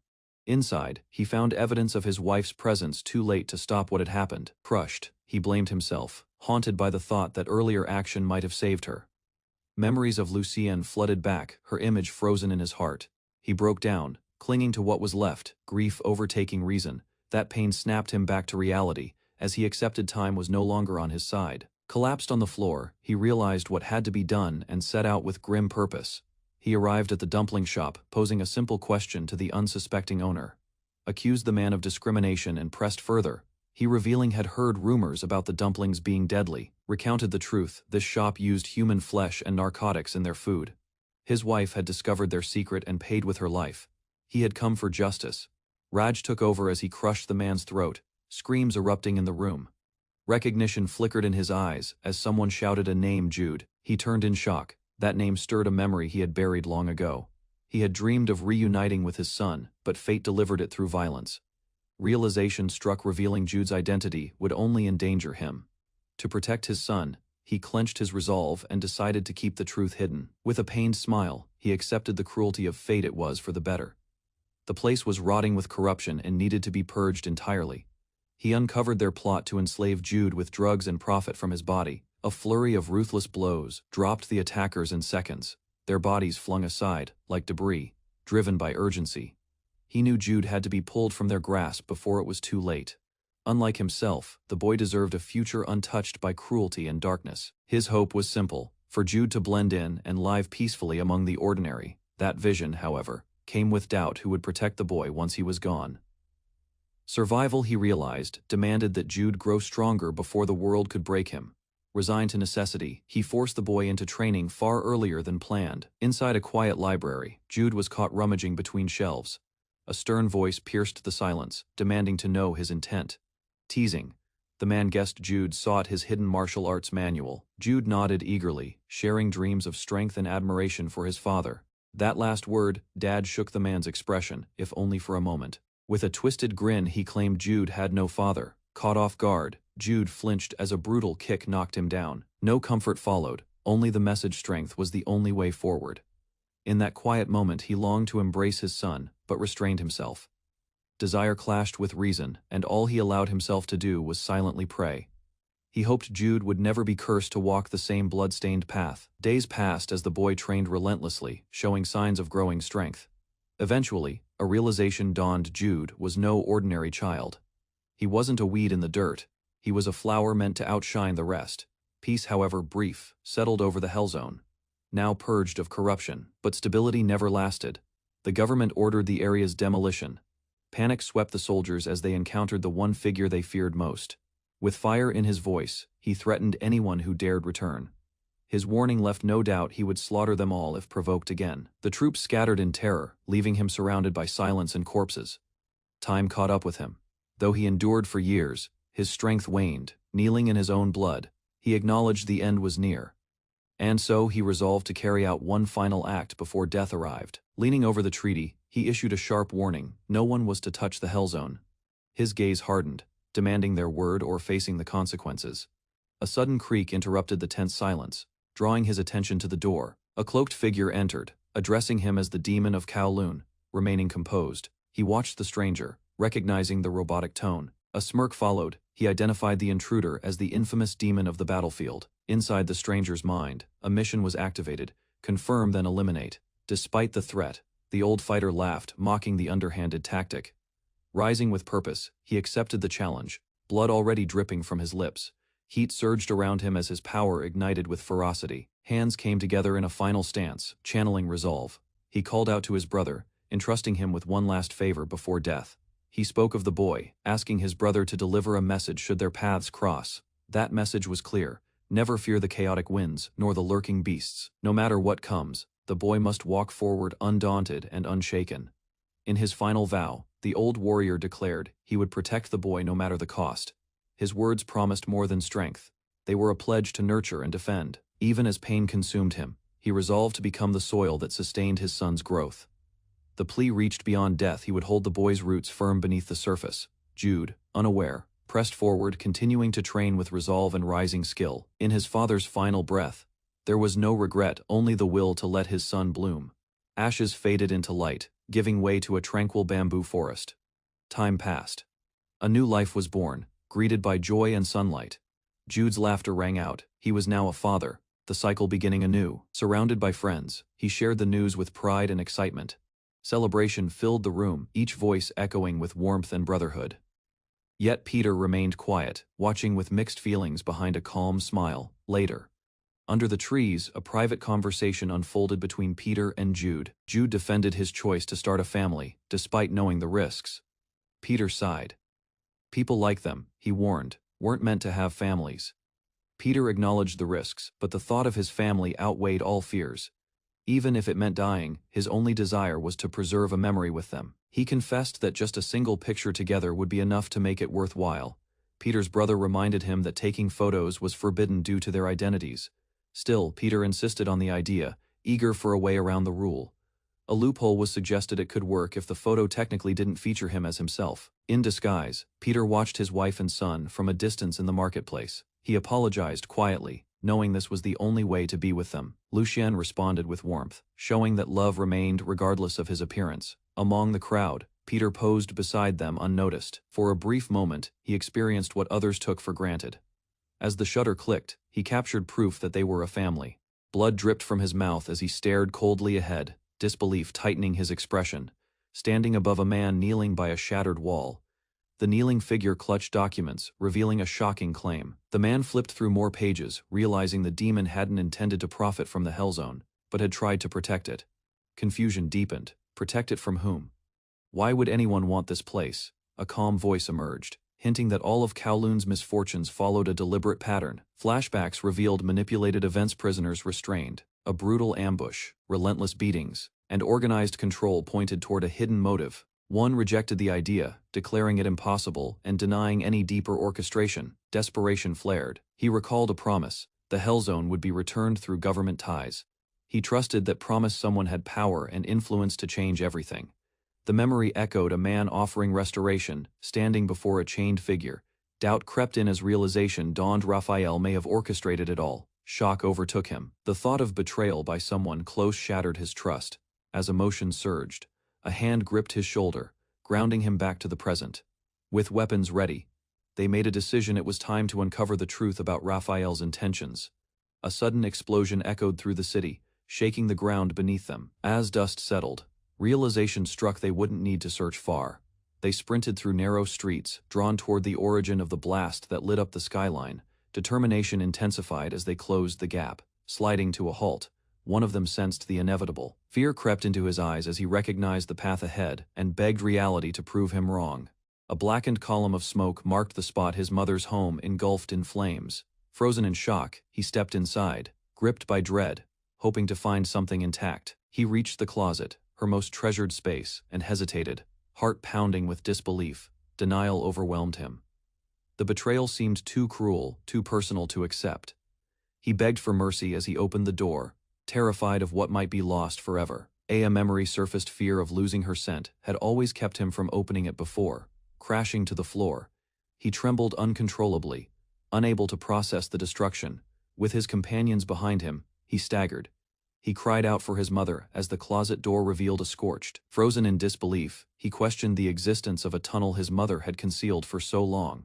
His companion pieced it together. Raphael knew how deeply Thaddeus valued this home. Realization struck. Raphael had used the place as a cover. This wasn't coincidence, it was calculated. The home was perfect for hiding secrets. Crushed by betrayal, Thaddeus screamed Raphael's name, rage overtaking sorrow. He resolved to uncover everything himself, unwilling to remain in the dark any longer.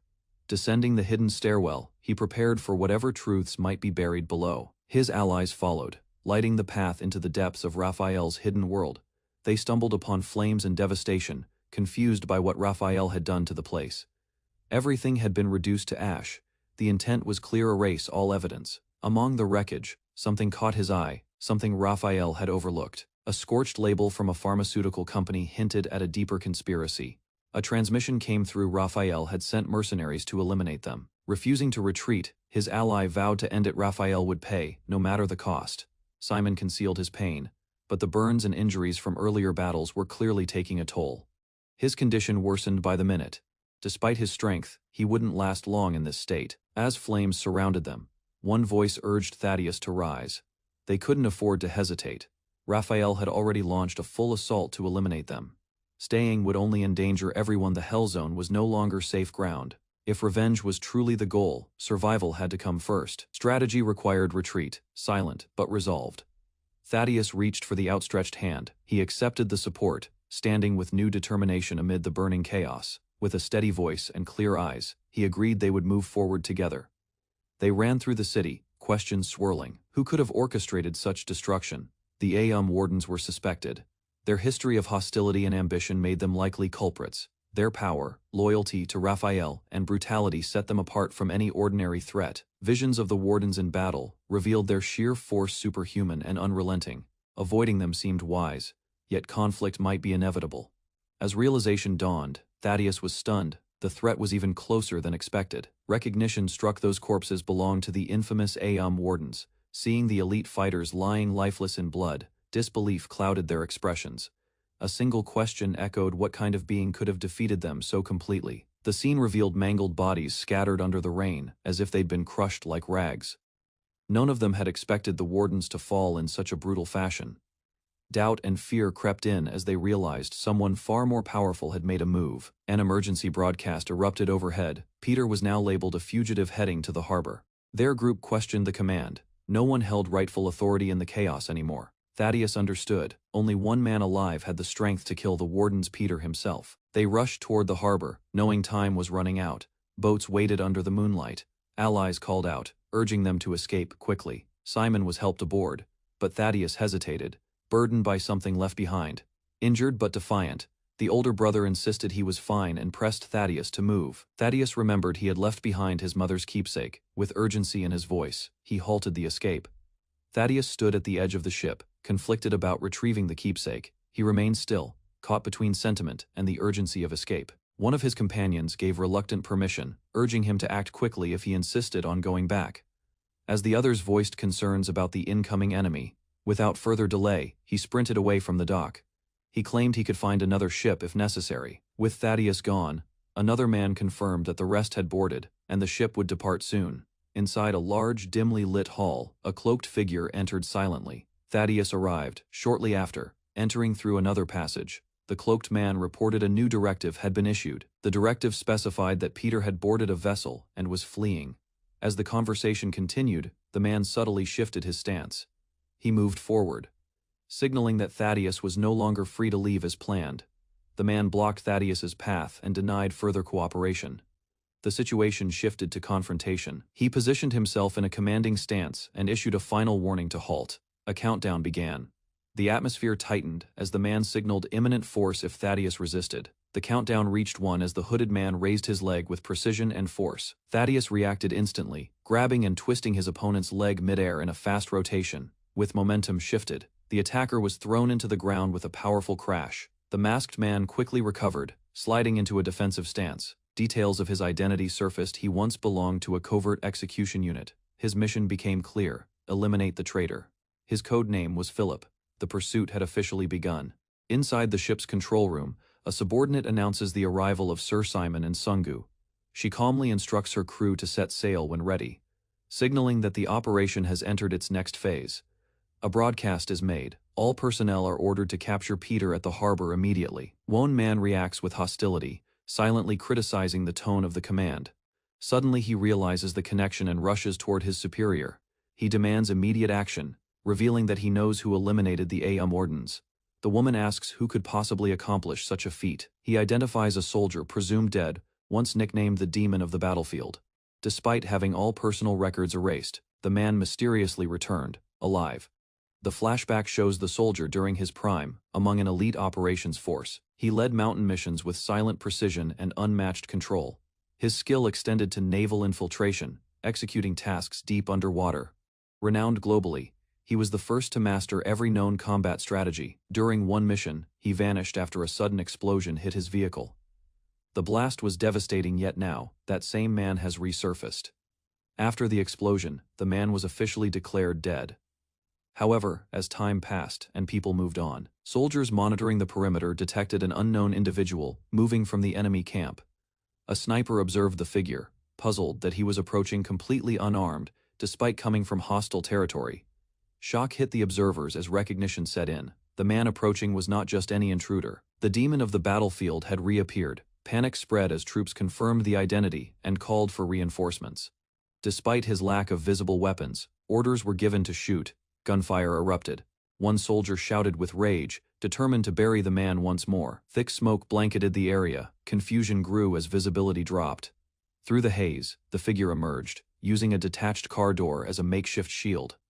Soldiers stared in disbelief, unable to comprehend how he survived the barrage unarmed. One soldier questioned how the man blocked so many bullets with a car door alone. The man explained calmly, the bullet penetration rate was only 4%, with minimal risk due to the angle. With no injuries sustained, he warned the soldiers their survival probability had just dropped to 0. After the masked warrior's reappearance, a chilling rumor spread across units. The number 0% echoed from his mask. A symbol of invulnerability. Panicked, a soldier screamed as the warrior advanced through fire and debris. Survivors later said the man no longer looked human. Following that battle, he left his original unit and disappeared without a trace. Later he founded his own group, Leviathan Raven, which secretly operated across global conflicts. Leviathan Raven became infamous, annihilating any army that opposed it. Governments feared its name. But despite global recognition, no one had seen the unit in person, not even rival mercenaries. The truth surfaced. Leviathan Raven had only one member, the masked warrior himself. Known as the Demon of the Battlefield, he was also feared as the one-man army. His codename was Philip, marked by his apostle mask and unmatched combat legacy. As threats escalated, a mission to find and stop Peter was approved. Philip volunteered, personally. Inside a hostile facility, a new figure emerged, calm, smiling, and ready to kill. Without hesitation, the man launched himself through the air with explosive power. Before impact, he mocked Philip, daring him to find someone named Raphael. Thaddeus reacted to a mechanical sound echoing through the facility. It was unlike anything human. Confused, he questioned the origin while preparing to strike. With glowing red eyes, Philip calmly declared the futility of trying to attack him. Philip demanded to know how long Thaddeus thought he could last in a fight this one. Sided, Thaddeus leapt into action, spinning midair as he launched an aggressive counterattack. He replied with defiance, declaring his will to fight until Philip's final breath. Thaddeus dismissed Philip's warning, claiming he was unbeatable and out of reach. Philip stared coldly, unmoved, and told him he was unaware of a true soldier's mindset. With explosive momentum, Philip launched himself forward, declaring that nothing was impossible, crashing down with power. Thaddeus mocked Philip's efforts, claiming none would work. Yet deep inside, Thaddeus questioned Philip's unwavering confidence. He couldn't understand why Philip, unable to get close, still fought with certainty. Philip revealed his thinking: if something is impossible, make it possible. Thaddeus widened his eyes in shock as Philip hurled flare bombs into the air. The blinding light disrupted Thaddeus's vision, reducing his reaction time just as Philip planned. Thaddeus underestimated Philip's tactics, believing he had predicted the flare strategy. A deafening explosion lit the area, but Philip had already moved under cover. Emerging from the smoke, Thaddeus taunted Philip. Confident he remained untouchable, he proclaimed nothing could affect him, convinced of his awareness and agility. However, his expression shifted when his vision blurred and pressure surged. Philip landed a crushing strike. Thaddeus, stunned, couldn't understand how he was hit. As the blow echoed, Philip reminded him nothing was impossible. Thaddeus couldn't believe it. He thought he had seen Philip's movement. Philip explained, what couldn't be dodged was what couldn't be seen or heard. Philip revealed the science behind it. The flare's 170 decibel blast damaged Thaddeus's ears. He detailed how the military used flash bombs not only to blind but to impair hearing.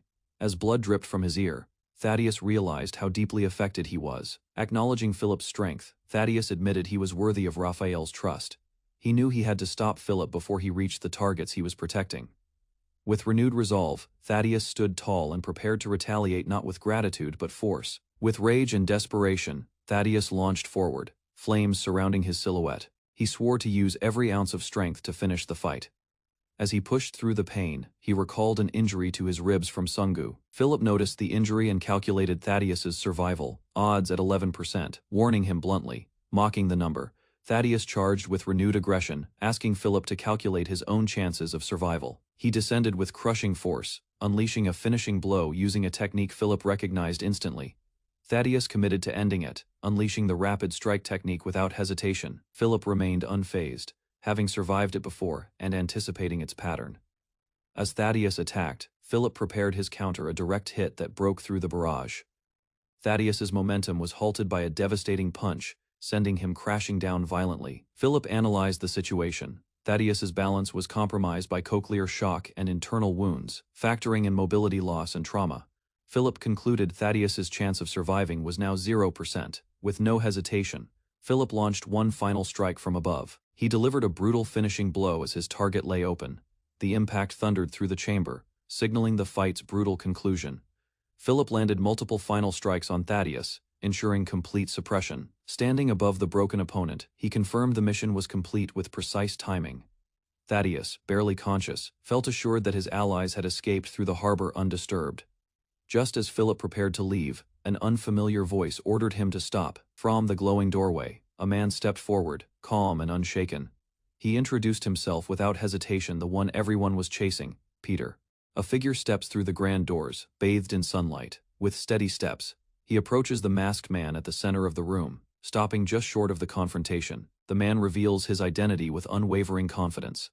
Thaddeus, injured and collapsed on the floor. Despite his battered state, Thaddeus urges Peter to leave, attempting to shield him from danger. Peter assesses Thaddeus' condition silently, recognizing the damage inflicted before his arrival. Peter observes the bruises and swelling, concluding that Thaddeus's ribs are shattered. He calculates the threat of internal bleeding if broken ribs puncture the lungs. Knowing the danger, Peter determines he has 1 hour to act. The masked enemy acknowledges Peter, linking recent resistance from Kowloon directly to him. Peter interrupts Thaddeus and insists he must survive to be brought back safely.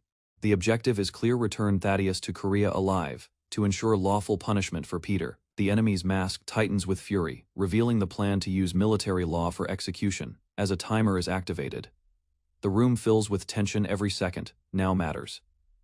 Peter stands calm, facing the armed opponent, ready to fight for the time Thaddeus needs. The masked opponent tightens his expression, revealing a twisted intent to time how quickly he can kill Peter. Peter responds with a calm smirk, unfazed, mocking the idea of needing a timer. Without hesitation, Peter launches into a spinning assault. A powerful blow erupts as Peter's attack lands cleanly. Amid shattered tiles and smoke, Peter reads the masked fighter's stance. He's not backing down, acknowledging the barricade. Peter realizes he's being trapped, the enemy unwilling to let him escape alive. Peter narrows his gaze, aware of the overwhelming strength behind the masked man's punch. If Peter hadn't intercepted it, the blow would have crushed his bones, proof of monstrous power. The image of defeated wardens flashes in his mind. This was the man responsible. Taunted to respond, Peter remains composed as the fighter dashes forward, wind swirling around him. Knowing there's no shelter in the open hall, Peter shifts tactics to endure. His focus sharpens. He must react instantly or be overwhelmed. Attacks rain down in rapid succession, their force shaking the entire floor. Peter evades and counters, narrowly avoiding devastation. His response is precise target movement, strike hard and hit where it matters most. Peter's movements become increasingly unpredictable. The masked fighter struggles to react, unable to match the irregularity or direction of Peter's blows. Realization dawns: Peter isn't just fast, he's calculated, exploiting weaknesses with precision. The enemy acknowledges his fatal flaw: the mask obscures his peripheral and lower vision. Peter capitalizes on this, deliberately striking from the sides and below. However, the masked fighter prepares a sudden counter, seeing through Peter's rhythm.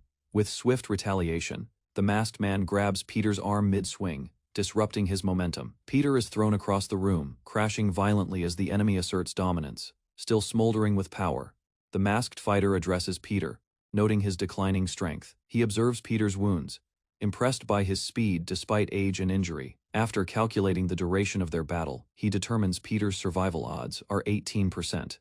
Peter smirks at the numbers, preparing to shift the outcome in his favor. Moving into the woods, Peter buys time to recover, forcing the fight onto his terms. His opponent mocks the strategy, calling it futile and delaying the inevitable. Unshaken, Peter counters with sarcasm, ready for a battle. Neither of them will forget. The masked man scans the dark ridge, suspecting movement near the edge. A precise stab strikes the cliffside, but Peter remains hidden, crouched behind cover. He taunts the misfire, joking about still being in the low survival percentage. The masked fighter lunges, gripping his target with force, ready to end the fight. Peter resists, but his opponent mocks him, questioning his seemingly indestructible body. With a powerful swing, Peter aims a counterstrike directly toward the enemy's masked head. The enemy senses something off as Peter moves to retrieve a previously thrown knife. Realization strikes. Peter used the reflection of the blade to locate him. The glint off the combat knife had mirrored masked man's position, ruining his stealth. Declaring his unmatched mastery, the masked man steps forward with supreme confidence. He asserts that no technique or deception can bypass his combat instinct. With sharpened focus, he claims total awareness, prepared for any strike Peter might launch.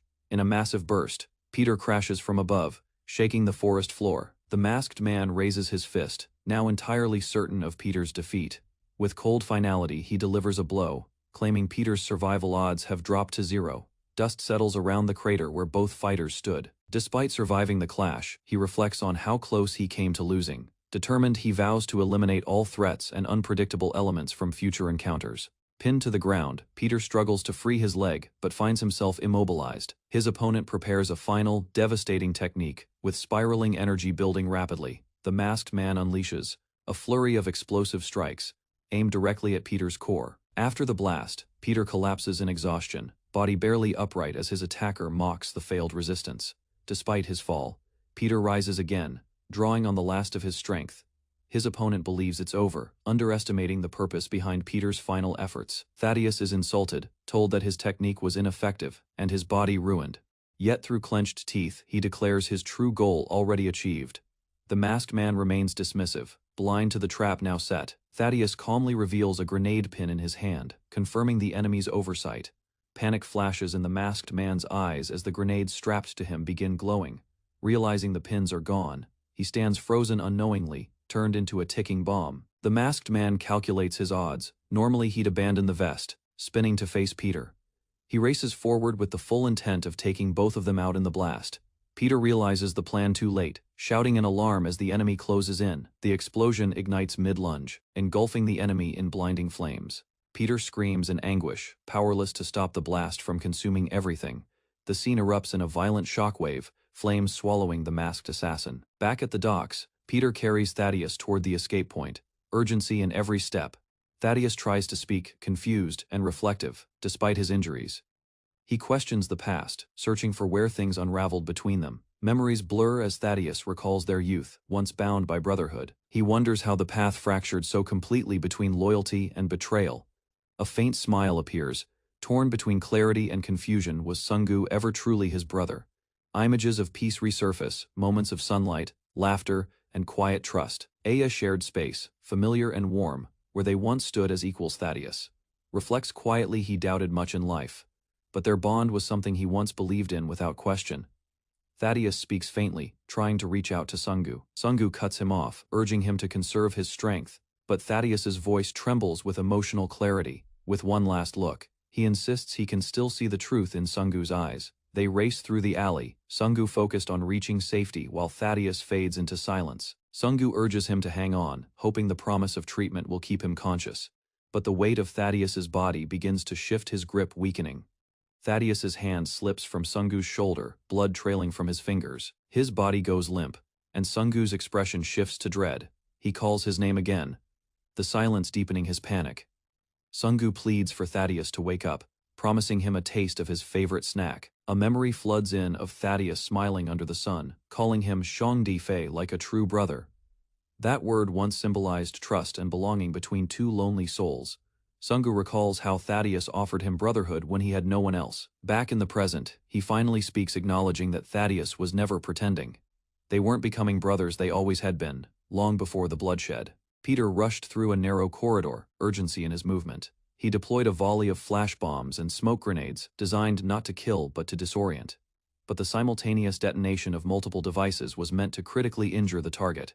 It was a calculated gamble. Smoke thickened around the forested outskirts. The enemy stirred but didn't chase. Lying among debris, the masked apostle muttered Peter's name.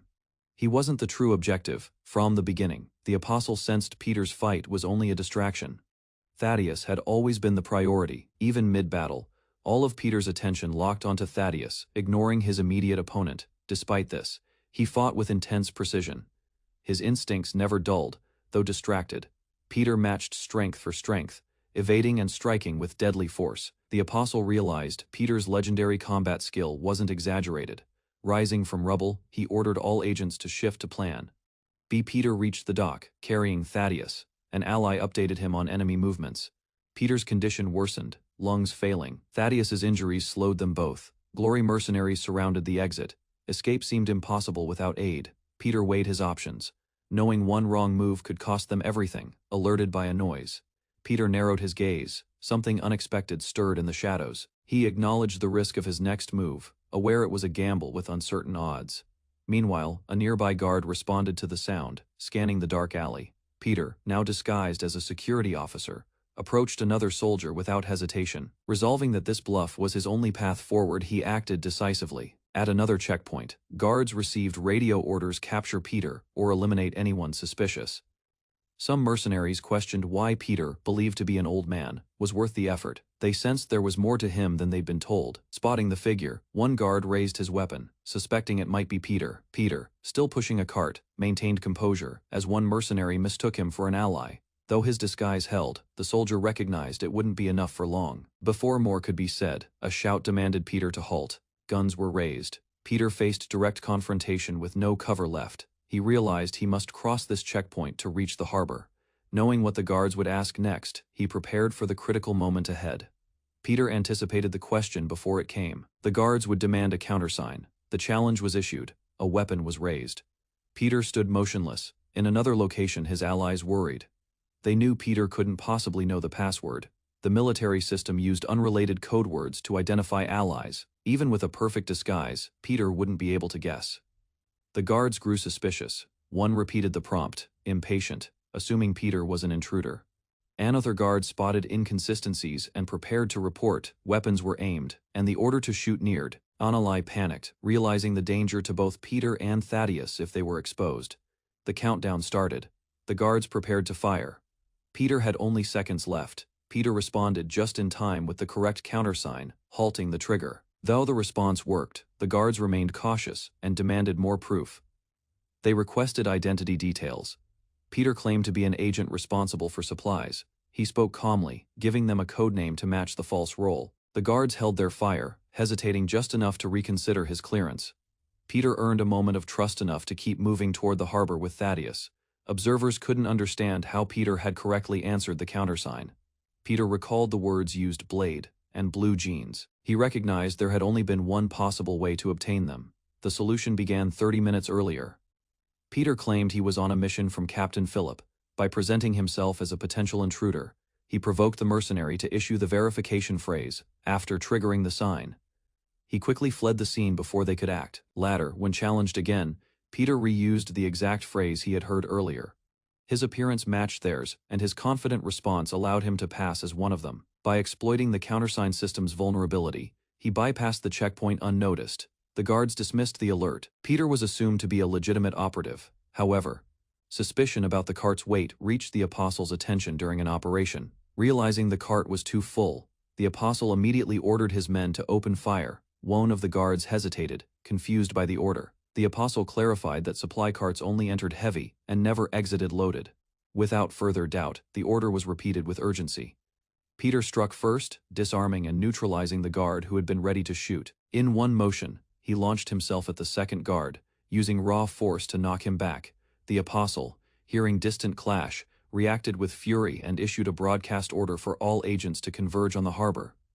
Sirens blared as the alert repeated. Agents were instructed to secure all harbor routes and block off any remaining docking areas. Another mercenary realized the deception had been discovered. The clever use of excess weight alone had given away Peter's identity and intentions. Peter pushed forward with the cart, knowing reinforcements were close behind. He urged himself to move faster, racing toward the harbor with time running out.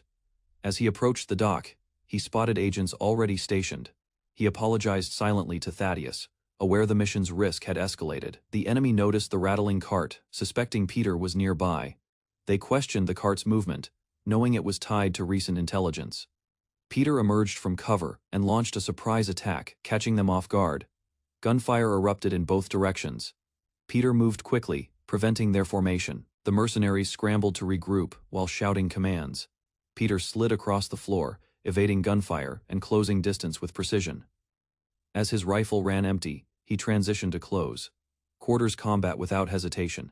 Each attacker fell one after another. Despite being surrounded, Peter maintained control through speed and aggression. Bullets continued to fly. Peter returned fire, eliminating resistance with rapid bursts. Amid the gunfire, someone called out, confused by the silence and uncertain if anyone remained conscious. Peter emerged among the fallen.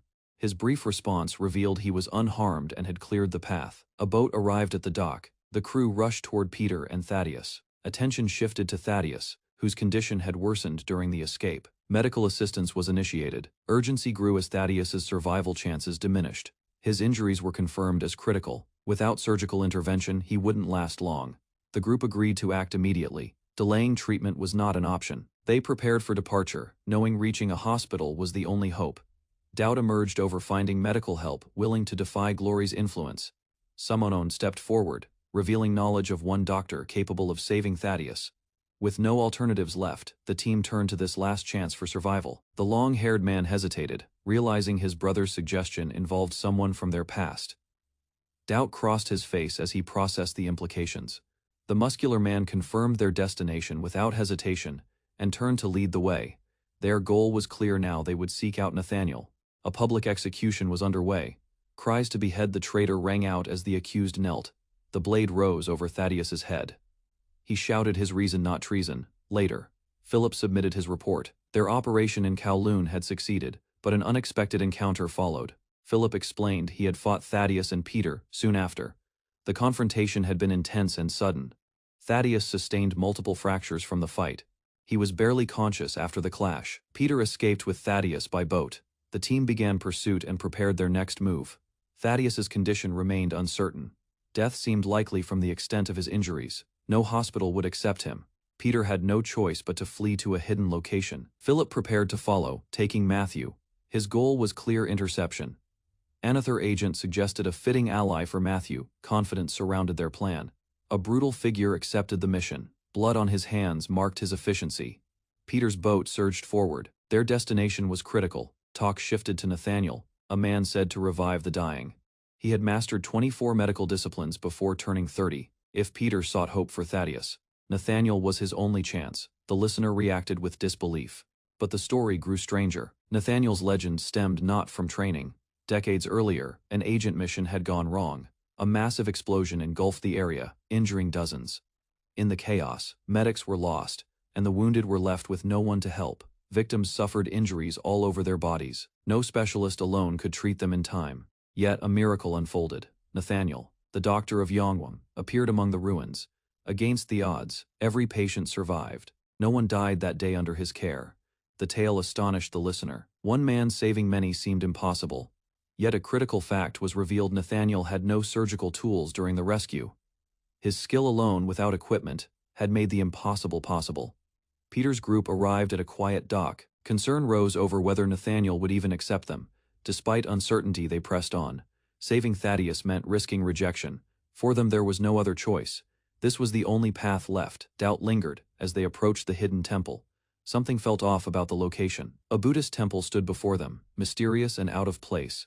Only one question mattered now: was Nathaniel truly here? Encountering a monk calmly sweeping the path under golden autumn trees, greeting them with a bow, the monk asked how he could help. Peter asked hesitantly if someone named Nathaniel lived there. The monk looked puzzled at the name. It wasn't one typically heard in a temple like this. Peter clarified the urgency and insisted they were sure this was Nathaniel's residence. The monk apologized. No one by that name was present. Peter's companions scanned the area. Everything seemed normal and open, no signs of secrets. Despite their doubts, nothing felt out of place. The temple appeared sincere and harmless still. Unease grew. Could Nathaniel really be hiding somewhere within this peaceful temple? Suddenly, a scream echoed. A woman collapsed, crying in pain from a fall. She clutched her arm, claiming it was broken. No vehicles could reach the mountain. Panic set in. She begged for help, the pain unbearable, as monks gathered around. Then, just as quickly, she stood up shocked. The pain was completely gone. Stunned, she moved freely. The injury had vanished without explanation. The monk smiled in relief. It seemed to be just a sprain, or was it something more? The woman laughed in relief, grateful her arm wasn't broken. Peter and his companion decided to leave as well, feeling they had seen enough. Before departing, one monk politely approached them, drawing their attention. The monk observed Thaddeus's worsening condition. Concern shadowed his face. With sunset near, he suggested they stay the night rather than descend in darkness. Peter silently agreed, glancing at the fading sky while adjusting Thaddeus on his back. Night fell, and monks gathered in prayer. The rhythmic chants echoed within the temple. Inside a small room, Peter and his allies watched over Thaddeus, now wrapped in blankets. Doubt crept in. Though safe, Thaddeus still needed real treatment, and time was running out. One of the group affirmed Thaddeus would survive. Determination filled his voice. A monk entered quietly, checking if the bedding was suitable for their stay.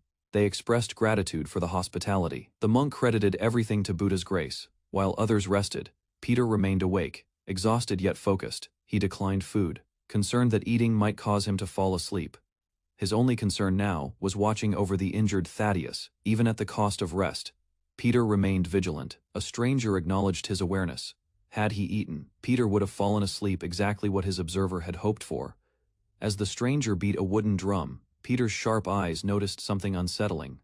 Peter confirmed his suspicion. The men present weren't monks, they were something else entirely. Calmly, he admitted nothing surprised him anymore. Years of experience dulled the shock. When asked how he identified them, he answered plainly, it wasn't difficult. He recalled the moment the monk pressed his palms together.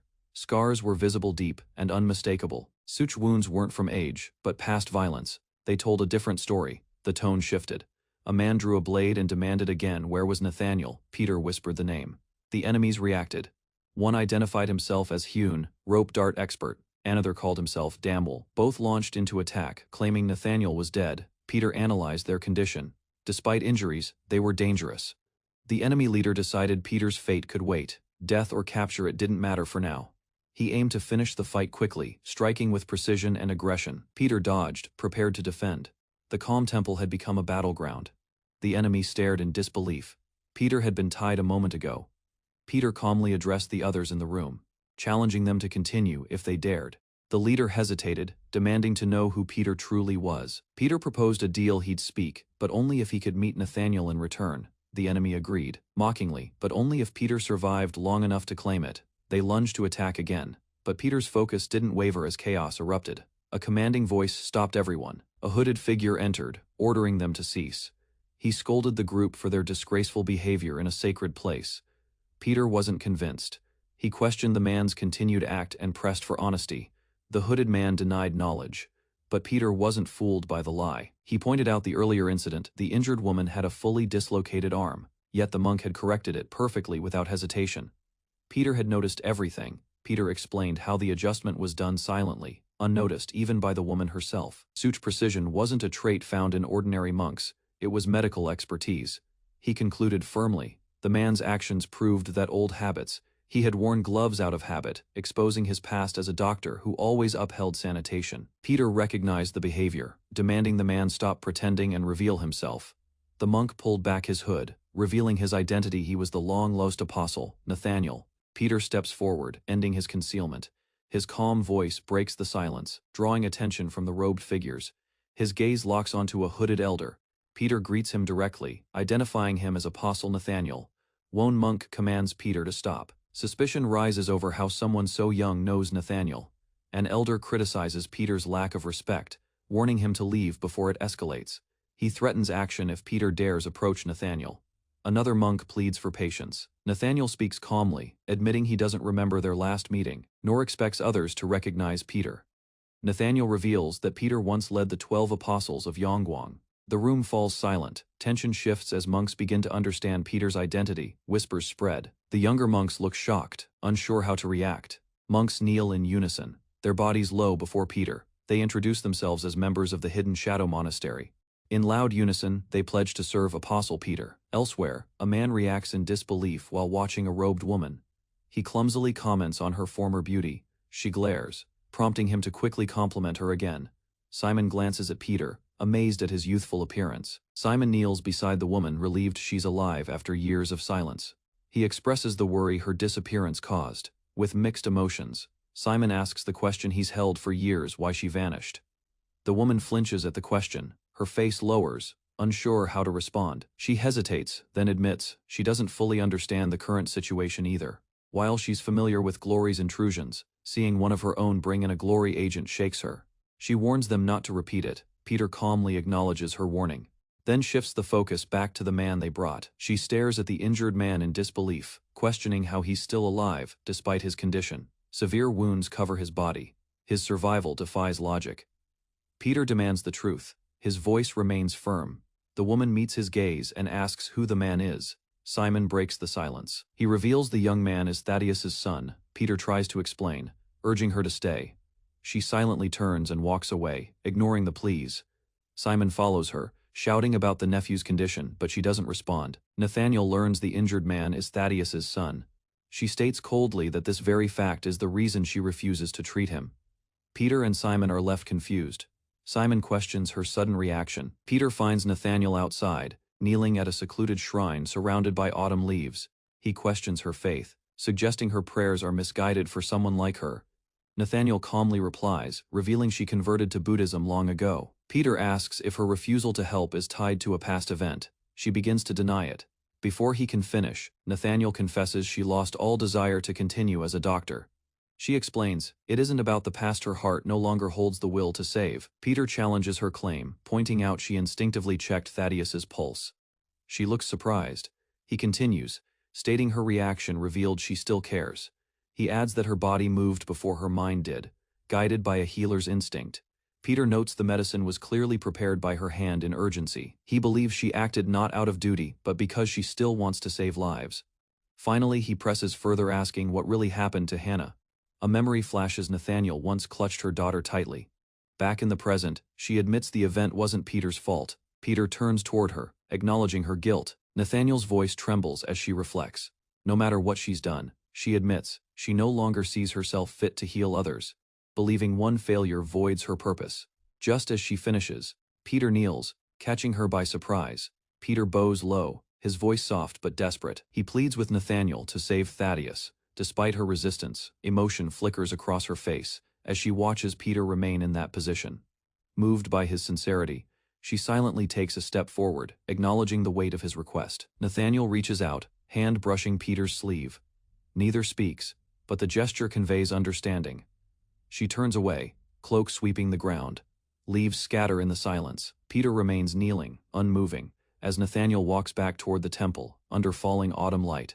Inside, Thaddeus convulses, his breathing erratic. Simon panics, calling out desperately. He rushes to his nephew's side, helpless, unsure what to do next.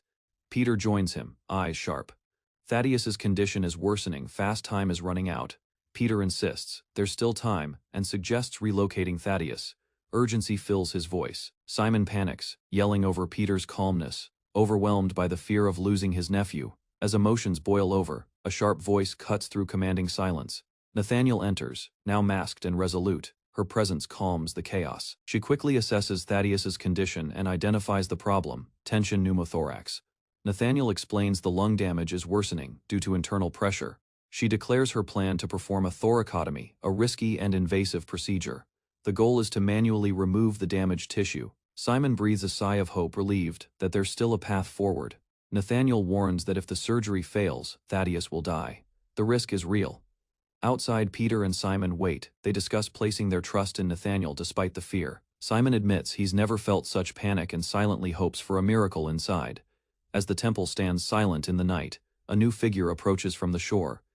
The masked stranger greets the approaching figure politely, unaware of their purpose. The tension deepens as the newcomer silently stands before them, intent unknown. Two strangers block the monk's path, claiming they have urgent business on the mountain. The monk apologizes, but warns them that the mountain's guardians despise outsiders and their violent pasts. His calm words carry a warning, hinting at deeper consequences should they proceed. A sudden strike echoes through the beach as backup monks appear without hesitation. The intruders grow tense, recognizing danger despite the monks being unarmed. Assessing the threat, they prepare to attack before any hidden weapons can surface. One monk launches forward, but the girl counters with a concealed firearm, catching them off guard.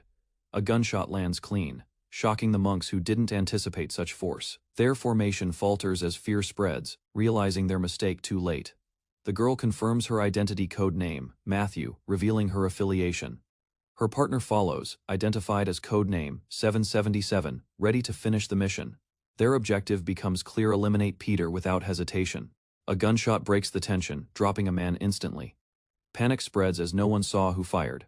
Despite hearing only one shot, multiple bodies fall. The survivors remain frozen. At the center, a calm figure stands surrounded by bodies. No clear weapon, no visible threat. A red-haired woman steps forward, mocking the confusion. She explains simply they were all shot. Her words are blunt. With a light tone, she suggests moving on. The man agrees without hesitation. She asks about rumors calling him another version of Peter. He stops. He issues a cold warning: never call him Peter again. His voice is quiet but dangerous. She raises her gun, confident, challenging his threat without hesitation. He closes the gap, unafraid. His voice stays firm: fists, knife, or gun, it doesn't matter. The barrel presses into him. He shows no fear, only resolve to strike. Any weapon will do. He'll use whatever it takes to kill. A voice informs Apostle Matthew of incoming backup. The mission continues. The woman sighs, ready to finish the task. Her expression turns serious. She doesn't care about rewards. Her only goal is clear: to kill Peter. Damwell listens carefully as he is taught to move like flowing water. Nearby, others react in shock upon realizing who is present. They quickly bow and apologize.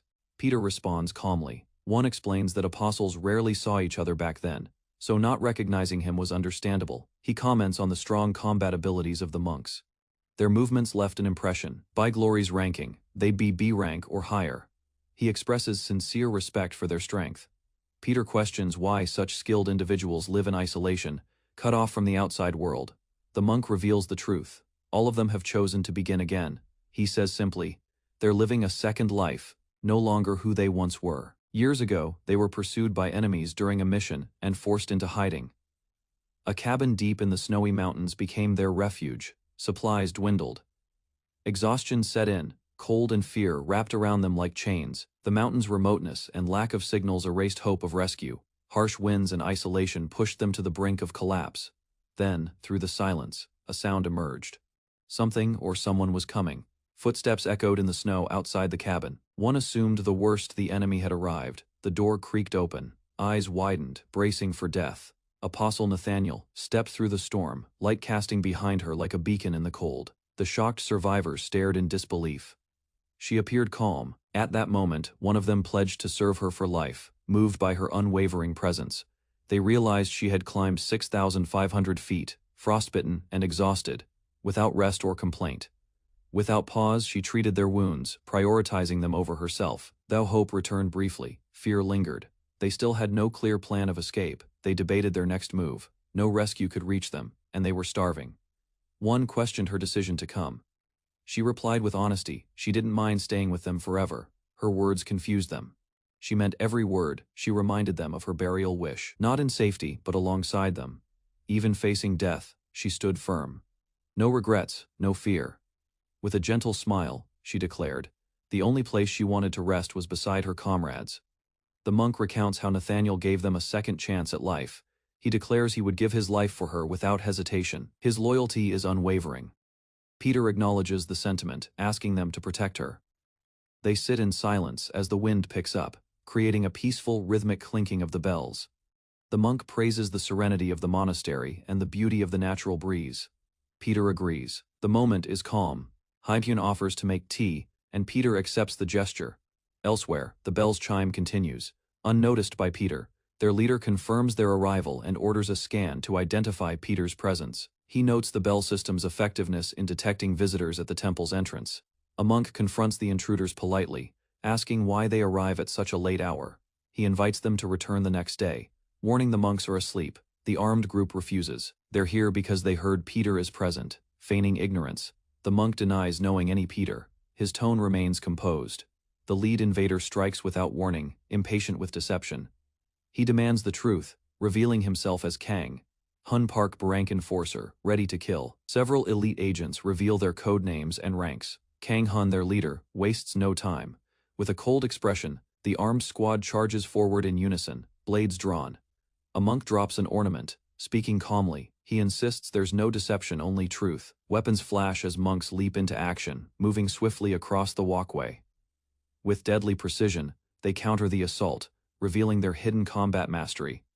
One agent panics, shocked by the resistance. The monks weren't supposed to be this skilled. A powerful counterstrike lands, a spinning slash tearing through attackers. The invaders are stunned. These monks fight like seasoned warriors, not passive clergy. The defenders explain such strength as expected. Their training surpasses ordinary soldiers. Hyun, once a shadow operative, boasts unmatched rope dart skill. Damwell, his partner, wields the spiral sword. They mock the attackers, noting how weak Glory's forces have become compared to Yang Wang's elite. Confusion spreads. The attackers were never briefed on this threat. Damwell moves silently, ignoring the panic. Another monk steps forward, calm and firm. He addresses the enemy leader directly, offering one final chance to retreat before it's too late. The enemy identified the quiet figure as the leader, but saw no visible threat. Despite his passive stance, they remained cautious. His presence alone raised doubts among the attackers. An order was given to eliminate him immediately. One agent moved in to strike without hesitation. The monk reacted quickly, sidestepping the attack with precision. The strike had not been meant for him directly. The weapon veered. A loud crack followed. Dust and fragments filled the air as a large object was destroyed. Debris fell. The monk stood unscathed. A destroyed boulder marked the weapon's impact zone. The attacker evaluated the destruction, realizing the monk's control and accuracy were exceptional. Another monk joined together. They prepared for a joint counterattack. The two launched simultaneous techniques. The first slashed forward, the second spiraled with force. The impact created a shockwave. Several attackers were caught in the blast. Those watching were shaken. Their formation began to break. A rope-bound enemy hovered mid-air. He couldn't resist the monk's technique. The others realized they were outclassed. None of them had expected such power.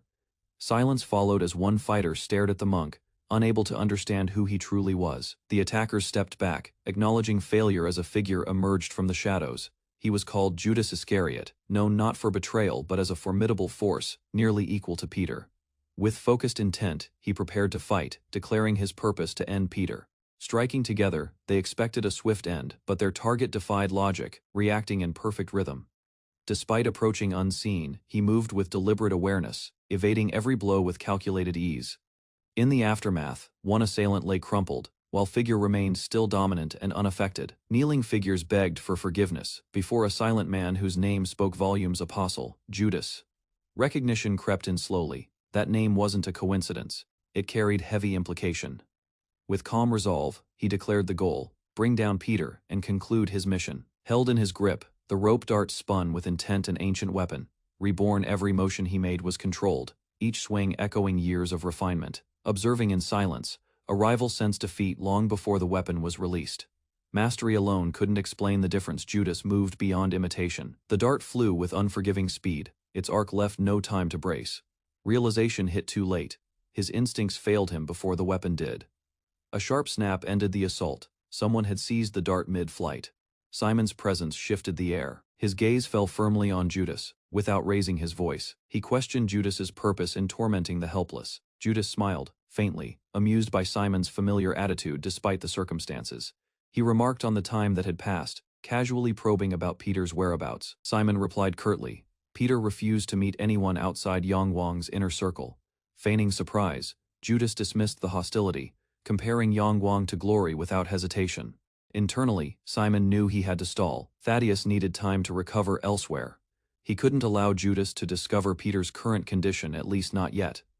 Judas took a jab at Simon's appearance, hinting at physical decline. Simon's response was sharp. Unless Judas brought a new arm, his commentary was useless. Tensions erupted as Simon accused him of betrayal, to which Judas responded with indifference. Without warning, Simon charged, driven by anger and something deeper. His speed surprised Judas, who watched with interest rather than fear. Despite lacking a right arm, Simon closed the distance with fierce momentum. Their bodies collided. Simon grabbed Judas and delivered a brutal headbutt. Shock flickered in Judas's eyes as the blow connected. Grinning, he questioned Simon's judgment for attacking in such a state. Judas and Simon exchanged blows, their banter sharp as their strikes. A direct hit sent Judas staggering back. Simon didn't hesitate. With grit in his voice, Simon declared the truth he wouldn't lose, no matter the handicap. Their weapons clashed mid-air, scattering sparks across the battlefield in rhythmic bursts. Judas ridiculed Simon's decline, mocking the once feared Spiral Swordmaster as just a desperate fighter. Spectators watched, breathless. Even without a blade, Simon held his own with raw determination. A brutal punch landed cleanly, staggering Judas, but something felt wrong. One onlooker sensed it first. Judas wasn't serious. He was holding back. Simon recognized it too. Every move Judas made was a perfect imitation of his own techniques. Mockery became evident. Judas mimicked Simon's style with uncanny precision, down to his breathing. Every attack felt like an insult, flawless execution of someone else's legacy. Forced backward, Simon tried to recover as Judas launched another flawless strike. Doubt crept in. Simon knew he couldn't win in his current condition. A shout broke through. Someone hurled a weapon toward him mid-battle. Catching it with a grin, Simon regained focus. A faint smile signaled a comeback. Simon gripped the sword tightly, energy flowing back into his stance as if reignited from within. The weapon restored his confidence. For the first time in the battle, he felt whole. Across from him, Judas readied his own blades, acknowledging this as the true fight he had awaited. Simon launched into a furious stance, determination fueling his next strike. Judas immediately sensed the shift. Simon's aura had transformed. The Spiral Swordmaster unleashed his signature technique. Judas, stunned, realized he couldn't avoid the blow. As the slash approached, Judas began to think fast. Dodging was impossible. A sudden blade flashed, redirecting the strike just in time. Judas taunted him once more, calling out Simon's weakness, not just in body, but in spirit. From the sidelines, an ally realized Judas had calculated everything in advance, mocking Simon's failure. Judas delivered a blow that sent another fighter crashing to the ground. With a chilling smile, Judas admired the spiral technique, savoring the stolen power. Raising both blades, Judas declared the attack. Simon froze in shock. Judas was using his technique flawlessly. In a spiraling arc, Judas struck, reversing their roles in one decisive moment. Shock rippled across the battlefield. Judas prepared to unleash Spiral/AA. Veteran onlooker, still imperfect in the form himself, denied its possibility. Judas wasn't bluffing. He had memorized every intricate motion and executed them without hesitation. As the duel intensified, both blades clashed violently, their force shaking the air around them. From a distance, Judas observed calmly. The beeping in his ear signaled something critical was nearing completion. With blades crossed and eyes locked, he declared their fight would be postponed. Simon shouted after him, refusing to let the confrontation end unresolved. Judas, unfazed, left behind reinforcements to occupy his enemies in his absence. Cries of frustration echoed, but Judas was already gone, swallowed by the night. Inside, the medical team worked tirelessly. The boy's condition remained critical, but stable. A skilled elder explained that his resilience had kept him alive. Anyone weaker wouldn't have survived. They urged the team to stay focused. Outside chaos loomed, but the boys' survival depended on their concentration. Just as calm settled, a voice warned of danger. Eyes widened as an urgent command rang out, with no time to spare. The room erupted in motion. An attack was coming. A sudden explosion tore through the air, catching everyone inside off guard. Eyes scanned frantically. Confusion turned to fear as the realization hit. The team scrambled, a sniper. The shock of such precision inside a fortified room left them stunned.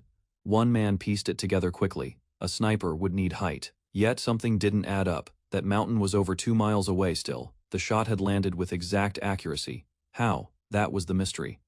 A flash of insight struck shadows cast by candlelight had exposed their position. Even from miles away, the sniper used the flickering light to track movement. And at that distance, the bullet would take at least 10 seconds to arrive. He moved fast, dodging another shot mid-roll and shouting for lights to be turned off. But the medic protested. The operation couldn't continue without visibility. They recalled a nearby cave if they could reach it. The procedure might be saved. The problem was clear. Exiting meant risking death. Whoever was out there wouldn't miss. A call for help was made. Another team member responded immediately. With urgency in their voice, they confirmed the position mountaintop opposite their location. The medic warned that the sniper's location was shrouded in total darkness. Jiwan, however, found that detail useful rather than discouraging. He quietly reflected, realizing that someone familiar with such darkness was exactly what they needed. In the forest, a figure navigated the shadows, heading toward an unknown target with swift purpose. His movements remained silent, careful not to disturb the terrain as he tightened his grip on his gear. With confidence, he confirmed to himself he was the perfect one for this mission. Inside a dim room, Peter listens as the masked woman brings up Glory's John. She suspects a manipulation at play, an attempt to divide forces from within by sowing doubt and conflict. With a metaphor about darkness and missteps, elsewhere, a motorcycle speeds toward the docks. Inside, Simon and Thaddeus guard the wounded. Still unfit for battle, they conclude outside help is essential if they want a chance to survive. One offers to go, but is denied. He is needed nearby to protect Juan from Glory's expanding influence. Juan is considered their best option to approach someone who may listen and act. She realizes who they mean, someone even riskier than their enemies. Surprised, Juan hesitates, then turns toward her desk to confirm the idea. She silently reaches for a coded message among old notes and scattered tools. Without a word, she grabs the card. The decision is made. In the forest, a hooded figure halts. Juan calls him by name Alipede. She requests Europe's most feared assassin for a hit on a glory apostle. Thou unsure why, he listens. Her message carries weight and danger. In a blood-red clash, fists fly violently. Sungu becomes the primary target of the glory apostle's wrath. Eyes narrow in fury, muscles tighten, both sides are fully aware. This isn't a fight for survival. Sungu stands firm, his glare sharp, as the assassin charges. The confrontation has truly begun. Alipede speaks with quiet resolve, declaring that his decision isn't for Jiwan's sake. His voice hardens as he grips his jacket. This mission must be his. He alone believes he must be the one to eliminate Sungu, regardless of personal cost. Elsewhere, a female sniper lies hidden. She watches through her scope. Night vision shows the distant compound. She's impressed her location was discovered using shadows. She adjusts her sights, confident. There'll be no escape this time. Suddenly, a voice surprises her. John has arrived, tracking the gunshot trail, annoyed. She questions his presence, reminding him this wasn't his assignment. She urges him to return to position, clearly irritated by his interference. As John leaves, she mocks his quick retreat, but remains puzzled by his appearance. Distracted, she realizes she's lost sight of her actual target. Frustration builds. John's timing has cost her a clean shot. John contacts Raphael, reporting in with an ominous tone. The calm exchange masks deadly intent. With red eyes glowing, John delivers a chilling message: Matthew's death is certain tonight. The candle flickers inside the temple, signaling a trap in motion and the arrival of a threat. A monk warns Peter that lighting a candle now may be too dangerous. Peter calmly states it's safe to proceed. Their ally has reached the location. The masked woman silently praises Peter's quick thinking and composure, even under pressure. Inside the temple, the monk reflects on Peter's setup, clever enough to mislead any sniper. They begin to move, aware another party has arrived. Peter issues a warning: time is short, and danger is imminent. Outside, the masked woman races forward, desperate to reach the site ahead of their enemy. She freezes as a familiar voice greets her from the shadows. Turning, she finds herself face to face with Judas, someone from her past. Judas smiles, coldly, expressing unwanted affection and regret.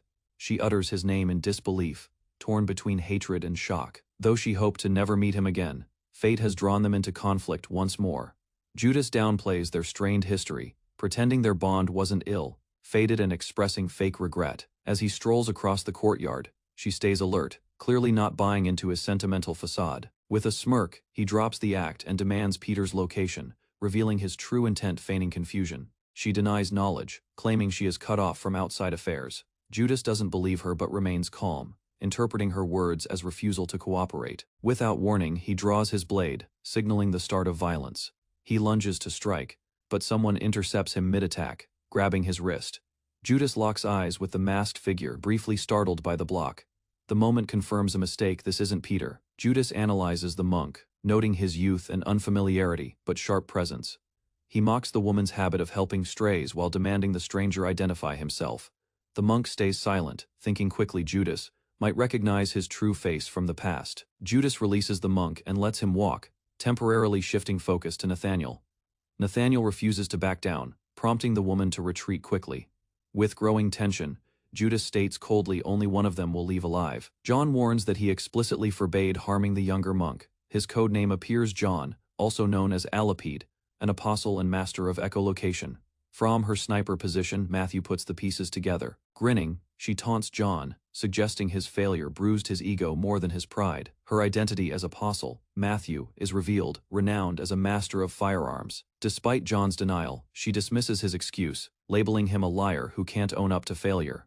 John offers a final warning, but Matthew mocks him again, pushing him over the edge. He charges forward in fury while she preps her sidearm, sliding into defensive position. A gun click signals her readiness as the clash begins.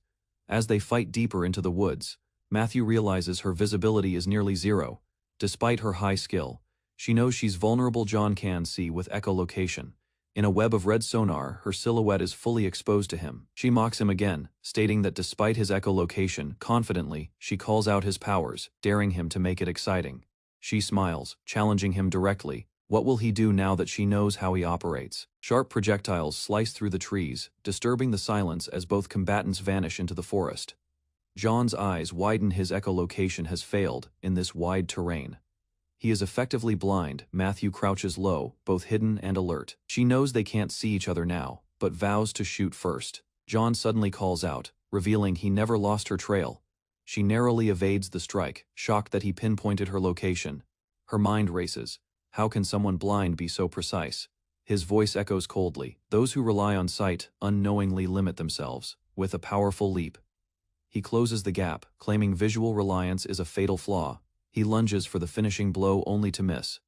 His blade stops short. Matthew had fired, barely missing, but enough to break his rhythm. John freezes, confused. He finally realizes her advantage. Through the darkness, he spots at her sniper rifle with a nightscope. Now back at her sniper post, Matthew smiles. The dodge was never random, it was planned, armed and confident. She takes aim, teasing him with a smirk. Finger on the trigger. She declares playtime over. It is time for his shots. Matthew fires again, forcing John to dodge with swift. Despite his speed, John senses her shots are precise enough to intercept him in motion. He acknowledges her skill. She can keep up even in the dark. Matthew maintains aim, promising a lethal shot the moment he's seen. John maneuvers fast, trying to break her line of sight and suppress her vision advantage. Realizing her scope is her only edge, he prepares to render it useless in the next strike. In the darkness, she scanned the forest with a dual scope designed to detect heat signatures. Standing in the open, she swept the area, trusting her gear to expose any hidden presence. No signs appeared. Doubt crept in as she sensed he was watching, not hiding. Technology alone offered no guarantee of tracking a concealed opponent. Despite constant adjustments, her scope showed nothing but dense shadows. Out of nowhere, a strike landed cleanly. He had waited for the perfect opening. She stumbled backward, startled, and injured. Raising her scope again, she identified scattered heat spots she believed belonged to his blood. The glowing trail stretched forward, guiding her deeper into the woods. Moving quickly, she bounded across branches, keeping pace with the thermal path. At a tree's base, the blood marks stopped. Her eyes searched in vain. Stillness settled in. The direction had been deliberate. No movement followed. Her instincts warned her too late. A shadow dropped from above, targeting her blind spot. Everything she followed had been staged. It was a setup from the start. Gunfire lit up the area as she dodged left, narrowly escaping the rapid strikes aimed at her. She responded quickly enough to avoid a fatal hit, barely maintaining balance as she slid to safety. Despite surviving the ambush, she remained confused. The attack pattern felt calculated, yet inconsistent. The forest revealed nothing. Her eyes scanned with urgency, but he remained undetectable. Frustration turned to clarity. She understood his absence wasn't luck, it was intentional. Recognition dawned. He wore a multispectral camouflage suit, nullifying every detection method she relied on. With that suit, night vision and thermal imaging became useless. His form vanished from every sensor. Even radar couldn't identify him. No trail, no signal, nothing left to follow. He held the advantage. No matter her effort, she couldn't track him. Determined, she charged. Her strikes missed, cutting only air. He emerged silently beside her. His words carried certainty. With exact precision, he monitored her breathing, waiting for her next move. She lunged in and locked her limbs around him midair. Caught off guard, he faltered. Her reaction broke his rhythm, confused. He questioned her intent. To him, it felt like surrender or misdirection. Kneeling on the ground, she held her shoulder in pain after being thrown aside. He stood tall, unimpressed by her resilience. Without hesitation, he moved in, promising to make her the second apostle he had ever killed. A sudden jolt of pain struck him mid. Charged blood sprayed as his body reacted instinctively. Shock flooded his mind. Her attack shouldn't have landed, especially not through his camouflaged suit. Only then did he realize his guard had dropped. In arrogance, he'd forgotten her capabilities. She held her weapon steady, eyes locked in focus. Memories of Matthew resurfaced. She hadn't underestimated him, she'd studied him. The scene shifted to 2018, where an armed standoff in the US held multiple hostages under threat. Authorities monitored the situation closely, reporting a hostage being killed every 10 minutes. Snipers remained in position, awaiting clearance. But the order was clear: terminate the target. The sniper hesitated. The target anticipated the attack, using civilians as shields. Dorothy's presence suddenly disappeared from sight. No one saw her move. Yet she was no longer at her position. Panic rose as the spotter realized she had vanished without a trace.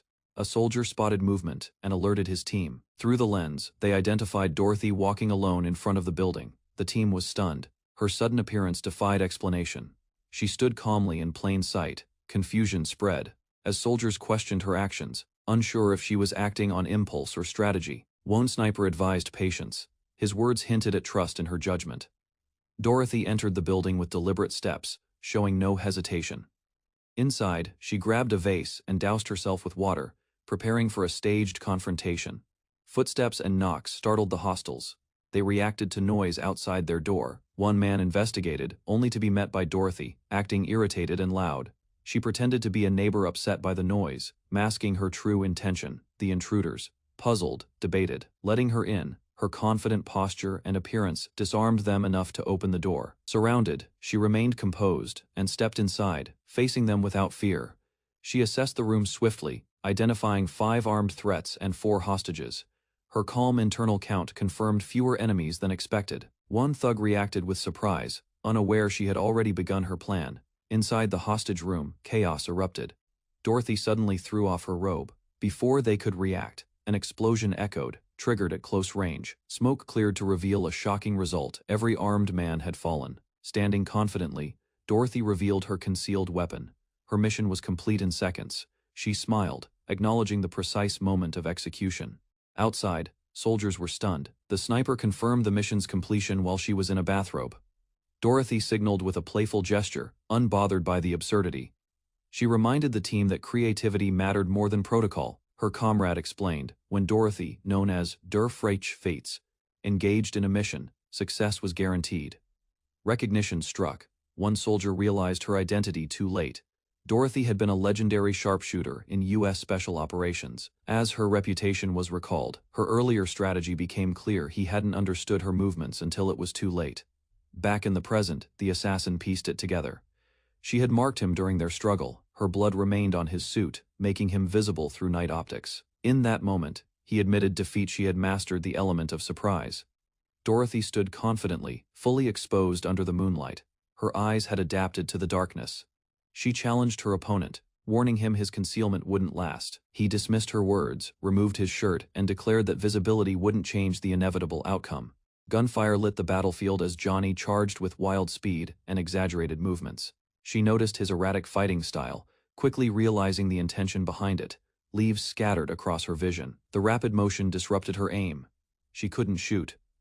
In the flurry, his blade sliced through the air, sending leaves flying. She dodged, returned fire, and tried regaining visual focus amid the chaos. The distraction proved costly. She lost track of his movements. Focusing too much on seeing clearly left her open. He attacked quickly, and she barely deflected the knife using her gun's cylinder. She realized raw strength wouldn't help her win.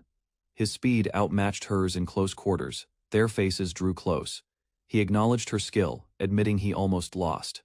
She reminded him that proximity meant death in her hands. Pausing, she questioned the reason behind their fight. Uncertainty now clouded her intent. Yanni calmly reminded her of his mission to keep her distracted. Dorothy questioned his cryptic words, trying to understand who he was protecting. He revealed his role was only to stall her. Someone named Judas was in charge of the real objective. Dorothy expressed disbelief, realizing their fight had no real purpose. She voiced frustration and turned to leave, annoyed by the wasted effort. Yanni stopped her, admitting he didn't want to end things so abruptly. Then unexpectedly, he asked to be carried. She protested, blaming him for ruining her shoes during their clash. As she complained, Johnny walked away silently. Their exchange faded into the night. Meanwhile, a quiet meeting began elsewhere under the moonlight. One man studied the masked figure before him. His instincts sensed something unusual. He expected a subordinate, but was met with unwavering eyes and calmness. The name, Judas, surfaced, hinting at a deeper unresolved conflict between them. Judas denied the visitor access to Peter, warning him to leave immediately. Refusing to back down, the man revealed his deadly intention. He swore to kill Peter that night, even if it cost him his life. A masked man blocks the entrance, firmly stating that no one is permitted to meet Sir Peter. The opposing man sneers, mocking the restriction. He refuses to back down. He coldly declares his intent to kill Peter, even if it costs him everything. Regret flickers in the masked man's eyes as he reflects on the path that brought them here. He acknowledges that their twisted relationship must end, no matter the personal toll. This connection has poisoned them for too long. The time to sever it has finally come. The man laughs cruelly, declaring the masked man's resistance pointless. He lunges forward, blade ready, promising death. But the masked man stands firm, questioning the certainty behind the threat. Pursuers spot movement near the stone statue and give chase through dense forest paths. A follower warns Nathaniel that their enemies are closing in fast. The hunters close the gap, confident there's only one exit left. Nathaniel calmly reassures his ally. There's no need for panic. He reveals a tool hidden beneath his robe as his companion looks on, confused. With a bright flame, Nathaniel lights a torch, declaring the outsiders won't find them now. The pursuers sprint down the forest path, ordered to capture Nathaniel alive. Suddenly, one of them halts, eyes widened. The trail vanishes. Frustrated, they spread out, refusing to believe an old woman could outrun them. From afar, two figures stand under lanterns. The masked man watches silently. He knows defeating Judas means ensuring Thaddeus is safe. Resigned, he decides to bide his time until an opening appears. Suddenly, someone shouts for Apostle. Judas, a subordinate, admits failure. Judas's expression tightens as he hears Nathaniel, slipped away. Judas ridicules them for losing to an old woman and wounded man. He mocks their efforts, claiming they'll never rival Peter, insisting they give up the chase entirely. The masked man remains composed while Judas taunts him, claiming Peter would have laughed at his panic. Judas grins, noting something oddly familiar in the masked man's demeanor. Suspicion grows. There's something about him that reminds Judas of Peter. Judas steps forward, blade ready, determined to rip off the mask and expose the truth. He sneers, calling the masked man a worthless guard, questioning his strength. Calmly, the masked man responds with resolve. He'll prove himself now. The masked man draws both swords in silence. Light dances along the blades. His stance lowers, weight shifting with discipline. Each motion signals the precision of someone trained to kill. Judas watches with a grin, recognizing the form. He names it with disdain too, Blade Crest. Judas lunges forward, spinning wildly in the air, unleashing a technique with violent momentum. A storm of slashes tears through the air. The masked man keeps a tight defense. A voice echoes from memory. The spiral slash demands perfection. Judas mimics the move, dual blades spinning as he recreates the spiral slash with practiced motion. Despite flawless form, something is off. The masked man watches, eyes fixed on the flow. He realizes the truth. This is imitation without understanding. Their swords clash. The masked man strikes the gap mid-spin. Judas stumbles back wide-eyed. His breath catches. His perfect attack failed. He panics. His precision wasn't enough. There was a fatal flaw in his spiral. The masked man remains composed. He speaks calmly, calling out Judas's mistake. Symmetry, he explains, is the downfall. Judas's pattern revealed itself through mirrored movements. A diagram illustrates human instinct favoring symmetry, makes an attack predictable. A diagram reveals how symmetrical movement exposes patterns. The masked man capitalizes on this flaw, attacking with precision. He calmly explains that, being human, Judas was easy to read and predict. Judas scoffs, questioning if the masked man truly sees himself as someone exceptional. He admits he left a gap but insists it was too small for anyone to detect. The masked man warns him to stop underestimating others and focus on surviving the fight. Noticing a shift in Judas's eyes, the masked man prepares himself. Something is coming. Judas leaps into the air, spinning with sudden force and changing the flow of battle. With a grin, he claims that simply wielding a blade qualifies someone as third class. Judas continues, explaining that mastering all weapons places someone in the second class. True elites, he says, don't need weapons, they make them. He reveals a new threat, a broken blade wrapped with a lantern, crafted unnoticed. The masked man reflects. Judas was always different, learning faster than anyone around him. Others grasped one technique, Judas mastered dozens in the same time. But despite his brilliance, the masked man questions what caused Judas to become like this. The masked man stares silently, choosing his words carefully. His tone remains calm. He suggests Judas abandon the pursuit. Peter has long stepped away. Judas reacts coldly, stunned by the accusation of jealousy, rage quickly rising in his eyes. With explosive speed, Judas lunges, yelling in fury, blade ready to strike. The masked man hears a voice call out urgently, warning Peter to evacuate. Hearing his name, Peter's attention shifts. His expression tightens as he sees an escape path open. Judas points menacingly at the masked man, vowing revenge once the fight ends. He leaps away with incredible speed, disappearing into the distance. The masked man waits a moment, then signals it's safe now. An ally emerges, confirming he lured Judas in another direction as planned. The masked man reassures him. He was always Judas's target, provoking him gave the others time. He instructs his ally to move toward the evacuation point quickly. They must not delay. Elsewhere, someone calls out to Simon, relieved to see him safe. They regroup, sharing how difficult it was to shake Glory's pursuit. Now at their destination, uncertainty sets in. How will they get inside? No one knows. A flame bursts to life in Simon's hand as he recalls Nathaniel's instructions for opening the hidden path. He approaches a stone altar surrounded by unlit candles. To proceed, all must be lit. The cave begins to tremble as the ritual activates. Both men are stunned by the sight, a massive underground entry hidden behind a Buddha statue. As they enter the cave, one of them marvels aloud, shocked by what lies ahead. They discover a fully stocked underground bunker, lit by warm lamps and packed with supplies. A familiar voice greets them warmly. An older woman checks on their wounded companion. One man excitedly inspects the stockpiled food, amazed at what's available. Woman smiles, revealing she had prepared this shelter long ago. The wounded man awakens and thanks everyone for the surgery's success. They praise the woman's skill, but concern lingers. Judas is still hunting them. They acknowledge they can't remain hidden forever. Plans must be made. Despite the danger, the shelter offers food, warmth, and a moment to breathe. Everyone gathers to eat, enjoying a rare moment of peace together. Light-hearted teasing breaks out.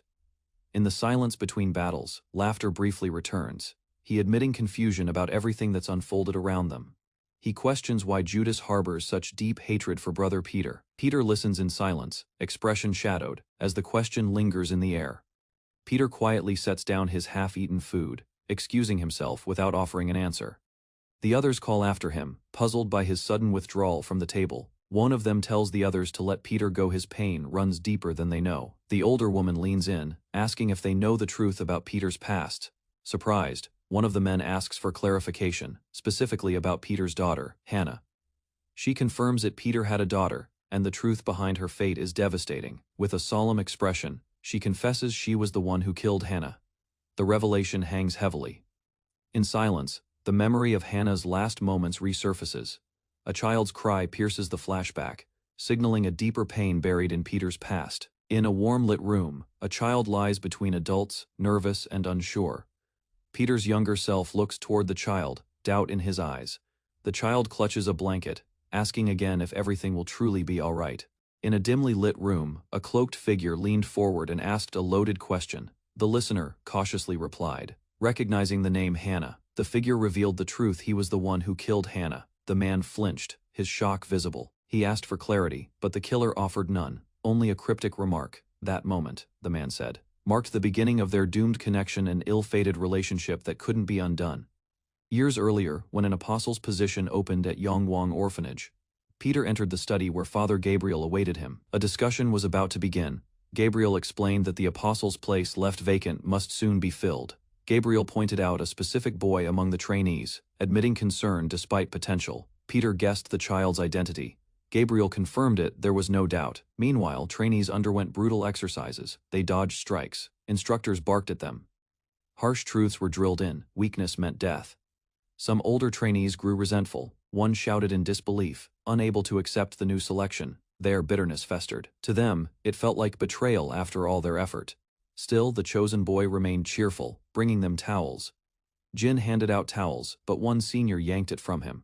Another senior reminded him of their hierarchy. They warned him to act properly and stop getting arrogant. They sarcastically called him Apostle Judas, belittling his newly earned position and questioning his worth.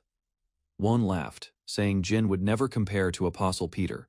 They told him to die in a ditch, joking that it would free the apostle spot for someone better. But Jin didn't waver. He reminded himself that it wasn't luck. Early morning, Jin was spotted by another trainee while practicing alone at the yard. Peter appeared. He ran up, shouting that he had officially been chosen as an apostle.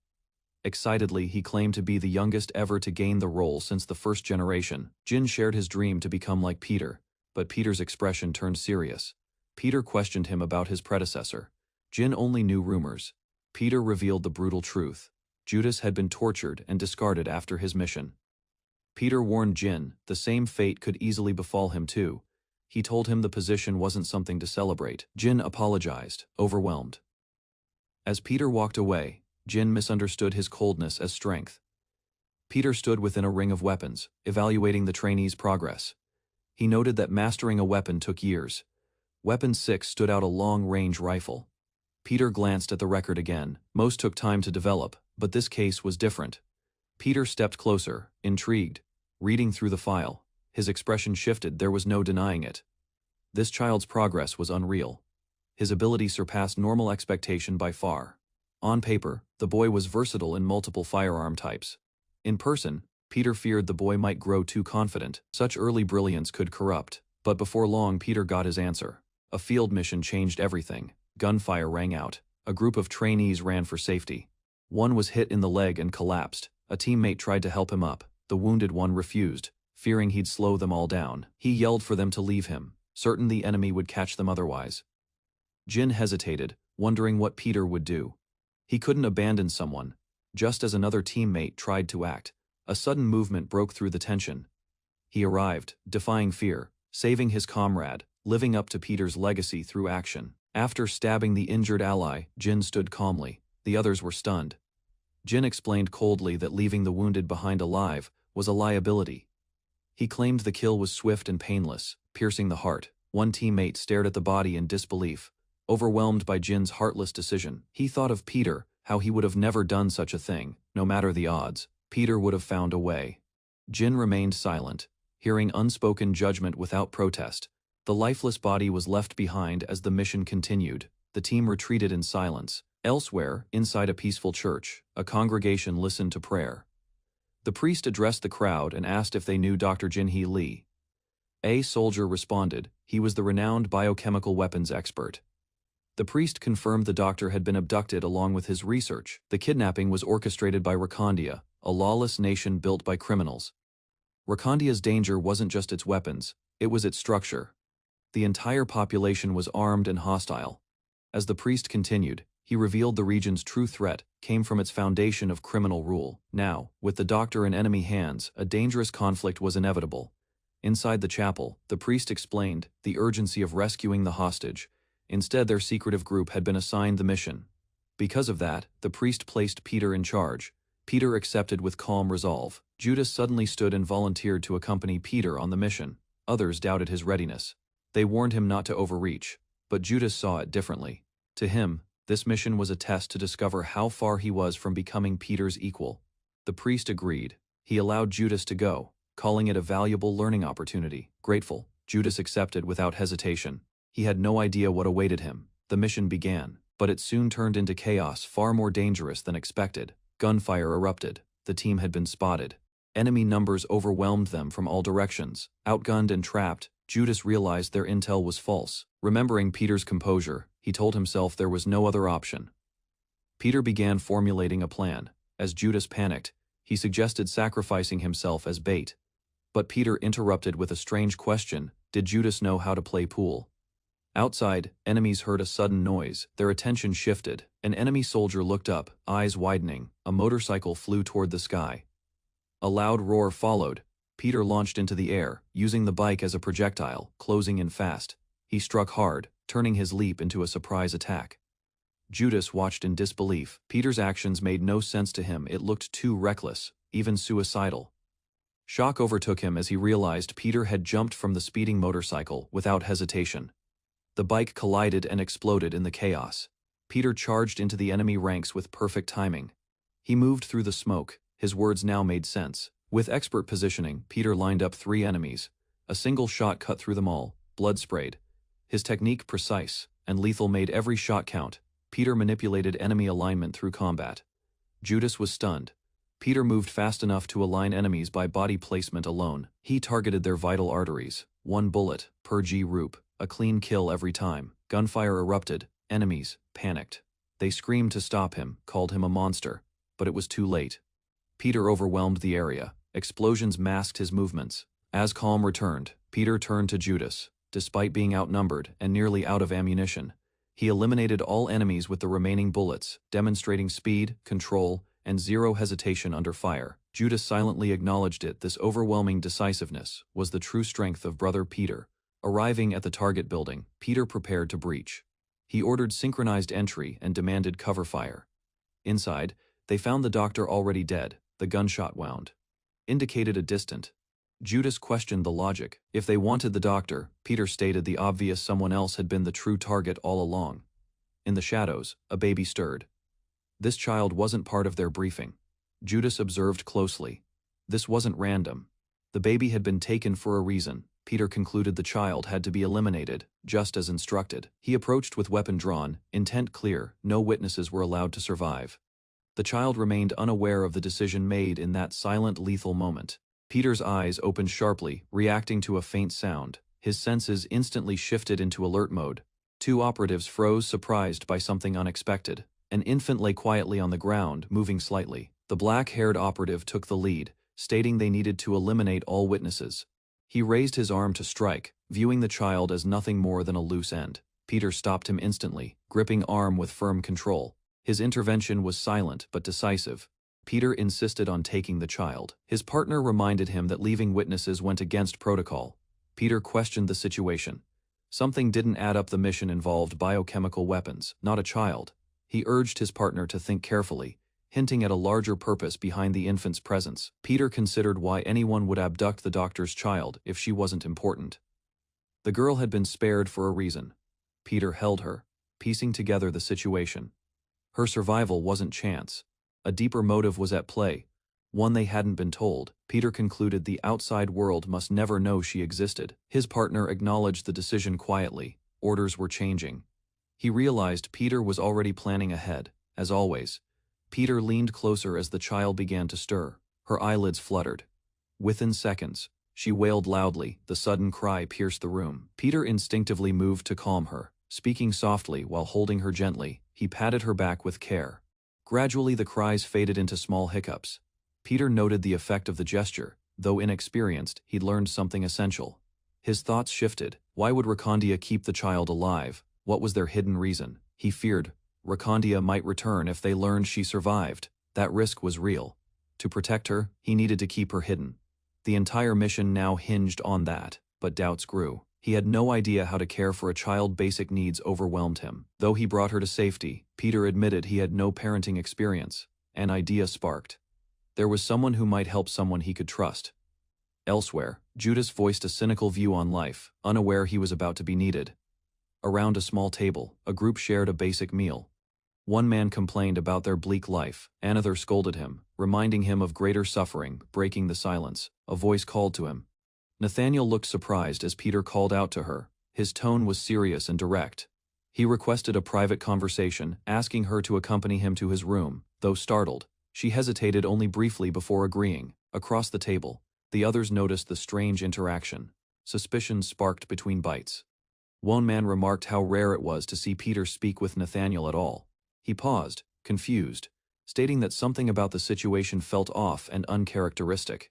He emphasized Peter's nature, someone who never asked for help. Yet now, Peter had done just that, and with Nathaniel, no less. The timing and secrecy of the request led him to a dramatic conclusion filled with wild assumptions. Jokingly, he hinted at romance, earning a cold glare from Nathaniel. She dismissed his teasing and left, clarifying her focus was strictly professional. Despite the jokes, Judas remained neutral, while Simon's speculation continued to spiral. Outside, under the quiet moonlight, Nathaniel walked toward Peter's room in silence. She approached the secluded cabin, uncertainty flickering in her expression. As the door opened, Simon's dramatic reaction echoed, mentally unable to believe Peter's request at such an hour. Nathaniel stood outside Peter's room, visibly annoyed by Simon's earlier remarks. Doubts clouded her expression. She worried the others might misunderstand the late-night meeting, yet her own curiosity was growing. Pushing those thoughts aside, she steadied herself, reminding her focus must remain strictly professional. Peter opened the door promptly. Nathaniel entered with uncertainty. Sensing the urgency in the atmosphere, he directed her toward his bedroom. The request made her visibly uncomfortable, stirring assumptions. She reacted strongly, clearly misunderstanding situation and assuming inappropriate intentions. Peter revealed the infant resting on the bed. His expression remained calm and focused. Nathaniel stared in disbelief. She had not expected a child to be involved. Her mind spiraled with wild conclusions. As she struggled to process the context, Peter watched as she slowly regained composure. The confusion began to clear. Nathaniel examined the child closely, realizing this wasn't a joke or misunderstanding. Peter revealed the child's link to biochemical secrets. She understood the threat immediately. When asked what help he needed, Peter finally responded with clarity. He requested that she raise the child with him for protection and secrecy. Nathaniel was stunned, her reaction a mix of shock and disbelief. Nathaniel questioned the reality of Peter's request, unsure how they could raise a child together. Peter stressed the importance of secrecy. Until the connection to the biochemical weapon was understood, no one could know. Elsewhere, in 1985 Rakandia, two men failed repeatedly to access a secured vault, frustration growing. The scanner denied access again. Despite previous efforts, they couldn't bypass the lock. One man confessed that despite using local children's severed arms, none matched the requirement. The vault had a failsafe. Any forced entry would trigger the weapon. Only one fingerprint could open it. Their anger built as they realized everything hinged on a single fingerprint. One subordinate explained that the vault was uniquely designed for that child's print. The leader accepted this. There was now no alternative but to retrieve the original source. They confirmed the child was essential to unlocking the safe and weapon. The boss suspected Korean agents had taken the child and ordered an immediate search. His men acknowledged the command and prepared to mobilize. At night, Rakandia agents crept toward the target area, moving through vegetation. They located their target Nathaniel outside the building. Stealth was critical. Won confirmed the sighting, alerting his partner. Their hunt had just resumed. Two agents hidden in the bushes observed Nathaniel's late night visit. One speculated wildly about the nature of her nightly visits.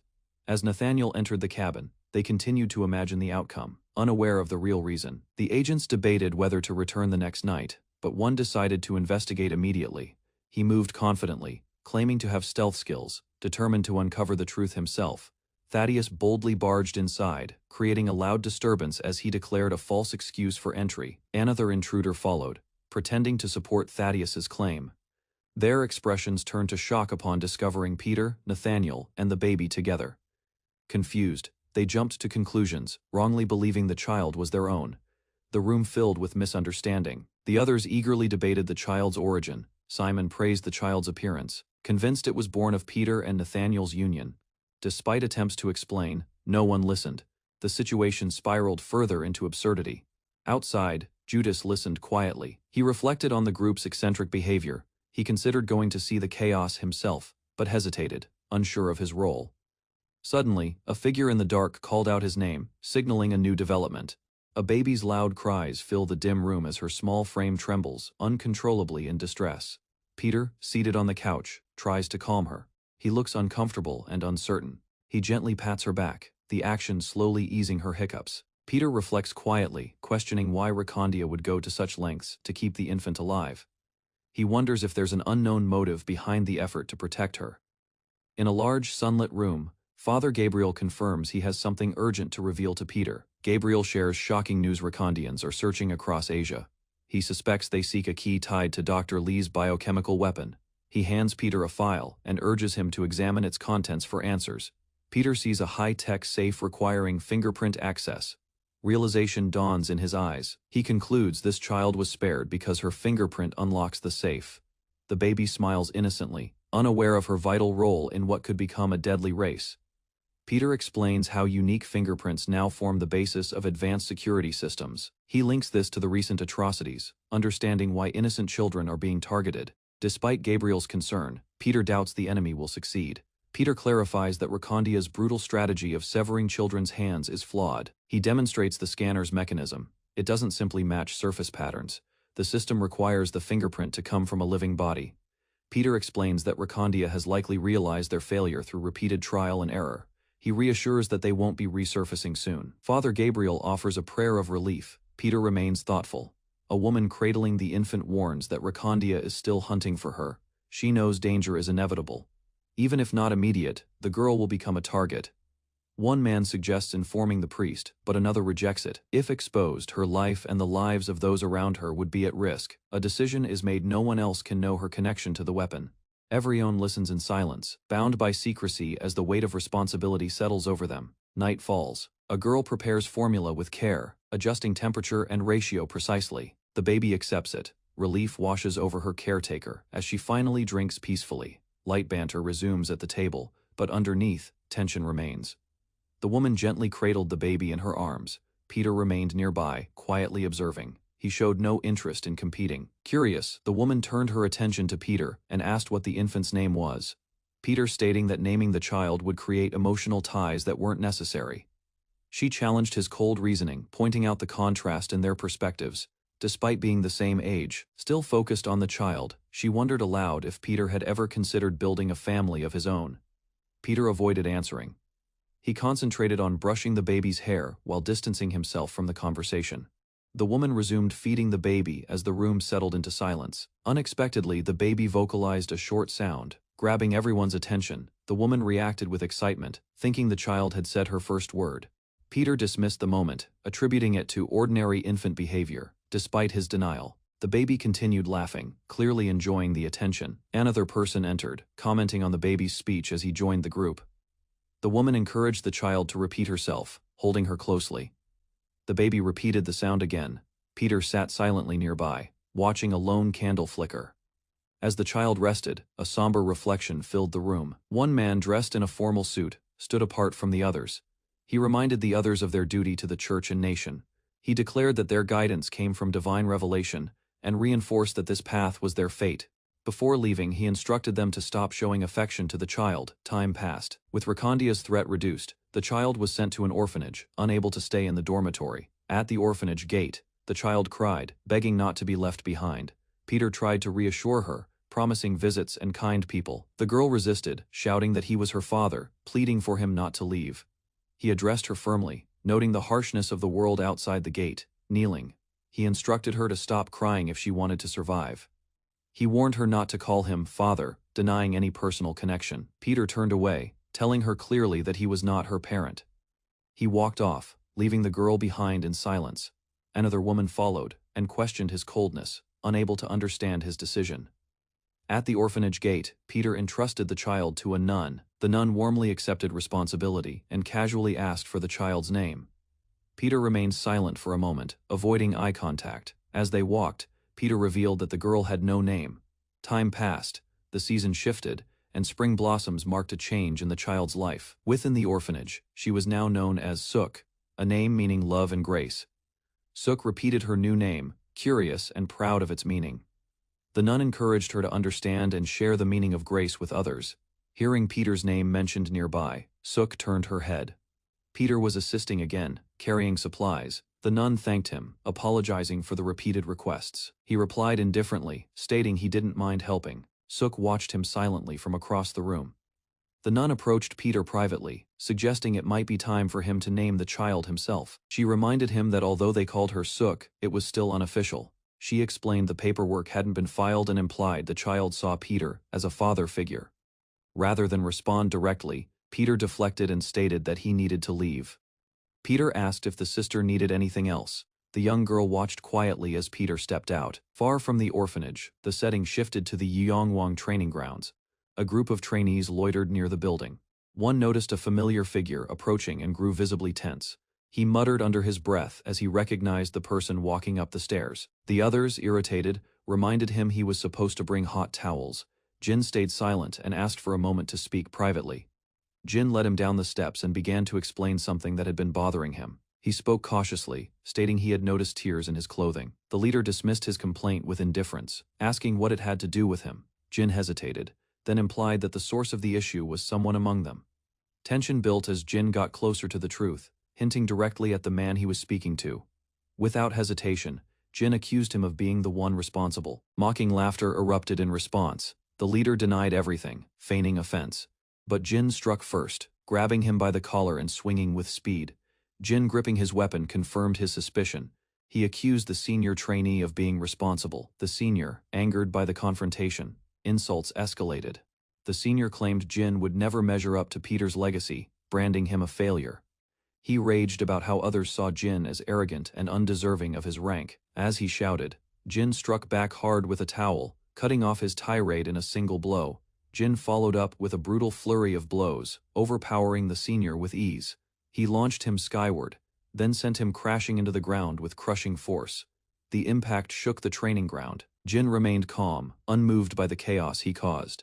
Standing over the unconscious senior, Jin retrieved the towel and pressed it against his chest. He remarked on the senior's earlier complaint about cold towels. Elsewhere, other trainees observed silently as Jin approached with grim purpose. Jin swung the towel into the fire pit, soaking it with flames as the man screamed in agony. He responded with chilling calm, rejecting the insult of being an imitation. With eyes burning, he vowed to prove he surpassed even Peter himself. Peter sits calmly as his sister treats his injured arm.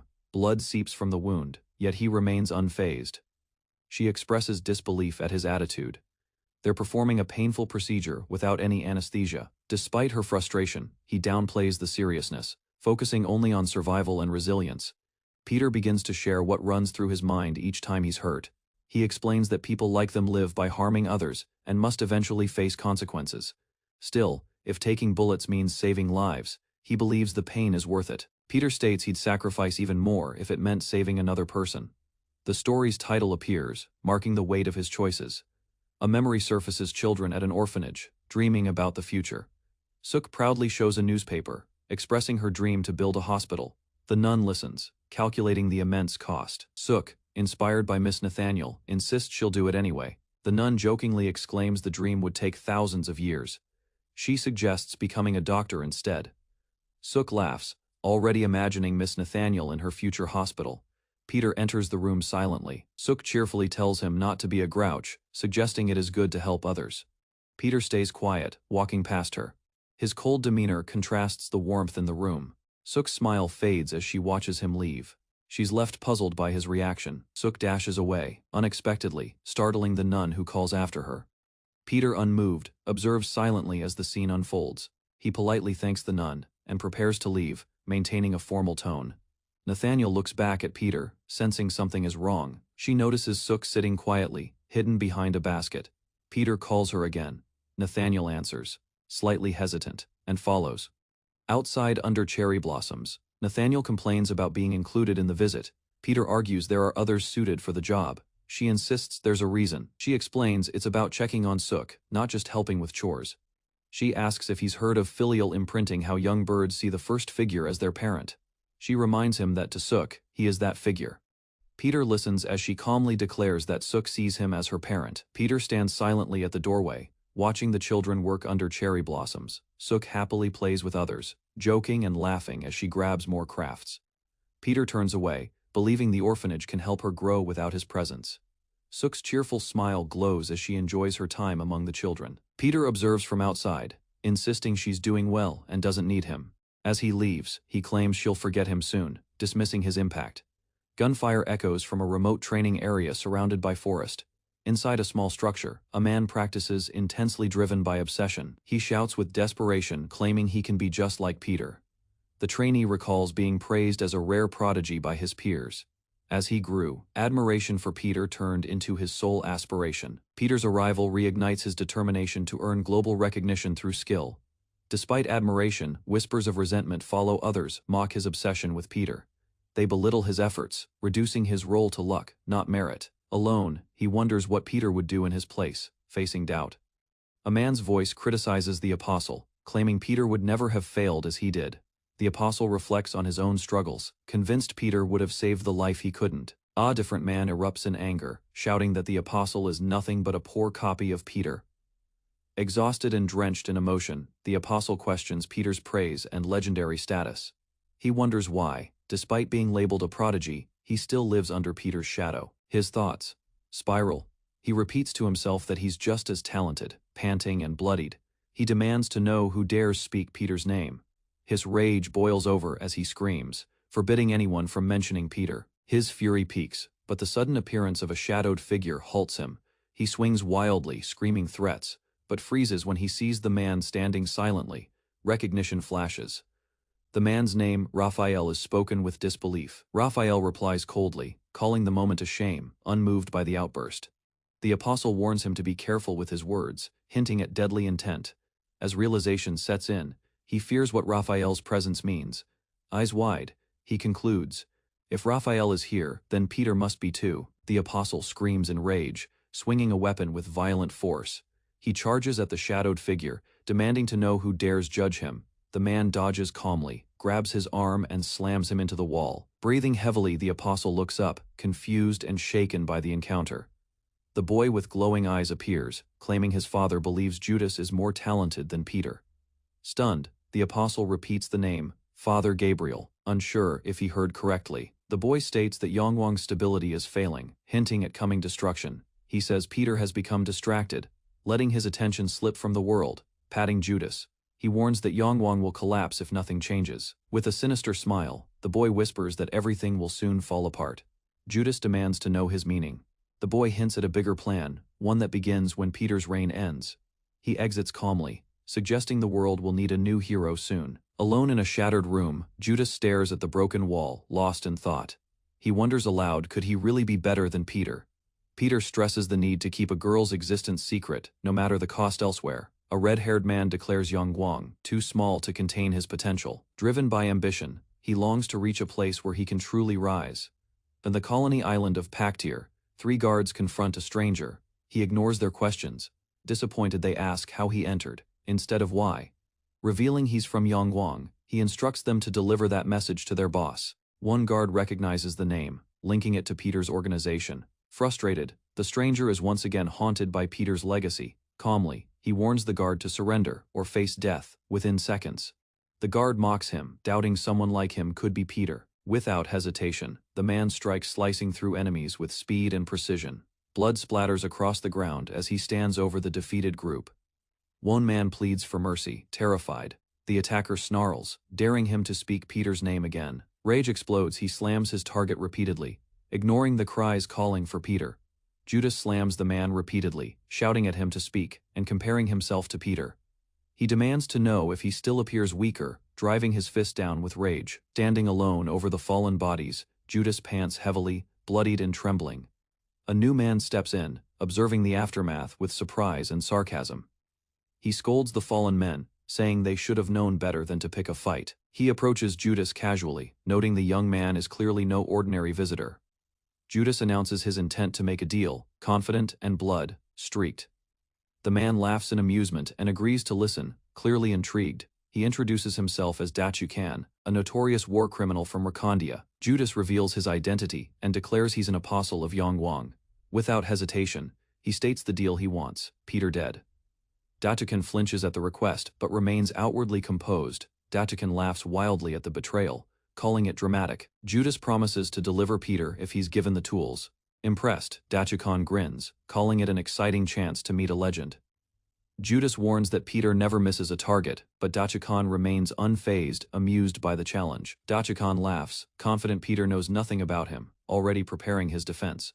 Crowds gather below as Dachi-kan wonders whether Peter can even survive stepping into his territory.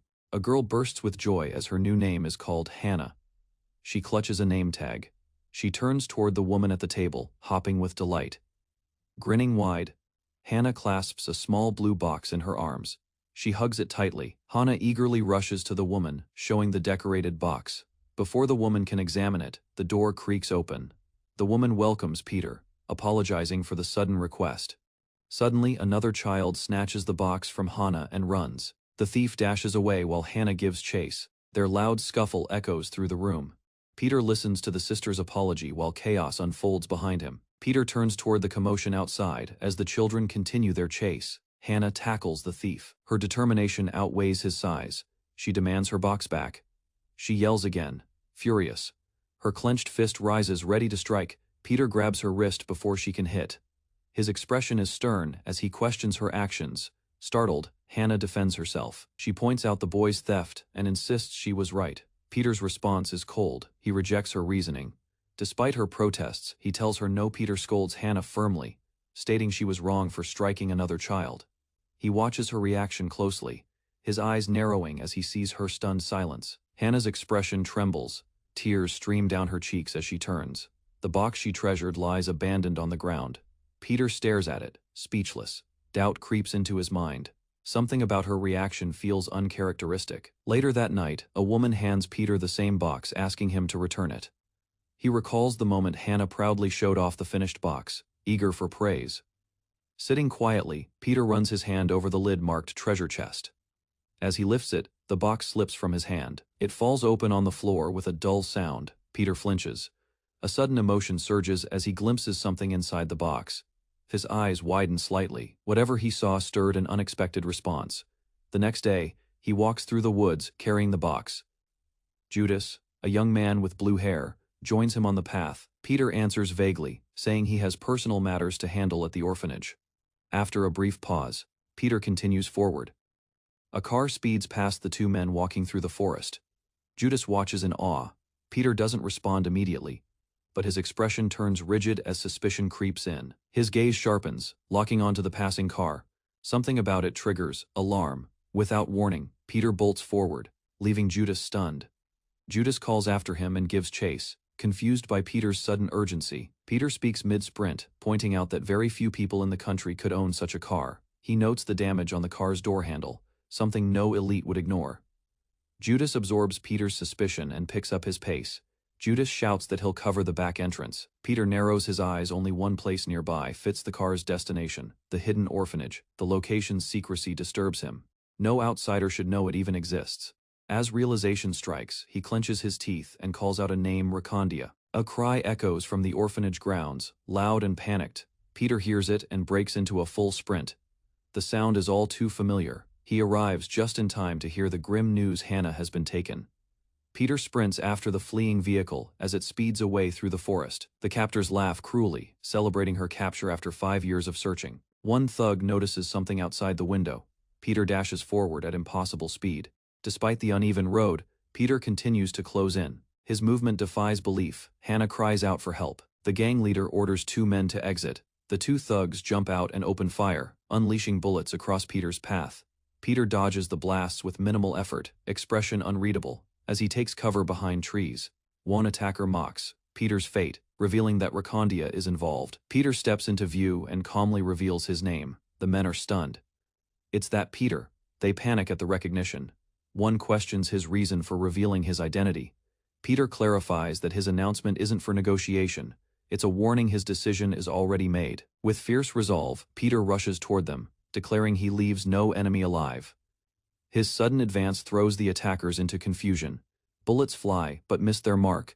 One thug wrongly assumes Peter is retreating. Unaware, Peter is maneuvering through the forest with lethal intent. The thugs prepare to retreat, assuming Peter won't pursue them into the mountains.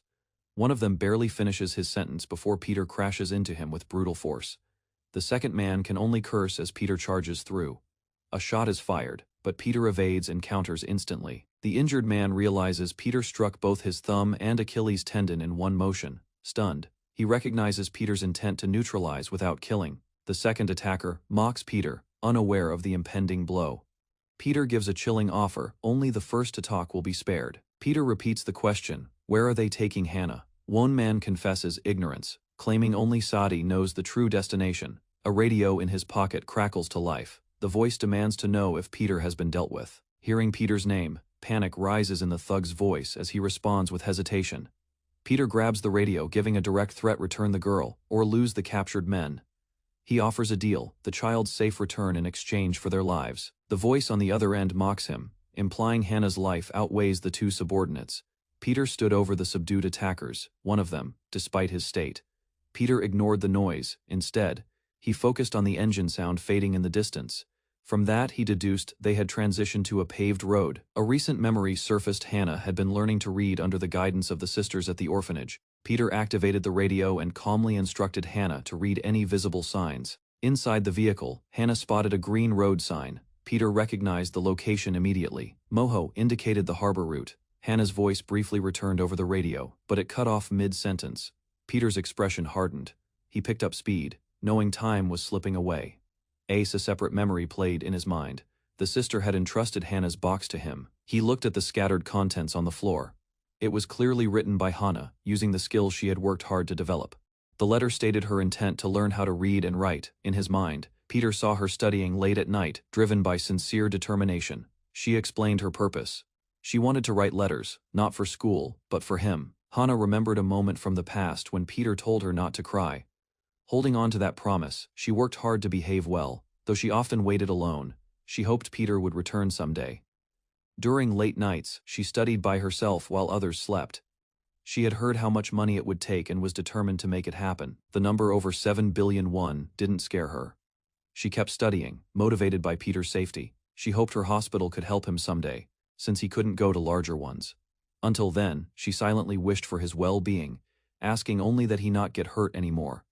She repeated that wish with conviction. She remembered the sisters' words. While others questioned who they would give their cards to, she held onto her box tightly, knowing that even if Peter wasn't her father. It was Father's Day. She had made a card and a paper flower with her own hands. Despite not having a father, she had chosen Peter, someone who had protected her. The gift, though simple, carried her gratitude and years of quiet hope. Peter stands in the forest beside the two defeated men, holding the radio while the signal keeps buzzing. He speaks with control and demands information about Rakandia. The person on the other end avoids answering, but Peter stays focused and waits for a useful response.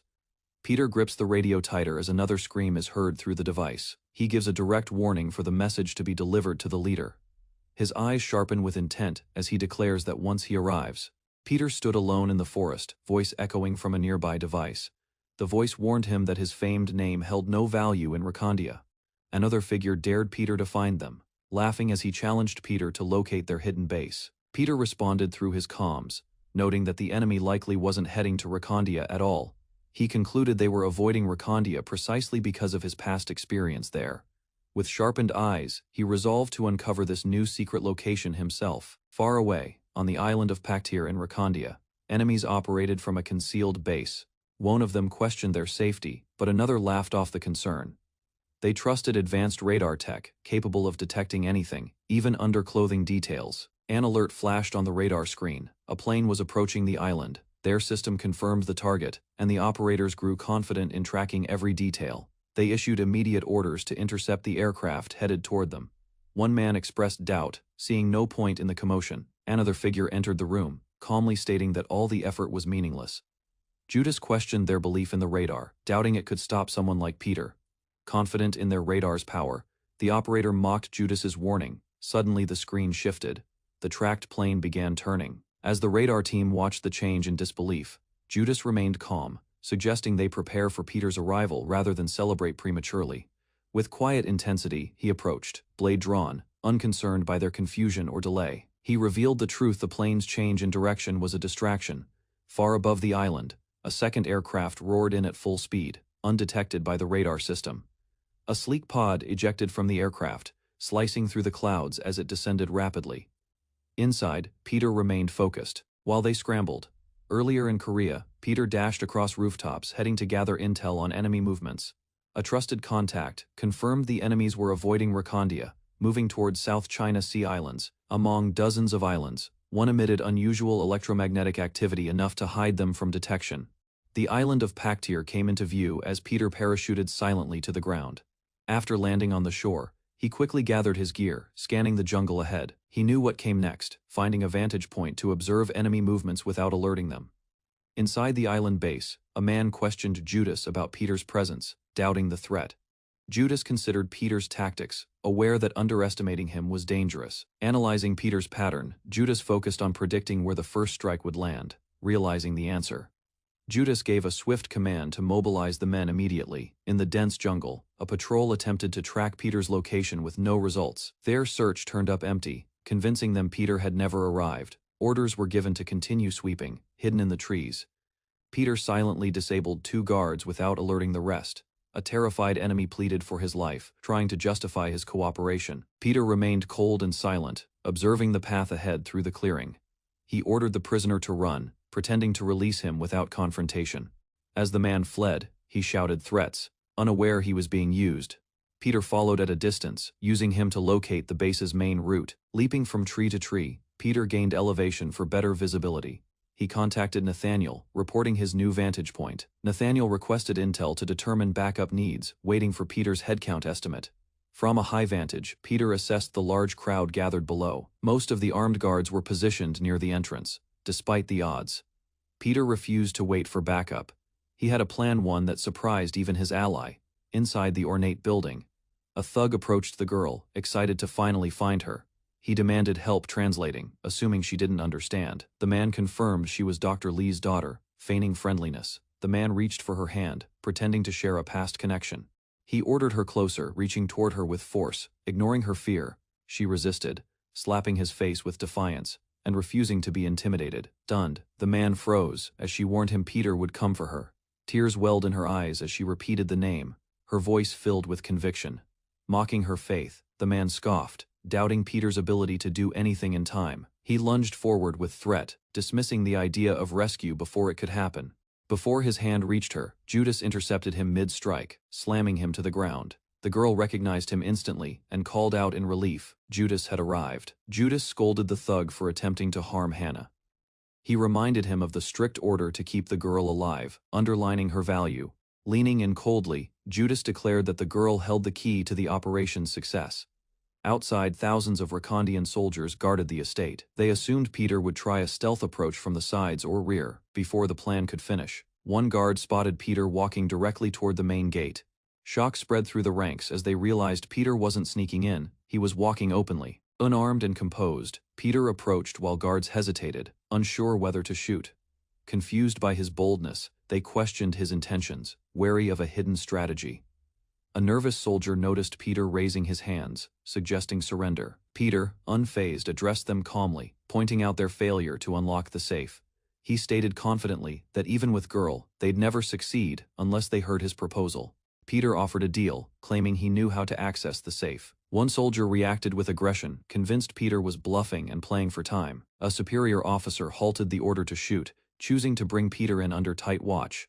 Peter stated the truth without the second key. The weapon's safe couldn't be opened. He held the physical key and proposed a trade. Though suspicious, one soldier asked for proof, demanding to know the key's location. Peter reached for the key, but they stopped him, accusing him of making a move. A nearby thug observed Peter's calmness. Judas, however, sensed something was off. Peter wasn't one to be captured so easily. Peter pointed out the key inside his right pocket, visible to everyone. The guards debated the risk, deciding they could kill him either way and still win. Convinced the key was real, one guard ordered it retrieved, moving in cautiously. As a soldier dashed to grab it, Judas realized Peter had a deeper plan in motion. Alarmed, Judas shouted for them to stop, finally sensing danger too late. The soldier confirmed the key's presence, though he grew wary of its unexpected detail. He noticed a pin attached to the key ring, raising questions in his mind. Peter acknowledged it with a smirk. It was indeed the key to get inside their base. Instantly, a smoke bomb erupted from Peter's location, catching everyone off guard. Peter unleashed a surprise attack under the cover of smoke, striking the closest enemy first. With swift movements, he closed the distance, targeting the next guard without pause. Chaos erupted as soldiers panicked, unable to track him through the smoke. Peter weaved through the armed crowd, disabling several men in rapid succession. His strikes were clean and brutal, knocking down multiple guards in moments. Leaders shouted in frustration, realizing too late that Peter had reached their center. The commander ordered all forces to regroup at the entrance immediately. Judah stepped forward, declaring Peter's arrival with cold finality. Through the smoke, Peter emerged alone, confident, unshaken, and ready to confront them all. A man in command receives news of the enemy's strength. Over 300 armed soldiers await. As the light casts shadows across his back, he declares that it's time to move. The focus shifts to Peter. He steps forward with a hardened gaze, his reputation preceding him. Inside a richly furnished room, a child struggles against her captors. She resists, kicking violently, but her efforts are ignored. As she collapses in despair, the threat of violence escalates. The captor demands the safe be opened. He pulls the child closer. A calm voice responds from the shadows. Sathet appears, composed and ready. The leader instructs Sathet to gather troops, aware Peter is near. Sathet replies confidently 2 men are enough. His calm contrasts the rising tension. As he walks away, he is introduced as Sathet, the lawless executioner. Outside, Peter's footsteps echo. He approaches with purpose, sunlight framing his silhouette. Peter enters silently, his eyes scanning the room as the enemy readies a weapon. Without hesitation, Peter states, "It's already too late." The man's hesitation sealed his fate. Caught off guard, the man is stunned. Peter's precision leaves no room for reaction or escape. Peter states that even a single second of hesitation seals a man's fate. The armed man tries to act, body lunging forward, but Peter moves faster. A knife embeds itself in the man's head, ending the threat instantly. Sathet steps up, calm and confident. He claims a second is more than enough time for someone like him. Peter allows him to speak. Sathet introduces himself formally and acknowledges Peter's fearsome legacy. Sathet reveals he's long wanted this meeting. And now, the long-awaited moment has arrived. Peter brushes off the sentiment. He's met many like Sathet, none worth remembering. He recalls Sathet's voice over the radio. That warning about Rakondia was no coincidence. Peter had been told to beware of Sathet, a man too dangerous to ignore. Peter admits their lives were similar. They share age, training, and a violent past. His superior didn't doubt Peter's strength, but feared Sathet's equal skill. He was advised to avoid fighting him unless absolutely necessary. Sathet expresses respect before drawing his blade with focus. He tightens his grip, declaring he won't hold back. With a powerful swing, he commits fully ready to fight with everything he has. Peter recognizes Sathet's weapon, a pisau wrought meant for mid-range combat. He plans to observe from a safe distance. Before he can react, Sathet strikes. The blade moves faster and farther than Peter anticipated. His eyes widen in shock. The weapon's reach defies expectation far beyond standard design. Blades clash violently. Peter realizes his Wudong is too short to defend effectively. Sathet mocks Peter's lack of skill with the blade, exploiting every opening Peter struggles to keep up. His shorter reach forces him into constant defense. Attacks continue at a relentless pace. Peter retreats, unsure how Sathet keeps connecting. He thought he'd escape the range, yet the blade still finds him. Each strike lands with impossible precision. Peter questions how he's being reached. The truth clicks. Sathet extends the pisau wrought, using his full arm length. By leveraging momentum, he artificially increases the weapon's range. Peter studies the motion, understanding how each swing bends expectation. The pisau wrought's lightweight makes it deadlier than expected, like a spear with agility. Its range and speed create more attack opportunities for Sathet. Peter's Wudong, wide and short, limits him unsuited for this kind of duel. Peter charges forward, noting the Wudong isn't ideal for offense. It lacks the reach he needs. Despite the disadvantage, he leaps with force. The ground explodes beneath him from impact. Sathet reflects on his past. Born in Rakondia, he survived through brutal battles. To him, defeating Peter would be the highest honor, the final mark of his strength. Their blades collide with another slam, shockwaves shaking the floor. Sathet observes Peter's skill. He wastes no energy, moving with refined instinct but lacks weapon mastery. Sathet pulls back, disappointed. He underestimated Peter's inexperience with the Wudong. He charges again, declaring this next strike will end everything. Peter doesn't flinch. Instead, Sathet is caught off guard by Peter's sudden composure.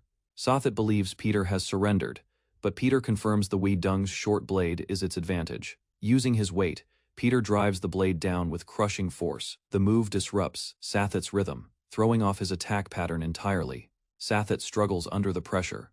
Peter's weight nullifies his strength. The Wudong's size allows multiple quick strikes in tight intervals. Peter slashes with precision, turning the once limiting weapon into a tool of dominance. Sathet reels from Peter's technique, The precision and force seem beyond someone using the Weedung for the first time. He recalls that the weapon hasn't been used seriously in years. Blows land repeatedly. Sathet staggers and falls, realizing he had been baited into committing too early. Bleeding and weakened, Sathet questions Peter's ability to predict his moves so far ahead. He admits defeat, calling their clash an honorable fight. Peter steps forward and, with controlled grace, offers a respectful end to the duel. Sathet warns that over 1,000 soldiers are on their way. He urges Peter to run. Peter smiles. He tells Sathet he's misunderstood the situation. Calmly, Peter reveals he's not alone, catching Sathet completely off guard. A helicopter closes in. Enemy soldiers rush toward the hall where Peter stands. The squad is ordered to eliminate Peter immediately and without hesitation. One soldier hesitates, recognizing the name. Others press forward, confused but relentless. Gloved hands land beside Peter. Reinforcements appear in the sky and on the ground, surrounded. Enemies yell to kill Peter. He remains unmoved from within flames. A new fighter, Thaddeus, 10th Apostle, emerges, eager to join the fight. Thaddeus unleashes a technique. One blink, 100 strikes, screams echo as his rapid slashes leave multiple soldiers incapacitated within seconds. News of Thaddeus's presence spreads panic. Reinforcements hesitate, realizing they've underestimated Peter's side. A radio call confirms Peter's location. Armed units rush to the west wing. They believe he's cornered in a dead end, confident the fight will be quick. Their expressions shift when they realize Peter is wielding a longsword, something unusual for him. The swordsman steps forward confident, long-haired, and smiling. He corrects them. He's not Peter. He jokes about being more handsome, proud to be mistaken for his ally. A soldier recognizes the man, not Peter, but a different, known swordsman. Despite the warning, they prepare to shoot. One claims swords are useless against bullets. The swordsman calmly disagrees. He's sliced guns before now. He wants to test a bullet. A shot is fired. The bullet speeds toward him, but he doesn't flinch. With perfect timing, the swordsman draws. The air cracks as his blade swings. In a blink, the bullet is sliced cleanly in half midair. The pieces fall harmlessly, a demonstration of precision, power, and total control. The bullet shatters as it collides with the sword, split clean through in midair. Simon lowers his weapon, surprised by the result, yet calm in his stance. He smiles, acknowledging the precision required, and readies for more with renewed confidence. Simon introduces himself as a spiral swordmaster, stepping forward with deadly intent. He rushes forward with controlled acceleration, blade drawn, wind spiraling behind him. Declaring his title, he charges to strike, his target frozen before the incoming assault. The man stood before the vault, panting heavily. Years of effort had led him to this one moment, driven by obsession. He muttered about the time he had wasted. As the red light scanned his fingerprint, the system responded. Access appeared successful. His eyes gleamed. He erupted in laughter, yelling that the world was now his. Power felt within reach. Declaring himself the new ruler, he cursed Peter's name, thinking the weapon had accepted him. Suddenly, a warning blared: access denied. The system rejected his fingerprint size. He slammed the panel, yelling in frustration. It had to be the right fingerprint. Breathing hard, he paused, doubt creeping in. His expression shifted. Looking at the child nearby, he wondered if fingerprints change with age. Enraged, he drew his gun, muttering curses. Logic gave way to fury. He fired at the scanner, each bullet driven by wasted years. Shouting the name of the man who made the lock, he fired again. The scanner sparked and smoked, short-circuiting from the damage. The vault finally opened. A sealed weapon dropped to the floor. He grabbed it quickly, rage still burning over the price he'd paid.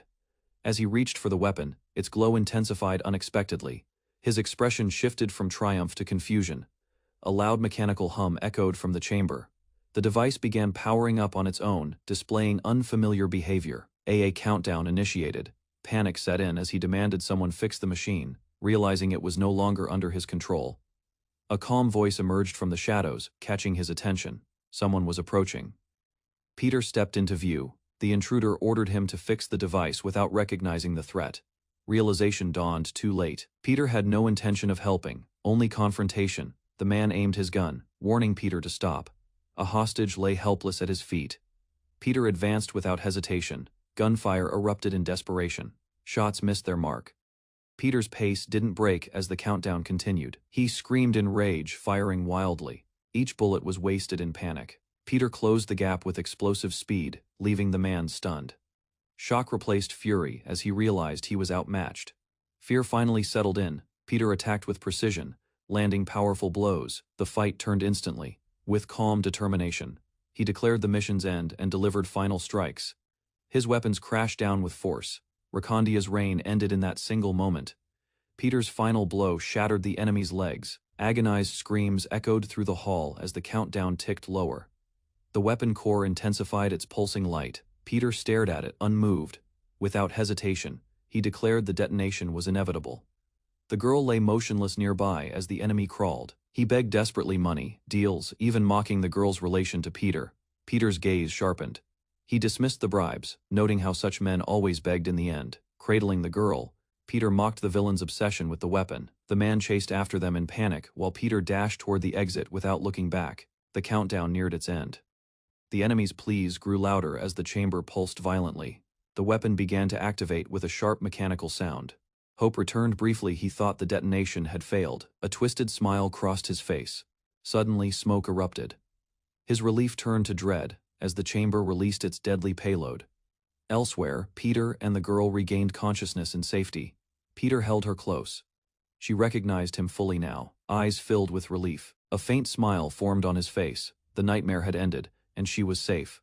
While carrying the girl, Peter dashed through a corridor. He gently confirmed they would, but first, his eyes narrowed with purpose ahead.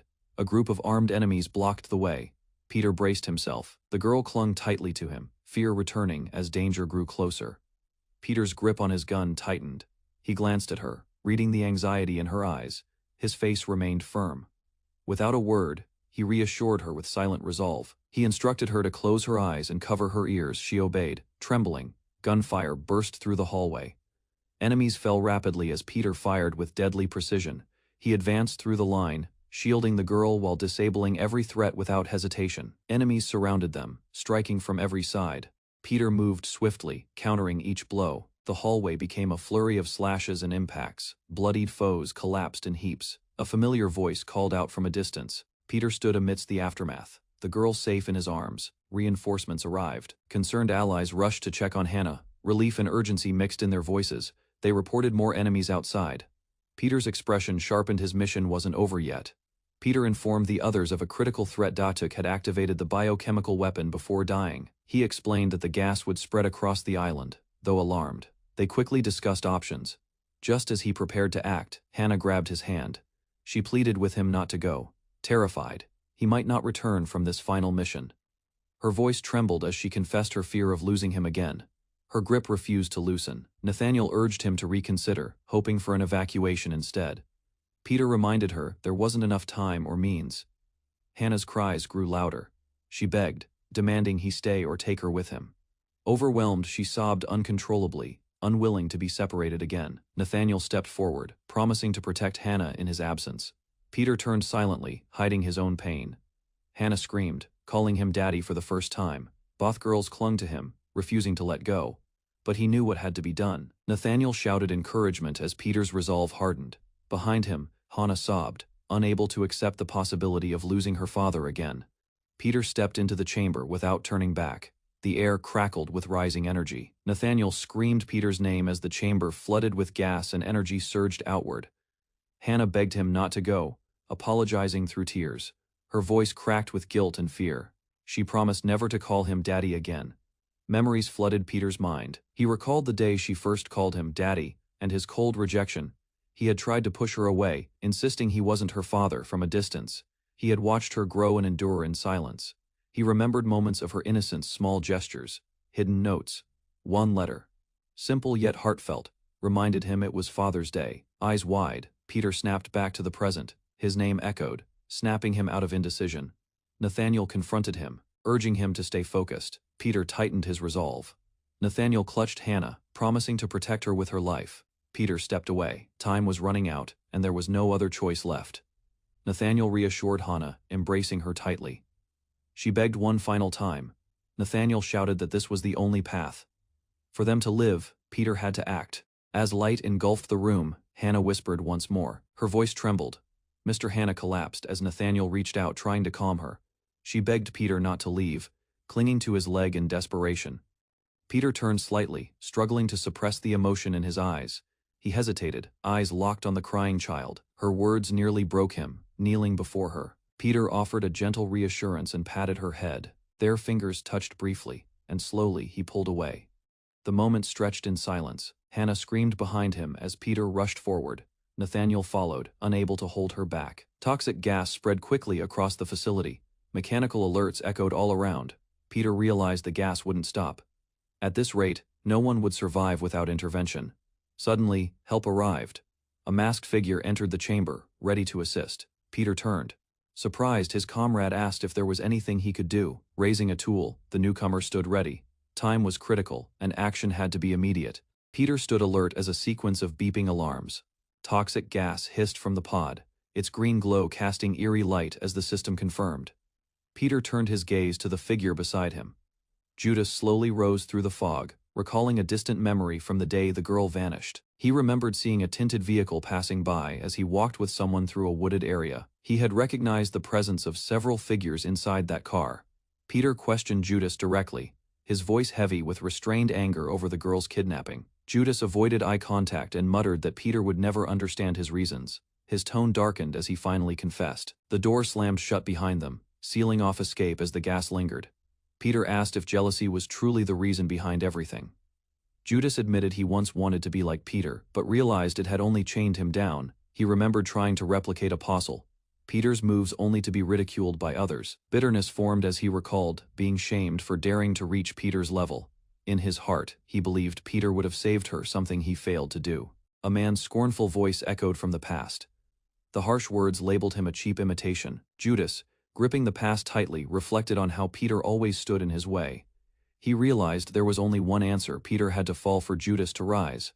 With eyes cold behind his mask, Judas declared that Peter's defeat would secure his place at the top. Peter stood composed, surprised by Judas's delusion, but ready to face him without restraint.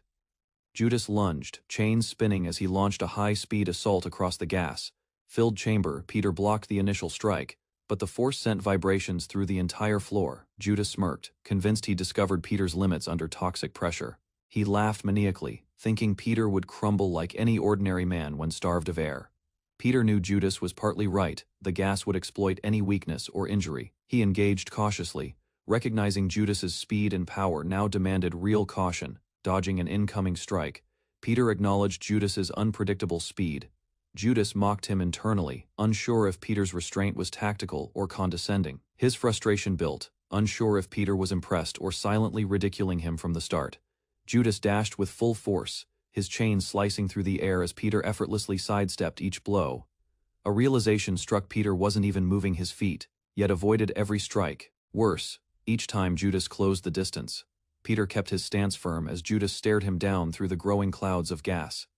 In a sudden motion, Judas vanished, the mist swallowing his form in a blur. Peter scanned his surroundings, unable to pierce the thick smoke or guess Judas's next move.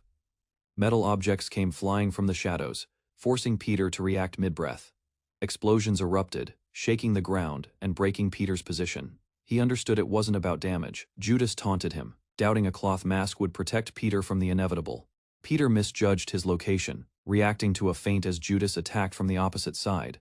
Their weapons clashed, and Peter admitted the fight was becoming harder to manage. Judas kept circling, shifting position to press every advantage the environment gave him. He mocked Peter's restraints, emotions, wounds, breath, all vulnerabilities he claimed to lack. Driven by obsession, Judas lunged with one belief: he would become the epitome of perfection. Peter deflected another attack and called out to Judas, reminding him of the talent he once saw. He acknowledged Judas's natural gifts: his speed, strength. Judas's records showed unmatched performance in tests, weapon proficiency. Others spoke of Judas, then known as Jin Choi, as a rare genius among millions. Peter was assigned to nurture that potential, fully aware of the young boy's promise. Yet Judas, despite admiration from mentors, haunted by abandonment, Judas pushed himself beyond limits, desperate for recognition. His drive twisted into obsession, believing he could have become the next Peter if not for circumstances. Peter gave him the title he craved, but reminded him of the selfishness that shaped his downfall. Peter coldly declared Judas nothing more than a third-class fighter, provoking his rage. Judas, eyes blazing with fury, lashed out in blind anger, blade raised. His scream echoed as he charged, determined to silence Peter once and for all. Judas launched his final strike, convinced this moment would define his legacy. Years of resentment and ambition fueled the power behind his blade, but instead of death, he was met with a slap and insult that shattered his pride.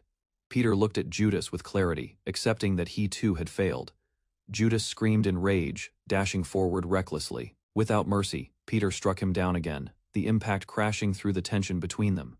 Judas slid backward across the floor, stunned by how near he had come to landing a real blow. His thoughts raced. Peter wasn't just defending, he was provoking. Blow after blow landed. Peter coldly declared that Judas lacked composure and humility. Another smack echoed as Peter concluded that Judas would never reach the rank of first-class fighter. Falling back, Judas trembled, but his pride remained unbroken as he denied Peter's words. He screamed, clinging to his label as a 1 in 50 million wonder. Peter calmly stated he had simply saved his breath, waiting for the right time. Judas's expression twisted. Realization hit that Peter had controlled the pace all along. Elsewhere, concern grew about Peter's survival in Rakondia. Gabriel dismissed the doubt, pointing out Peter's unmatched capability and preparation. From a global selection, only one from each nation had been chosen to defend their people. With confidence, he tapped the globe. Peter, above all, was expected to endure and win. The answer was clear. Peter, among all, he alone had been chosen to represent strength and resolve. Judas now understood why Peter had conserved his energy. Gas swirled as Peter's silhouette emerged. In a burst of force, Judas stood frozen, realizing the gap between them was far greater than imagined. Peter's attacks rained down with overwhelming speed, too fast to react. Every blow pushed Judas further, draining his strength with brutal efficiency. The final flurry of strikes sent Judas crashing back, shaken and breathless. He refused to accept defeat, clinging to the idea that he was a living wonder. Footsteps echoed. Peter approached the fallen fighter, weapon in hand, steady and cold. Standing over him, Peter spoke softly, offering a final wish for Judas's next life. He hoped Judas might be born again this time, into joy, not pain. As the weapon fell, Peter flinched, his eyes catching something buried in memory. In a flashback, young Judas beamed with admiration, declaring he wished to be just like Peter, eager and proud. He had once dreamed of following Peter on a mission. That pure desire, now distant, still lingered in Peter's thoughts as silence filled the room. Peter struck the ground beside Judas, ending the fight with a final warning etched in silence. He revoked Judas's title and exiled him from Yongwang, sentencing him to isolation. Judas remained motionless as Peter advised him to vanish quietly from the world's sight. Peter locked his chains, completing the punishment, then walked away without turning back. In solitude, Judas was left with parting words echoing humility over vanity. Screaming in anguish, he realized too late that his pride had made him powerless. Peter dashed through the trees, the forest lit by the dim evening glow. He reported via radio that the worst was over. Anyone who escaped the toxic zone would likely survive. A sudden scream pierced the air. Crowds below scattered in panic. As dark clouds drifted closer, people surged toward the shoreline, desperate to outrun the spreading gas. Confidence grew as no Rakondian soldiers appeared. A deafening explosion halted Peter mid-sentence, his expression frozen in shock. Another agent, startled by the sound, called out to Nathaniel, demanding an answer. In the smoke, Nathaniel lay bloodied, shielding a young girl with his body. His sacrifice had saved her, but his silence raised immediate concern. Peter sprinted through the underbrush, voice trembling, as he shouted Nathaniel's name over and over. The scene cut to a dim room. Nathaniel and the girl had been recovered. Peter wrapped her wound, urgency overtaking emotion. The girl lay pale, breath shallow. Blood seeped through her side, but her pulse remained. Peter realized the bullet missed her heart, relief, mixed with urgency. She whispered faintly, her body burning from within, a side effect of something far worse yet to be revealed. The woman reassured Hannah, speaking gently as she laid her down. Rummaging through the room, she realized no saline solution was available. She finally located salt, determined to create a proper mixture despite limited time and uncertainty about the ratio. While mixing the solution, she called out to Hannah. Silence greeted her call. Her heart sank as she turned, dread rising with each passing second. Returning to the room, her breath caught. Hannah lay motionless. Hannah's pallor worsened. Her eyes had lost their light. She tried everything: pressure, pleas, desperation, but the blood wouldn't stop. Realization hit hard. The wound was too deep, the time too short. Apologies spilled from trembling lips. She blamed herself for separating Hannah from Peter.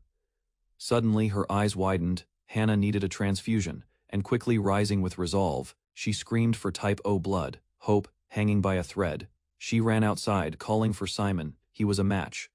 Her steps were fueled by panic, but as she raced, a jolt of energy shot through her. Something unseen stirred within. She stumbled and collapsed into the dirt, unconscious as the scene faded into silence. Memories of Nathaniel shielding Hannah flooded her mind, her body ached, vision blurring. The weight of her actions settled heavily on her chest. Blood pooled beneath her, she too had been wounded, the injury unnoticed in the chaos. A comrade dashed toward the scene, panic setting in as he spotted the collapsed woman and Nathaniel nearby. Nathaniel stirred weakly, revealing Hannah was still inside, gravely injured. Despite the pain, he tried to speak. The rescuer urged him to conserve his strength. The man raced toward the building, unaware of the danger within. He paused, recognizing the sound something ominous was about to trigger. Just as he reached the entrance, an explosion erupted, engulfing the building in flames. The blast tore through the structure. A girl outside watched in horror as fire consumed everything. The explosion echoed, and her scream was drowned in the roar. Smoke and flames twisted upward while the blast knocked her back. A lone figure charged through the inferno, driven by desperation. The team recovered him, their faces filled with urgency, but his eyes blazed with rage and grief. Locked on something unseen, his gaze narrowed. Golden leaves swayed under a peaceful sky at Yongwang Orphanage, untouched by chaos. An emergency stirred the peace. Nathaniel had disappeared. Some dismissed it as a child's tantrum, but concern grew when they discovered a note left behind. Frustration broke out. One of the brothers held up Nathaniel's scarf, proof of her departure. The note was addressed to her, mostly beloved brothers. A bittersweet tone masking deeper wounds. Nathaniel wrote from a dim room, already gone. Time had passed since Hannah's death, but Nathaniel remained consumed by guilt and sorrow. Her brothers read the letter in silence, failing to understand why she blamed herself. Though they saw tragedy as inevitable, Nathaniel saw it as her personal failure. She admitted defeat to the guilt and chose to run. Hope for healing had faded. Standing alone at a station, she awaited departure, torn between pain and responsibility. Despite fleeing, she begged them to take care of Peter. Her brothers believed Nathaniel was mistaken. Peter was coping far better than expected. At the orphanage, Peter fixed lights and played with the children. Though he brushed off gratitude, his presence had become a pillar for everyone left behind. Peter's resilience sparked admiration among the brothers. But unease surfaced was his ability to move forward, a form of emotional detachment. They recalled Hannah's bond with Peter, realizing she had seen him as a father. One brother remembered a recent visit to Peter's room that left him shaken. He had entered to notify Peter of a mission. Peter had been quietly writing before placing a red notebook aside. As Peter left, the notebook remained. The brother's curiosity pulled him back toward it. He found the notebook lying open, a page visible. It caught his attention immediately. Inside was a faint footprint. Hannah's, the symbol of something deeply personal. A memory surfaced, Peter proudly admiring her feet, sharing warmth with the others. Those feet, once pressed into the pages, were impossibly small. Peter held her like a father would. Her presence softened his entire demeanor. His expression, gentle and full of hope, betrayed the truth. He debated whether recording her growth was too sentimental, too dangerous. Then, with certainty, he decided it was worth it. She deserved to be remembered. Peter's calm mask had hidden a well of grief and love, quiet, unwavering, and deep. Peter's expression remained calm as he held the child, writing in his notebook. But as the pages turned, the truth seeped through. He admitted feeling different lately. He wondered if their meeting was divine fate, some unspoken design that led her into his life. His mind fixated on her, even in sleep, questions of comfort, hunger. Though he knew his role should forbid such attachments, he reminded himself that agents like him had no place for family, yet his heart refused to obey. Even after being told to avoid affection, he remembered the day he distanced himself. But her reaction lingered, confused eyes meeting his cold words under gray skies. Regret followed. Had rejection really been the right answer? That moment haunted him the way she watched him leave, without protest. Later, Peter clutched an old newspaper she once mentioned, refusing to replace it. It wasn't the news he needed, it was the memory. She had dreams, wild, ambitious dreams of wealth and success. He smiled quietly, imagining her future and knowing she might one day laugh at her younger self. Yet in his solitude, Peter found comfort. She had a future. He had her memory. As the journal pages turned, Nathaniel read Peter's commentary with a mix of confusion and realization. He noted how she refused to believe children forget pain. He had taken steps to prove it, telling her the child was doing fine back at the orphanage. Despite his insistence, Peter admitted, looking up memory retention in children. Still, the girl should be 5 by now. Time had passed, but his thoughts lingered. He told himself to forget her. But even in writing it, his hand paused, heart conflicted. Nathaniel's expression shifted. She discovered a drawing. Peter had taught her the meaning of Grace's love and helping others. It moved her. Nathaniel whispered the name, its simplicity unexpectedly powerful. Memories of Peter watching over the orphanage flashed silent present, protective. At night, he wrote again, bare, armed, and weary, pouring emotion into quiet pages. Nathaniel watched from behind, overwhelmed. Peter reflected on his own name, how it shaped him quiet strength through suffering. He hoped every word he wrote would help mold the girl into someone strong and sure. Yet even as he wrote, he doubted he was worthy of guiding her future. Tears streamed down Nathaniel's face as realization struck. If she stayed silent now. Outside Peter's cabin, the stillness of the woods contrasted the storm brewing inside her heart. Two siblings burst into the cabin, panicked, shouting Peter's name. Sunlight filtered through the window as Peter's words echoed silently. Inside, Peter lay motionless on the bed. His figure reflected stillness. He called himself imperfect, incapable of expressing what truly mattered. Peter whispered Hannah's name, calling his gift a bit late. He remembered her innocent smile as she cherished the word grace. It was more than a word, it was his final blessing to her written from the heart. Elsewhere, under a moonlit sky, a hidden base buzzed with tension. Lanterns illuminated a rugged interior. A confrontation stirred Judas was mentioned, and blame was thrown in every direction. One man, cloaked and cold, promised retribution. His tone left no room for mercy. A whistle pierced the silence. A radio message blared through. Testing, 1, 2. A voice mocked those hiding, urging them to reveal themselves. The speaker's smirk carried danger. He claimed to have his ways, and he was coming. The man stood at the center, surrounded by monks held hostage. Fear spread through the captives. Though warned it was a trap, the demand for Peter's presence grew heavier. Simon rose without hesitation, stating it was time to act. Determined, he prepared to face the threat alone. A voice tests the mic before addressing a hidden group scattered within the forest. Inside, a dimly lit storehouse. A hooded man commands attention. Apologetically, he admits their lifestyle left them no alternative but violence. The speaker reveals a location for Peter to arrive alone if he wants to save the captives. In a back room, concern rises among allies as they debate the clear trap being set, despite the danger. Peter listens silently while others express worry that revealing himself would worsen things. Peter removes his outer robe, revealing a muscular frame and resolve to answer the call. His sister hesitates, but cannot deny the need to act, realizing she cannot stop him. Readied for confrontation, Peter and his companion prepare to head out. An explosive blast shakes the forest, sending debris into the air with violent force. Stepping through the haze, a man emerges confidently toward the confrontation site. Disappointed, he remarks on Peter's past reputation, unimpressed by what he currently sees.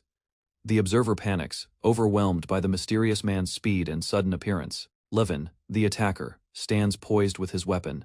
Sensing something wrong, the observer realizes danger is still present. A sharp shout echoes as a figure vanishes from view.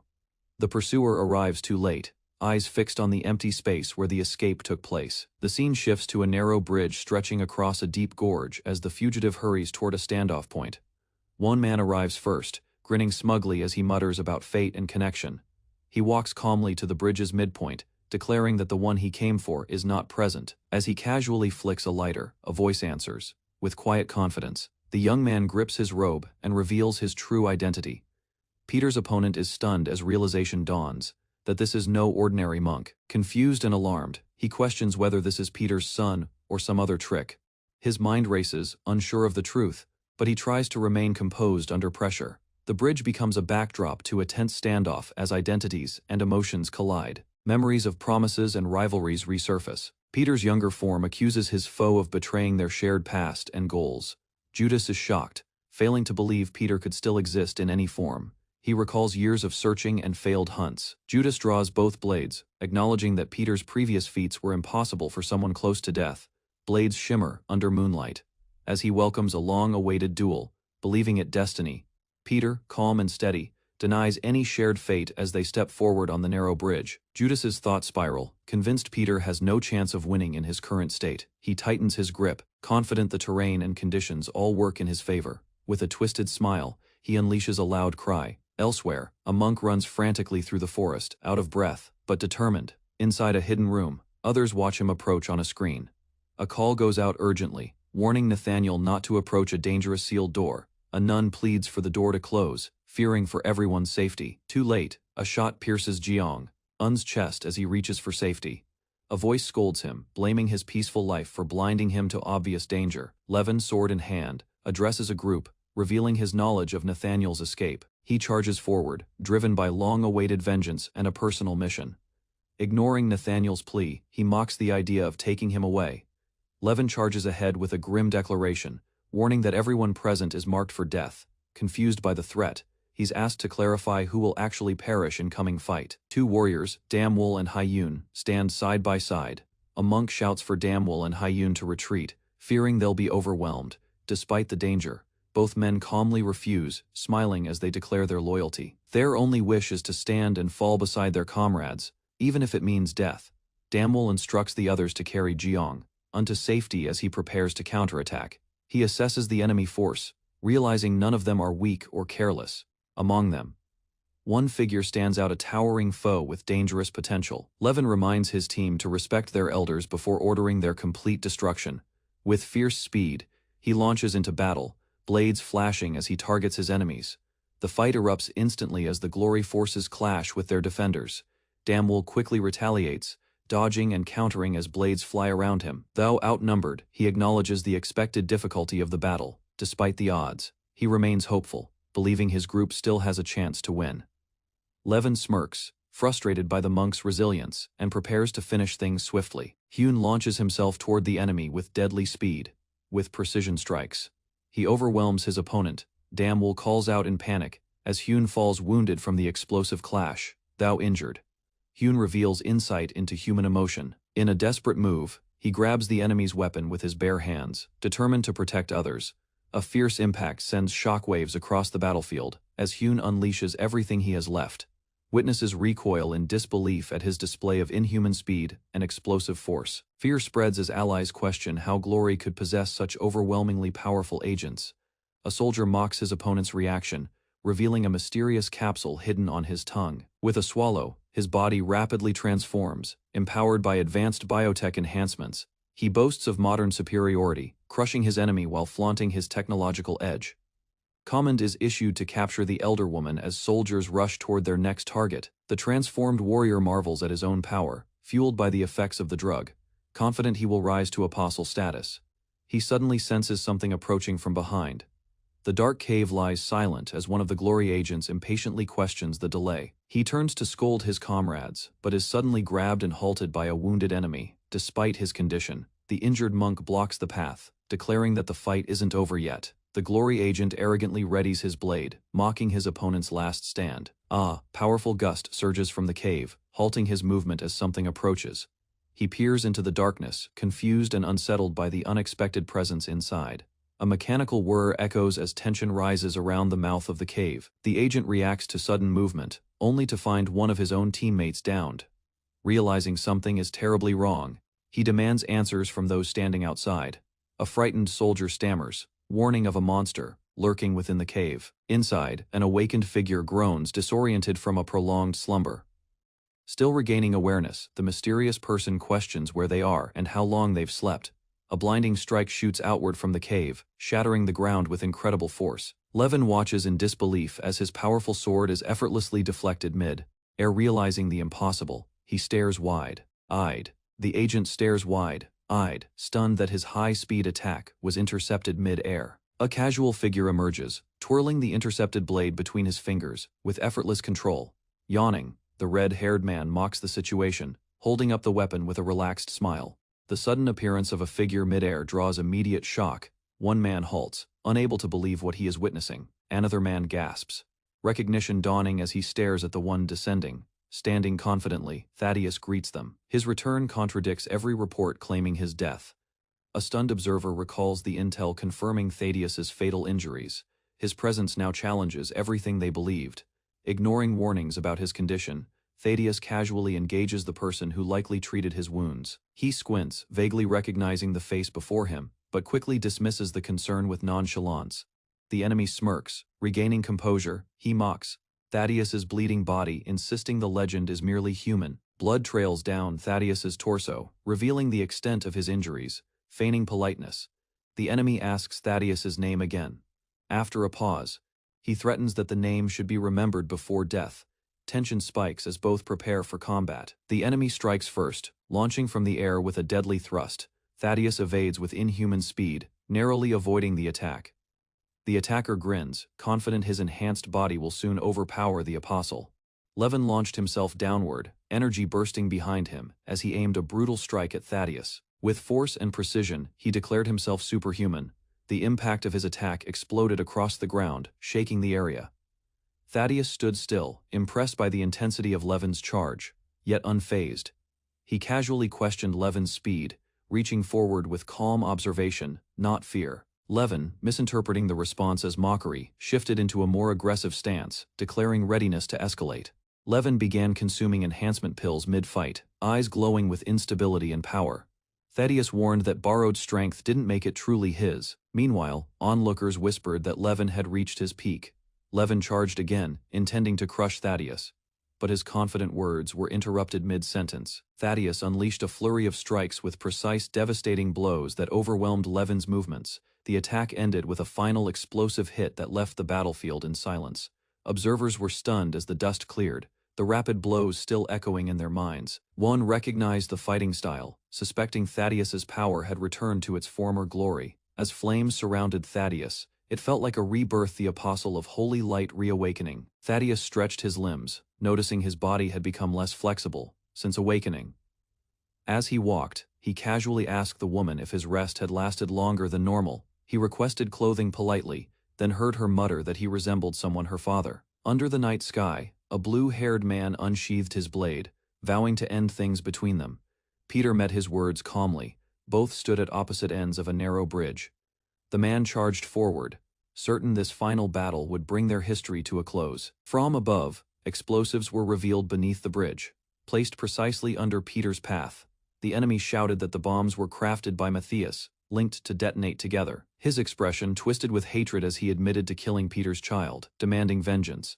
Peter stayed composed, stating experience had taught him not to fall for provocation. He surged forward with purpose, body tense but mind steady. The enemy, obsessed, declared only death awaited Peter that night. Explosions erupted as Peter advanced, flames surrounding him, despite the danger. He pushed ahead with unwavering speed, watching eagerly. The enemy waited for one final step to end it all. Peter launched a dart with precision, surprising his enemy mid-charge. The dart latched into the bridge as Peter swung underneath, narrowly avoiding the explosives. Explosions erupted along the surface as Peter's movement triggered the trap, but he had already passed. The enemy reeled in confusion, unable to comprehend Peter's disappearance. Mid-battle, scanning the bridge, he found no trace. Peter had slipped through unnoticed. Suspicion rose as he questioned the bridge's unusual cleanliness, despite its old state. Realization dawned. Peter had planted explosives of his own, mirroring the enemy's trap. As Peter descended behind him, the enemy stared up in panic, recognizing the reversal. An explosion erupted beneath him, blasting upward and throwing his body across the air. Bruised and pinned, the man questioned his strength, only to admit Peter had grown stronger. Peter overwhelmed him with relentless strikes, his speed impossible to match. A final blow landed, sending the enemy crashing hard into the ground. Struggling, the man claimed Peter had no right to interfere. With that, he revealed it had always been about Raphael's manipulation from the start. The enemy realized too late he had been used by Raphael all along.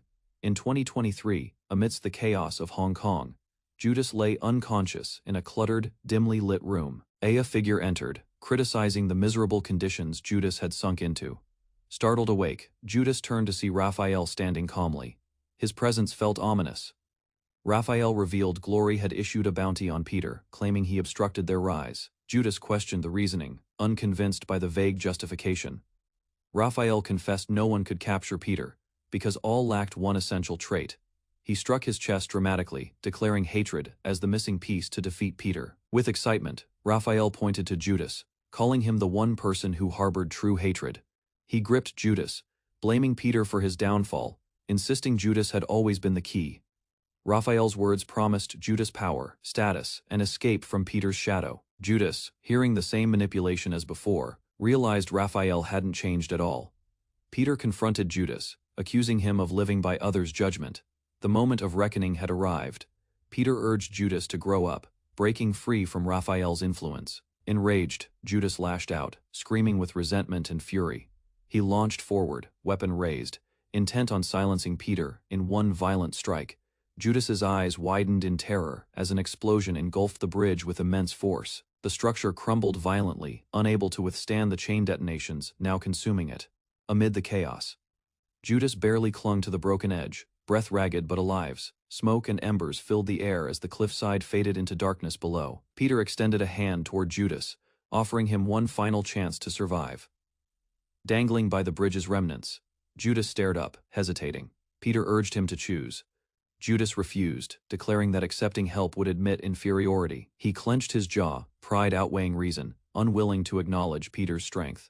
With finality, he whispered that he couldn't take Peter's hand and meant it. As Judas released his grip, he internally confessed what pride wouldn't say aloud. He'd long known his downfall came from selfish ambition, not Peter. Driven by envy, he'd coveted Peter's role, longing to take it for himself. Memories flooded back moments of failure, comparison, and despair that had crushed him. No matter how hard he worked, Peter always stayed ahead. Exhausted and broken, Judas's final instinct was clear. Peter had to fall, no matter the cost. Judas believed that matching Peter's strength would grant him everything he longed for. Blinded by ambition, he convinced himself Peter's position could be taken through any means. But realization struck too late. He lacked the courage to carry the true weight Peter bore drained. Judas accepted the truth: he was tired of the fight and the burden. His body fell through the air as he surrendered, seeking rest from it all. Above, Peter watched in silence, his gaze heavy with the finality of the moment. Elsewhere, Glory's leader received the report of Judas's death without emotion, disappointed. He muttered that he had once held high hopes for Judas. Now, with cold indifference, he dismissed the news and sat calmly in reflection. Subordinates speculated the boss must be mourning, but no sorrow showed on his face. He ignored their words, simply ordering dinner for himself and one other. With a dark smile, he instructed them to contact Matthias. Beneath the vast night sky, Peter sat alone at the edge of a ruined structure, wrapped in silence. Stars drifted above as he stared downward, burdened by memories too heavy to escape. Thoughts of what could have been gnawed at him a past moment left unchanged. He remembered a confrontation. The boy's eyes filled with conflict and betrayal under dim light. A distant memory resurfaced, the boy being beaten mercilessly, Peter having turned his back. He clenched his jaw, regret tightened around him, but he pushed it down and stood up. Elsewhere, the monks cleaned up their home, grateful to Simon's efforts that had saved them. Despite their injuries, they returned to routine, humility guiding their gratitude. Simon's frustration erupted, feeling unacknowledged, despite risking everything for them. He continued to rant, demanding credit, bitter from being overlooked. The others tried to reason, but he only saw injustice. Eventually, calm returned to the hidden shadow monastery, though tension still lingered. On a ship, two passengers discussed their recent mission. Curious, the woman asked about a young man from before, her tone playful but serious. The man's expression hardened, possessive and cold, claiming the boy as his. Matthew teased while leaning in close, sparking irritation in his companion. As the boat sped across the sea, banter shifted into subtle jabs. Amid flirtation and denial, one voice grew tired of the endless questions. At the temple, lanterns glowed under the starry sky as someone celebrated finally being acknowledged. A festive dinner was prepared. The monks, seated around the meal, shared laughter and light-hearted complaints. The atmosphere warmed, even as one warned about overindulgence, blaming any future karma on the food. Simon frowned at the vegetable, heavy spread, feigning disappointment. A playful scolding followed as he teased the nun, masking gratitude beneath exaggerated grumbles. Their exchanges brought ease to the room, though Simon still felt misunderstood by the group. Nathaniel apologized, aware his presence endangered the monastery.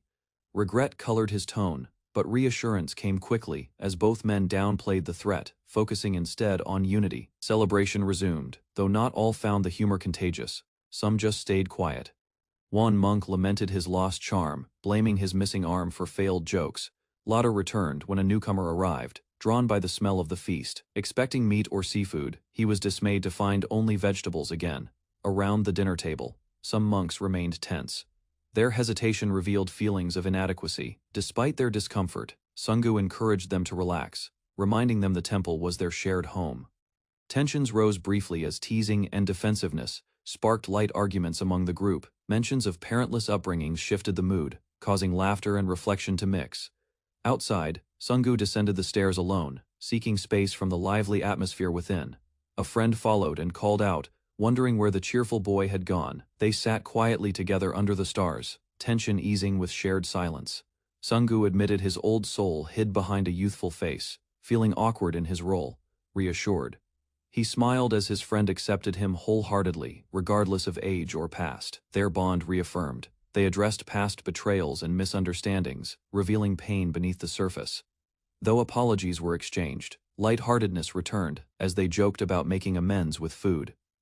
Curiosity shifted the tone again as one asked why the other sat alone. He reflected on the chaos of the past months, still trying to process it all. The greatest revelation haunted him: the enemy he resented most turned out to be his father. Visions of Thaddeus flooded his mind. Pain, brutality, and chains defined their past together. He recalled the torment, now realizing it was born from a desperate attempt at protection. Conflicted, he admitted he didn't know whether to hate Thaddeus or pity him.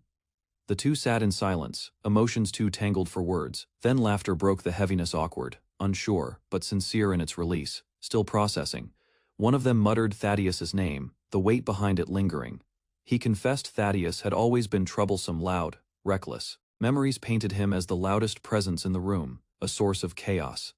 Despite knowing how things might unfold, Thaddeus had chosen to raise a child.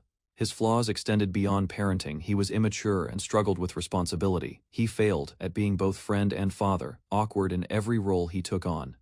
Yet the message was clear. Whatever happened, Thaddeus always meant well. Sungu spoke earnestly. Thaddeus was as much a part of him as anyone.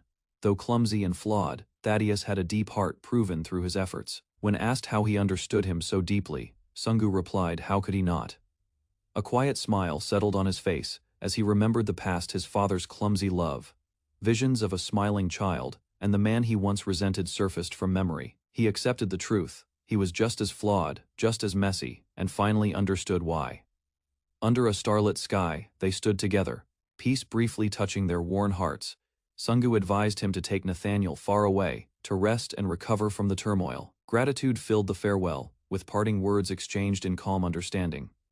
Inwardly, he resolved that one day, when paths crossed again, he would say he finally understood where his strength came from and why it mattered. With that conviction, he stepped forward, not in search of battle, but purpose. At the dock, plans were made. Questions about survival in a growing storm were raised. He gripped a small item tightly, symbolizing the risk ahead.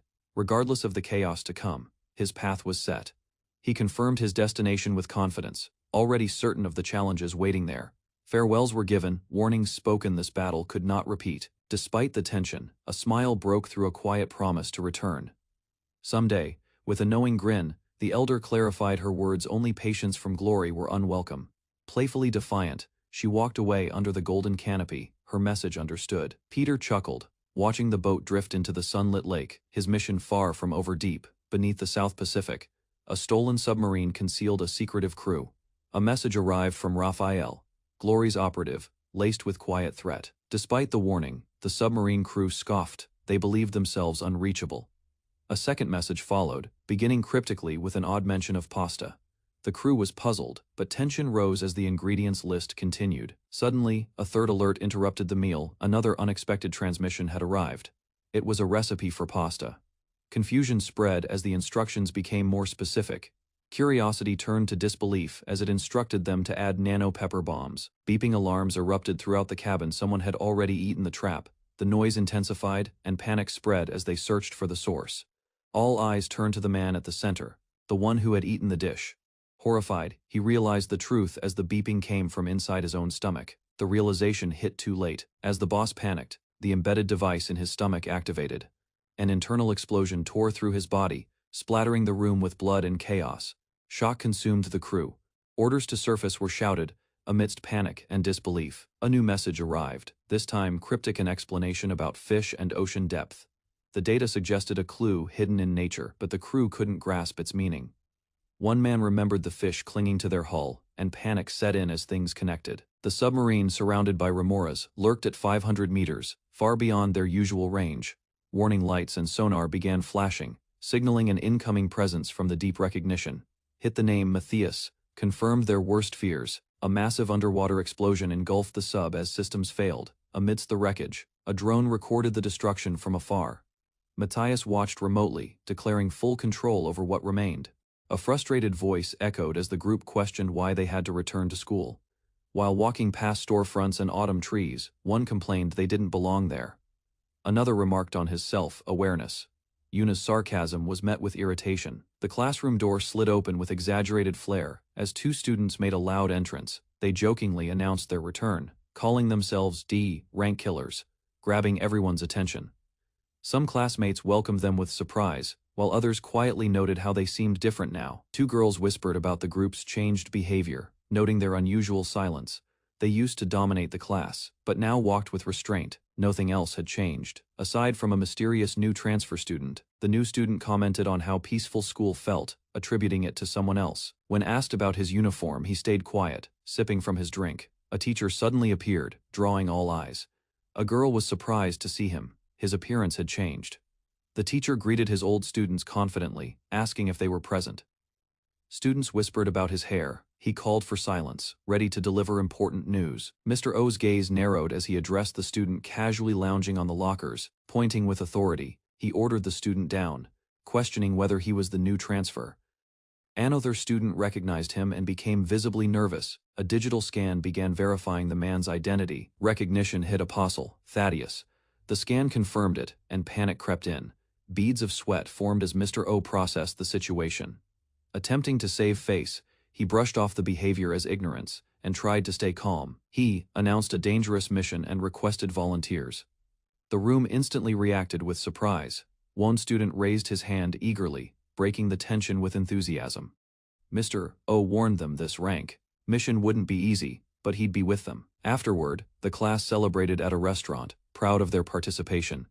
They laughed and ate, treating the mission as a major event. Mr. O reminded them the mission was finished in 3 minutes. Despite that, the students continued to enjoy the feast. One joked about going broke. Mr. O explained he had plenty saved, and this was nothing to him. Smiling softly, he watched them argue over food, quietly satisfied. Mr. O stood and addressed the group sincerely. Acknowledging his limits, he promised that while he lived, he'd do everything in his power to protect them. He asked for their trust. Outside, a small team waited in the dark. Back at the table, the students devoured the food without pause. Mr. O noticed but continued anyway. He paused, realizing one student had quietly slipped away. Outside the restaurant, the others thanked Mr. O for the meal. Mr. O casually asked for the bill, unaware of the looming total. His expression changed immediately when he learned it was 3,000,001. Panic struck as he calculated the damage. Still, he refused to appear weak in front of the students. Just as despair set in, the cashier announced someone else had already paid. Shocked but grateful, Mr. O wondered who had taken the burden. Outside, one student grinned alone, satisfied with remaining anonymous. A message alert interrupted the quiet. The student's smile faded as he read the screen. It revealed a breach into Glory's system. Someone had uncovered classified information. The message warned of human experiments. Still, he ordered the investigation to stop, concern growing. As the warning to stop investigating came through, the hacker on the other end stood firm, confident in her skill. Footsteps echoed in the dark. The hacker, moving quickly, a chilling thought settled in. What if the data was meant to be found all along? Though reluctant, she agreed to stop. Acknowledging the other's stubbornness, her eyes caught a suspicious flyer. A sharp flinch betrayed her unease. Descending the stairs, she entered a darker corridor, murmuring that something felt off. The hacker reached the lowest level, staring into dimly lit surroundings. Inside, strangers in white suits waited. One greeted her, calling her by name with confidence. They praised her hacking skills. She remained guarded, but listened. She reacted sharply as they read off her personal data: age, height, weight. Annoyed, she warned them such details were secret and demanded answers. Facing the group, she reminded them they were 3 stories underground and asked if they knew what that meant. She declared their situation hopeless. No light would escape from there. With a click, the room was sealed. Her eyes grew cold. Weapon in hand, she lunged forward without hesitation. The ambushers were now targets. A loud explosion shattered the desert stillness. The blast echoed far across the dunes. Dorothy, stationed on a sniper mat, reported movement. Philly, masked and armed, joined her. They debated command hierarchy. Philly analyzed Matthias's strength, claiming it wasn't exceptional compared to Simon and Thaddeus. However, he insisted neither traitor could take Matthias alone, hinting at an unseen advantage. Dorothy remained skeptical, questioning Matthias's frail appearance and doubting his ability to succeed. A shadowed narration confirmed Matthias's true role: leader of Trinity. Trinity's influence reached across military and industrial sectors, holding deep global ties. In a city bar, Matthias faced a challenge from Tamahu, boss of the Rua, Ahi Explosives faction. Tamahu mocked Matthias, revealing their preparation and claiming his crew was wiped out. He boasted Rua Ahi's strength, highlighting their 3,000-strong force compared to Trinity's few dozen. Tamahu blamed Matthias for the loss and insisted it all could have been avoided with submission. Now, Tamahu gave an ultimatum: join or die. The threat was clear and final. He warned Matthias to abandon any dreams of resistance or independence in the explosives trade. With a smug grin, Tamahu mentioned they'd already planted countless bombs. A handful of detonators clinked as Matthias dropped them on the table, revealing a critical truth. He calmly stated that all 3965 bombs planted by Rua Ahi had already been dismantled. Uninterested in negotiations, he declared he had no desire for shared ownership. Tamamehu was stunned. His expression twisted in disbelief. Matthias questioned if the real conflict stemmed not from the explosives. With the name, Trinity, reflecting in his eyes, Matthias smiled. Tamamehu acknowledged the intelligence behind Matthias's move, but mocked his arrogance. Drawing a weapon, Tamamehu threatened death. Guns were raised. Tension skyrocketed. Matthias suggested calmly that they both put their weapons down before things escalated further. Matthias warned them that every part of the room was rigged with explosives under his control. Despite the warning, Tamamehu mocked him again, loading his weapon confidently. Matthias uttered a simple command: right arm. A small click triggered the first blast. An explosion ripped through the room. Tamamehu screamed as his arm was blown apart. Panic broke out. His men scrambled in confusion while Matthias issued another command: right leg. Another blast followed. Chaos erupted as Tamamehu collapsed, screaming in agony. Gunmen prepared to fire, but Matthias calmly activated a hidden protocol. Explosions erupted throughout the bar, destroying the attackers instantly. As smoke cleared, narration confirmed Matthias's complete control over every explosive in the room. Elsewhere, a young man realized communication with Juan had been cut. Urgency spread as others responded to his outcry. Meanwhile, narration labeled Matthias with a chilling title: The Human Atomic Bomb. A group of armed men in white suits sat confidently in a dimly lit lounge. She reminded them they were deep underground, far from any outside help. With a sharp stare, she emphasized that not even a sliver of light reached this place. Her finger pressed a button, triggering a hidden mechanism. In one swift move, she lunged forward, slicing the air with her weapon as she declared their doom. Her blade gleamed in the dark as she spun with precision. The attack landed, blasting one of the suits across the room. He collapsed before reacting. She struck again, but something felt off. The remaining enemies resisted unnaturally well, knocked back. She questioned how her advantage had vanished so quickly. Realization hit: these men had enhanced vision. Red optics glowed in the dark.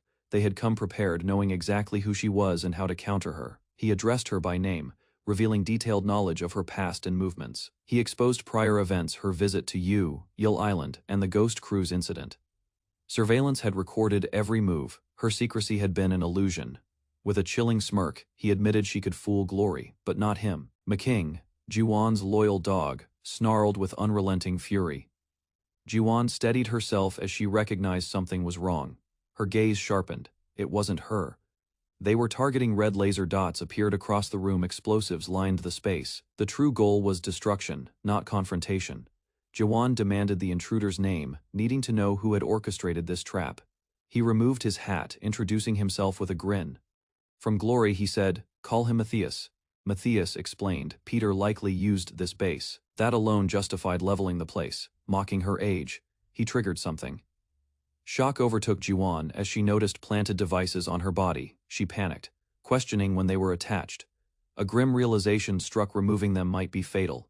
Matthias dismissed her chances of escape. With a press, he activated the detonation, but instead, pain erupted through him, his hand shredded by a triggered trap. Juwan turned in shock. Something or someone had intervened just in time. Keijo landed forcefully into the room, calling her name. She warned him of the unseen threat, an enemy that even her senses couldn't detect. Two attackers rushed them. Keijo yelled for her to dodge as battle resumed. Juwan caught a glimpse of something in the chaos. His fists connected with precision, pummeling the suited enemies into the ground. Landing beside Juwan, Simon casually brushed off the moment. Simon addressed Matthias directly. Their past was unmistakable, heavy with tension and unfinished conflict. Matthias sneered and called Simon a traitor. They weren't just enemies, they were once allies. Simon frowned, already dreading what was to come. Fighting Matthias here would be a major disadvantage. Simon scanned the room. Bombs were hidden in unpredictable spots, giving Matthias full spatial control. With a single command, he could manipulate the battlefield. His soldiers deadly, rankers were positioned with intent. Matthias confirmed it himself. Every move was anticipated. Victory in his domain seemed impossible. Simon acknowledged the danger. One signal could level the entire structure, but he wasn't without options. He revealed a concealed claw weapon, sharp and ready. With swift force, Simon struck first, slicing clean through one of the attackers. Blood sprayed. Chaos erupted again. The momentum shifted violently. Explosive triggers activated. Beeping signals echoed throughout the base. A massive explosion followed. As fire engulfed the room, Simon shielded Juan from the blast. The base lay scorched and broken. Flames still flickered across shattered furniture. A subordinate asked if they should pursue the escapees. He smiled under his hat, satisfied. Juan had unknowingly provided exactly what he came for. A peaceful school building stood in sharp contrast to the earlier destruction. One player boasted loudly, criticizing others and preparing to show off his shot. Suddenly whispers spread about a new student. Shock hit the crowd. Yisol strutted in, asserting dominance. He mocked a peer and declared himself top dog of Mapo district. He confronted a student over a girl, accusing him of flirting with Yejin by mentioning Tangulus. Yejin and another girl appeared. The tension shifted as a confrontation brewed between them. Yisul invited the student to settle things on the rooftop. The challenge was clear and direct. Unfazed, the student accepted enthusiastically, even joking about fighting seriously. Meanwhile, Simon discussed Juwan's condition. Thankfully, she hadn't sustained serious injuries. Unfortunately, the emotional toll lingered. Juwan collapsed in despair, mourning her destroyed base. She wept bitterly, heartbroken over her loss. Others moved on, but her grief stayed. Her frustration boiled over. She yelled at Simon for ignoring her tears.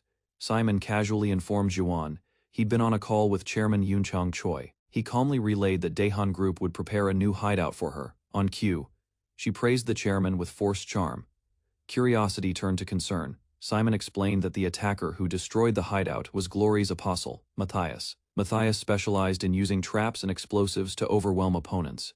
He confused his targets by planting devices unpredictably, turning even ordinary terrain into dangerous minefields. They discussed Matthias's most terrifying trait: his bomb placements were undetectable.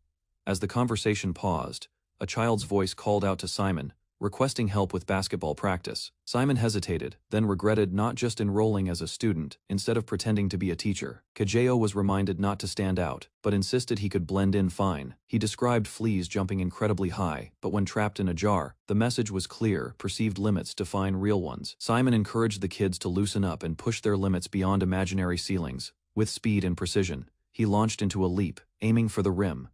The ball thundered through the hoop with a shattering slam, stunning everyone into silence. Students stared in disbelief as Simon's dunk shattered the backboard completely. Simon stood silently, holding the broken rim while glass crackled beneath his feet. From above, the observer scoffed Simon's actions were anything but subtle. Though Juwan's base was destroyed, the young man worried about potential traces that could reveal his connection.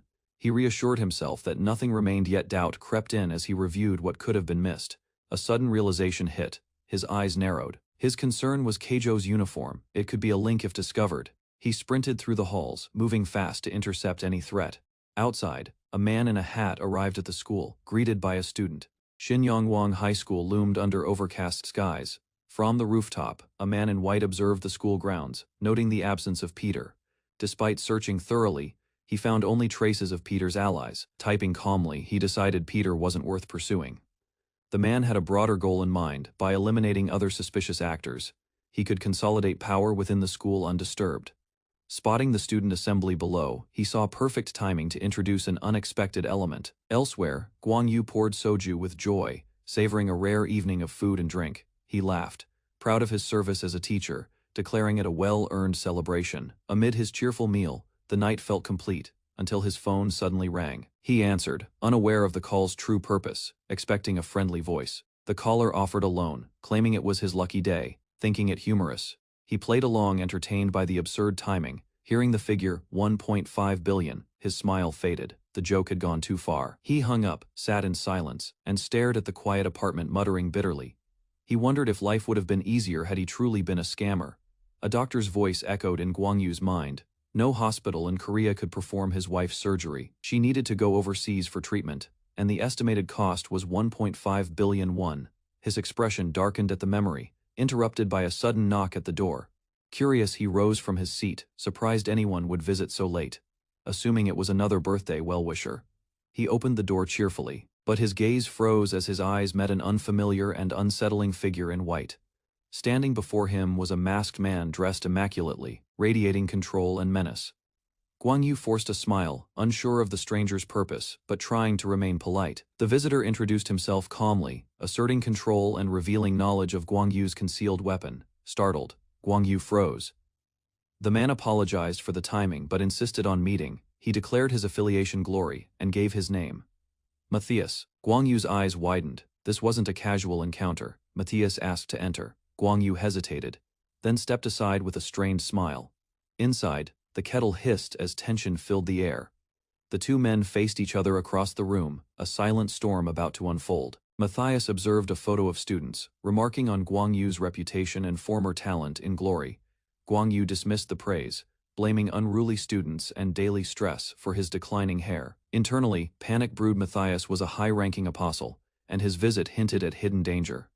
Matthias calmly proposed a partnership, startling Gwang Yu.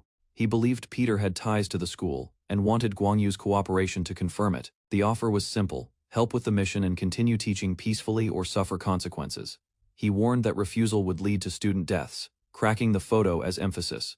Gwang Yu claimed innocence, asserting no ties to Peter and urging Matthias to leave, but he knew Matthias wouldn't walk away, and worse. The threat to students was real.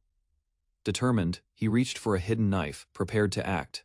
Years of training made him confident his ambush tactics were second nature. Now was his moment to strike and end the threat. Matthias issued a warning. Gwang Yu's life was under his control. Feigning confusion, Gwang Yu masked his intent while preparing for a decisive move. He lunged without hesitation, but Matthias had already predicted it. Right leg. Gwang Yu launched an attack, but Matthias reacted instantly, triggering an explosive defense. The blast sent Gwang Yu flying, crashing into the debris. Filled room, stunned and bloodied. As Matthias stepped forward, he reminded Gwang Yu the student's fate hinged entirely on his next choice. The ticking of a nearby device grew louder as Matthias posed his ultimatum. Gwang Yu trembled, unsure if defiance would mean death for him or the students. The beeping accelerated, pressure mounting, as he struggled to decide between submission and resistance. The next day, Gwang Yu greeted students in the hallway with a hollow smile. Playful boys teased him with wigs, unaware of the threat looming overhead. Matthias's voice echoed in his mind, warning him to obey or risk everything. He dismissed the students, hiding the torment within, trying to appear normal. Behind him, classmates joked about his mood, oblivious to what had transpired. Their banter drifted into nonsense, leaving Gwang Yu quietly dreading the cost of failure. Elsewhere, Sunggu voiced his unease, but his friends reassured him with confidence.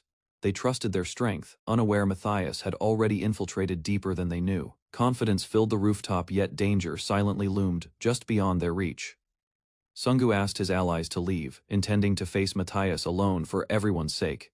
He explained that Matthias would investigate any person with ties to Peter, including himself. The presence of apostles near the school was already damning. They had to be cautious. Kagyo looked down on the school grounds, comparing it to his harsh origins. He reflected on the serenity around him, open skies, warm students, a peaceful life. Disgusted by the idea of Matthias ruining it, he clenched his fists in quiet defiance. Sunggu asked about Matthias, curious what made the man so feared. Thaddeus explained Matthias was once called a living, breathing bomb within Glory. He said Matthias could plant hidden explosives on targets without them ever realizing. The worst part was no one knew how he did it, or when. His control extended to the timing, radius, and detonation method of each explosive. Sunggu muttered that Matthias sounded like a nightmare. Thaddeus assured him they'd know Matthias on sight. He never tried to blend in. Sunggu pondered this, questioning whether Matthias would really stay so visible. He suspected a trap. Matthias might appear obvious just to manipulate what they expected. A teacher ended class with a closing remark before announcing a new transfer student. The door slid open as a tall figure entered, casting a long shadow across the floor. The class turned their attention to the new arrival, sensing something was off. Students murmured about the growing number of transfers. One girl questioned if he was even a real student, his presence far too intense. Elsewhere, Thaddeus explained that Matthias would be easy to spot. Creepiest of all were the braces on his teeth. gleaming beneath a dark smile. He introduced himself with eerie cheer, chewing gum as he scanned the room. Without hesitation, he questioned if the students were future killers. With glowing red eyes, he belittled them, calling them a bunch of wimps, but the students stood their ground, responding with sarcasm and bravado. Without waiting, they lunged at him, ready to put the arrogant newcomer in his place. A flurry of blows erupted as fists clashed, the room descending into chaos. Zone student landed a solid strike, halting the brawl and locking eyes with the newcomer. Calm but assertive, he declared the obvious: this guy was no student. The repeated smacks echoed as the masked figure's breathing grew heavier. Peter watched him closely, calmly confronting the intruder. A twisted grin formed beneath the mask. Before he could speak further, Peter realized the man was gathering intel, trying to find out if he had any link to the volunteer club. The disguise was poor, the way the man chewed, his attitude, and posture gave away his intent. Peter remembered a description: face full of tattoos, braces, and an unmistakable presence. The braces shone with every chew. That detail, more than the tattoos, disturbed Peter the most. He voiced his discomfort. The combination of the man's features created an eerie. Then a question surfaced: since when did this stranger become the head of the club? The man identified himself: Biggie Doko, rank survivor of numerous classified missions. He mocked formality, flicking a hand casually, acting like Peter's superior. Peter remained skeptical. Surviving those missions wasn't something anyone could fake. Suddenly, a thug lunged with a blade. His casual demeanor vanished. Peter moved fast, countering the attack and slamming the man down. The brawl ended quickly as teachers rushed in. Peter stayed composed as chaos cleared. Yuna watched the new transfer student with unease. Something about him didn't feel right. She urged her friend to avoid him, convinced others like Sungu shared her suspicion. Her thoughts halted as Sungu appeared, standing across from Peter. Peter acknowledged the situation, calmly affirming Sungu's assumption without resistance. Sungu smirked, his tattoos in clear view, confirming that he had been found out. Without hesitation, he introduced himself as the president of the volunteer club, his tone laced with sarcasm. He offered to show Peter around the school, playing the part convincingly in front of others. The students questioned his authority, puzzled by his sudden claim as president. He guided Peter through halls, warning him to behave near teacher zones. They passed through the courtyard where delinquents lingered. Sungu mocked them without concern. The students barked back, but no one stopped him. He continued walking calmly, reaching the auditorium. Sungu changed tone, hinting the tour was a fa Fayad. Inside the empty auditorium, Sungu dropped all pretense and faced Peter directly. He confirmed they were alone, inviting Peter to speak freely without interruption.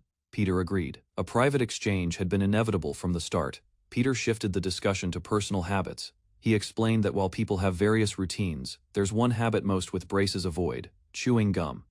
It was unnatural for someone wearing braces to chew it so casually. Peter accused the man of being a decoy, someone unfamiliar with braces, pretending too confidently. The man removed the braces with a grin, admitting they were uncomfortable and unnecessary now. As he peeled off his mask, he acknowledged the link to Peter's enemies and voiced his disappointment at the dull encounter. He reached for a device, pressing it to activate a hidden function. Peter calmly informed him that the auditorium blocked all signals. The plan failed. Trapped in silence, the man realized he was completely isolated. Peter struck instantly, landing a powerful blow before the man could react. Meanwhile, passers-by mistook nearby agents for celebrities or actors. A.T.E. Fei. Observers remained unaware of the intense confrontation unfolding nearby. KGO reflected on past choices, regretting not eliminating Matthias's men sooner. His ally enjoyed the sweets, praising local treats and voicing concern for their master's safety. KGO stood abruptly, sensing urgency, while his companion urged him to relax and eat. KGO reassured his companion, claiming Matthias's minions were no match for Sungu's skill and precision. Though confident, he admitted concern not about Sungu losing. He feared once the body was found, Matthias would be alerted and act immediately. KGO conceded that their master likely anticipated this outcome and had plans in motion. Inside the auditorium, Peter examined the device the decoy left behind. He suspected it was used to communicate with Matthias's network and knew time was running short. Peter concluded there was only one way forward: to infiltrate from within. He put on the fallen agent's mask, intending to pose as one of them to buy time. Before acting further, he decided to investigate how the mask functioned for safe use. Back at the CFA, the topic shifted to Matthias's personality. KJO expressed concern about how far Matthias would go to maintain absolute control. He knew Matthias would stop at nothing to secure his position. Peter received a message through the decoy's secret communication platform. He realized this was how the agents stayed in contact. Coded updates passed between them. Peter prepared his response carefully. One wrong move would give him away. Peter waited silently, watching the group chat. The agents discussed the volunteer club, confirming they were already inside the school and sticking to their plan. One message stood out, a cryptic mention of a greeting. Peter didn't understand the meaning, but knew it mattered. As the message replayed in his mind, Peter turned. He began broadcasting, addressing students and faculty directly, under the alias John Doe. Peter declared himself an advocate of peace, but only if everyone accepted his authority. He warned of consequences for resistance. The price for denying him would be severe. Students murmured in confusion. They didn't recognize the voice or understand the threat. Peter announced the lockdown signals would be blocked, and no one could leave campus. Panic spread quickly. Some realized their phones had no signal. Furious, students pounded on the AV room door, demanding the speaker reveal himself. Peter considered showing force to assert his role and silence their defiance. The gym teacher, Sungjin Ko, tried to break in, yelling threats through the hallway. Peter identified him as a physical education teacher and potential problem. As Sungjin charged, drones activated outside the AV room. Peter activated the broadcast, instructing the entire school to observe carefully. Inside the AV room, the gym teacher shouted threats, unaware he was already being monitored. Students watched anxiously. The camera locked onto the teacher's face as Peter prepared his next move. An explosive force hit the teacher directly, sending him flying backward from the impact. Students screamed in panic. The collapsed body of Mr. Ko left many frozen in shock. Chaos broke loose. Some ran, while others shouted for help. Peter questioned how Matthias remained hidden while executing such elaborate schemes. He suspected Matthias might already be on campus, possibly using a disguise. As students scrambled in fear, Peter searched crowd, trying to identify him. The broadcast declared the lockdown complete. No one could leave, and signals were severed. Amidst the panic, a strange figure emerged, calm, smiling, and fully aware of the chaos. Matthias revealed himself on screen, announcing his control over the school with absolute certainty. The beeping of machines echoes as a voice calls for Mr. O. The blonde man presents the harsh truth. Mr. O's wife needs lifelong hospital care. With a calm yet manipulative tone, he offers a solution. A small device is placed on the counter. Glory will cover the cost. The man continues, asserting that following his command would grant more than financial aid. A silent threat is implied security will be ensured only if obedience is guaranteed. Mr. O, shaken, crouches as the weight of the decision sinks in. The blonde man questions if the offer still isn't enough, staring with indifference. Tears swell in Mr. O's eyes as desperation takes over. He agrees, but demands one condition: no one else in the school must be harmed. The man mocks Mr. O's guilt, dismissing emotional ties to the school. He emphasizes Mr. O's isolation, pointing to a birthday calendar no one noticed. A painful reminder his wife should be his only priority now. An explosion rocks the building. Mr. Ko is struck violently. Students scream as they witness the horror unfold. The lifeless body lies in a pool of blood. Disobedience has a cost. Panic spreads as a stern warning declares that any escape or external contact will result in death. Frustration grows as they discover the main entrance sealed. In desperation, they charge toward the back exit, only to find it locked. Mr. O reaches a secured door and quietly unlocks it, his expression grim. Without hesitation, he jumps from a ledge, landing safely on the ground outside the building. He moves up a stairwell with purpose, distancing himself from the chaos below. He enters a quiet office, the noise behind him fading. His mind replays the manipulator's words, reminders of isolation. Burdened by guilt and pressure, his wife's safety remains the anchor chaining him to this path. Mr. O acknowledges Mr. Ko's death, but convinces himself that no more lives need to be lost. He justifies submission, convincing himself it's the only way to avoid further bloodshed. While walking, he notices a box. Opening it, he finds a tie and a birthday gift. He grabs the envelope beneath it. His fingers tremble slightly. Reading the message, he learns a student remembered his birthday with a thoughtful gift. Another note apologizes for earlier behavior. Mr. O stands silently. Two students eagerly show off wigs, jokingly demanding a verdict. Mr. O brushes off the banter, instructing them to head to class. As he walks away, the students notice his somber mood. A female classmate scolds the boys, calling out their lack of subtlety and poor wig choices. Their excuse reveals intent they wanted to impress. Mr. O, not embarrass him. Letters begin to reveal themselves, written with awkward sincerity. Mr. O silently reads the handwritten notes. Each line reflects thoughtfulness, hidden behind student awkwardness. The tie, once overlooked, is now seen in a different light, evidence of care. He stands alone in the staff room, holding the letters that momentarily soften his internal conflict. Students gather in the hallway, fear gripping them as they question the violence unfolding. A suited man analyzes the scene, puzzled by the lack of explosives. Speculation turns dark. Could students also be targets? Could bombs be hidden on them? Chaos erupts in the corridors. A teacher urges students to take shelter inside classrooms. One man helps another down the hall as panic spreads and bodies are discovered. Fear overtakes reason. Screams rise. The crowd scatters, running blindly for survival. The suited man pauses, requesting a moment. His expression is tense yet controlled. He kneels beside the bloodied corpse, removing his jacket without hesitation. With steady hands, he drapes it over the body. His face hardens, signaling quiet resolve. In the hall, students are urged toward the faculty room as panic rises. The blond man turns, calmly watching the chaos unfold behind him. Elsewhere, the suited man sprints down the corridor. His mind races. Matthias has full control and can detonate bombs anytime, anywhere. A chilling image of Mr. Ko's final moment flashes in his head. He understands the worst case scenario. The entire school could be destroyed if Matthias desired it. A signal reaches a group chat, orders to begin. The suited man knows his next move. He must blend in with the students. Amidst fear and confusion, he must find and neutralize the explosives without detection. A student dismisses the threat, calling it a prank, while others try to calm the crowd. One confident man prepares to break through a door, pulling a hesitant girl with him. Before he reaches it, a powerful punch drops him to the floor, swift and decisive. A heavy blow sends the student crashing into the floor. His pride wounded, he shouts in frustration. Embarrassed in front of his girlfriend, he lashes out at the one who stopped him. Insults follow. He ignores all warnings and blames others for his failure. A voice reminds him of the clear rule: escaping means death. His anger turns to confusion. A white-suited man steps forward calmly, his presence changing the mood instantly. Realizing the danger, the student and his girlfriend backtrack, apologizing nervously. The student sees a chance to prove himself. He confronts the man boldly. He charges, shouting threats, claiming power over the area. But he is instantly overpowered and dropped to the floor in one move. Blood spills. Screams echo. The attacker uses the moment to terrify the others. He lifts the student as an example, warning against defiance. Before he can strike again, his arm is caught mid-swing. A large student grips his wrist tightly. Calmly, he identifies himself from the school's volunteer club. Tension shifts as a new protector steps forward.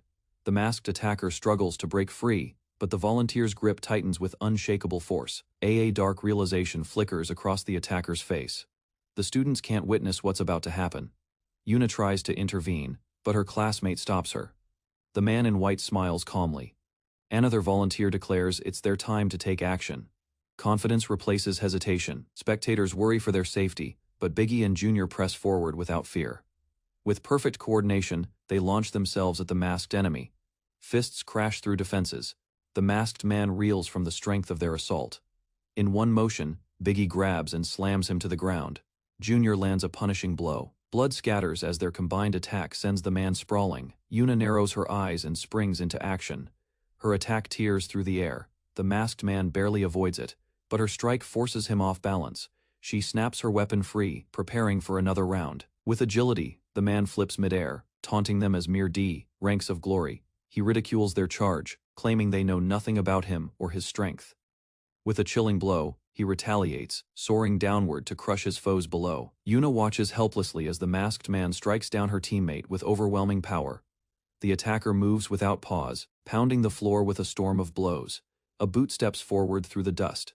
Someone new has entered the scene with intent. The man introduces himself, gripping a bat with confidence and wearing a distinct tie.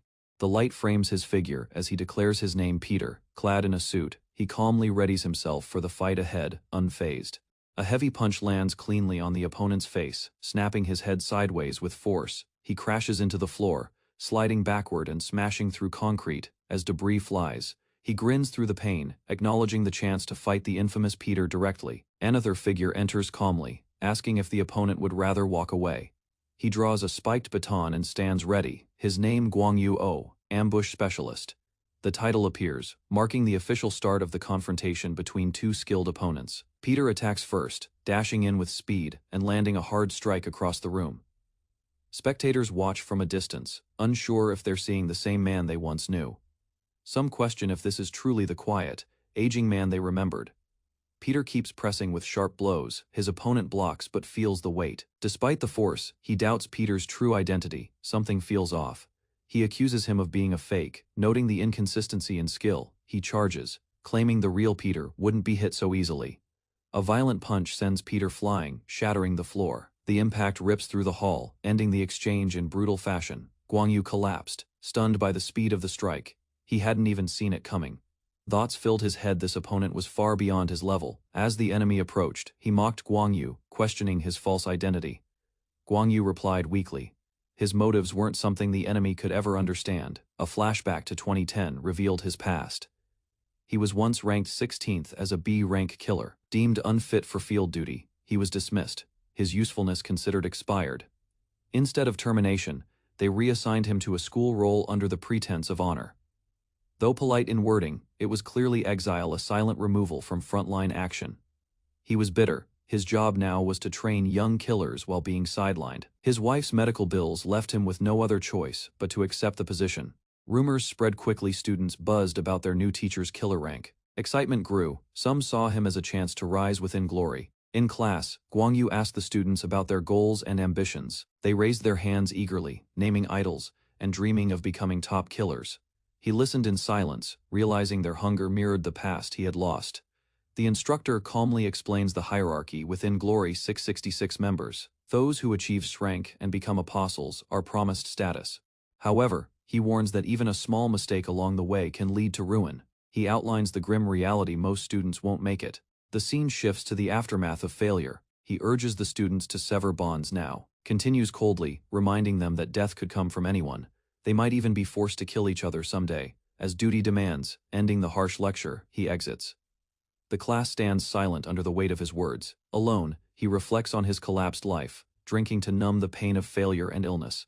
Time passed aimlessly, his life tethered to the bottle and regret. Everything changed when he met a new class of students that reignited his purpose. Now in 2021, he once again stands before young recruits at Xinyangwang High School. They eagerly express dreams of becoming like Peter, aiming to be the best at Glory. He responds with sarcasm, masking his concern. The cycle of ambition begins once more. Two excited students praise Mr. O, thrilled by his presence and calling him a real killer. They admit they had low expectations. Mr. O reacts awkwardly, unsure how to respond. She expresses admiration, stating she aspires to reach even a fraction of his past strength. Mr. O is caught off guard. Internally, he wonders why the students are so eager. As the sun sets, students chase after him, still full of questions about killer training. They argue over sword training versus muscle training. Mr. O loses patience, yelling that he has no time to deal with them. Despite his frustration, he gives in, pointing at the track and telling them to run. The students cheer and start running, excited to begin training. Mr. O watches quietly, telling them to continue until he says otherwise. He mutters to himself, doubting their understanding of what it truly means to be a killer. Elsewhere, a classroom door slides open as a new teacher prepares to begin class. A student groans, already annoyed at being forced to attend the volunteer club. The students complain about the old instructor, doubting his value and planning to skip. Mr. O smirked, thinking the class ditching him worked in his favor. As he stepped outside, the empty campus greeted him with peace and quiet. But his eyes widened in surprise. Something unexpected caught his attention across the field. The three students were still running, drenched in sweat and panting heavily, confused. Mr. O called out, demanding to know what they were doing. They answered confidently, claiming they were following the training he assigned earlier. He remembered his own words, telling them to run if they truly wanted to be killers. Realizing they never stopped, he asked why they took it seriously. They said they trusted his judgment. The training changed them. Mr. O stared in silence, struck by their belief in him. To him, this job was just survival. To them, he was a symbol of direction. He lowered his head, recognizing too late the hope they placed in him. One student asked if training was done. Another wanted to continue. They waited for praise, but Mr. O was already walking away without a word. The girl looked to the sky, confused by his silence, unaware of his inner conflict. Mr. O approaches silently, pulling a cart behind him. Still confused, they ask him to repeat. His tone becomes firmer. Internally, he reflects on his failure as a killer, remembering his fall from rank and purpose. Yet he decides failure doesn't mean total ruin. The world doesn't collapse with one setback. The students chatter excitedly about food, bickering over the menu as they ride. He realizes that if he can train them into capable agents, he hasn't failed after all. Back in the present, the assassin agrees to finish the job if the imposter insists on dying. He charges forward with speed, reaching for his weapon mid-motion, but before the strike lands, a hand grabs his wrist tightly, stopping the attack. A student rushes in, screaming for him to leave her teacher alone. The assassin delays the final blow, choosing to kill the girl first. With red eyes glowing, he launches forward, ready to eliminate her without hesitation. Suddenly, the injured Peter lunges, grabbing the attacker from behind. The assassin underestimates his grip. Surprised he can't shake him off. Peter's strength has surged. His opponent realizes he's far more dangerous than before. Peter, bloodied and weak, clings to the enemy, declaring he's not finished yet. A student watches with wide eyes, remembering his earlier words about preparing for a harsh path. In a flashback, Peter tells them he may not always be around. Peter reflects on his failures, acknowledging his downfall as a professional killer. Still, he affirms his purpose to give everything he has left to protect his students. Through blood and grit, he smiles. Even if it costs him everything. With a loud cry, a student launches an attack, smashing the enemy into the ground. The hallway explodes from the impact, debris scattering through the air. Smoke and dust fill the corridor. The girl rushes to Peter's side, calling out in panic. The enemy rises, frustrated. He admits the attack could have ended him if aimed right. He praises the girl's skill, but warns that Peter's internal damage is likely fatal. With cold eyes, he declares she can die alongside her teacher. Suddenly, Peter smashes a fist into the enemy's face, catching him off guard. The ground ruptures violently under the force of Peter's unexpected strike. Staggered, the enemy demands an answer. He wasn't expecting Peter to rise again. The girl stares at the scene, confused by what she's witnessing, unsure how Peter could be standing. A sudden realization hits her. She suspects someone unexpected might have arrived. Through the settling smoke, a masked student steps forward, and she calls out his name in shock. Sungu. Sungu observes the enemy, confirming Peter's unconscious state, despite his body's strange reaction. The injured man still trembles, blood dripping, but remains upright. Placing a hand on his shoulder, Sungu acknowledges Peter's effort to protect them. He gently lowers Peter, insisting it's time for him to rest. Sungu honors him as a great instructor who gave everything for his students. Stepping forward with resolve, he declares he'll take over the fight from here. The older man coughed, startled by the sudden attack in the hallway. Mark 17, unflinching and unreadable, held his stance. Realizing the threat was real, the man braced himself. With a burst of power, unsure of his opponent's identity, the man grew cautious. This wasn't someone he recognized. The masked figure ordered him to get up, coldly mentioning Mark 17. The demand was final, despite the pain. The man analyzed his attacker's strength. He admitted it nearly knocked him out, more dangerous than Guangyu. He questioned if the figure was an apostle but dismissed it. The body didn't match known enemies. From behind, a girl felt hope seeing Sungu arrive. Relief washed over her face. The man chuckled and stepped forward. Strength or not, the enemy was still human. He sensed confidence in his opponent, but also something hidden. Smiling manically, he revealed a trigger device, his trump card. With a scream, he dared Sungu to fight, threatening to kill him. The girl shouted for Sungu to escape, aware of the explosives. But Sungu didn't move. Calmly, he challenged the man to try. She stared, horrified. Sungu's defiance might push the enemy too far. The man grinned, tauntingly pressing the detonator. In a flash, the hallway erupted in a blinding explosion. Debris flew in every direction as the floor shattered. Smoke spread across the corridor. A girl nearby stared, wide-eyed. To her shock, Sungu stood calmly in the center of the blast area, completely unharmed. Her mind raced. He hadn't dodged or moved at all. Yet there wasn't a scratch on him. Sungu questioned his attacker, asking why the explosion didn't finish him. Grinning, Sungu mocked his opponent, implying he might just enjoy the attention. Confusion crept into the girl's thoughts. Her concern grew. She didn't understand why Sungu kept provoking someone that dangerous. The bomber's hand trembled as he kept his thumb on the switch. His confidence wavered. Sungu stepped forward, explaining he had been observing every movement since the start. He deduced that the enemy never strayed far, suggesting a pattern behind the bomb placement. Pointing around him, Sungu concluded the areas the man walked were likely free of explosives. The bomber smirked in response, admitting Sungu's deduction was accurate. However, he warned that the students behind Sungu might not share that same safety. With calm defiance, Sungu stood in front of the frightened students and posed a question. Annoyed, The man dismissed the question as nonsense. Without hesitation, he lunged forward with another explosive in hand. Sungu remained composed, reflecting that as humans.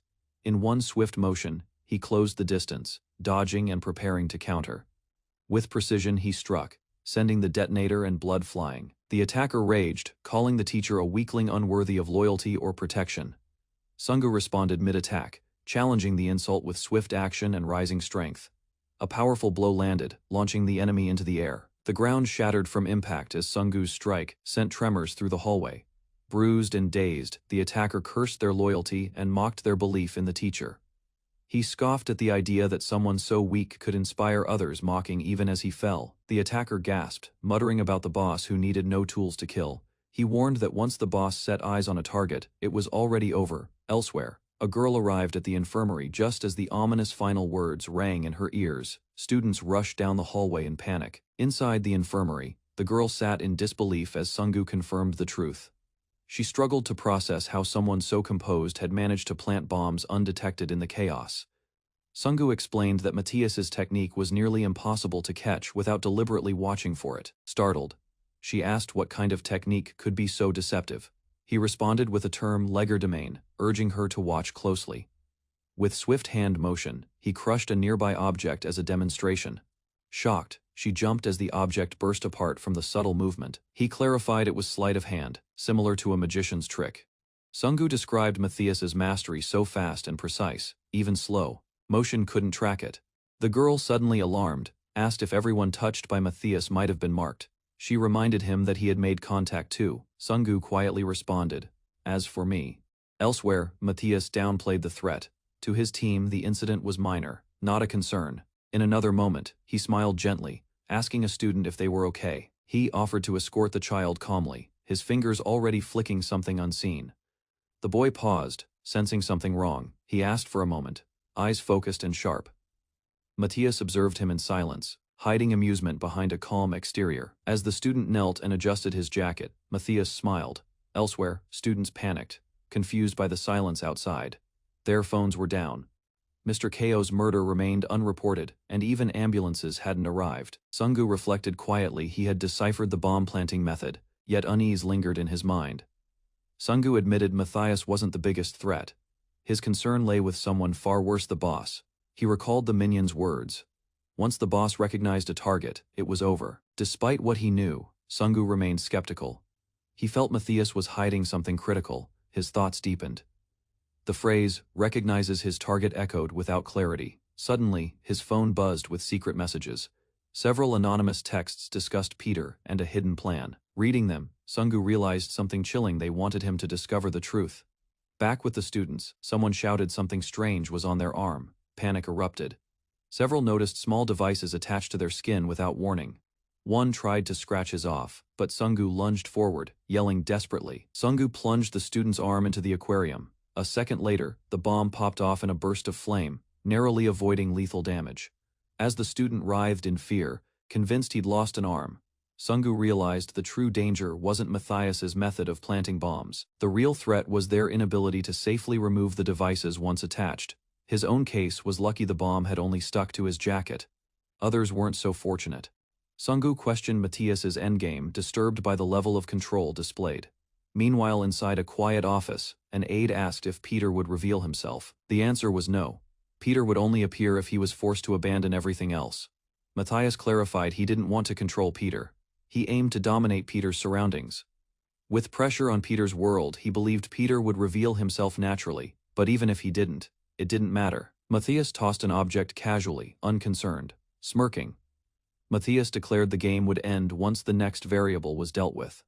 A loud alert echoed through the school as an announcement began. Students were ordered to gather in the assembly hall. Yuna stood frozen, the name Matthias echoing in her mind. Her instincts screamed danger. A grim broadcast continued: any suspicious action would result in immediate detonation. In the assembly hall, fear settled among the students. Some hoped for resistance, suggesting they fight back together. Others shot the idea down. They were unranked and powerless compared to Matthias.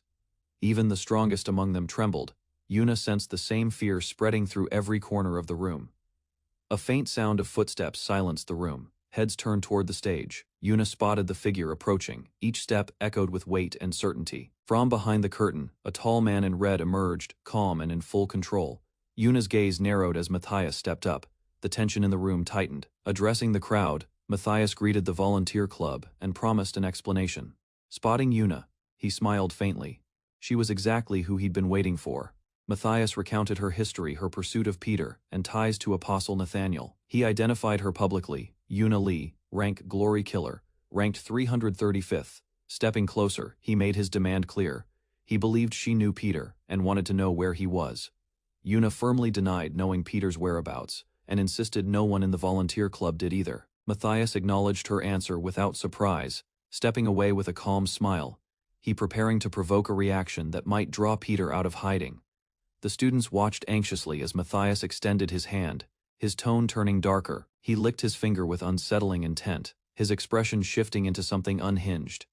With chilling focus, he pointed at Yuna's head, suggesting she'd be the first target in his game. Matthias pauses mid-count, sensing something is off. A quick glance confirms a discrepancy in the lineup. Tension spreads among the students as several faces turn pale. Unease replaces silence. He announces one volunteer club member is missing. The crowd reacts in surprise, eyes drawn to the center. With narrowed eyes, Matthias mutters the name Sunggu Kim. His tone holds weight. A memory resurfaces of Sunggu narrowly escaping an earlier incident involving Peter. Suspicion grows. Sunggu's presence at every related event now appears deliberate, not chance. A subordinate offers to search outside, but Matthias declines without hesitation. He decides to wait, confident the boy can't hide forever. Instructs drones to monitor the exterior, preparing for containment. Hidden in shadow, Sunggu listens. Cameras won't help them. He's already close, standing just behind the subordinate without being noticed. Elsewhere, his allies grow tense, aware their cover might not last. Sunggu explains he must stay near Matthias for a reason. He reveals a mask embedded with a communicator and voice changer. The mask also grants access to secret intel shared among Matthias's group. Sunggu reveals his intent to manipulate Matthias's technology against him. Yuna questions the complexity of the infiltration, unsure of its risks.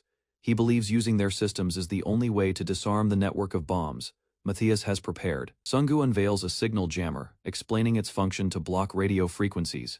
He demonstrates how interference works, though initial attempts seem ineffective.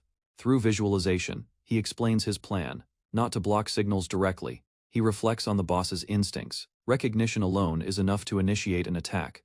Once Matthias sees his target, the result is fatal. No signals are required. Despite uncertainty, Sunggu commits to observation, hoping to uncover a gap in their control. A disguised agent stands close to Matthias, scanning for bomb frequencies, while Yuna stays low nearby. Yuna worries the mission is reckless. Surveillance and attention make exposure more likely. Determined, she resolves to act. There is only one option: neutralize Matthias's control systems directly. Yuna initiates the jamming process. The interface confirms signal disruption has started. With limited time, she hopes the interruption will disable key weapons before detection occurs. Suddenly, her eyes widen. Something unexpected is unfolding right in front of her. Matthias recognizes resistance among the group. With quiet menace, he speaks to himself, affirming that no one will be able to stop him now. Elsewhere, a plan to stall Matthias forms. His subordinate considers how to delay him. Matthias addresses the entire assembly, stating that in 3 minutes. He smirks coldly as he confirms the countdown. The red lights and beeping begin to trigger panic. He warns against movement or tampering. Any attempt to escape or interfere will immediately trigger the bombs. Fear spreads as students plead and panic. One warns others not to touch anything. Matthias mocks the situation, calling out Peter, knowing he won't reveal himself. He claims Peter's strength lies in remaining hidden and once exposed. Yuna trembles, realizing the bombs will kill them all. They're nearly out of time. Sunggu knows Matthias likely understands how jamming works. He fears there is a flaw in their plan, a blind spot Matthias could exploit. Sunggu reveals the need to locate a secure frequency. Doing so would protect them. Yuna reacts in shock. It would take at least 20 minutes to achieve. Sunggu doubts Matthias will allow them even a fraction of that time. With only seconds left, Matthias dares Peter to act. His voice taunts, panic spreads. Some students shout in fear while others argue whether to fight back or give up. The countdown drops. Matthias mocks Peter's silence. Matthias coldly tells the crowd to abandon hope. The bombs will explode regardless. He leans in, reminding everyone he has never broken a promise. As the counter hits one, tension peaks, all eyes look for a miracle, but no one moves. Just before detonation, Matthias's hand jerks. A knife flies from his grip with a smack. He plays it off casually, apologizing with sarcasm. The distraction buys a few precious seconds. Two men seize the moment. They move to delay Matthias, pretending to return the weapon. The crowd watches in confusion as the Doko brothers intervene. Yuna breathes a sigh of relief. Their actions disrupted the countdown. The brothers declare loyalty to Peter, vowing to support him even without having met him. Yuna begins connecting the dots. Biggie and Junior might be more than bystanders. Sengyu states that once he secures a proper frequency, they need more time, but with Matthias watching, that's the one thing they don't have. In the infirmary, Biggie and Junior reflect on the reality that Matthias won't allow them enough time to complete the plan. Sunggu, aware of the urgency, doesn't yet have a clear answer. The weight of delay rests heavily on him. Meanwhile, their classmates scold them for joking around, unaware that their levity hides a calculated purpose. Biggie argues their behavior keeps morale from collapsing, claiming their antics serve a hidden value. Sharing a silent farewell, they prepare to sacrifice themselves, recognizing the risk ahead. They bolt forward, grinning, hurling themselves into chaos, with reckless resolve. Their sudden assault disrupts the enemy line. Shocked guards are caught off guard. Blades clash. Explosions erupt around them. Each movement gains precious seconds. Despite being struck, one brother smiles knowing their gamble worked. Matthias applauds mockingly as a bomb explodes. Mid-charge, Biggie is thrown back. Smoke fills the air. The moment hangs in silence. Matthias coldly warns, next time more than a leg will be lost. Biggie urges Junior to stay away, but Junior refuses. He grips the trigger, tighter, ready to continue what they started. With defiant eyes, Junior charges, committed to the very end. Junior rushes forward, but is caught by the throat. He's thrown violently. The blast of another detonation leaves the area shaken and covered in smoke. One of Matthias's men asks for orders. Matthias coldly decides to make an example of them. Yuna, unable to watch, screams in defiance and charges, driven by rage and helplessness. A body crashes hard. Matthias smiles with eerie satisfaction, silently giving a signal. Junior is pinned, forced to open his mouth. Another massive explosion erupts. Shock and debris scatter across the gymnasium. Yuna rushes through the haze, screaming for Biggie and Junior, eyes filled with dread. A new figure emerges from the smoke, wearing the mask once used for infiltration. Confusion spreads. Students murmur as they witness the attacker fighting Matthias's men beneath the mask. Sunggu reflects silently on everything he's about to leave behind. He steps forward. Matthias recognizes him immediately and smiles. The final reveal has begun. Matthias speaks Sunggu's name aloud, eyes narrowing. The crowd gasps at the revelation. Students murmur, realizing Sunggu had been among them the entire time. Matthias warns him, as long as he's present, he's under control and can't escape his authority. Yuna realizes the signals couldn't have been jammed. Panic sets in as she sees Sunggu exposed. She yells for him to escape, but an ominous click echoes as one of Matthias's men prepares to act. Matthias turns slowly, gaze focused. Confusion spreads through the crowd as tension escalates. Suddenly, bombs begin to fall from students' bodies, hitting the ground without detonating. Explosions rip through the gym structure. Chaos erupts as debris rains from above. Through the smoke, Matthias glares toward center, finally acknowledging the effectiveness of jamming. Matthias's enforcer taunts, questioning how it feels to lose control. He raises the jammer in defiance, turning Matthias's words back at him. Sunggu's smirk returns. Power has shifted. Control now lies in his hands. Students froze as the bombs began dropping from their bodies. No explosion followed, only stunned silence. Two stood in disbelief, questioning why the detachment hadn't triggered detonation. As the bombs hit the floor harmlessly, confusion spread. Urgent voices warned others to stay back. An explosion shattered the ceiling, raining debris across the gym. The force echoed with destruction. Emerging from the smoke, a calm figure in a red jacket surveyed the chaos with intent. A man raised a device, declaring his control. Cold eyes emphasized his complete authority over the scene. He assured no more explosions would follow, and gave orders to escort the injured out. Chaos turned to motion. Students ran, driven by panic. The Doko brothers were among them. The red-coated figure clapped slowly, admiring the calm execution amidst disorder. He addressed Sunggu directly, acknowledging his interference and intelligence. He admitted surprise at the jamming attempt, impressed by the hidden capability. Suspicion lingered, was Peter the one behind Sunggu's sudden expertise? He warned that Peter's protection wouldn't last. Dozens of agents in white suits stepped forward, trained and loyal to Trinity. He hinted at a power able to change even the darkest hearts.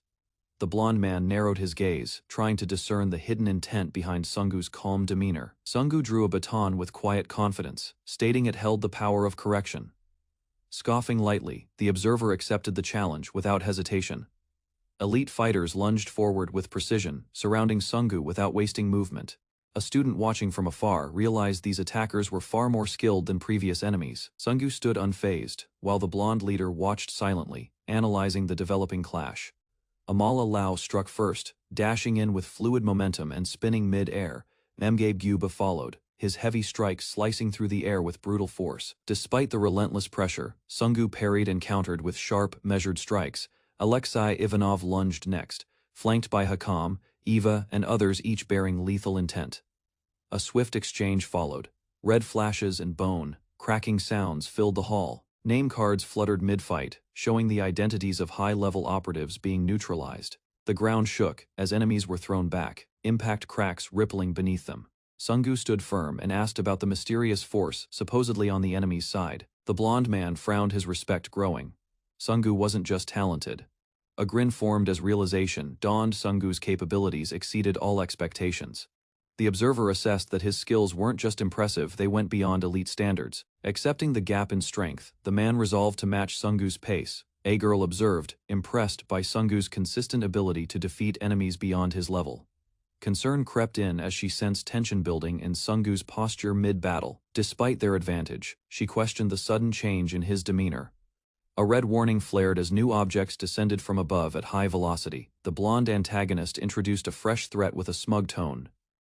Realizing the danger, Sungu shouted for retreat as panic returned to the room. Explosives rained from the sky, shocking everyone. The girl quickly tried to analyze the situation. Confident in their earlier interference, she believed the bombs were neutralized.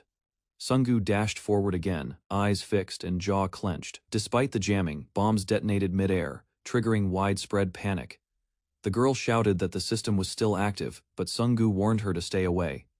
The enemy issued a cold command, targeting Sungu's left arm as an explosion hit. Yuna screamed in shock as she noticed Sungu's arm, her voice rising in alarm. The enemy's delighted expression twisted with cruelty, licking his lips as the trap succeeded. A massive blast erupted, hurling debris and shaking the battlefield as Sungu shielded Yuna. Thick smoke flooded the area, making visibility nearly impossible as chaos spread again. Yuna ducked behind cover, questioning how the enemy was still activating bombs.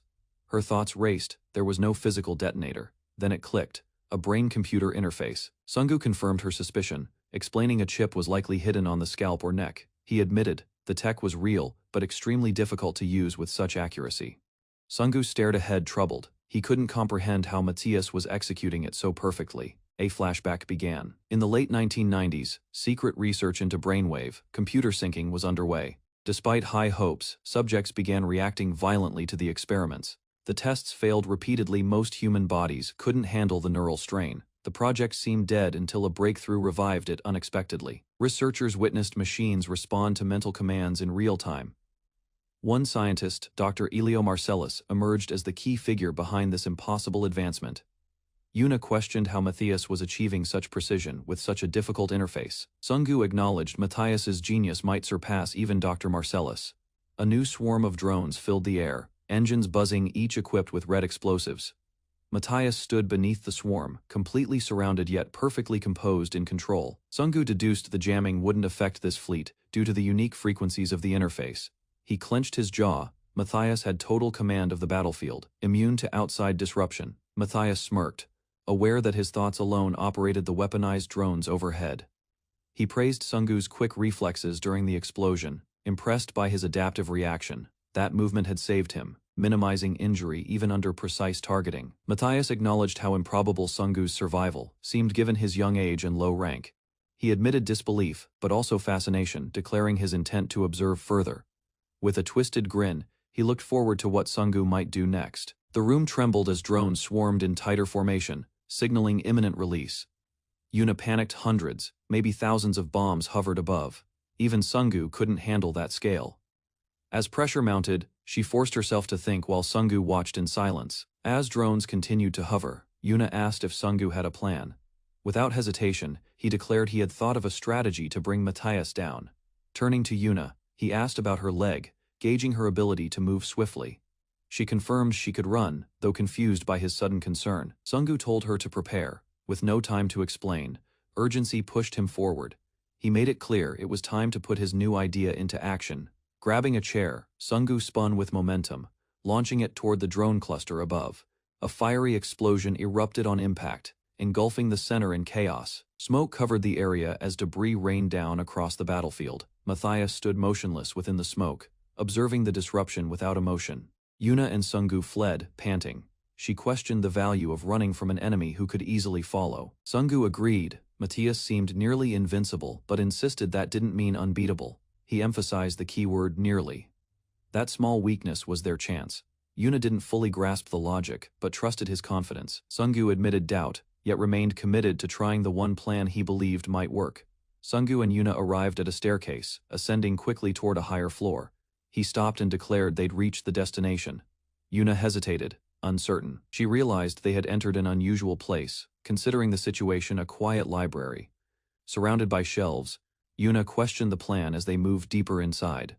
Elsewhere, Matthias mocked their strategy, amused by their decision to hide among books. He warned that no matter the traps they prepared, he would ensure everyone failed. Sungu led the girl into the quiet library, ignoring her concern. Rows of bookshelves stretched in all directions, forming a maze. She questioned the decision, doubting their safety inside, but Sungu reasoned it was riskier outside, where civilians might be harmed. As she continued speaking, a loud creak stopped them. Sungu instantly silenced her, sensing movement nearby. Footsteps echoed through the large open space. Someone was coming, steady and unafraid. They remained hidden. The sound grew louder. The intruder's intent was clear. A man in red appeared and mocked their choice of hiding place, calling out Sungu's name. The girl suddenly understood. The library was chosen for its complex layout. The shelves provided cover. It gave them a tactical edge. Drones couldn't navigate easily. Obstacles blocked their sensors. She felt relief. Matthias wouldn't find them easily here, but an explosion shattered the calm. Sungu pulled her down. Debris flew everywhere as they hit the floor behind cover. Matthias stepped in, speaking with confidence. Drones scanned the area, red lights sweeping the aisles. Through the feed, he locked onto them. Their cover was blown. Yuna sprinted forward, triggering the drone's sensors. One drone turned sharply, targeting her as the red light flashed. Before it could fire, Sungu appeared and smashed it with a powerful punch. Matthias watched calmly from a distance, mocking Sungu's tactic of using Yuna as bait to break the drones. Leaning forward, Matthias questioned how long such a plan could hold up under pressure. With narrowed eyes, he declared that he'd be watching Sungu closely, waiting for a mistake. Behind him, a swarm of drones hovered in formation, increasing in number and humming with lethal intent. Sungu crouched beside Yuna, telling her to listen carefully. He instructed her to retrieve what he'd mentioned earlier. She nodded and prepared to move. She hesitated, worried for his safety, but he urged her to stay focused on her task. Sungu reassured her she had already contributed more than enough. He turned away, saying they'd meet again if he survived. He dashed out alone. Yuna remained behind, silently watching his back fade. Sungu ran through the aisles, determined to buy time. Drones locked on and pursued, targeting him mid-sprint. Their red lights focused. They initiated the strike. Explosions tore through the aisles as drones unleashed a relentless barrage. Sungu evaded the blasts, sprinting between falling shelves. The intensity grew, limiting his escape routes. Determined, he pushed forward, with time running out. He knew Yuna needed every second. Matthias watched from a distance. Curious, he considered whether Sungu aimed to wear down his forces, but doubt lingered. Was it strategy or desperation that drove Sungu's movements? Sungu pressed on. His body ached, but retreat wasn't an option. He had to hold out longer. The drones advanced. Matthias mocked Sungu, feigning concern beneath the threat. Sungu dodged blasts and replied internally. His goal wasn't to win, but to delay. He maneuvered past another volley. Debris scattered. The force of each detonation grew stronger. Matthias ridiculed Sungu's efforts, dismissing his agility as ineffective against overwhelming firepower. Sungu blocked blasts with anything nearby. Books and shelves shielded him momentarily. Smoke filled the room. Explosions erupted behind him, shaking the foundation. Matthias calmly walked through the ruined library, footsteps echoing between the flames. He approached Sungu, who now struggled to rise amid the wreckage. Staring down at him, Matthias concluded he saw no more fight left. Matthias stood confidently, dismissing Sungu's earlier effort. All the movement, he believed, had achieved nothing. He concluded Sungu's abilities had been overestimated. Meanwhile, Yuna, watching from afar, feared how injured he might be. Her concern deepened. Something felt off. The situation didn't match Matthias's apparent control. Yuna questioned why Matthias had suddenly stopped attacking. The pause was too deliberate. Matthias offered Sungu a chance to surrender. If he revealed information about Peter, he would be spared. Matthias extended an offer to join him instead. He believed Sungu had potential worth using. Sungu raised his head slowly and mocked Matthias's sudden friendliness. Approaching step by step, he challenged Matthias's motives for talking so much. He questioned whether Matthias was stalling for a reason of his own. Yuna grew confused. Sungu's confidence didn't match his injuries. He asked if Matthias had heard of the phrase, all bark, no bite. Sungu suggested Matthias couldn't bring himself to strike, leaving him speechless. Yuna noticed Matthias sweating. The shift in power was visible, she called out, sensing the opportunity. Sungu responded calmly. With a grin, he challenged Matthias to detonate the device if he dared. Sungu acknowledged the power of Matthias's brain-computer interface. Yet he pointed out a critical flaw: the potential for system overload when pushed beyond capacity. Matthias stood across from him, panting slightly, his body showing early signs of strain. Sungu compared the interface to overheating machines, unable to function without rest or cooling. Matthias's silence hinted that the analogy hit close. His breathing was uneven. Sungu noted how talkative Matthias had become, a stalling tactic to buy time for recovery. Matthias admitted that no one had ever uncovered his weakness before, not even his allies. He praised Sungu for seeing through him, genuinely surprised by his perception. Still, he confirmed the overload. His drone control system had temporarily shut down. Matthias declared his technology had reached its limit and must be abandoned. With his interface down, he would now fight directly. The true battle was beginning.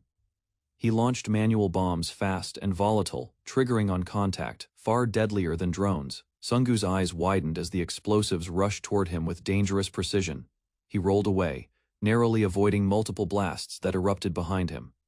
The fight had grown harder. Matthias's throws were unexpectedly fast and sharply accurate. Explosions tore through the shelves again, ripping apart anything in Matthias's path. Dust and flame flooded the aisles. Despite this, he remained convinced Sungu couldn't win. He launched another barrage without hesitation, yet doubt crept in. Sungu's steady composure under fire made no sense to him. Elsewhere, Yuna found what Sungu had requested. Relief flickered across her face, but uncertainty followed. She didn't know how it would help against Matthias. She spotted Sungu and called out, unaware the confrontation was reaching its peak. Matthias mocked Sungu, claiming there was nowhere left to run. Sungu agreed. They were close enough for something final, he warned Matthias. Bomb explosions affected a 3-foot radius, meaning both of them were at risk. Sungu emphasized that Matthias was in just as much danger. He made his choice clear, then grabbed and hurled a heavy table.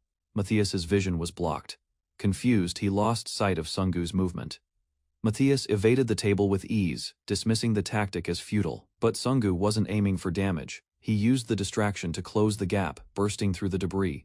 Sungu struck, catching Matthias completely off guard. Matthias widened his eyes as Sungu burst through the wooden table, closing the distance with a direct charge. Sungu's strike landed, exploiting Matthias's weak footing and forcing him back. Matthias regained posture, recognizing the attack as a setup to test his response speed and mobility. Yuna watched nervously before Sungu signaled her success and moved swiftly. Grabbing the metal object, he launched into another attack, now fully armed. Matthias braced himself as Sungu warned this was just the beginning of what was coming next. Overlooking a barren desert, 2 observers assessed the terrain, their focus on the notorious Matthias. Perched high in a tree, the red-haired woman questions if anyone could surpass him in strength or skill. Philly, masked and watchful, reminds her that even the strongest have a fatal weakness. She explains that every person carries an inherent flaw, something no power can erase. They wonder aloud what Matthias' weakness might be, though even apostles like them may not uncover it. A crash interrupts the moment. Someone slides into view inside a room, kicking up dust and tension. Bloodied but grinning, Matthias rises, his breath heavy after another intense clash. Only one person had ever seen through his technique, despite countless challengers. That man had been an apostle, yet even that encounter didn't match this moment's weight. Sungu, dismissed as a D rank, had deciphered Matthias' planting strategy. He exposed the overload risks and the brain-computer interface behind the detonations. That knowledge turned the tide. He saw through it all. Sungu predicted every move, forcing Matthias into close quarters. The battle raged, weapons clashed, blood flew, neither side yielding. An explosion erupted behind Matthias. Sungu wasn't finished yet. Matthias notices Sungu picking up a trash can and questions the move. In a sudden burst, Sungu hurls the can, masking his real attack underneath. With explosive momentum, Sungu uses a trash bag to wrap around Matthias. Sungu slams Matthias with full force, shaking floor and sending shockwaves through the room. From a distance, a woman watches, realizing Matthias isn't invincible without his bombs. She believes Sungu now holds the upper hand until something unexpected catches her attention. Matthias emerges from the smoke, completely unscathed, radiating calm and menace. He admits he once relied on explosives, but implies that he has changed. He's stronger now. Tearing open his shirt, he prepares to show Sungu something even more dangerous. Sungu stands weakened but determined. Matthias mocks his struggle with confident ease. He begins to reveal a deeper truth, indicating this fight is far from over. The girl watching fears what's coming, whispering a desperate plea. Matthias smiles wickedly, then triggers an enormous explosion that lights up the entire room. Dozens of deadly drones deploy from above, descending with sharp precision and glowing red cores. His brain, computer interface has evolved. He warns Sungu of the final, unavoidable storm. Matthias mocks Sungu's defiance, claiming even a reincarnation of Peter would fall before his power. With a twisted grin, he declares that even Peter would have bowed to his authority. Surrounded by whirring drones, Sungu stands alone as Matthias prepares the finishing blow.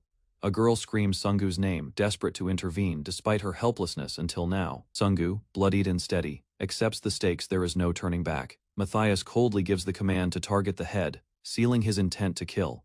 Explosions erupt violently. The girl cries out, horror reflected in her eyes. Sungu stands still beneath the blast as flames engulf the room.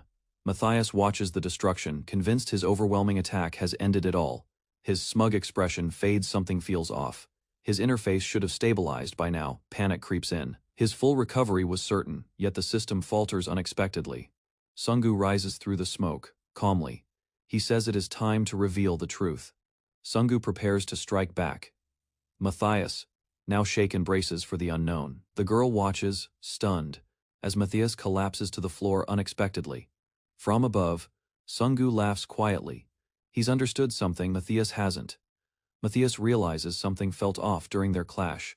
Sungu's explosion wasn't a mistake, but a choice. He now understands that Sungu intentionally allowed the bomb to hit, aiming to get close. The blood wasn't collateral, it was bait, used to directly interact with Matthias' tech. The girl watches, confused by the sudden shift in control, and surprised Sungu planned so far ahead. Matthias explains that blood, rich in ions, is highly conductive, more so than water.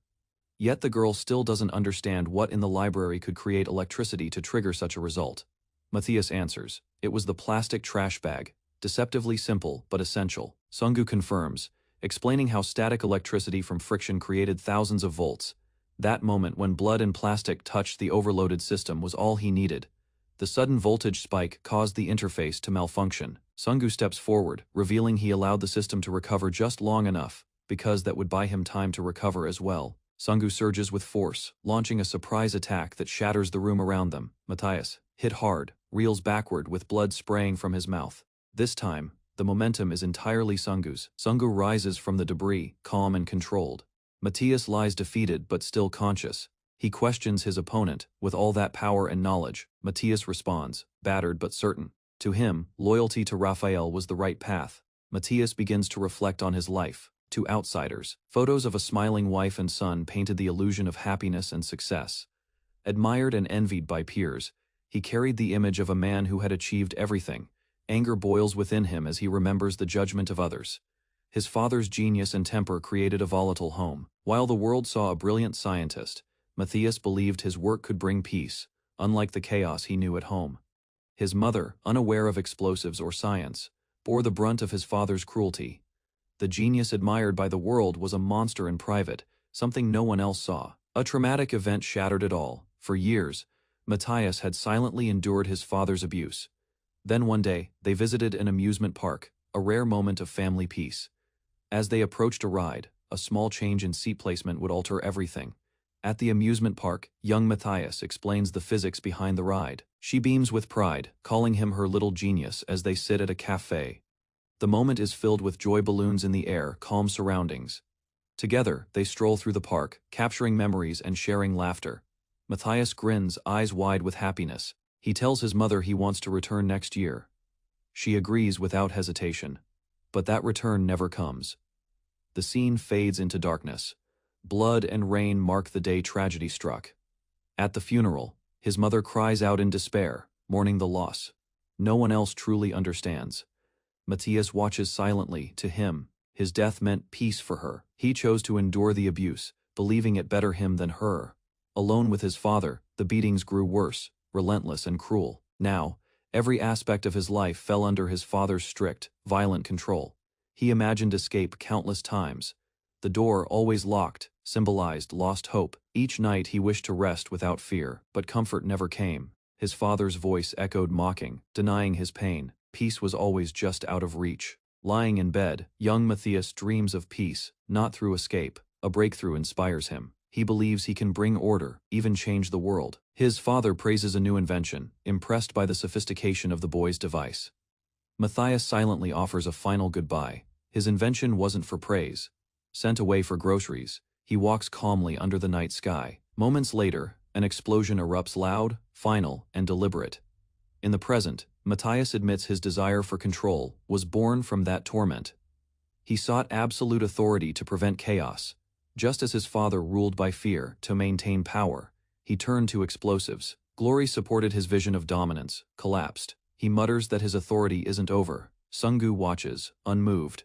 He warns that Glory's influence only leads to destruction. Just then, Matthias' phone vibrates. The name Raphael appears. Someone else is still watching. Sungu picks up the phone, his mind racing. The mission isn't finished yet. He activates voice change mode, determined to extract what he needs from the next target. With one final step, he prepares to deceive Raphael and end this fight once and for all.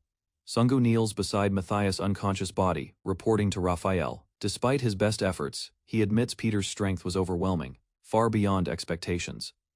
Back in Raphael's office, rage erupts as he realizes Peter has hidden his power all along, playing weak until now. Sungu adds he has something Raphael will want to hear. After a pause, Peter's voice suddenly speaks through the call, revealing it's a voice disguise. Raphael freezes, realizing too late. He's not speaking to his agent but Peter himself. Police restrained angry citizens, shouting at the arrested suspects outside the school. News confirmed a terrorist group launched an assault on a Seoul high school. Despite the danger, only 2 casualties occurred. All hostages were rescued, and every terrorist was arrested without further incident. Authorities withheld details about the group's identity and how they were subdued. Civilians cheered a mysterious savior believed to have stopped the attack. Reporters pushed forward, demanding answers about the group's motives and possible accomplices behind the school assault. The fight against Matthias had ended. He was now in custody, stripped of all abilities, held in a secured room. His brain signals disrupted equipment. Technicians increased voltage in response. Authorities processed the school footage, trying to manage what little evidence remained intact. Jiwon, irritated, deleted the school footage while complaining about cleanup duties. Though recordings were gone, students still remembered everything they saw, agreeing to stay silent. They joked and rested, keeping the truth hidden. A patient refused to remove his tie, claiming it helped his recovery. The doctor relented and discharged him after light-hearted resistance. As he left, he quietly reflected, hinting that his journey wasn't over. In the aftermath of the chaos, Sungu stood silently in the classroom, realizing that remaining at the school would only invite further risk. With a final look, he slipped away, leaving behind only the identity of Sungu Kim. A riverside cityscape framed his new surroundings, though his face was calm. Nearby, a group rested quietly, but the peace was broken by shouting civilians accusing them of being delinquents. The group dismissed the claims, unfazed by the misunderstanding. The woman beside Sungu voiced her irritation at the baseless harassment, while the others walked away. He remained quiet, but she turned to him with intent, calling his name softly. He responded calmly, aware that something important was about to be said.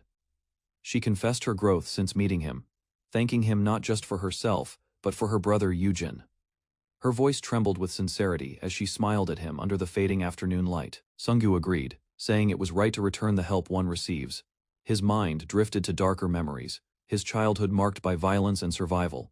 In those memories, every moment was filled with pain, a stark contrast to now. Sungu remembered surviving by fighting for food, learning early that weakness meant hunger the next day. Later, he experienced student life for the first time at Yongguang High School. During those days, he met many new faces. He recalled witnessing strong emotions from others. He also remembered the violence they faced. Even through the danger, he saw loyalty and care that he had never known in his earlier life. Those memories stayed with him as he stood alone, thinking about everything he had shared with them. Simonin called his name, and he turned to see familiar people approaching with concern. Scenes of their time together flashed through his mind. Sungu admitted he didn't know how much time he had left. He promised to carry the memories for the rest of his days, even if he disappeared from their lives. The girl watched him closely, preparing to ask about a promise he once made. Sungu said that when the right time came, he would explain everything honestly, but now he stayed silent, his expression turning serious as he avoided the subject again. She grew frustrated, realizing he still wasn't ready to reveal the truth. Sungu was confronted as the boys demanded answers. The pressure grew when they pointed out he didn't act like a real high schooler. Before he could respond, one of them revealed his identity. Silence spread as Peter stayed seated, calm but watchful. One boy realized the truth had been kept from them the entire time. Peter didn't deny it, letting them process the shock without trying to explain too much. The girl approached carefully, struggling to speak normally now that she knew his real name. Peter reassured her, showing he wasn't trying to push anyone away even after being exposed. He stated the school could protect itself now, and he would return after finishing what he had to do. In the distance, cheering continued as the others raced on the water. The girl watched them, confused by how easily they moved on. He didn't blame them for doubting the truth, treating it as part of their nature. As sunset deepened, the group started leaving, telling each other not to stay out too late. The girl lingered behind, watching Peter walk away with a heavy expression. Peter glanced back once, remembering the harsh life he once lived. Sungu's past was shaped by survival, where every challenge, no matter how brutal, they trained in the shadows, in ruined spaces, pushing past fear. Even facing wild beasts, they stood tall, vowing to never submit to anyone. Their bond was sealed with a promise: never kneel to anyone kneeling before Peter. They declared he was the only one worthy of their loyalty and respect. For them, Peter wasn't just a leader, he was the reason they survived. He had been their inspiration, from training grounds to bloody fights. Even now, they fought with the same intensity, carrying the legacy of his strength. To them, Peter would forever be the greatest in their eyes. With their heads bowed, they accepted his guidance one last time. Peter acknowledged them, placing his hands on their heads with quiet pride. He expressed hope for their future, trusting they'd grow beyond what they once were. Tears filled their eyes, and even the girl watching silently was moved by the moment. As the sun dipped low, emotions overflowed, and Peter turned his back without regret. Behind him, they knelt alone one final time for the man who taught them to stand. Peter and his ally arrived at Juwon's latest hideout. As they approached, Peter questioned her taste in hideouts, unsure whether to be impressed or concerned. Security systems activated, warning them not to move until identification was confirmed. An elevator descended to basement level B3, revealing a lavish underground lounge. The opulence surprised them. Peter's companion commented on how Jiwon never failed to go overboard. Jiwon appeared, commanding the room casually. She snapped her fingers. A mysterious man served tea. Peter realized he had never known the man's name, nor had the man known it himself. With the group gathered, Jiwon brought up Raphael, the next threat they had to confront. Peter slid something across the table, catching everyone's attention immediately. The object stunned them. Peter revealed himself to Raphael, ending their years of silence. Raphael was surprised but calm, saying he had searched everywhere for Peter. Peter responded coldly, it had all been because of Raphael. Mocking Peter, Raphael shifted the topic to money, belittling the loss as trivial. He claimed Peter didn't have long to live anyway, and pretended to sympathize. Still, Raphael demanded answers why Peter had remained so elusive until now. Peter rejected Raphael's demand, mocking him by saying he'd need to wait in line with 100,000 others. Unbothered, Raphael smirked and revealed he brought something valuable. He displayed a photo of a girl, claiming it was Hana. Peter's eyes locked on the screen, his expression hardening as he recognized the familiar face. The image stirred rage within him. Hana looked older, changed, but unmistakably alive. Gripping the photo tightly, Peter shouted Raphael's name with fury, ready to retaliate. Raphael asked if the proof earned him a meeting, mocking Peter's sudden change in tone. Peter promised to make Raphael first in line, first to suffer for what he'd done.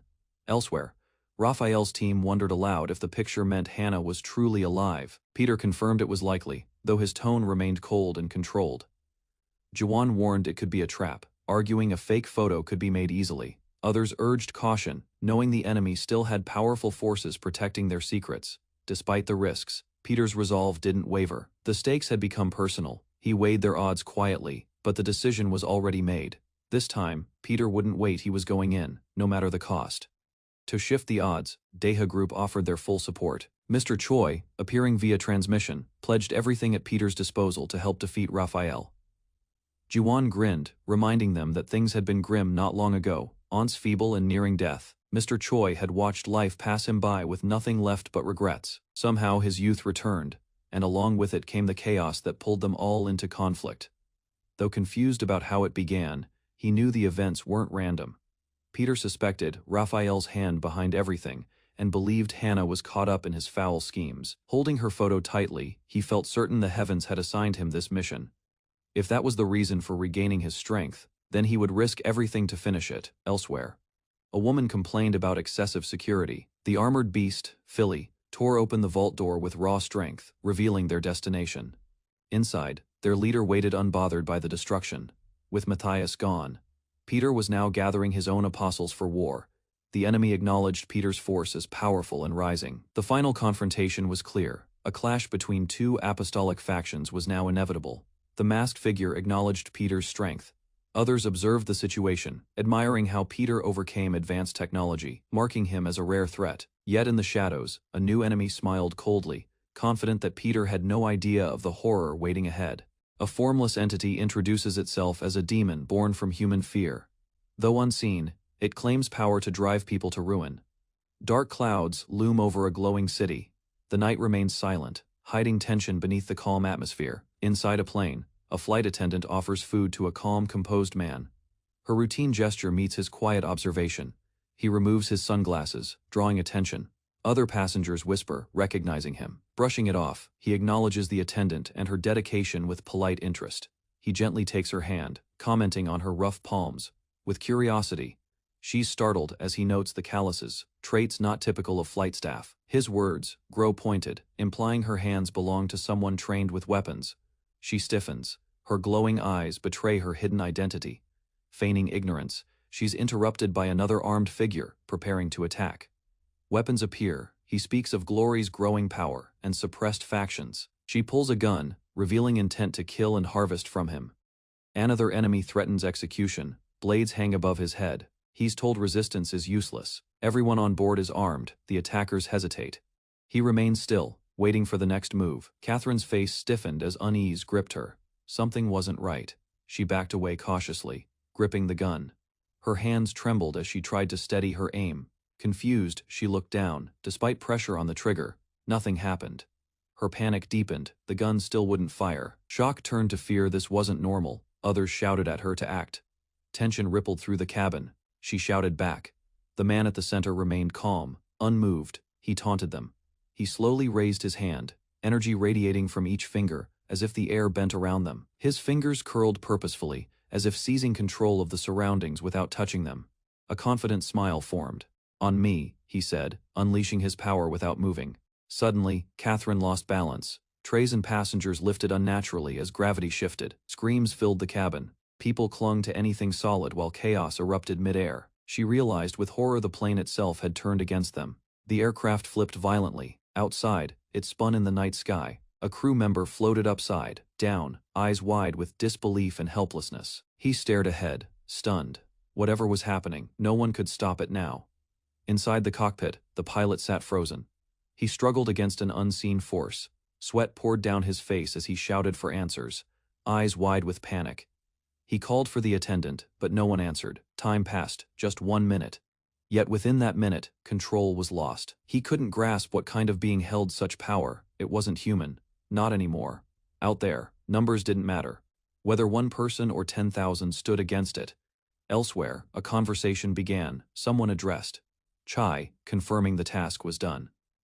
The figure approached confidently. He had been waiting a long time for a moment like this. With calm resolve, he said goodbye. Something was about to begin. He fell through the night sky, debris trailing behind him. The world below glittered in silence.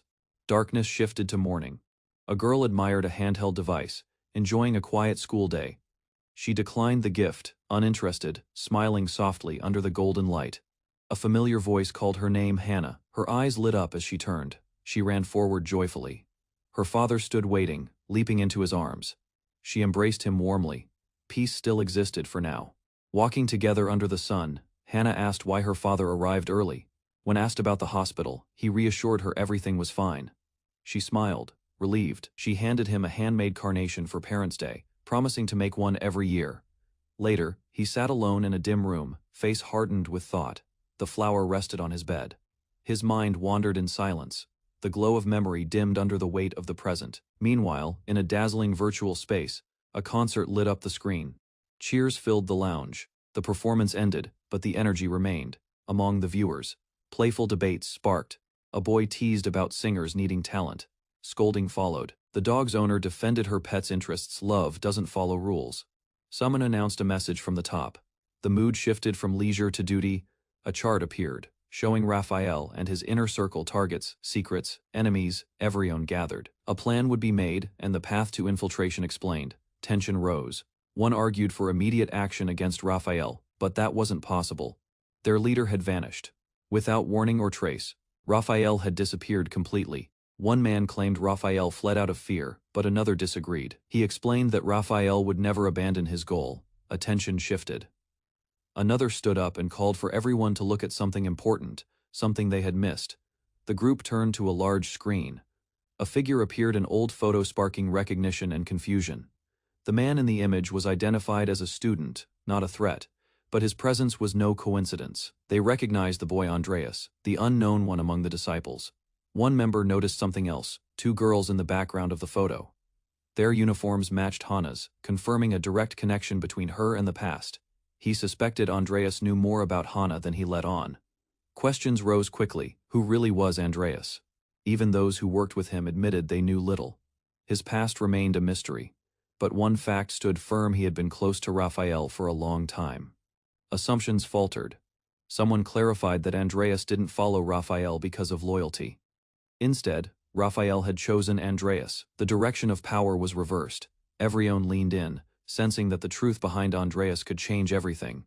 One member acknowledged that Andreas played a key role in Raphael's rapid rise. Details remained hidden. Even those close to him admitted Andreas kept secrets. Then, a new image appeared, a scene of destruction. Cities burning, vehicles overturned. The group was stunned. The destruction shown wasn't abstract, it was personal. Disbelief spread. Could one man wield such power? Telekinesis seemed implausible. Someone insisted that everyone in the room could find him. A new visual loaded on the screen. They were asked to focus closer this time. Realization dawned. Among the crowd was someone familiar. That wasn't a stranger. It was Saren. The idol image faded, replaced by anticipation. A host was about to appear. An Doyun. Applause erupted as the stage lit up. An Doyun emerged, cheered by fans. The team watching stared in disbelief. Could this really be Andreas? He had once infiltrated a plane and killed hundreds in a minute. The title, Disciple, flashed. The man on stage was Andreas. His codename and rank were revealed. Second disciple of Glory Club, alias. National McEverion was stunned. A killer and a celebrity. How could one person live both lives? A member of the team suggested they observe Andreas more carefully, cautious of what he might become. On stage, the host took questions, asked if he missed someone from his past. He admitted he did, revealing emotion through a polished smile before the crowd. He declined to name a celebrity, insisting the person meant more than that. Prompted to send a message, he hesitated briefly, then agreed to speak. Looking at the camera, his voice softened as he spoke a single name, Hannah. Andreas walked onto the stage with a girl, instantly drawing attention. Laughter followed, mocking suggestions of a secret child or lover. He mentioned Hannah, triggering immediate tension. The crowd reacted with confusion and disappointment, unsure of his meaning. He claimed she was precious to him, casually describing their daily walks and a recent visit to a specific location. He revealed the place was the Church of Pietro. The implication wasn't missed. He was sending a message through misdirection. One viewer threatened violence, but another urged patience. Pietro remained silent, observing. Andreas shifted the focus by inviting Saren to perform, ending the event on a lighter note. Saren announced her debut and final stage. Cheers erupted, but tension lingered behind the applause. Pietro's allies remained watchful of Andreas's odd move. They realized Andreas's mention of Hannah was deliberate, likely meant to provoke a reaction. They questioned his motives. Dragging Hannah in seemed like a distraction cloaked as a mission. Andreas moved subtly on stage. His calm demeanor masked something planned. Pietro noticed, narrowing his eyes as Andreas raised his fingers slowly. Audience members began whispering. A signal had been sent, and something was set in motion. The crowd screamed as a stage light suddenly dislodged from above with a thunderous crash. The equipment smashed into the platforms. Smoke engulfed the scene. The audience was stunned, trying to process what had just happened in an instant. Panic spread. Spectators gasped, some assuming the worst. Among the crowd, a few watched silently. Pietro remained still, studying the aftermath without speaking. As the smoke began to settle, one man speculated whether the entire act was intentional. From within the wreckage, Andreas emerged, shielding Saren in his arms, both alive. Broadcast visuals cut out. Viewers were left in confusion as screens turned to color bars. Meanwhile, Pietro confirmed what he saw. If his suspicion was correct, something far more calculated had occurred. He suggested Andreas was on a different level compared to past enemies.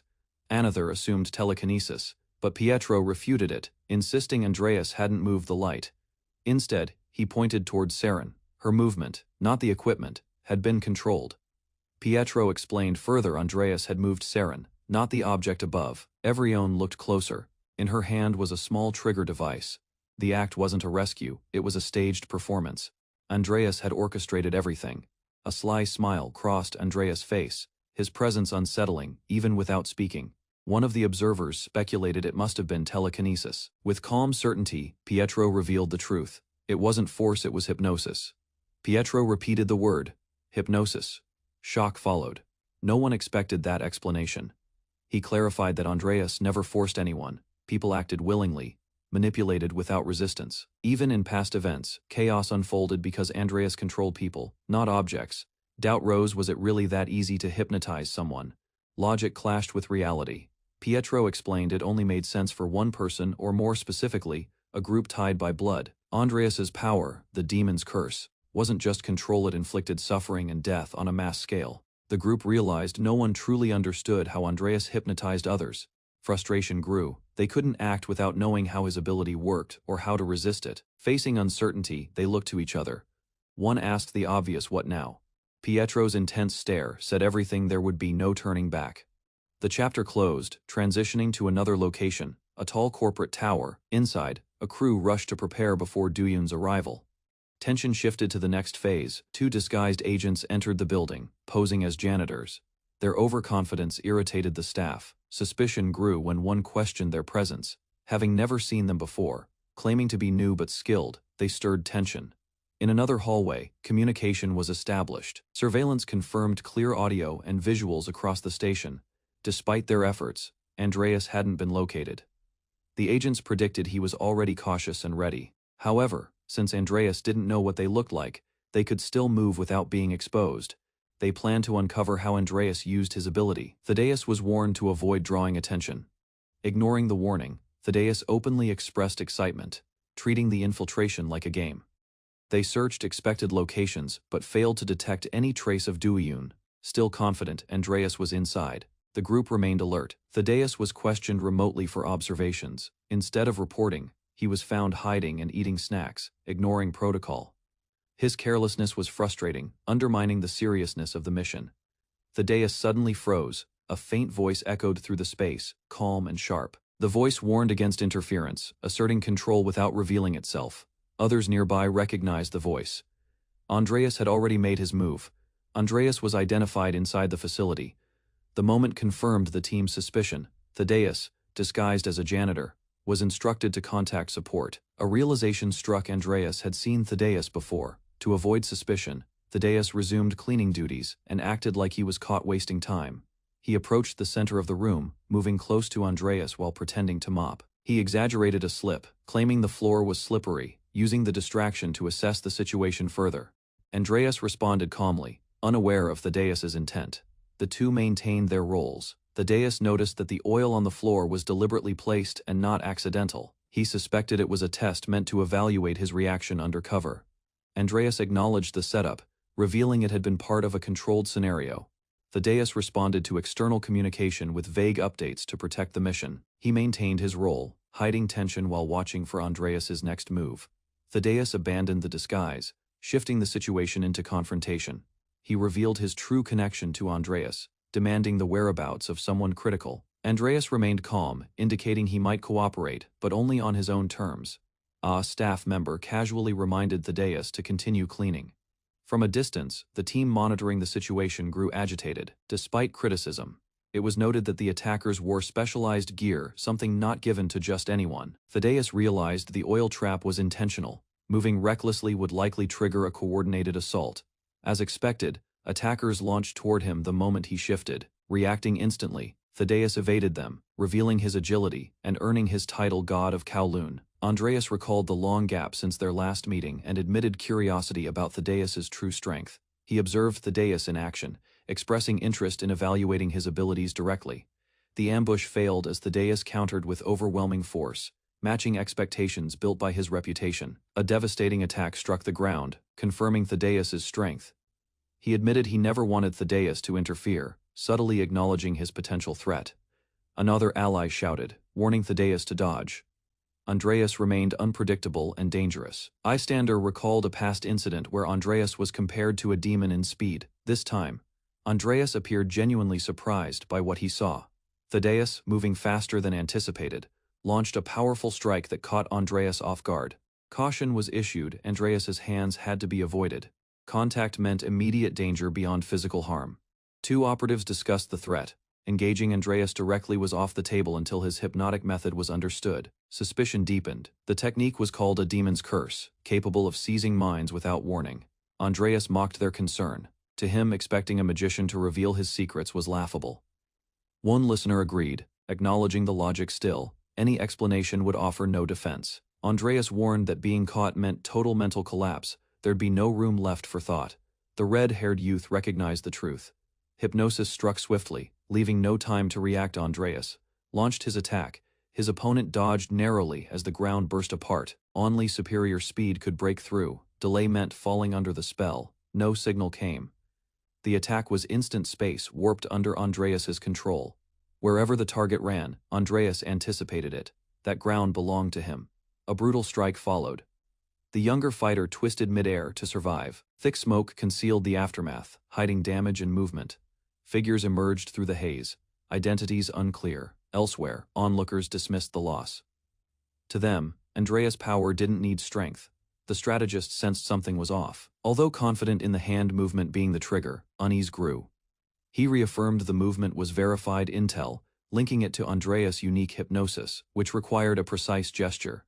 Thaddeus possessed superior reflexes and predictive ability. Despite their matching strength, the two were polar opposites. The contrast made Andreas a predictable opponent.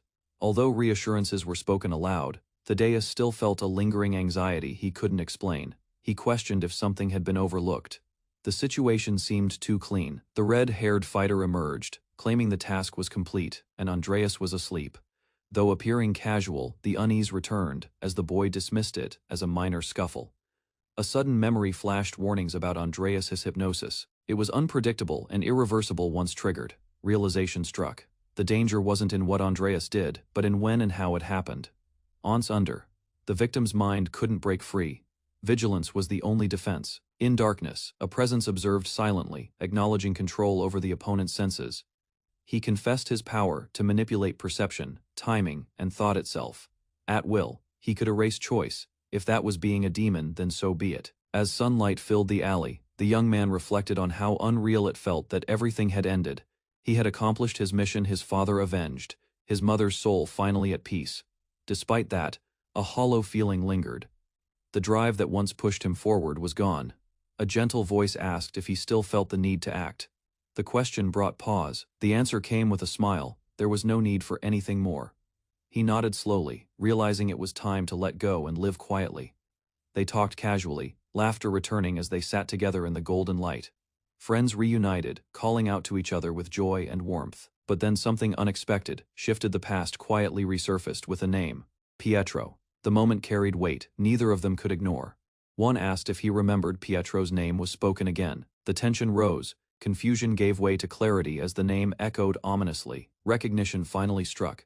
Pietro, the man who had caused their mother's suffering. His name repeated like a trigger. The once forgotten wound reopened. As one brother opened the cabinet, the truth was about to emerge. Once more, A blazing fire roared across the scene as Pietro appeared. The red-haired youth stood frozen as his mother's lifeless form was revealed. His scream tore through the flames, rage ignited fully. The name Pietro shouted with unrelenting fury. Beside him, a comrade promised revenge. It was no longer a choice, it had become purpose. Pietro's name echoed like a curse. Vengeance was no longer delayed. With eyes burning red, he whispered his oath again. Pietro must die, elsewhere. Andreas observed calmly, feeding on the intense emotions radiating from Chai. He replayed the encounter, amused by how Thaddeus had become a controllable puppet. Returning to the moment before the fight, Andreas reflected on how the perfect setup had unfolded. His hypnosis had worked flawlessly, rendering even powerful warriors like Thaddeus powerless. The ancient technique, passed down for generations, granted him terrifying influence. Entire crowds, even nations, could be bent to his will if he desired. Through the trance, a single figure broke free, snapping out with raw mental force. For the first time, someone resisted the midnight Sunday. Eyes wide, Andreas realized. The spell had failed, his control had been broken. In a blur of motion, the youth attacked, despite being under hypnosis. The speed was unreal. Even Andreas struggled to grasp how a human could move like that. But deep beneath the surface, something darker stirred, power hidden within the midnight Sunday. From a distance, Andreas observed, noting the shift that had occurred after Pietro's involvement. He had advanced his plans, drawing closer to Pietro by capturing Grauda, the immortal bird. Meanwhile, panic rose. If Andreas planned to use someone for that, everyone could be in danger. They discussed the clan Prasatra. Every member mastered Midnight Sunday, their survival dependent on it. No child without the technique lived long. It was a cruel, inevitable burden. That necessity birthed despair. What others called tragedy, they simply called survival. Amid graves, a mutation was born. From that horror, a new power emerged. This technique surpassed Midnight Sunday, entirely written in forgotten legends. It allowed control far beyond anything witnessed by the clan before. That forbidden power was named Ultimate Night. If it truly existed, then this battle was no ordinary fight. The stakes were higher than imagined. What lay ahead was far more dangerous than anyone expected. Andreas stared down in silence, haunted by a memory of a young girl offering flowers, a brief flicker of innocence. His expression shifted as he addressed Thaddeus, assigning him a mission: locate and expose Pietro. Though Pietro might be disguised, Andreas felt confident in Thaddeus's ability to find him. Andreas, unmoved by the challenge, believed he had acquired the perfect hunter, his bloodhound. His command was clear. Thaddeus was to drag Pietro directly to him. Elsewhere, a security operator spotted suspicious movement on a monitor and zoomed in urgently. A disguised figure walked briskly through the station, identity hidden beneath a hat and mask. Andreas taunted from afar, convinced Pietro had taken the bait. The memory of Hannah fueled the trap. Pietro's weakness had already been exposed. Andreas surveyed the building, certain Pietro was inside. The problem was his disguise. He pondered aloud, was Pietro manipulating things from the shadows? But Andreas smiled coldly. He believed control still belonged to him and his chai. Within the broadcast station, two disguised agents moved unnoticed. Thaddeus, one of them, had a singular purpose: identify Pietro. As their paths aligned, the target was clear. Pietro had been spotted. Communication was unstable, and they couldn't reach Thaddeus in time to prevent potential hypnosis. The agent sprinted through the corridor, locking onto Thaddeus just ahead. With urgency he called out, trying to pull Thaddeus back to awareness before it was too late. Inside the monitoring room, a target was found. Orders were issued to zoom in immediately. Thaddeus ran straight into the corridor where his counterpart waited. Andreas watched closely, calculating the next phase of his setup. The red-haired figure kept his smile, knowing the trap was set. Feigning concern, he questioned Thaddeus' silence to lower suspicion. Eyes focused, he confirmed the bait had taken effect. Thaddeus had walked straight in.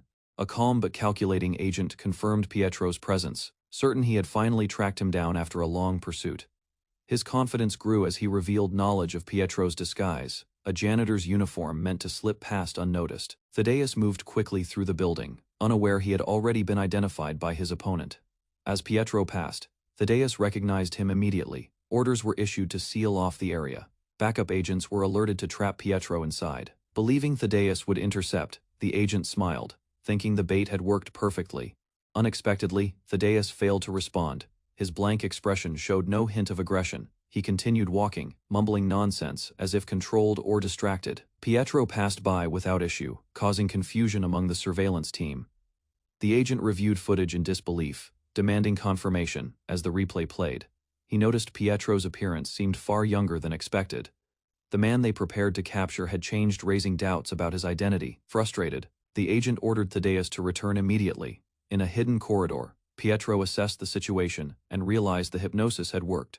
His ally confirmed Thaddeus had fallen under control, giving them the upper hand. Pietro confirmed Thaddeus was under hypnosis, using a pre-arranged recognition method from an earlier conversation. They had planned for this situation, agreeing that if one of them ever fell under control, it would show in their actions. The signal was simple: one places a hand on the other's neck, the other on the head, as a silent acknowledgement. During a drive, they practiced the signal, preparing to use it during any critical encounter. Pietro realized Thaddeus's failure to respond with the signal proved the hypnosis was real. With confirmation secured, they shifted focus to their next target. Andreas soon questioned if Pietro would be safe, fearing the dangers ahead. Pietro clarified that strength wouldn't matter if one's mind was compromised. Despite unease, Sung masked his worry with casual confidence. Sung admitted he wasn't scared but driven by personal reasons. He was determined to find Hannah and uncover truths about his father. For him, the mission was personal, not just strategic. Sung found reassurance in Pietro's presence, trusting him completely. Elsewhere, surveillance teams puzzled over how Pietro bypassed traps. Though Thaddeus broke his arm, no alarms triggered, raising deeper concerns. Pietro struggled to understand why Thaddeus had fallen under hypnosis. His mind raced through possibilities until a chilling realization formed mid-thought. As the camera crew prepared to shoot nearby, Pietro observed their movements. Technicians tested microphones and discussed yesterday's incident at another set. One worker feigned curiosity, hinting he already knew more than he let on. As casual chatter continued, one woman accused a man of staring, breaking the mood with awkward tension. Flustered, the man denied it, while the woman teased him and walked off laughing. Two bystanders watched quietly, unsure whether to be amused or cautious. They muttered concerns about the girl's attitude, questioning how she earned her role. They admitted she had the visuals but lacked talent, and her drama was wearing thin. Suddenly, she tripped over a loose chair, drawing laughter and concern in equal measure. She defended herself with exaggerated flair, blaming her fall on her status as an idol. Nearby, Duyun knelt to examine crushed flowers, solemnly declaring they would die. Two crew members speculated about his strange sensitivity toward nature. They warned each other, if anyone damaged flowers in front of him, he'd snap. Literally, Duyun left the garden, no longer distracted by his surroundings. His attention shifted entirely to the next objective. He confirmed internally that the time had come to confront Pietro directly. Nearby, an entertainment event rehearsal began, gathering attention from a lively crowd. Andreas performed confidently on stage, drawing public reactions while maintaining control of the environment. In the broadcasting room, the observers reviewed the situation. Noting Pietro's unknown appearance gave him an initial advantage. However, one team member expressed concern, aware that Andreas remained unpredictable. They agreed Andreas could be hiding his full capabilities while watching carefully for threats. Andreas reasoned that Pietro might be among the audience, likely in disguise. He used the performance to scan the crowd without raising suspicion. Andreas instructed staff to delay stage access, isolating the area intentionally. One individual drew his suspicion. He focused on them silently. The atmosphere changed as Andreas quietly initiated a psychological confrontation. In the control room, the team realized Andreas had triggered group hypnosis. They attempted to contact Pietro, but received no response. Before action was taken, one member urged caution, sensing a deeper risk. The broadcasting team hesitated as they recalled Pietro's order not to intervene among the audience. A hidden figure evaluated Andreas's technique, noting the absence of visible hypnosis cues. Confusion deepened as he questioned how Thaddeus was hypnotized without physical gestures during their fight. Despite Thaddeus's fast reaction time, he had been overtaken. Something unexplainable had happened mid-combat. The observer began to suspect that Andreas's abilities had evolved beyond conventional methods. From the control room, the team panicked at the realization that the entire crowd might be under hypnosis. Andreas addressed the audience, assuming Pietro was hidden among them. He announced a prepared gift and directed everyone's attention to nearby boxes. One figure opened a box cautiously, suspecting it was a trap due to his unaffected state. Inside was a loaded handgun, confirming the worst possibility. Andreas instructed everyone to arm themselves, preparing to issue a fatal command. He declared that if anyone refused to pull the trigger, that person would be identified as Pietro. The control team reacted in shock, preparing to respond. The observer realized the gun was real, the threat wasn't a bluff. With tension rising, the situation reached a critical point. Andreas taunted Pietro, threatening mass death unless Pietro revealed himself.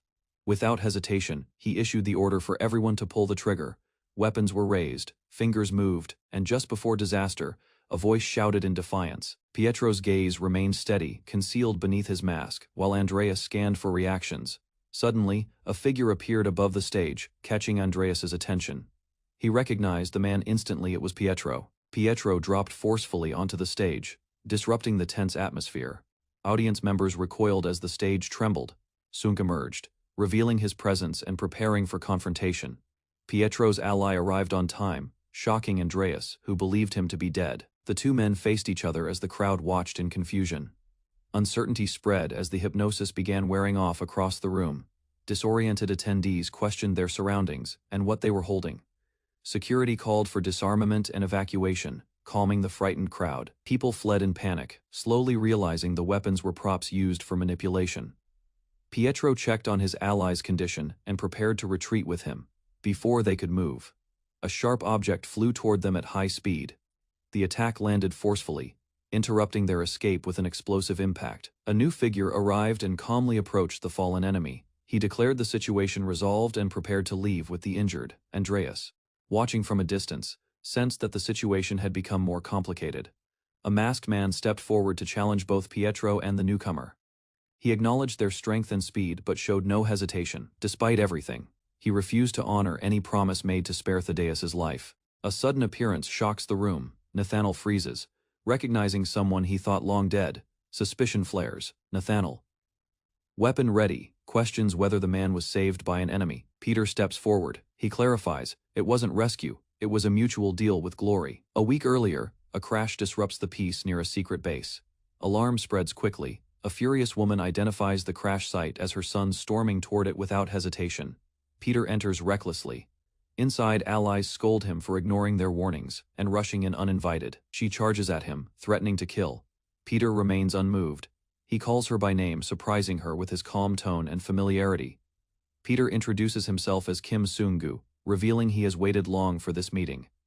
Their fight begins with overwhelming force, shaking the ground beneath them. Peter recalls training relentlessly for this day. He's not yet at full power.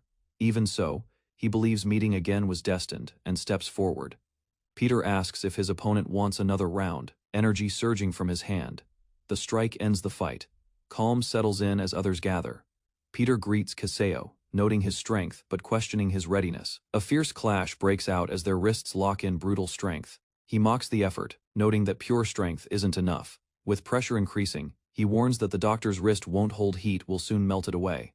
Before tension escalates further, a voice intervenes, urging them to stop. The atmosphere shifts. Another man appears, casually offering shaved ice, downplaying the intrusion with levity.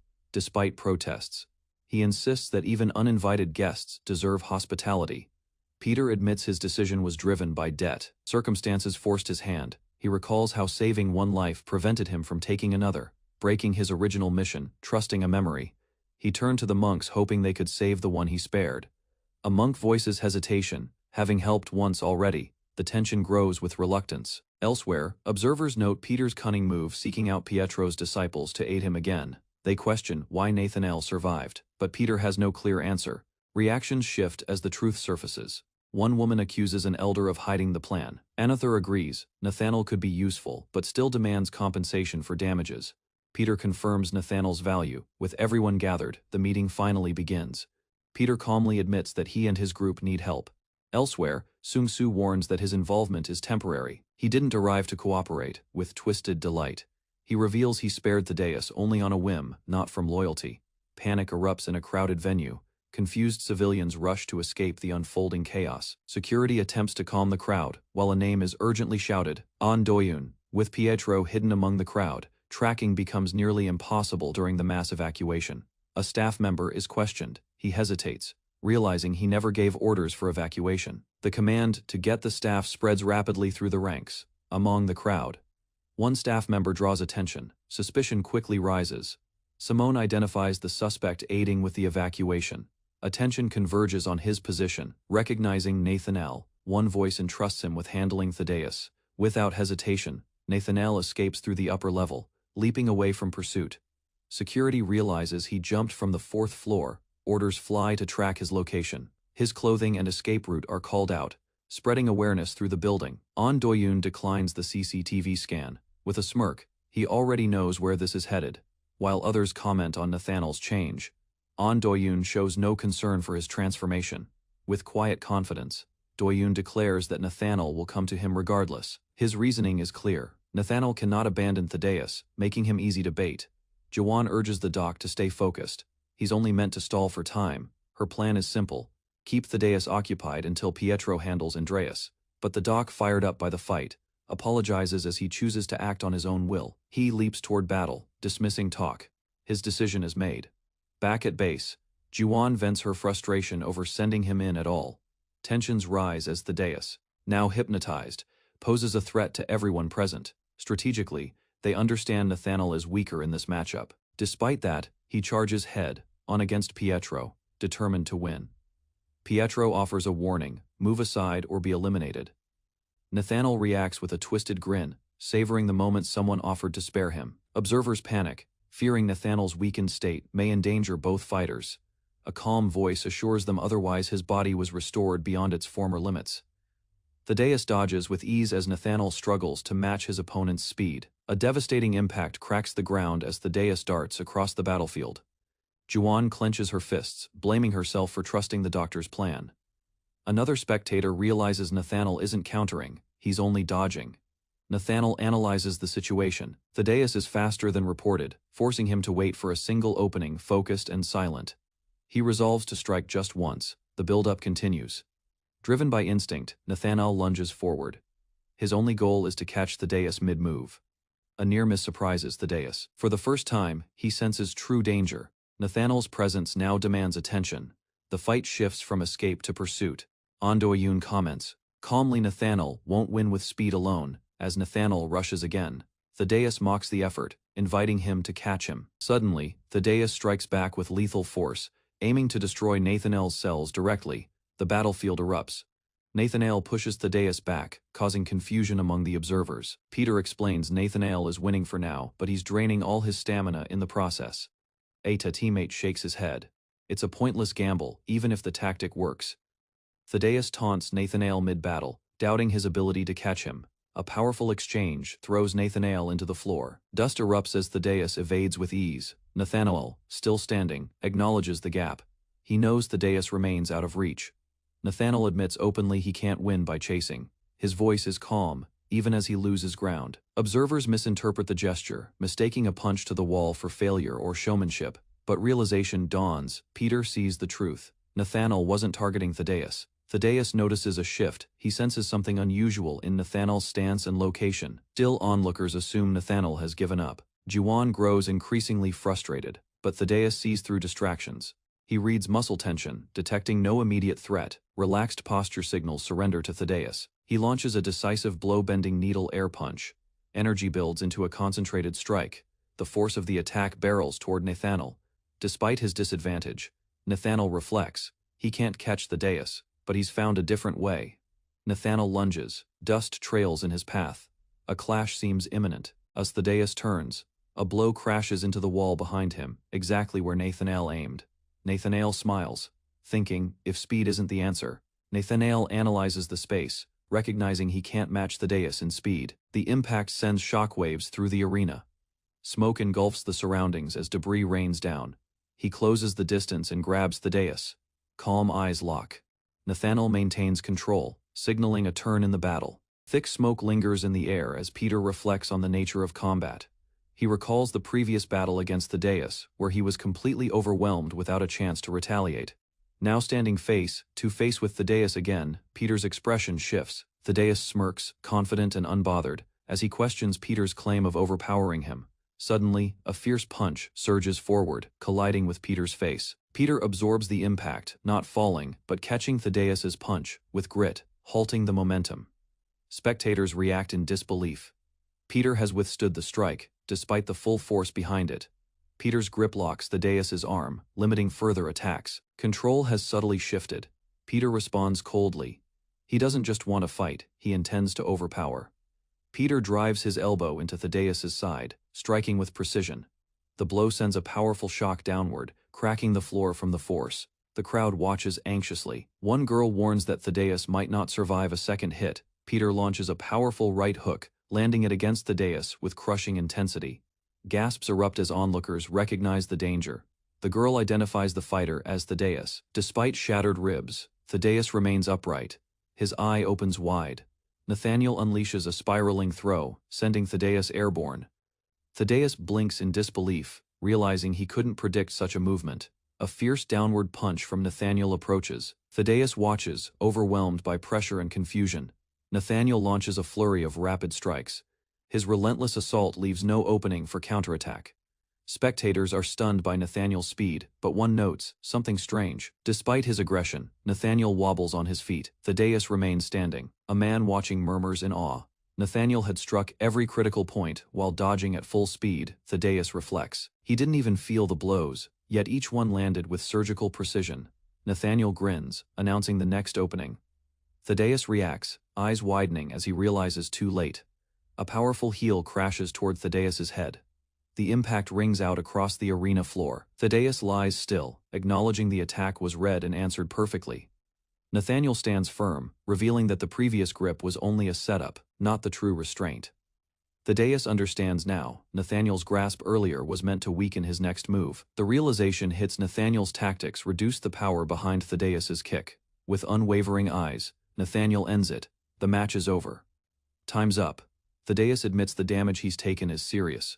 Despite the odds, he suppresses his pain. This isn't about pride anymore. Using the last of his strength, he lifts Nathaniel and drives him upward in a fierce counterattack that splits the air. Observers are left stunned. They had told him to stall, but now he's risking everything. Smoke clouds the arena floor. Nathaniel slowly steps out, breath ragged. Standing in the shattered wall, Nathaniel mutters how much he enjoyed the match. Spectators panic and argue, realizing the doctor hadn't tried to kill, just disable. Tensions rise about whether Thaddeus would have died if Nathaniel had gone all out. Nathaniel confirms he bought enough time, his objective reached. He realizes Thaddeus vanished. Yet, he's not worried the boy wasn't the true focus. Elsewhere, Thaddeus is seen relaxed, walking through the hall while eating. Nathaniel looks on, smiling faintly. He wants to understand Thaddeus, not defeat him. A studio team works under pressure, managing sound errors and production flow. One asks for Andreas's location. He's still waiting backstage before the next segment. With both targets secure, they prepare to remove Andreas's hypnosis and continue their plan. The group speculates about Thaddeus's hypnosis. One woman demands an explanation, desperate for clarity. Juwan pauses, uncertain. He admits he has a theory, but it's incomplete. He needs evidence. As concerns rise, the others warn him about the risk of getting hypnotized himself. In another setting, Thaddeus relaxes beside Nathaniel. Juwan stands alone, thinking deeply. The burden of relying on others has worn him down. He clenches his fist and steps forward, no longer content to be a bystander. Backstage, two staff members discuss the damage. The broadcast stage was nearly obliterated. They joke lightly, though the situation remains serious. No one was hurt. Doyoon excuses himself, requesting time to rest before his next appearance. Doyoon walks into his private waiting room, greeted by quiet and comfort. He glances around the lavish space. It feels too calm given everything happening outside. He sits, contemplative, aware this may be his only shot to catch Pietro. A memory flickers, a girl holding flowers, reminding him of what's at stake. Eyes open, he affirms to himself, this is his final chance to succeed. Looking ahead, he whispers with certainty, Pietro will come. He must. A mysterious man, masked and low profile, enters the facility. Doyoon, resting in the room, narrows his gaze. Two assistants walk in, nervously introducing themselves as new staff. Doyoon listens without moving. Doyoon's heart races. He repeats the name Pietro in his mind, but doubts remain. The newcomers smile and respond eagerly, unaware of the tension in the room. Despite smiling, Doyoon quietly mocks the formality. Internally, he remains cautious and alert. The newcomers marvel at the room's decor. One explains they're here for a facility check. Doyoon, curious but guarded, remarks that no one requested such maintenance. The technician calmly explains a broken speaker was reported. Doyoon watches carefully, analyzing his tone. After a moment of silence, Doyoon agrees. He permits the repair, testing the man's intent. The technician praises the speaker's vintage, hoping to appear authentic. Internally, Doyoon notes the technician's effort to appear casual while clearly testing his reactions. The assistant whispers that hypnosis may have been involved earlier. Doyoon's suspicion grows. He senses the technician's unease. The man wonders if Doyoon has figured him out. Doyoon stiffens, eyes fixed on the stranger he prepares. If this is Pietro, the moment has arrived. Doyoon orders the assistants to leave the room and ensure no one else enters. Andreas, posing as a repairman, offers to finish fast. Doyoon pretends to act curious about speakers. Feigning interest, he starts asking detailed questions. Andreas plays along. Andreas responds cheerfully, claiming he's recently become interested in speakers himself. Doyoon's eyes widen. The mention of hypnosis triggers alarm. Andreas keeps talking, explaining he bought an old speaker model. Doyoon listens, staying cautious. Andreas admits he is suspicious by nature, needing to control every variable around him. Doyoon evaluates his own knowledge. Midnight Sunday. Hypnosis isn't hard to resist, the danger comes after. He worries what Andreas might do once the hypnosis attempt fails. Andreas makes his move, asking Doyoon to look his way. The trigger for hypnosis is set. To avoid detection. Doyoon acts hypnotized. He tilts his head, playing into the illusion. Andreas tries to confirm the trance, but Doyoon refuses eye contact. In another room, a demonstration shows how hypnotists verify success by testing reactions. Participants stare blankly. The method is subtle but effective for spotting fake resistance. Andreas smiles faintly, convinced it worked. He drops his guard. Andreas casually mentions he is searching for someone named Pietro, hiding his intent behind light humor. Doyoon listens silently, but tension rises as the question turns personal. With sudden intensity, Andreas drops the act, revealing the truth: hypnosis was never used. The test was a trap. The man approaches Peter, hesitating before making a confession. He reveals he never hypnotized Peter. The claim contradicts assumptions, stating that anyone in this line of work should have questioned if Pietro was ever under control. Peter listens, silent but alert. He acknowledges the man's strength internally and senses this was inevitable. The man admits he's waited a long time to meet Peter. Peter responds by suddenly charging forward, closing the distance with precision and speed. Peter questions whether showing his face is worth the risk. Exposure could end everything. He watches the man's hand movements, but senses something more is hidden behind them, determined. Peter prepares to uncover real technique masked by misdirection. A new voice mocks Peter, calling him out for overthinking. The sound cuts through the tension. The masked man offers an answer if Peter survives. Raising a shotgun, the masked figure blocks the path, ready to fire. Peter recognizes the threat.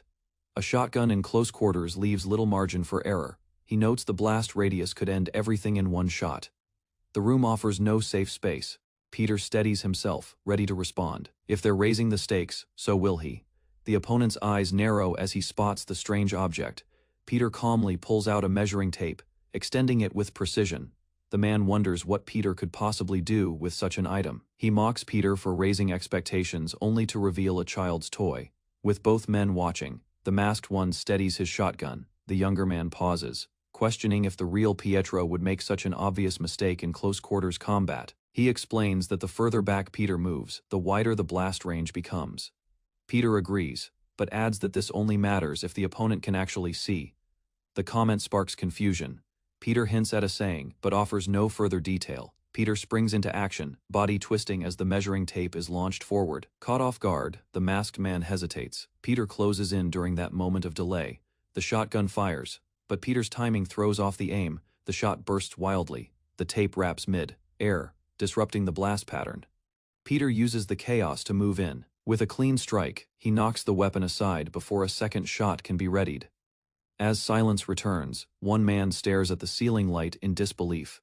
Peter's opponent realizes the backward step wasn't to evade the shotgun. Peter's movement was calculated not to create distance. In that same instant, Peter disables his foe with targeted cuts. The observer watches the aftermath in admiration, recognizing the restraint and technique used in the attack. He acknowledges that this is the reason Pietro is so widely respected. Smirking, he decides it's time to escalate, sending in someone worthy of facing Pietro directly. Elsewhere, a celebrity struggles with unwanted attention. Her fame has drawn people too close. Chaos erupts as she's struck accidentally. Security moves quickly while bystanders react in confusion. In a separate location, men monitoring the situation sense something suspicious about the recent encounter. They suspect Andreas is behind this manipulation. Using an unknown fighter to confront Pietro feels deliberate. Another recalls the past, questioning why Andreas was spared when others weren't. Peter, running now, replies simply, "He did everything he could back then." Peter reflects on his failed attempt to stop Andreas. His blade didn't land when it mattered. Still, he claims to have gained something important through that battle. When asked if it was Andreas's hypnosis, Peter confirms he believes he finally understands it. Awa woman is shocked, unable to understand how hypnosis occurred when she saw nothing unusual. She reminds herself of the 5 human senses: sight, smell, touch, hearing. As Peter races through the station, he recalls that hypnosis works by exploiting those very senses, starting with smell. Through smell, anyone nearby can be affected at once. It's subtle, easy to overlook. Taste is mentioned next, though quickly ruled out. Sight is confirmed to have worked previously, but Peter suspects another method was used the second time. Even after countering the visual trigger, Thaddeus was hypnotized again. The woman hints that hearing or touch could be the key. Peter's earlier action to kill lights may have severed Andreas's ability to manipulate sound-based hypnosis. In total darkness, sound should still function, but hypnosis failed, meaning it wasn't sound. Only one sense remains unexplored: touch. Peter rushes toward the conclusion, prepared to stop Andreas before he can activate it. The woman gasps as realization strikes. The final sense is indeed touch. Andreas's method relies on direct contact to trigger control, masked under his movements. Excited, the woman urges Peter. He must destroy the hands now before it's used again. The woman abruptly objects, sensing danger. Rushing Andreas doesn't feel right to her. Peter agrees, convinced Andreas is concealing something beyond the hypnosis already shown. He analyzes the feeling this hypnosis doesn't match earlier encounters. As he reflects on past moments, Peter realizes Andreas's energy is entirely different. A friend voices concern, asking Peter if he plans to go back or if something might happen to him. Peter turns the question around. If their roles were reversed, the friend answers honestly he wouldn't hesitate. Loyalty comes first. They both understand. They must play their parts and trust each other's decisions. Peter holds on to the belief that Thaddeus left behind a clue. Solving it is now his responsibility. With firm resolve, Peter states he must follow through. No one else can do it. A light fixture spins gently overhead, symbolizing the stillness before another storm. Others wonder aloud how Thaddeus survived his clash with Nathanael without injury. One man eagerly volunteers to kill on command, showing blind loyalty. The leader, pleased with the momentum, praises the growing alignment. Clutching a flower, he envisions success. If this continues, destroying Pietro is within reach. In a tense room, one man rises and walks toward the other. His steps are deliberate and silent. He leans in close, locking eyes with Thaddeus. The tone shifts as he asks what's wrong. His expression begins to tremble with a growing sense of dread. Elsewhere, 2 men walk down a dim street, sharing candied fruit. They enjoy the moment. The peacefulness of the city contrasts their usual reality. One looks to the sky in awe. The clouds ripple like waves. A serious tone returns. One tells Thaddeus that this is his moment. He explains the concept of polar night, a time that lingers longer. With grave certainty, he tells Thaddeus that he has just 21 hours left, no more. Stunned, Thaddeus hears his name called again. He barely reacts. Memories flood back, words unspoken, and moments passed between brothers. The warning lands. When the time comes, someone precious to him will die. Elsewhere, allies scramble for answers. No matter where they search, they find no lead. One rushes to help, another volunteers, but Peter orders them to stand by as backup. Determined, he continues alone, needing to uncover Andreas's secret. Peter stops under a light, suddenly frozen as if struck by a wave of realization or internal interference. Confused voices call out to him, but he remains still. Blood trickles from his eye. Before he can respond, the floor cracks violently as something slams down. Dust rises from the shattered floor. Peter narrowly evades a fatal strike through pure instinct. Though confident in his evasion, he finds himself wounded. Recognizing the skill, Peter recalls a past encounter, hinting that they've fought before. The attacker appears from above, playful but deadly. Her presence shifts the air. She offers vague memories of their last meeting, teasing possible past confrontations. Introducing herself as Matthew, she invites Peter to fight. A sudden dodge stuns the enemy, who questions the fairness of evading bullets through sheer instinct. The floor cracks from a recent impact, evidence of a narrowly avoided shot that should have hit. The man clutches his shoulder, realizing too late that his evasive move had failed. High above, a sniper named Matthew prepares another shot, concealed and composed. She dismisses the man's memories of past encounters. Matthew smiles coldly, revealing her codename and title Der Frisch Fage. Fist position exposed. The man notes he has no cover from the sniper's precise view. From her vantage point, she sees everything. She speaks confidently, ready to deliver a painless end, her aim unwavering. The hunted man flees, mind racing to find a secure hiding spot before the next shot. As he reaches a door, her gaze sharpens, her finger tightens on the trigger. The shot fires. A thunderous bang echoes. Light bursts, but he escapes death once more. She peers through the scope, surprised by his survival. Descending quickly, she comments on the sealed room he entered. Impressed by the escape, smiling wryly, she calls it a good start for a first date. The man slips into a dark auditorium, lights overhead casting eerie shadows across empty seats. A bullet strikes the ground near him. He groans, realizing he's been spotted despite his cover. He notices the lights have been redirected to blind him. Thinking quickly, he deduces she won't risk another shot, since it would give away her position. Suddenly, a noise draws his attention. His eyes widen, too late to react. From above, her voice taunts. She already knows his exact position.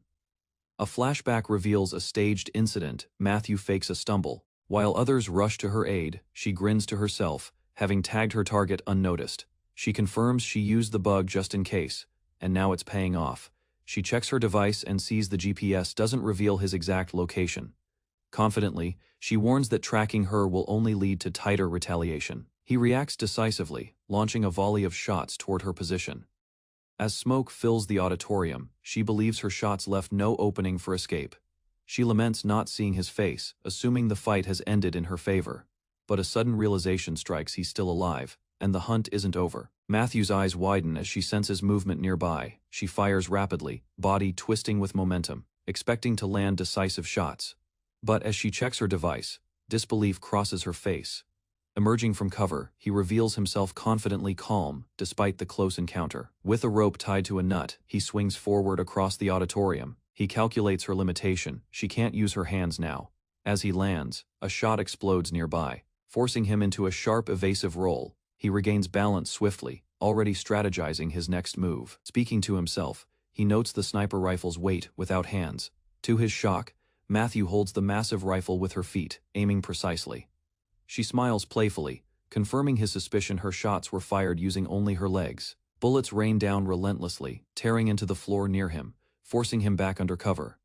He watches her shoot, baffled that each tiny nut she targets lands with deadly precision. While he admits his tone may have provoked her, he's stunned by her foot accuracy. To him, it's unreal. She wields the weapon as if it were a natural extension of her limbs. Inside a storage room, she taunts him again, asking if he's given up already.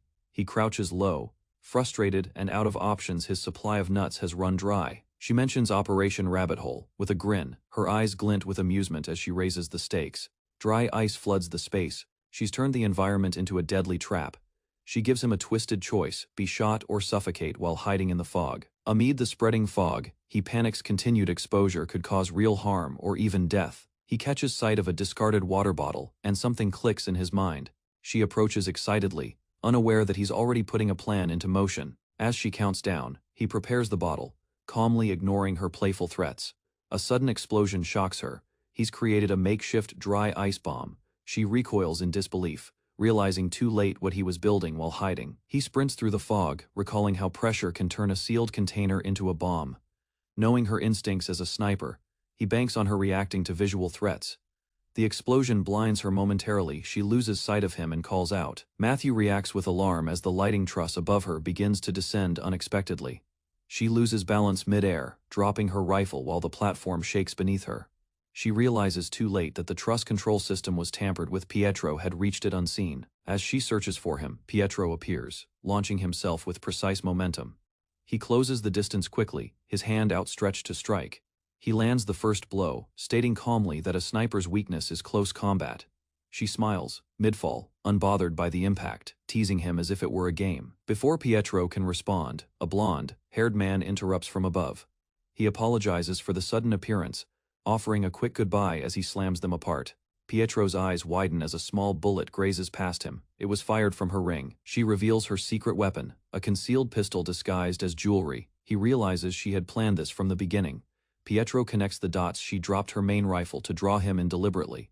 With a smug expression, she warns him never to lower his guard again. Their bodies collide violently, the fight continuing across the narrow platform in a fierce brawl.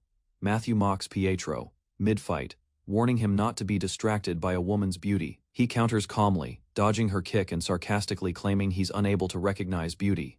She chuckles at his response, amused by his sharp wit, even in the middle of combat.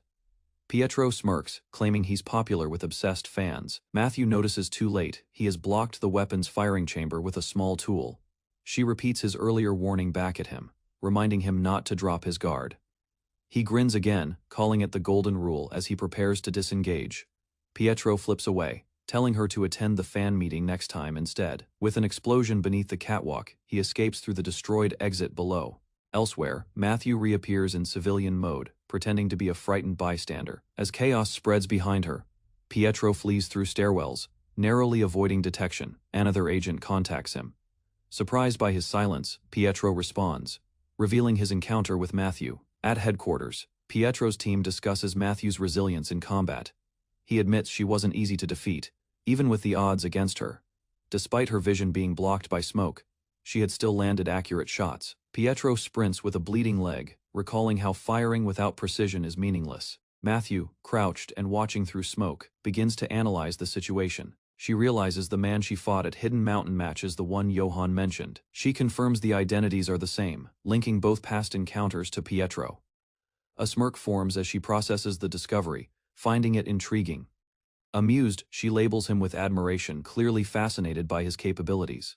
Inside a private wardrobe space, Peter asked Jawan for updates on Andreas. Jawan, relaxed but sharp, mentioned he had checked Andreas' card transaction history. What stood out was that all transactions had been processed twice, no error. From airline tickets to toothbrushes, every expense had been paid for twice. Jawan's partner suggested it could mean someone else was behind Andreas or covering for him. Peter considered it might reveal Hannah's location. He decided to stay behind. Another man agreed the idea had weight and acknowledged the theory about a second party. Peter clarified that someone was helping Andreas secretly, possibly giving orders from behind. Others argued Andreas acted alone, being a capable disciple with no known support. Peter rejected their confidence, saying Andreas had never fought directly, he used others. Destruction followed him, but it was never by his hand. His tactics were indirect. Peter compared him to Matthias, relying on loyal support instead of personal skill. They proposed there might be another disciple, aiding Andreas besides Matthew. Plans were set to confirm this. If true, things would escalate quickly. As Juan prepared to leave with Keijo, he was immediately told not to go. Pietro declined assistance, warning that the situation had become sensitive. He stressed the danger of provoking the enemy further, fearing Thaddeus might act recklessly if pushed. Suddenly, Pietro received a direct call. The urgency in the voice signaled trouble. With calm precision, Pietro announced his own fate: he would die within 7 hours. He summoned everyone to the newsroom immediately, triggering surprise and confusion among the others. As Pietro moved out swiftly, someone tried to stop him, warning it could be a trap. The team recalled the bag Thaddeus cherished had vanished. Their anger flared, but Pietro shared the same sentiment: something had to be reclaimed. He left them behind, naming his target, Andreas. The mission was now personal. In another place, a fighter analyzed Andreas' combat behavior, dangerous up close. His opponent recognized the difficulty in maintaining distance or engaging directly. The conclusion was simple: without a plan, facing him meant a dead end. One man claimed he had a solution. When asked how, his gaze turned sharp and calculating. Meanwhile, a woman entered the building, focused on reaching the newsroom without delay. She predicted Andreas's path. If she was right, confrontation was inevitable. Pietro advanced through the silent corridor. A piercing scream echoed. As he neared the next zone, a voice acknowledged his unpredictability.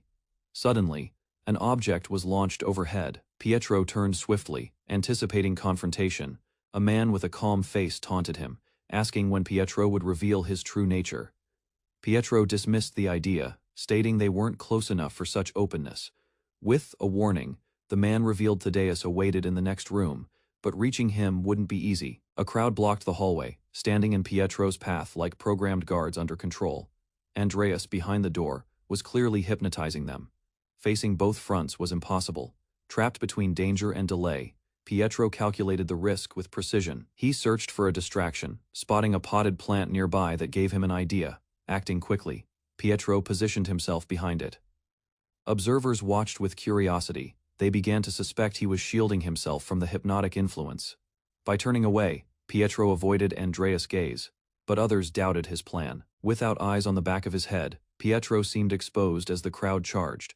Yet even as the attackers closed in, Pietro stood silent, prepared for their move. One attacker stared in disbelief as Pietro, without turning, dodged their approach with perfect timing. In an instant, Pietro struck back with force, overwhelming his enemies, without a glance behind. From the side, confusion grew. There were no mirrors or cues. A hat fell, but Pietro remained composed. His movements didn't hesitate even once. He taunted the enemy, implying he had eyes on the back of his head. The observer doubted him, confident Pietro couldn't possibly see their approach. Yet the enemy realized they couldn't see either. The cap offered limited protection, but it wasn't foolproof. They had to act fast. Blades descended. One attacker questioned how Pietro could defend when he couldn't look up. Pietro answered silently by drawing twin daggers and stepping forward. He countered the incoming group, striking decisively with both weapons in motion. Each move disarmed and disabled his precision left. No opening for retaliation. The observers watched, stunned, as Pietro tore through the attackers in a controlled rampage. Even under assault, he moved like a shadow, overwhelming every opponent without pause. While confusion filled their eyes, his blades continued cutting a path forward. The observer questioned how Pietro struck so precisely without ever glancing upward. He finally understood Pietro was reading the shadows on the floor, not the opponents directly. Every move was guided by contrast and motion cast by light, not by line of sight. They wondered how Pietro could make such instant decisions. Pietro advanced through the corridor composed. Though the way forward was open, he knew it was intentionally crafted, not a gift. Mockery continued. The enemy ridiculed Pietro for refusing to follow the path they'd prepared. Bullets tore through the hallway, but Pietro avoided them, pressing on without fear. Despite the trap, he stayed focused, curious about the man too hesitant to face him. Elsewhere, a woman observed the layout and noted the narrow hallway gave no escape. With shields blocking the way and bullets flying, 30 meters had never looked longer. Even knowing she couldn't dodge in such space, she had no choice but forward. Suddenly, backup arrived, bursting through the wall in a shower of debris and surprise. Nathaniel stepped through the wreckage, calm and ready despite the danger ahead. With a nod, he confirmed his role. Night duty had just begun. Barriers exploded as Pietro and his ally forced their way through. Dust settled around them while they stepped forward, unfazed. One of them scolded the other for being slow, clearly frustrated by his partner's lack of urgency. Alarms rang out. Reinforcements flooded the corridor, dozens charged, shields raised, bullets flying, yet Pietro's team advanced steadily without slowing down. Even under fire, Pietro exchanged words calmly with his unexpected ally. Despite their terms, Pietro admitted having reliable backup made the chaos manageable. He warned the others to avoid getting hit, but his voice was lost in the gunfire. Weapons ran dry. The shooters panicked. Pietro's team was already too close. The front line collapsed under heavy strikes. Fury ignited in one fighter's glowing eyes. He broke through the formation, charging forward with brutal strength and speed. Witnessing the rampage, the enemies faltered, unable to comprehend the overwhelming force. Debris flew as the hallway cracked under the weight of battle, the exit nearly in reach. Songyu yelled from behind, questioning their reckless advance under fire. His partner smirked, brushing off the danger. Getting shot was never part of the plan. Caught by surprise, Sungu realized Peter remained completely unharmed after the failed attack and quietly observed his composed reaction. Facing his opponent without hesitation, Peter displayed absolute confidence while silently proving the unexpected ambush never endangered him. Relieved by the outcome, Sungu dismissed his earlier concern after recognizing Peter had escaped the dangerous situation without injury. Inside the dim studio, Chai sipped coffee while reflecting on Peter's true nature beyond the reputation surrounding the legendary assassin. Approaching the room, Peter calmly observed Chai as both men carefully measured each other's intentions before taking further action. Breaking the silence, Peter searched for Thaddeus's whereabouts while Chai deliberately avoided offering any direct information. Suddenly, a powerful crash echoed across the studio, prompting Peter to focus immediately on the unexpected disturbance nearby. Fragments of Chai's shattered mug scattered across the floor, yet his calm expression revealed no sign of panic. Maintaining complete composure, Chai wiped his hands before pressing Peter for honest answers regarding his real objective. Listening without interruption, Peter allowed Chai to question his motives, while the tense atmosphere continued filling the dark studio. Calmly, Peter revealed that Thaddeus had never been the person he intended to eliminate during this mission. Hearing that explanation, Chai reconsidered Peter's purpose and cautiously evaluated the situation before deciding his next move. Extending a straightforward proposal, Peter suggested resolving everything through a personal fight while leaving Thaddeus out of the conflict. However, Chai explained that hypnosis prevented Thaddeus from escaping, making Peter's proposal impossible to accept. Accepting the reality, Peter faced Chai without retreating after learning only his death could remove the final obstacle. Determined to finish the mission, Peter showed no concern for his own survival while carefully studying Chai's unusual hypnosis technique. Suspicion filled Peter's thoughts as he realized Chai continued concealing an important method that had not yet been revealed. Confidently, Chai prepared another demonstration, raising his hand before activating a different hypnosis technique against Peter. Brilliant lights suddenly illuminated the studio, surrounding Peter with intense flashes designed to overwhelm his senses from every direction. Despite the blinding environment, Peter quickly recognized the trap and understood every movement had been arranged before their confrontation. Observing the battlefield carefully, Peter realized Chai's hypnosis surrounded him completely, leaving almost no safe direction to escape. Watching from a distance, the spectators became alarmed after recognizing Peter could no longer avoid the hypnosis covering the entire studio. Analyzing the situation, Peter concluded approaching or retreating would both expose him to the hypnotic influence without exception. Without delaying another moment, Peter rushed forward decisively, choosing immediate action instead of remaining trapped inside the dangerous setup. Shock appeared across Chai's face after Peter's unexpected response completely exceeded the careful preparations surrounding the battlefield. Rather than retreating, Peter covered both eyes with long metal poles, preventing direct exposure to the hypnotic visual attacks. Even so, Chai questioned how Peter intended to continue fighting after deliberately removing his own vision during combat. Excitement spread among the observers as they recognized Peter had adopted echolocation, instead of relying on ordinary eyesight. Jiwan immediately denied teaching that technique, leaving everyone confused about where Peter had mastered such an advanced combat ability. Unable to understand the decision, the remaining spectators watched Peter closely while wondering why he intentionally fought with both eyes completely covered. Peter ignored every assumption about echolocation and charged straight toward Chai. Startled by Peter's fearless approach, Chai watched the distance disappear rapidly as the supposedly blinded assassin continued closing the gap without hesitation. Peter launched another swift attack, forcing Chai to react immediately after realizing the unexpected charge had broken his original expectations. Smiling confidently, Chai admitted Peter's persistence exceeded his predictions while remaining convinced every attack still fell within his calculated control. Meanwhile, Peter stayed silent and maintained complete concentration, refusing to reveal the real purpose behind his continuous offensive movements.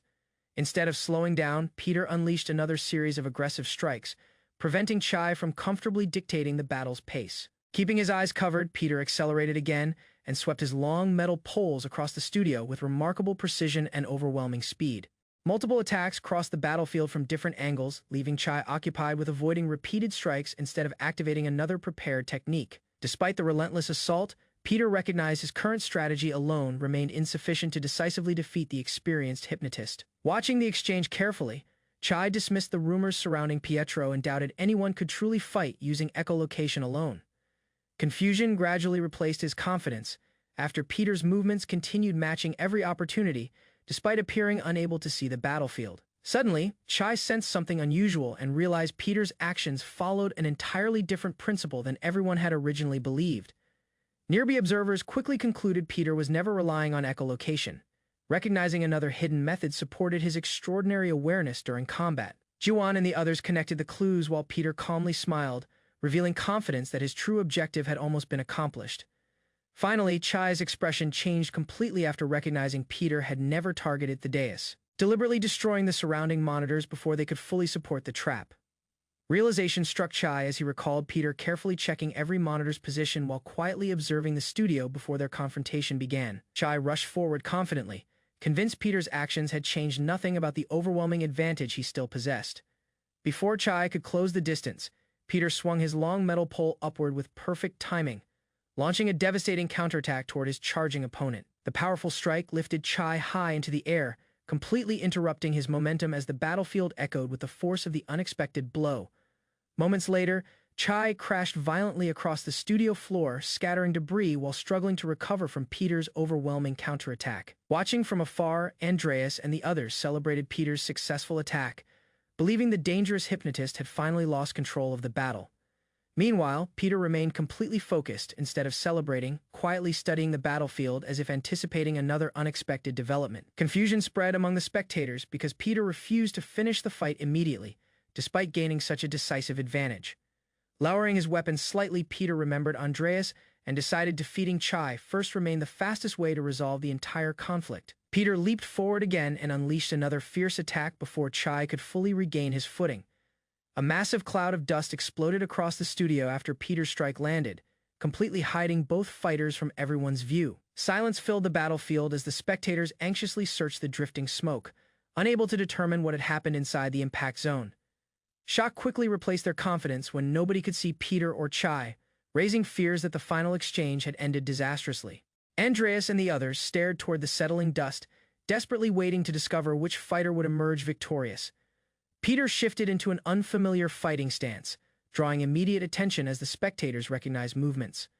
Unlike the Muay Thai techniques they already understood, experienced observers quickly identified the ancient martial art as Muay Boran, explaining it represented the original and far deadlier foundation of modern Muay Thai. Without hesitation, Peter accepted the revelation and prepared himself, understanding the forgotten combat style had survived only through extremely dangerous practitioners. Holding his weapon firmly, Peter calmly acknowledged Muay Boran's fearsome reputation while remaining focused on the opponent standing directly before him. Dense smoke drifted across the battlefield as Chai stepped forward, believing Peter had underestimated the overwhelming danger hidden within the ancient technique. Suddenly, Chai unleashed Muay Boran's ultimate killing technique, releasing an explosive attack intended to finish the battle in a single decisive strike. Andreas and the others questioned how Chai had revealed such terrifying mastery without displaying those abilities earlier. The experienced fighters realized his balanced stance revealed complete confidence rather than desperation before the incoming attack. Keeping his composure intact, Peter hinted the explanation would become obvious soon, refusing to reveal his reasoning before the decisive moment arrived. Across the shattered studio, Chai approached cautiously while claiming Peter had misunderstood his true identity and the nature of their confrontation. Smiling faintly, Peter rejected those claims and insisted the real Andreas possessed knowledge that Chai should never have inherited. Shock spread across Chai's face after Peter mentioned the genuine Andreas, exposing a secret that immediately disrupted his confidence. Wondering whether another hidden mastermind controlled the complicated events surrounding the conflict. Finally, Peter explained the truth by revealing Chai suffered from dissociative identity disorder instead of acting as the single architect behind everything. The revelation stunned everyone present as Peter identified the condition by its older name. Peter confronted Chai after realizing another personality existed within him, supporting his conclusion through careful observations gathered during their fierce battle. Recalling earlier clues, Peter explained that ordinary people would never arrange teacups beside an armchair unless someone else frequently occupied that seat. Combining those details with Chai's changing voice, forgotten Muay Boran knowledge, and inconsistent behavior, Peter confirmed multiple personalities shared the same body. Launching another powerful strike, Peter continued pressing Chai while exposing more evidence that each personality possessed different memories, habits, and combat abilities. Remaining calm throughout the confrontation, Peter deliberately provoked the hidden personality, believing direct pressure would force the true mastermind to reveal himself. Enraged by Peter's deductions, Chai lost his composure as another identity surfaced, proving Peter's investigation had uncovered the truth behind the mysterious assassin. Buried beneath broken stone, the young man survived because his embryon power finally awakened the forbidden tribal skill called Midnight Sunday.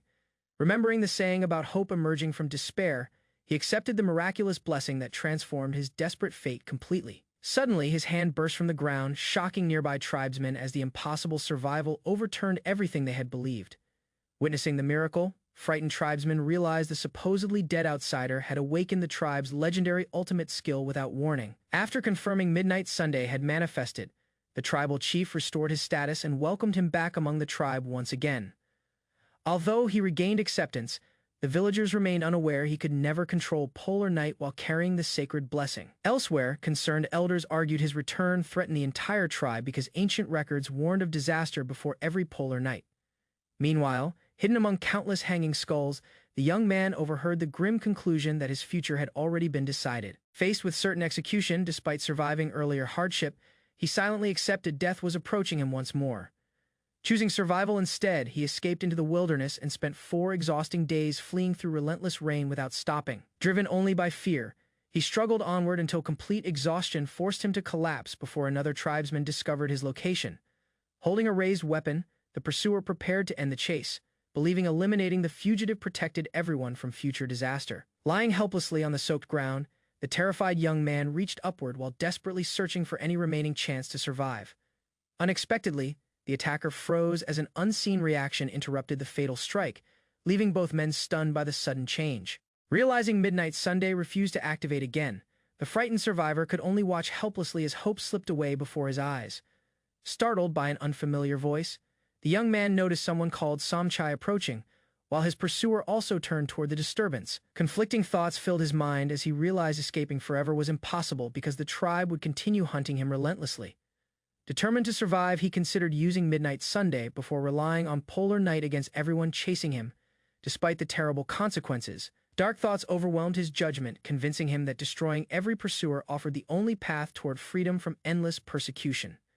Fear quickly replaced anger when he remembered he could never bring himself to kill innocent people regardless of their intentions. Shaken by his own hesitation, he abandoned the violent idea and remained trapped between survival and his unwillingness to shed blood. Soon afterward, more tribesmen surrounded his hiding place, treating him as a dangerous curse instead of another human being. Despair consumed his heart as he questioned why fate had condemned him from birth to suffer endless rejection and fear. While begging for mercy, he watched the armed men prepare another execution, believing his miserable existence deserved no compassion. Reaching desperately toward the firelight, the exhausted youth rejected the curse everyone forced upon him since childhood. Painful memories returned as countless accusations convinced him he carried Aksha's curse and could never escape that cruel destiny. Accepting reality little by little, he realized every desperate struggle still led him back toward the same hopeless conclusion. Moments later, he stood surrounded by countless lifeless bodies, silently witnessing the horrifying result left behind after the massacre. Tears streamed across his face before sorrow gradually hardened into unwavering determination unlike anything he had shown before. Finally, he embraced the terrifying role everyone feared, resolving to become the curse itself rather than remain its helpless victim. Somchai suddenly declared himself the true host, rejecting the impostor while revealing his confidence before everyone inside the ruined building. Standing calmly with a steel staff, Peter dismissed the claim and mocked the fake without showing the slightest hesitation. Enraged by the response, Somchai launched forward with overwhelming speed, determined to crush Peter through brute force alone. Before the attack connected, Peter calmly revealed the upcoming rank evaluation, reminding his opponent that he had already reached D rank. His sudden counterattack unleashed incredible force, sending Somchai backward while proving the staff's reinforced construction handled the impact perfectly. Shock spread across Somchai's face after realizing Peter's physical strength had increased far beyond his previous expectations. Recovering immediately, Somchai answered with a powerful kick, forcing Peter to defend while both fighters exchanged relentless close-range attacks.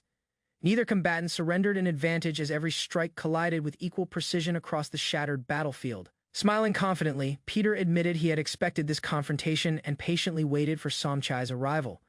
Somchai accepted the challenge, raising his fists before apologizing inwardly because eliminating Peter remained his highest priority. Without wasting another moment, he declared his intention to kill Peter first, before anyone else could interfere.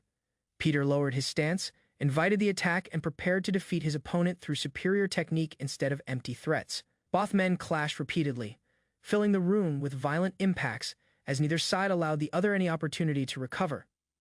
Peter recognized Somchai still possessed extraordinary hypnosis abilities, making every exchange far more dangerous than ordinary combat.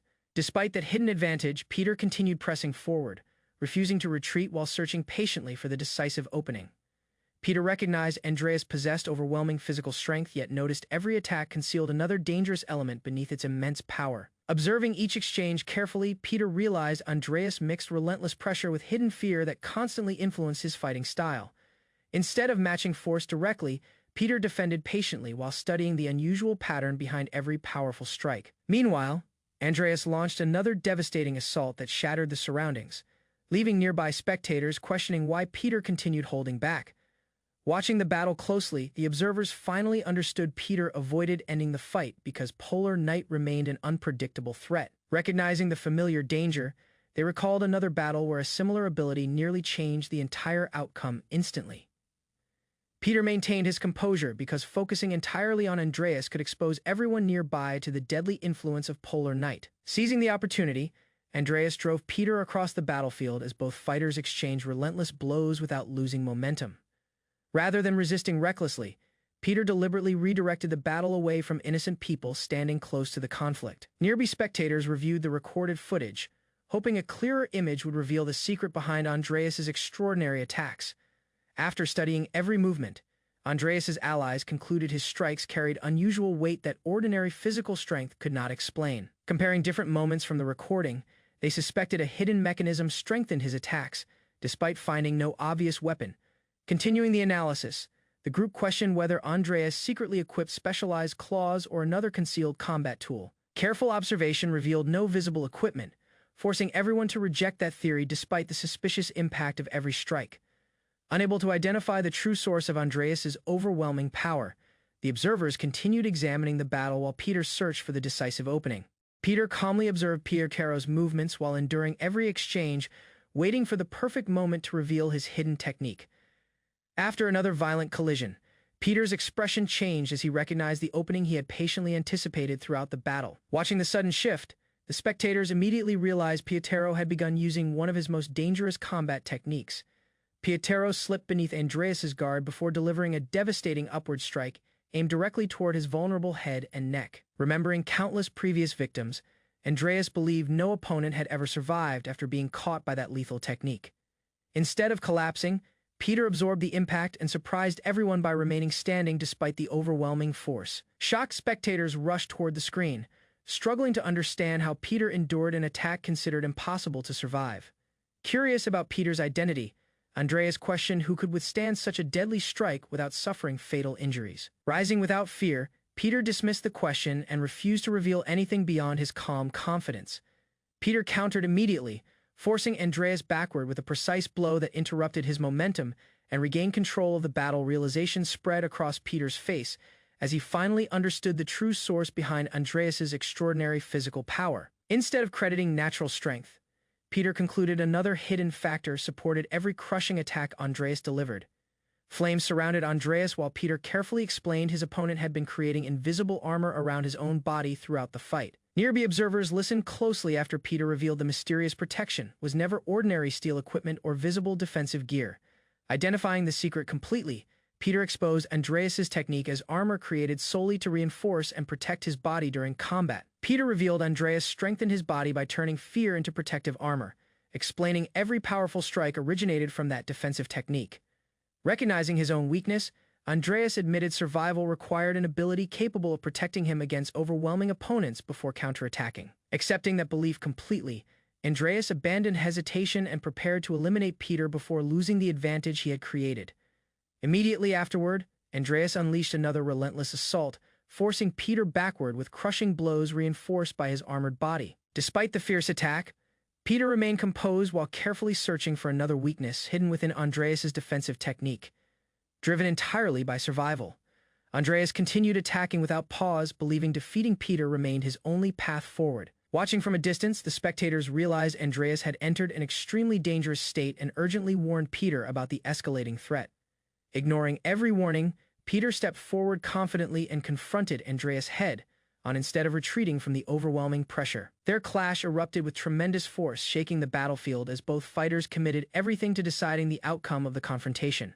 Rain pours over the city as a scarred fighter admits his own weakness aloud. Survival, he explains, forced him to end every rival who stood against him, leaving no room for mercy in the world he was raised in. A monstrous hand descends through the storm, fingers curled toward an opponent lying below.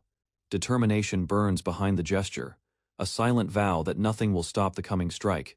Two combatants collide through the shattered walls of an office, paper and debris scattering in every direction. Their bodies twist through the wreckage as the fight spills from one room into open air. A bearded man freezes mid-motion, eyes widening in disbelief. He calls out a name in shock, recognizing something about his opponent that changes the entire meaning of the battle.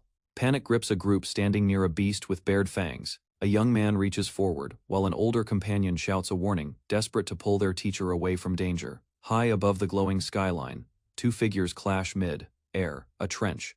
Coated man drives a devastating strike downward as a voice screams for their teacher amid the chaos. A series of eyes flash across the panel, each pair belonging to a different witness. Their expressions shift from calculating calm to raw alarm, mirroring the escalating violence below. Two bodies crash through a barrier of green light, sent tumbling across a rooftop. The impact scatters glass and debris as both fighters struggle against the momentum of the fall. The neon skyline stretches beneath a heavy storm-choked sky. On a distant rooftop, one figure kneels while another stands watch. the city's glow casting long shadows between them. A suited man rises slowly, describing his condition as strangely enjoyable. He lists the forces working within him, altered states of mind layered atop fractured identity, each one a weapon he can call upon. From behind, a blonde streaked figure studies his rival across the rooftop. He admits respect for the man's resilience, yet notes that every hidden card his opponent held has now been exposed.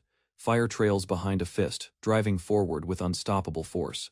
The attacker declares that his target has run out of options, closing the distance with certainty in his stride. A mocking voice complains about a lost drink before catching itself. Turning toward the skyline, the same figure questions whether his opponent truly believes what he just claimed. A bespectacled man's expression sharpens into alarm. His eyes catch something unexpected in the distance, the sudden realization stealing the calm from his face. Grinning wickedly, a red-haired man reveals he still holds one final trick. Behind him, a blonde fighter turns sharply, catching the threat just as it begins to unfold. An explosion tears across the rooftop as a suited man is thrown backward through the blast. He grunts in pain, his body twisting through the debris-filled air. A blonde-haired fighter's gaze hardens as he weighs his situation. He acknowledges that facing two opposing forces at once, one rooted in freezing dominance, the other in relentless aggression, leaves almost no way to win. A single eye narrows in focus, blood streaking faintly across the brow. The fighter begins to piece together the implications of what he has just understood. Charging forward with fierce resolve, the same fighter cuts through the wind and light of the battlefield. His expression carries the weight of a decision already made. The rooftop erupts in a final burst of light and force as bodies are flung apart. Impact after impact echoes across the scene, closing the clash in a storm of destruction. A pair of sharp eyes narrow through the storm, weighing an opponent's reckless assault. The observer wonders whether the wild swings come from desperation tied to Thaddeus, or if a deeper motive lies behind them. Rooftops blur beneath running feet as three figures close the gap between them. One calls out to end the confrontation, and his ally answers with easy confidence, ready to finish what started. Steam rises from clenched fists as a red-haired fighter braces his stance. His expression settles into quiet focus, hands crossed before him as he prepares to unleash something devastating. A single crimson eye widens in sudden recognition. Something about the attack forming ahead pulls a sharp gasp of realization from the fighter caught in its path. A boot slams downward with crushing force, shattering the surface beneath it below. A stunned face stares up through the wreckage as the blow lands with brutal precision. Countless strikes rain down in an instant, a technique unleashed with overwhelming speed. The fighter's fist punches through the barrage, his eyes locked on the chaos he has just triggered. Two onlookers watch with mounting tension, insisting their fighter has countered this exact attack before and can surely repeat the feat. Their confidence cracks as they realize something about this exchange has changed. A shockwave tears through a glass-paneled rooftop, sending shards flying in every direction caught mid-motion. A lone figure braces against the explosion, ripping the structure apart beneath him. A clenched fist trembles with restrained power as its owner reflects on the fight. Blocking the relentless barrage of strikes was one challenge, but he senses the true danger still waiting to reveal itself. Fingers curl through drifting embers as a quiet realization surfaces. This hand, more than any other, seems to be the true source behind Thaddeus's endless assault. Golden light glints off scarred knuckles as the truth settles in. These are no ordinary hands. They belong to something far more monstrous than they first appeared.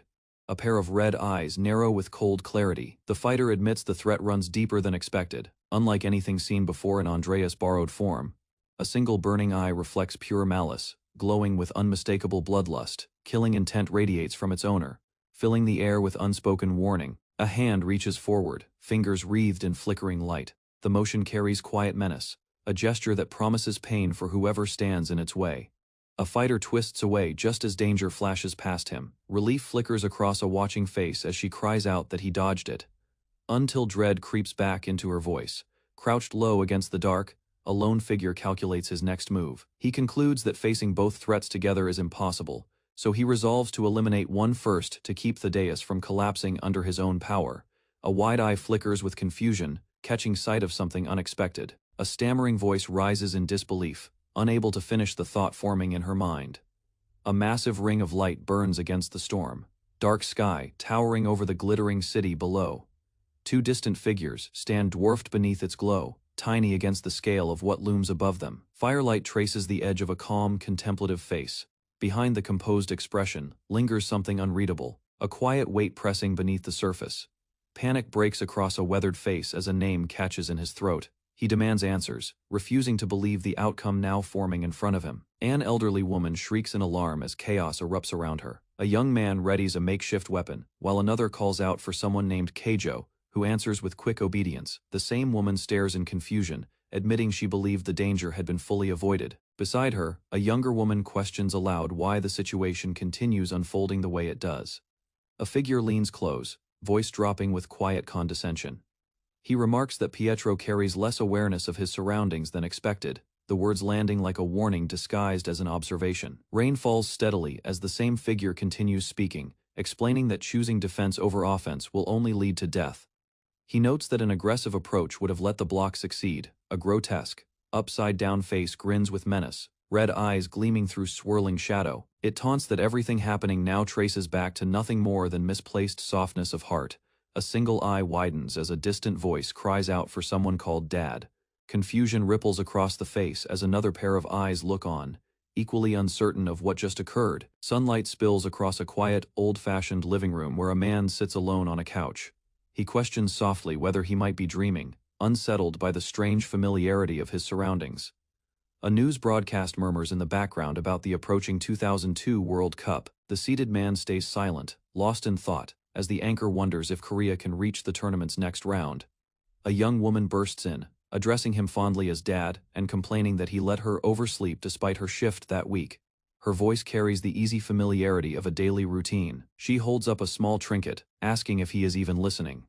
Her tone shifts to teasing concern, pointing out that napping is unusual behavior for him. He blinks, caught off guard by her words.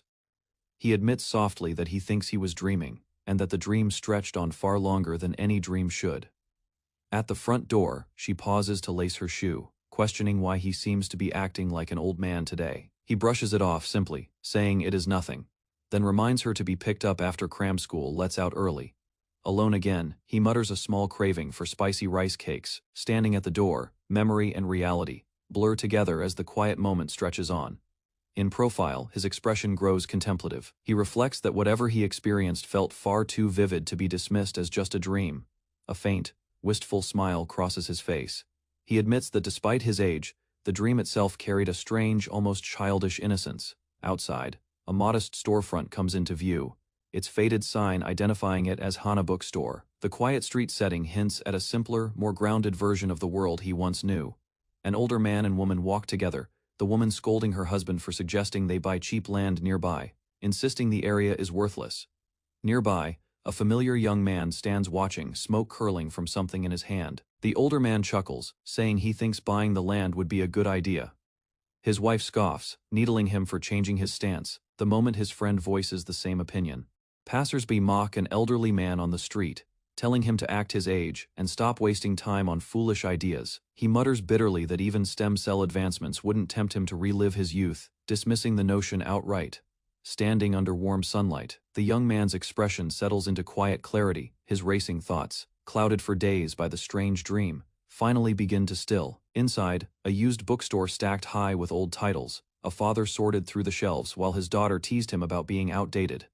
She crossed her arms and joked that no one her age read books like his anymore, yet she still offered to lend a hand when he asked. A stranger stepped through the door, and the daughter greeted him with a bright, practiced smile, calling out a cheerful welcome from behind the counter. Two young men lingered near the entrance, whispering comments about her looks and deciding to become regular customers because of it. She caught every word and told them flatly to just pay and go, brushing off her father's remark that such behavior was ordinary for boys their age. Later, her father brought up that she no longer needed to keep her distance from boys. Before he could finish the thought, she cut him off with a quiet objection. His expression shifted, dark and unreadable, a bloodied bandage wrapped around his wrist as he gripped an old book. She asked him, almost gently, to set it down. Walking home under a fading orange sky, he offered to carry her bag. She waved him off, boasting that she'd placed first in her school's physical fitness test and didn't need the help. He apologized for not having a car, wishing the walk could be shorter. She countered by claiming she suffered from terrible motion sickness, though he pointed out she'd never shown any such symptom before, and she quickly added that she also happened to have her period. She insisted he owed her spicy rice cakes to make up for the inconvenience, adding that his constant busyness kept them from ever eating together. He only offered a faint, knowing smile in response. That evening, a pot of bean curd soup simmered on the stove, the daughter announcing the meal with pride, despite the dish having nothing to do with rice cakes at all. He questioned why she'd made something she claimed not to even like the smell of, especially after asking for rice cakes instead. She replied simply that she liked whatever he liked, and he began to respond with a slow, thoughtful word. She teased that she couldn't tell if he was trying to cheer her up or drop a hint about something else, denying any deeper meaning behind her cooking with a playful protest. Over dinner, she mentioned her feet had been aching lately, and suggested she might need new shoes. He replied instantly, as if he'd already anticipated the request. Startled by something suddenly clicking in her mind, she gasped in disbelief, reacting as though a realization had caught her off guard. Snow began falling outside their window one night, and she rushed to it, calling for her father to come see the first snowfall of the season. She complained. It felt unfair that she always got the joy of seeing snow first while he never did, and he mentioned trying the second snow line, only for her to shoot back with a strange joke asking who taught him something so odd. He admitted he might have picked it up from someone once standing near her. He noted quietly how much he seemed to have aged. She reminded him plainly that no one stays young forever, and he laughed softly, accepting that he'd turned 50. He announced that snow meant it was time for mandarins, then turned to fetch some from the kitchen, while she stood watching him from behind. A faint smile crossed his face as he told her, almost like an unspoken wish, not to grow old. She admitted she hated the thought of him growing weak with age, worried that he'd no longer be able to carry her bag the way he always had. He looked at her with a calm, lingering gaze. Inside their quiet living room, the two sat together peeling mandarins, laughing over something trivial, wrapped in the simple comfort of an ordinary night together. Her laughter rang out warmly, tears gathering at the corner of her eye as she pressed a finger against her cheek, caught in a fit of genuine joy. Night settled over the city, snow drifting past power lines and rooftops, until a sliding door creaked open, spilling pale light into the dark. A man stepped quietly through the doorway, glancing toward the sleeping woman curled beneath her blanket, his expression unreadable as he studied her from the shadows. A single word surfaced in his mind: disharmony. He admitted to himself that he'd sensed something off from the very beginning of this life. His thoughts drifted back to an old memory, sitting in a sunlit living room, murmuring to himself that the 2002 World Cup was approaching, certain in advance that the national team would reach the semifinals. Another memory surfaced, a woman on the street suggesting they invest in cheap land nearby, only for passers-by to scoff and call the area a wasteland, unaware it would one day transform into a thriving modern district. He recalled walking beside a young girl carrying a pink bag, aware that the pale, narrow license plates on the cars around them would be phased out 15 years later. Back in the present, the woman on the bed shifted in her sleep, her breath uneven beneath the dim blue light of the room. His gaze lingered on her face as he acknowledged quietly to himself that none of this could possibly be real.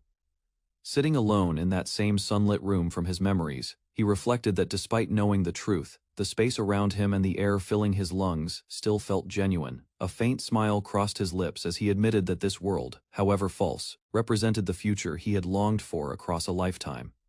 His eyes narrowed with quiet resolve as he told himself that this was no longer a distant hope but reality unfolding before him now. The woman beside him slept peacefully, unaware of the storm behind his thoughts, as he considered that even if this dream ended in his own death, he would accept it.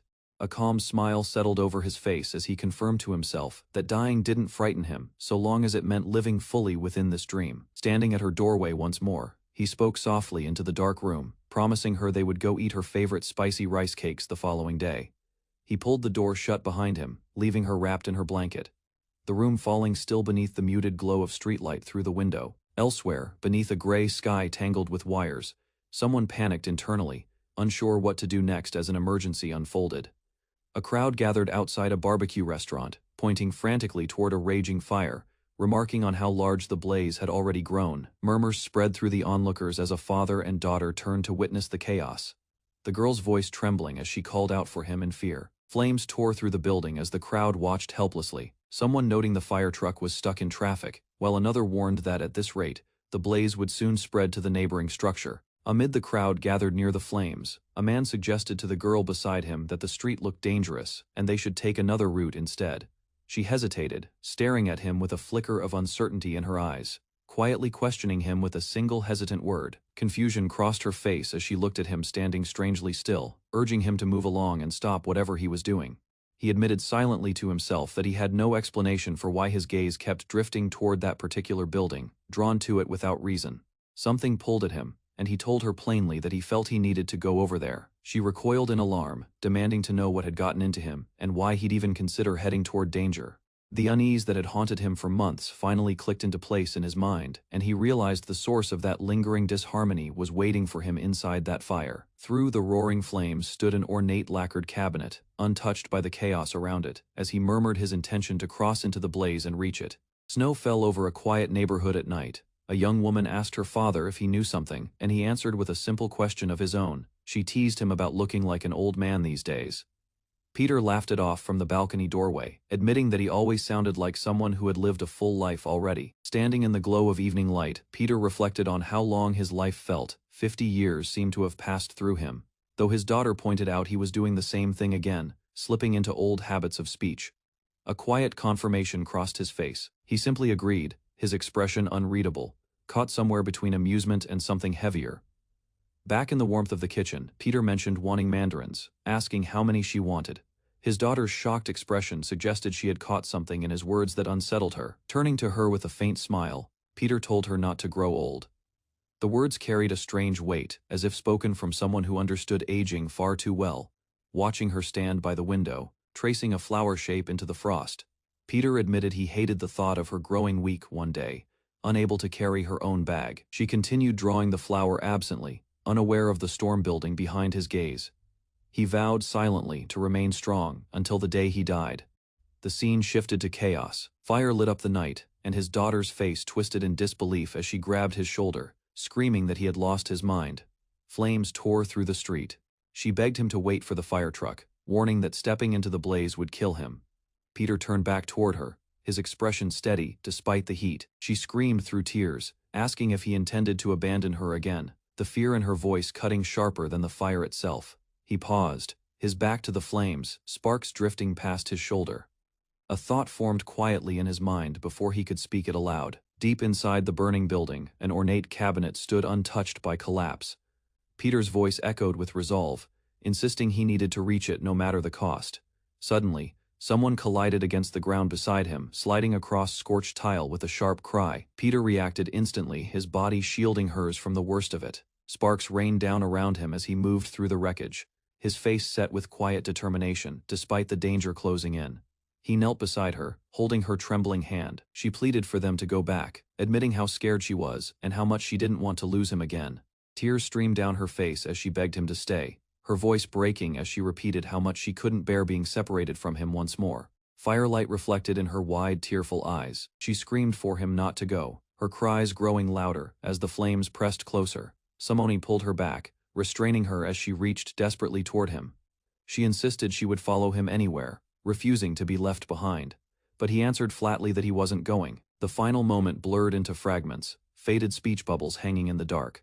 A single eye reflected the fire's glow, holding an emotion caught between grief and resolve, closing the chapter on an unresolved goodbye. Rain poured down as she clung desperately to his back, screaming for him not to go, reminding him through sobs that he'd promised to live until she was gone first. His face twisted with anguish as he begged him not to leave, pleading with him not to die. Her voice broke as she begged him to stop abandoning her, repeating the plea through tears while gripping his jacket with all her strength. He admitted quietly to himself that she was right to fight this hard against him. Standing before that same lacquered cabinet, engulfed in flames, he reasoned that the place beyond didn't need him, certain some hero would arrive soon to put out the blaze. Convinced of his own safety in this moment, he decided that acting like an ordinary person was the wiser choice. Others held him back with worried expressions, while he told himself he'd simply feel sorry for those caught in the fire, like anyone else would. A single tear slid down his face as he resolved to finish his shopping and return home as though nothing unusual had happened. He told himself he could learn the outcome of this fire through a news broadcast later, worrying about it the way any regular bystander might. Doubt crept into his mind as he questioned his own reasoning, wondering why that fire pulled at him, and what truth lay hidden within it. She screamed for her father through tears, unaware that her cries were tearing him apart from within. He wondered how he could possibly walk away while she clung to his back this way, promising himself he'd deal with it later. Two hands reached toward each other in the firelight, fingers brushing as they attempted a fragile, wordless connection. He told her softly that he'd come back for her later, his hand pulling away from hers, despite her reaching further. She screamed his name as he sprinted away from her across the ground, leaving her kneeling and reaching after him in desperation. Onlookers shouted for someone to stop him, calling him crazy as he walked steadily toward the burning building, while she wept uncontrollably behind him. His boot pressed down against the pavement, embers scattering around his feet as he stepped forward without hesitation into the chaos. His eyes burned with quiet intensity as he stood amid the wreckage, calligraphy strokes flashing across the scene like a declaration written in fire and shadow. Flames roared around him as he faced the burning structure directly, the heat reflecting off his face while jagged characters flickered through the blaze. His expression settled into something calm and knowing as he reflected that pain, as they say, has always carried its own measure. Agony tore through him as fire consumed his arm, a raw scream escaping his throat, while flames devoured everything he wore. His body burned upright despite the torment, standing proof that this suffering surpassed even the pain of losing a limb entirely. Sweat mixed with fire against his skin as he grit his teeth, comparing the sensation to a blade peeling away every layer beneath it, imagining countless teeth ripping through muscle after muscle. He pushed the thought further, measuring his suffering against something monstrous. A guttural roar tore from his burning form, his face twisting into something between a grimace and rage. Behind him, his daughter fought against the men restraining her, screaming his name as they held her back from following. Taking even one step forward proved brutal, his fire-wrapped legs straining against a body that begged him to stop. He forced himself not to dwell on numbness creeping through his limbs, refusing to let his mind soften the reality of what remained ahead. Every movement felt like his skeleton itself resisted him, bones testing whether his resolve could outlast the damage. Neurons died by the millions each second, his body's flesh unraveling piece by piece as he pressed onward regardless. Clarity slipped further away, his original purpose blurring beneath layers of unbearable heat and exhaustion.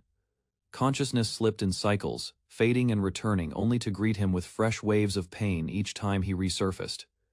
A reason existed, he told himself, for why humans could endure agony this immense without breaking entirely. Something beyond the fire called to him louder than the destruction ravaging his body, a longing stronger than any physical torment.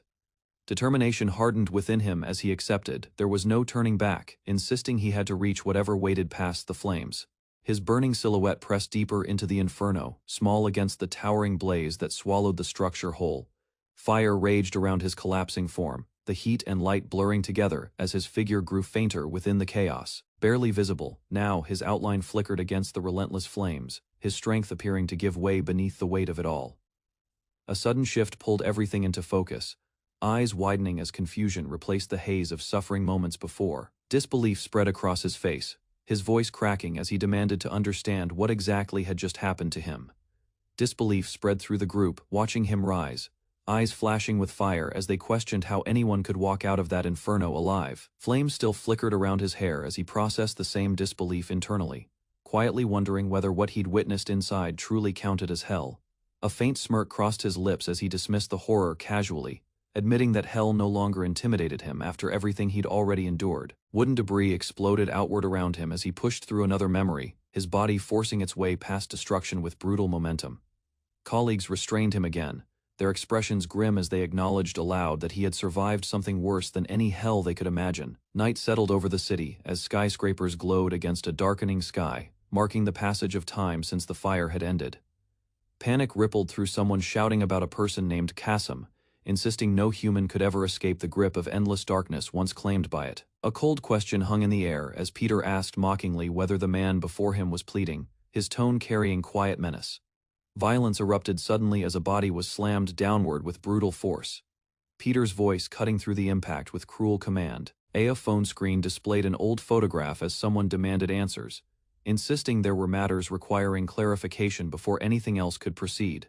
Reverence colored his movements as Peter prepared another strike, his expression calm, despite the violence unfolding beneath him. A blinding explosion rocked the rooftop, sending debris scattering as Peter stood distant and unaffected by the destruction around him.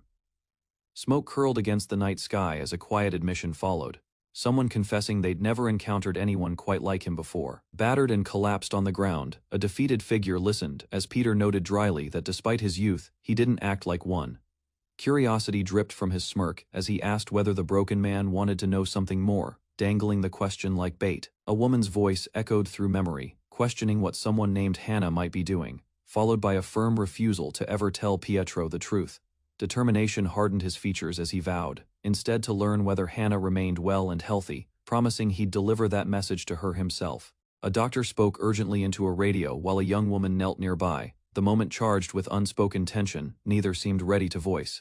Chaos broke out as he sprinted forward, carrying someone over his shoulder, others scrambling and falling behind him in the frantic rush. Blood stained his collar as he held someone close against him, his expression unreadable, caught somewhere between exhaustion and grim resolve.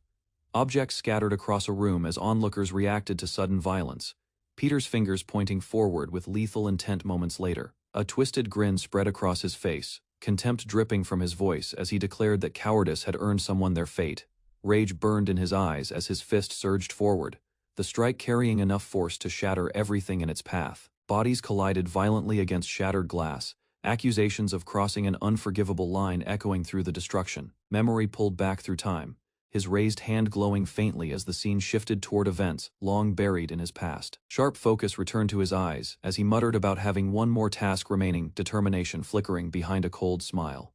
Blood dripped from his mouth as he considered his next move carefully, deciding whose life would end because of this confrontation. Standing amid broken glass, he prepared for another exchange, positioned steadily against an approaching opponent across the wreckage. Desperation colored his plea as he begged for his own death, insisting it was the only way to save someone named Hannah. Panic spread among onlookers as an elderly woman urged someone to bring Thaddeus quickly, warning that time was running out fast. Cruel amusement crossed his face as he mocked the time frame given, taunting that an hour was all Thaddeus had left to live. Confirmation settled grimly as he acknowledged the truth, recognizing that Thaddeus's life hung by the thinnest of threads.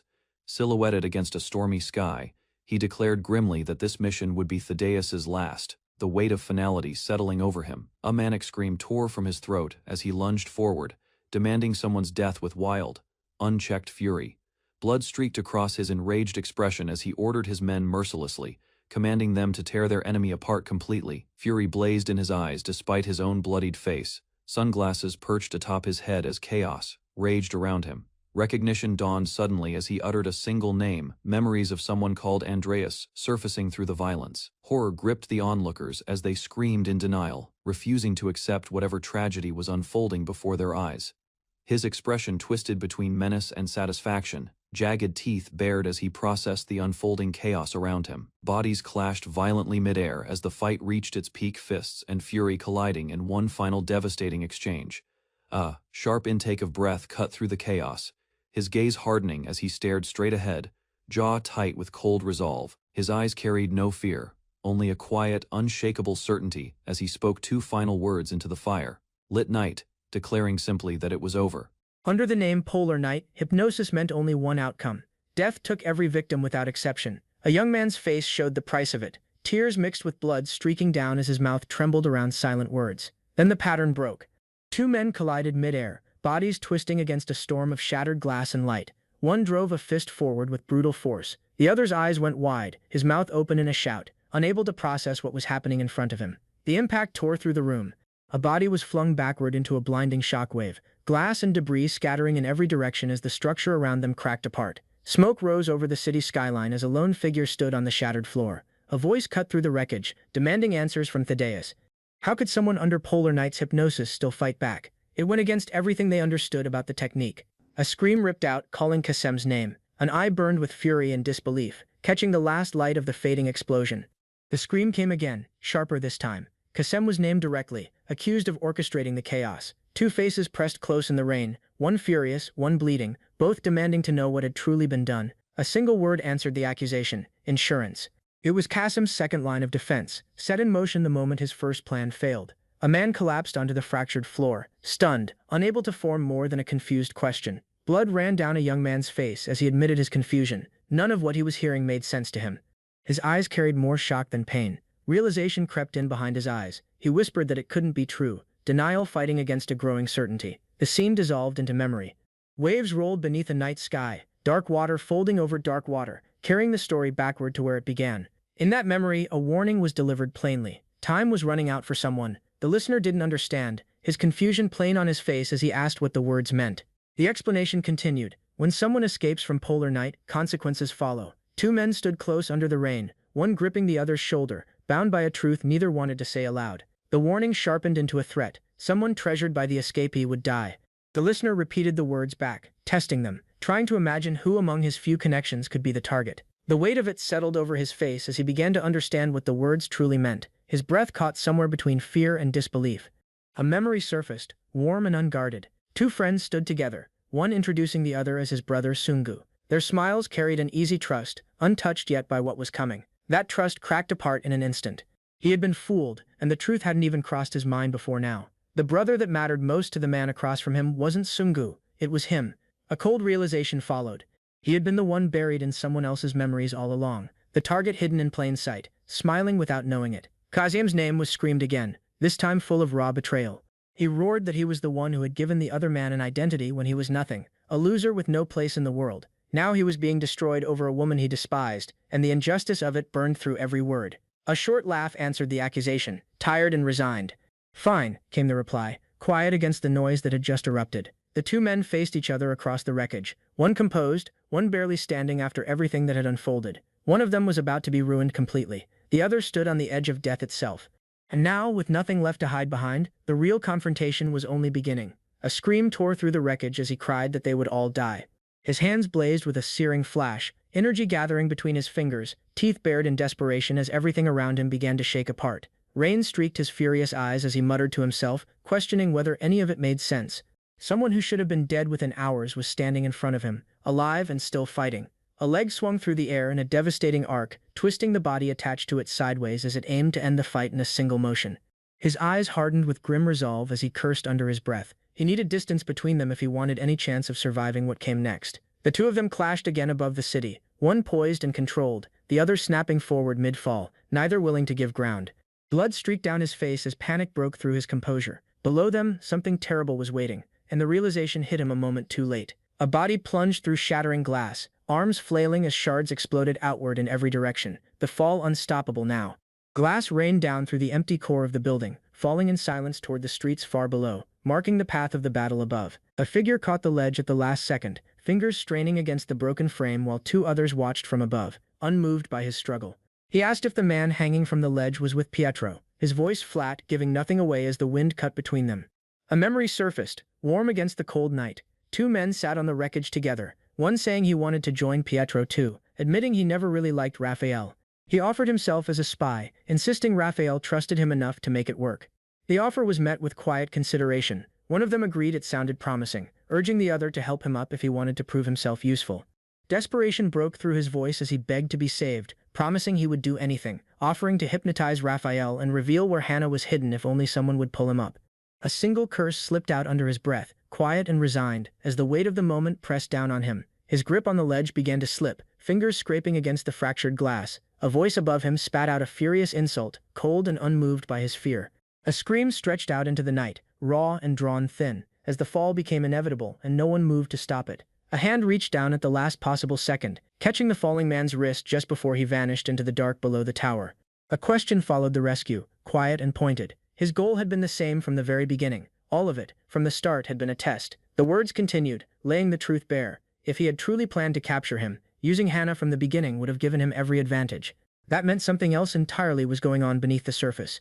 The final accusation landed without anger, only certainty. When Thaddeus had been hypnotized, he was never meant to be a weapon, only a tool to be used without killing anyone. He asked if he was wrong, then corrected himself, speaking a different name instead, Kasem. A quiet answer confirmed it. Yes, it had been a test, staged to see something that couldn't be asked outright. The question came at last, pressed close and painful, whether he could save Hannah. A different past surfaced, one buried under years of survival. His life had counted for nothing more than a rat's, scraping by in filth. Even that, he thought, was nothing compared to the hell he had already lived through. A boy begged, hands raised, pleading to be left alone.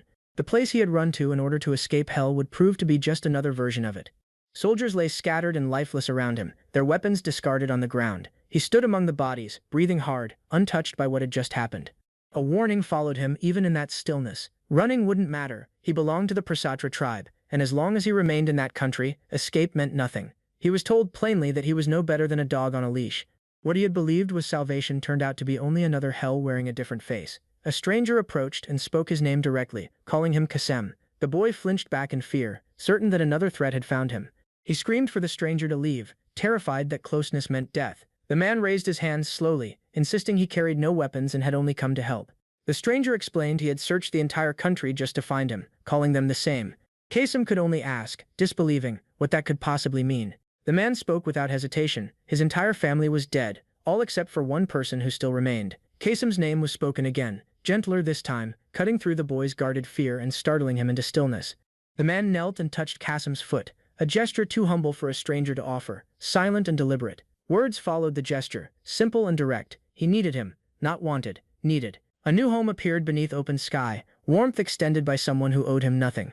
It was a welcome Kasem hadn't earned and didn't expect. Kasem asked if this was the reason he was needed, and what price would come attached to it. In a quiet room, a woman lay motionless beneath a blanket, and Kasem asked who she was, uncertain what he had walked into. The man's voice softened as he named her his daughter, holding her hand like something fragile and irreplaceable. He continued, admitting she couldn't recognize him anymore. An accident had taken her memories, left her with aphasia, and no doctor he'd brought in had been able to reverse it. Fear crept into his voice as he confessed how afraid he was that something might happen to her. He looked toward Kasem and asked for help, admitting quietly that he couldn't live without her. Silence answered first. Then the refusal came, quiet and final. He couldn't do it. Everyone he touched died, marked as he was, from the Midnight Sun tribe, the Prasatra bloodline. The man pressed harder, offering a house, food, clothes, anything Kasem could want, if only he would save his daughter. He asked if that wasn't a good thing to do. Doubt crept back in despite the offer. This man was no different from the rest, he told himself. He would use him and discard him just the same. This place would turn into another hell. He said he couldn't do it, that he would simply go back to where he came from, staring out at the quiet path leading away from the house. A shout burst out instead of a goodbye, demands tumbling loose. How much food would he get? Where would he sleep? Could he wear whatever he wanted? The man's face stayed hidden in shadow as a slow smile spread across it. He murmured that Kasem was interesting.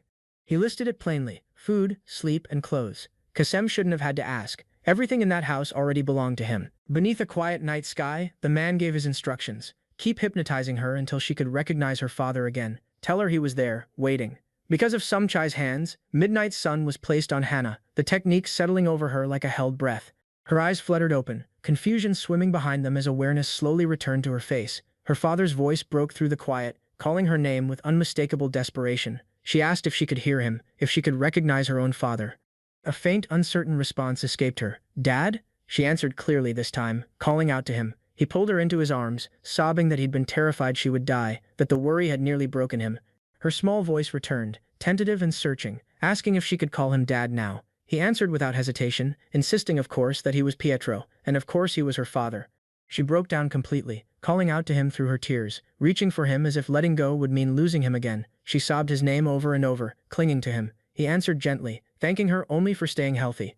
His voice softened further, telling her that all she needed to do now was continue being healthy. Behind the words, hidden from her, his expression twisted into something colder. After that day, Kasem earned Raphael's favor and was given comfort beyond anything he had known before. But that comfort came with a price attached, one he was expected to pay in full. In a dim, tiled room, someone remarked that he must be quite famous. The reputation was spelled out plainly, known for never breaking, not even when fingernails were torn away or a tongue was cut out. A bound, bruised man in the room questioned bitterly why they'd had to bring in a kid when nothing else had worked, insisting through gritted teeth that he knew nothing. The bald man roared back in defiance, demanding to know what a child could possibly do that hadn't already been tried. He screamed for Kasem to try his worst, daring him to break through silence that had held against torn nails and worse. Blood ran freely down his face as his bravado collapsed entirely. He begged to be asked anything, promising he would tell everything he knew. The debt for that comfort ran deep.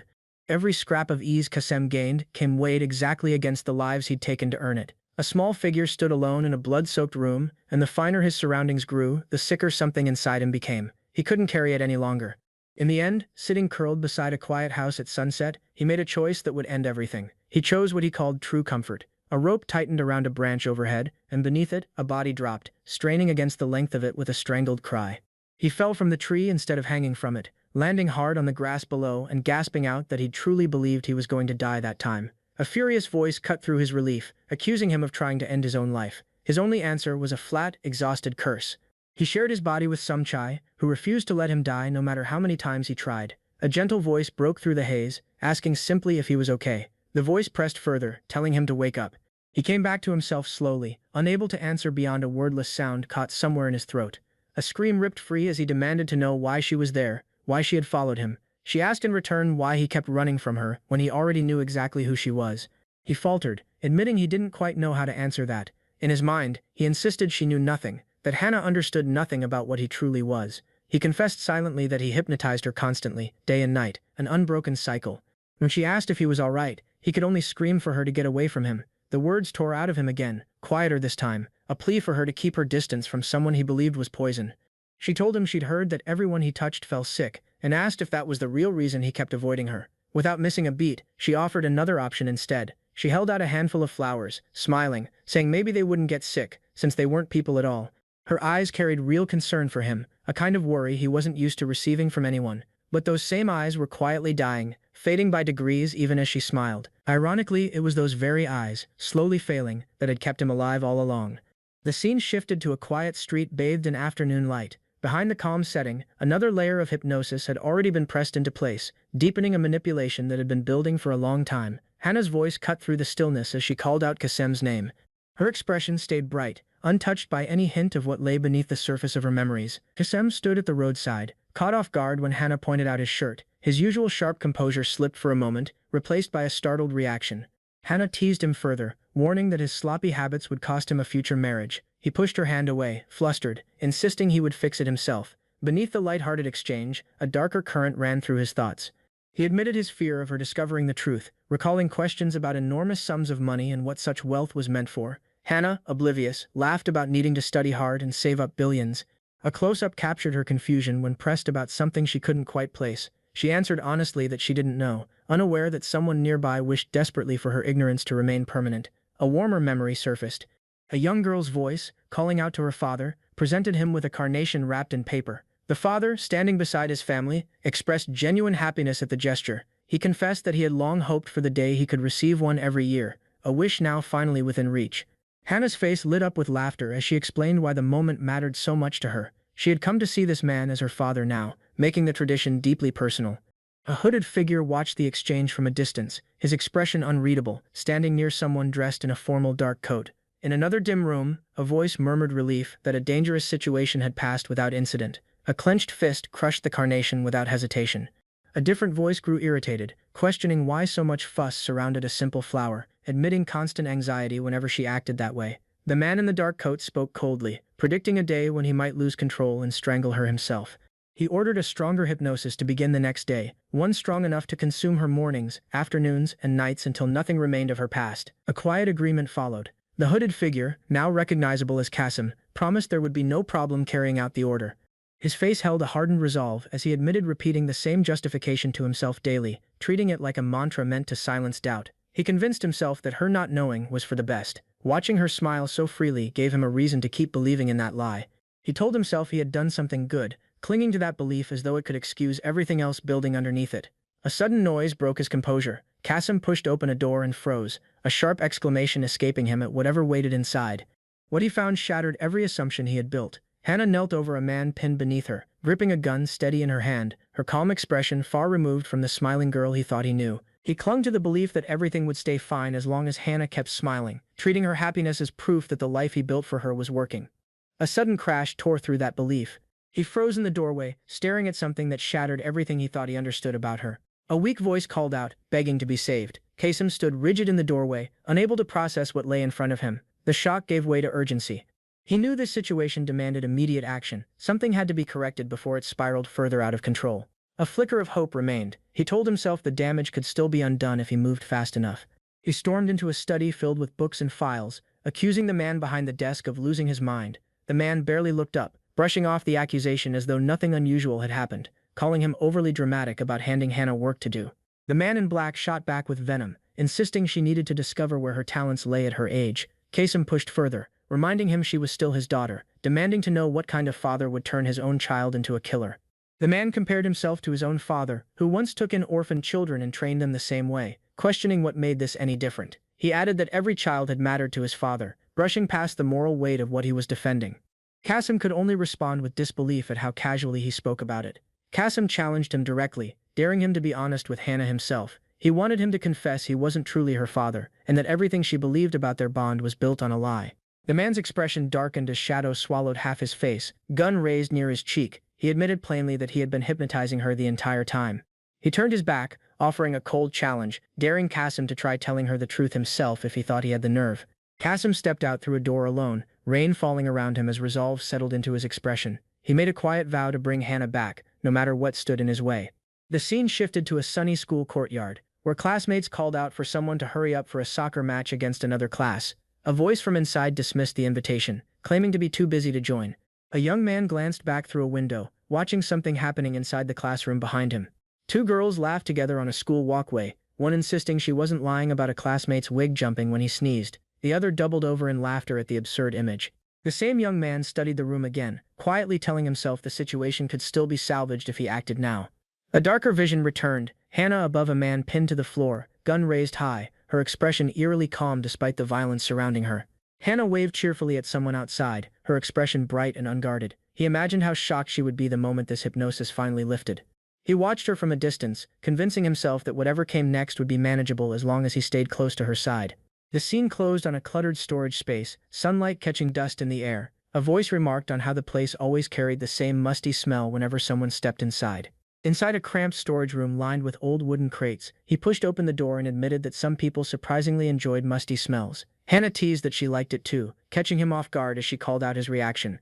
She turned toward him with a curious expression, questioning why he had called her out to this place in the first place.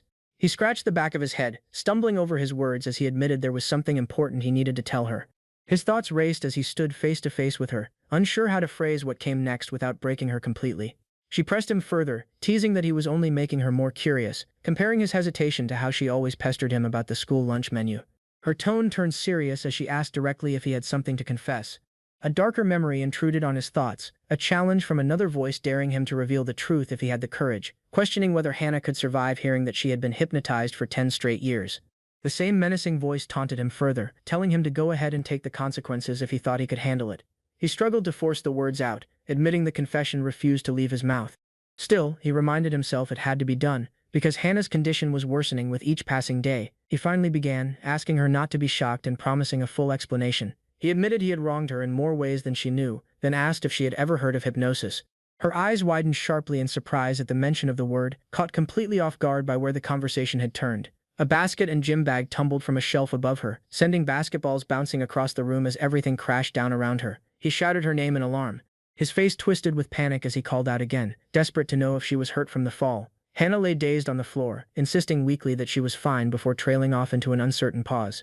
He helped her up, asking how long she planned to stay sprawled there like that. She apologized quickly, explaining she hadn't meant to fall, and he replied that her clumsiness was obvious just from looking at her. Sunlight poured through the barred window as she called his name softly. He responded with a simple question, unsure what she wanted. She asked bluntly if he had seen her the night before, catching him completely off guard. He fumbled for an explanation, stammering as he tried to figure out what to say. He tried to reassure her that she didn't need to worry about him, insisting he had already planned to tell her about it soon regardless of what she'd seen. She smiled and told him she understood what worried him but insisted she was fine, her expression shifting as she prepared to say something more. She explained that she finally felt like she understood her true purpose. When he asked what she meant, she revealed that her father had been the one to tell her. With a chilling calm, she stated that there were too many people in the world who shouldn't exist, and that they needed to be purified. He admitted quietly that hurting someone was inevitable in life, adding that someday he would pay the price for the pain he caused. He gazed at his bandaged hand, telling himself that if the blood on it could somehow purify the world, then he was willing to carry that burden. She leaned close, smiling as she offered her other arm as well, ready to give whatever was needed without hesitation. He rejected the thought outright, insisting he had never placed this particular kind of hypnosis on her, recognizing that something else was clearly at work. A dark caption hung over the frame, marking the moment as Raphael's slow destruction of Hannah, his hand resting heavy over her. Hannah spoke cheerfully about wanting to fulfill her father's dream, promising to return everything she had received from him, calling it her own dream now. Kasim lowered his head, admitting this situation couldn't continue, certain that Hannah would be destroyed even further unless he told her the whole truth for her own sake. He called her name, warning that he was about to tell her something important. She pressed him anxiously, demanding to know what was making him hesitate so much. The words spilled out at last, revealing that her father wasn't truly her father, that the man she called dad was actually someone named Raphael, keeping her as bait to hunt down the real Pietro. His voice cracked as he confessed his own role in it, admitting through tears that he had been the one putting her under hypnosis and brainwashing all along. A quiet caption followed her lowered head, explaining that the purpose behind it all had been to shape her into the perfect bait. Tears streamed down his face as he apologized over and over, his voice breaking with the weight of what he had just confessed. She stood still, admitting that she had always sensed something strange, though she never let herself dwell on what it might mean. She laughed it off, joking that her love for manga and movies since childhood finally made sense now, then asked more seriously what this hypnosis business really meant. He fumbled through an explanation, suggesting that a job involving creative work or performing in front of people would suit her well someday, before catching himself and stammering that this wasn't really what he meant to say. She thanked him simply, her expression unreadable as she studied his nervous reaction. He admitted that he often thought about a different version of events, wondering aloud what if things had gone another way entirely. She asked what her life would look like if she had never met him, questioning how she would even be living now without that meeting. He confessed he simply couldn't bring himself to say anything more on the subject, his expression heavy with restraint.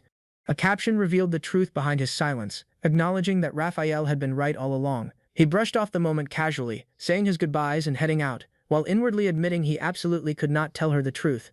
Night settled over the quiet countryside house, its single lit window glowing against the dark mountains beyond, marking the place he called home with Hannah. He watched her tend to her wounds and sighed, telling himself he only needed to keep doing what he had always done, continuing the same path regardless of the cost. He reasoned that this way he could remain the one protecting Hannah's happiness, even if it meant carrying the weight alone. He imagined the two of them spending their whole lives like this, convincing himself that they would eventually find happiness together, a belief he had hypnotized himself into holding on to. Thunder rolled across a city skyline choked with storm clouds, lightning flickering behind glass towers as the scene shifted to the present moment. A figure clung desperately to someone above him in the pouring rain, begging to know who they truly were. Rain streaked down a face marked by red and black hair as he confirmed the guess correctly, revealing himself simply as Pietro. A cold smile crossed another man's face, muttering that this outcome was exactly what he had expected all along. Pietro called out to the man hanging below him, asking if he could grant a specific request, offering to fulfill it only if the man climbed up first. He admitted through the rain that the hypnosis placed on Hannah ran impossibly deep, so deep that even he couldn't fully comprehend its reach. Tears mixed with rainwater as he acknowledged that lifting such hypnosis would cause Hannah immeasurable shock, a burden no one could easily calculate. Despite the uncertainty, he found himself certain of one thing, having glimpsed something breaking through the endless polar night in the other man's eyes. He reflected on the pain, wounds, and sadness Hannah would inevitably face, admitting he lacked the courage to help her embrace it all himself. He believed that if anyone could make Hannah truly happy despite everything, it would be this man standing before him now. He explained that the polar night consuming him would only lift upon his death, but Hannah's own powerful hypnosis needed a different solution entirely. He extended his hand through the storm, pulling the other man up as he began outlining exactly what needed to be done to break her free. A pause hung in the rain-soaked air before he continued, signaling that more remained unsaid about the path forward. He stated plainly that if the man could break through his own endless polar night, he possessed the strength to break Hannah's hypnosis as well.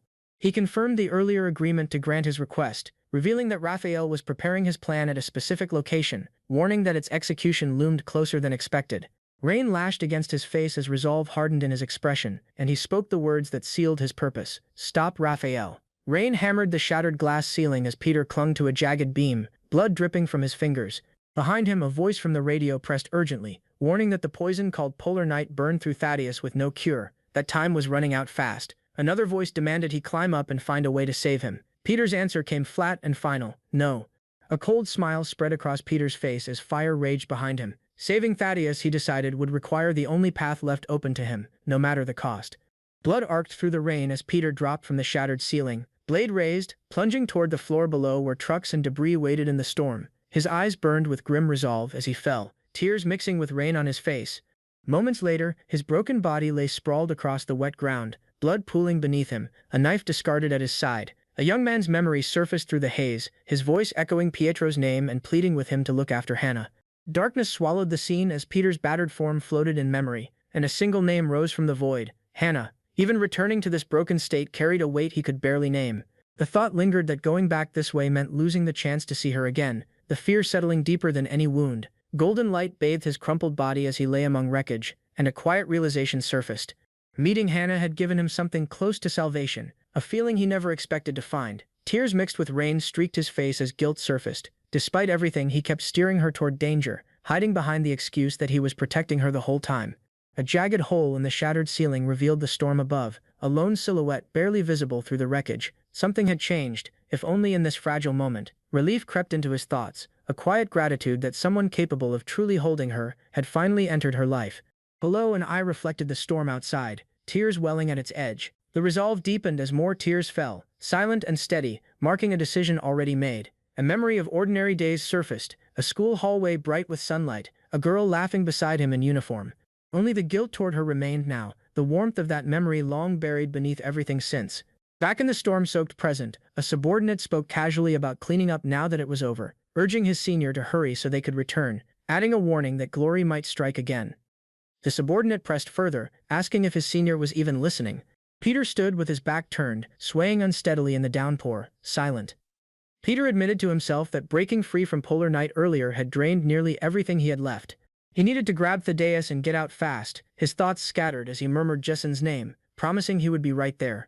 A sudden alarm flashed across a woman's face, her eyes widening in shock.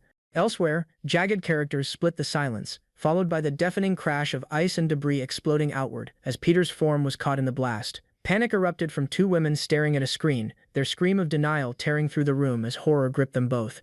The explosion consumed everything, shards of ice and glass raining down over the ruined building, swallowing whatever remained of the fight in a storm of destruction. Back at the monitors, the older woman gasped out the word master in disbelief, while the younger one screamed for her senior to respond, her voice cracking with desperation as the screen offered nothing but static silence in return. A woman with glasses screams into the rain, her voice breaking as she shouts into the storm, demanding an answer from someone she fears is already dead. A voice answers her, 2 words, "It is done." Her eyes widen behind her glasses, tears mixing with the rain, as she recognizes the voice and struggles to believe what she is hearing. A boy's eye opens under the downpour, sharp and unreadable, rain dripping from his lashes. Confusion settles over the scene as the question rises, what is actually happening here? Glass explodes across a corridor, shards raining down through a broken window. A man in a dark coat holds a jagged blade high, gripping another man from behind by the collar, restraining him mid-motion. A voice cuts through the chaos, telling him this is not who he is. Blood streaks across a grinning face soaked by the storm, teeth bared, eyes wet with something between triumph and exhaustion. Through the rain he speaks calmly, almost gently, inviting his brother to come home.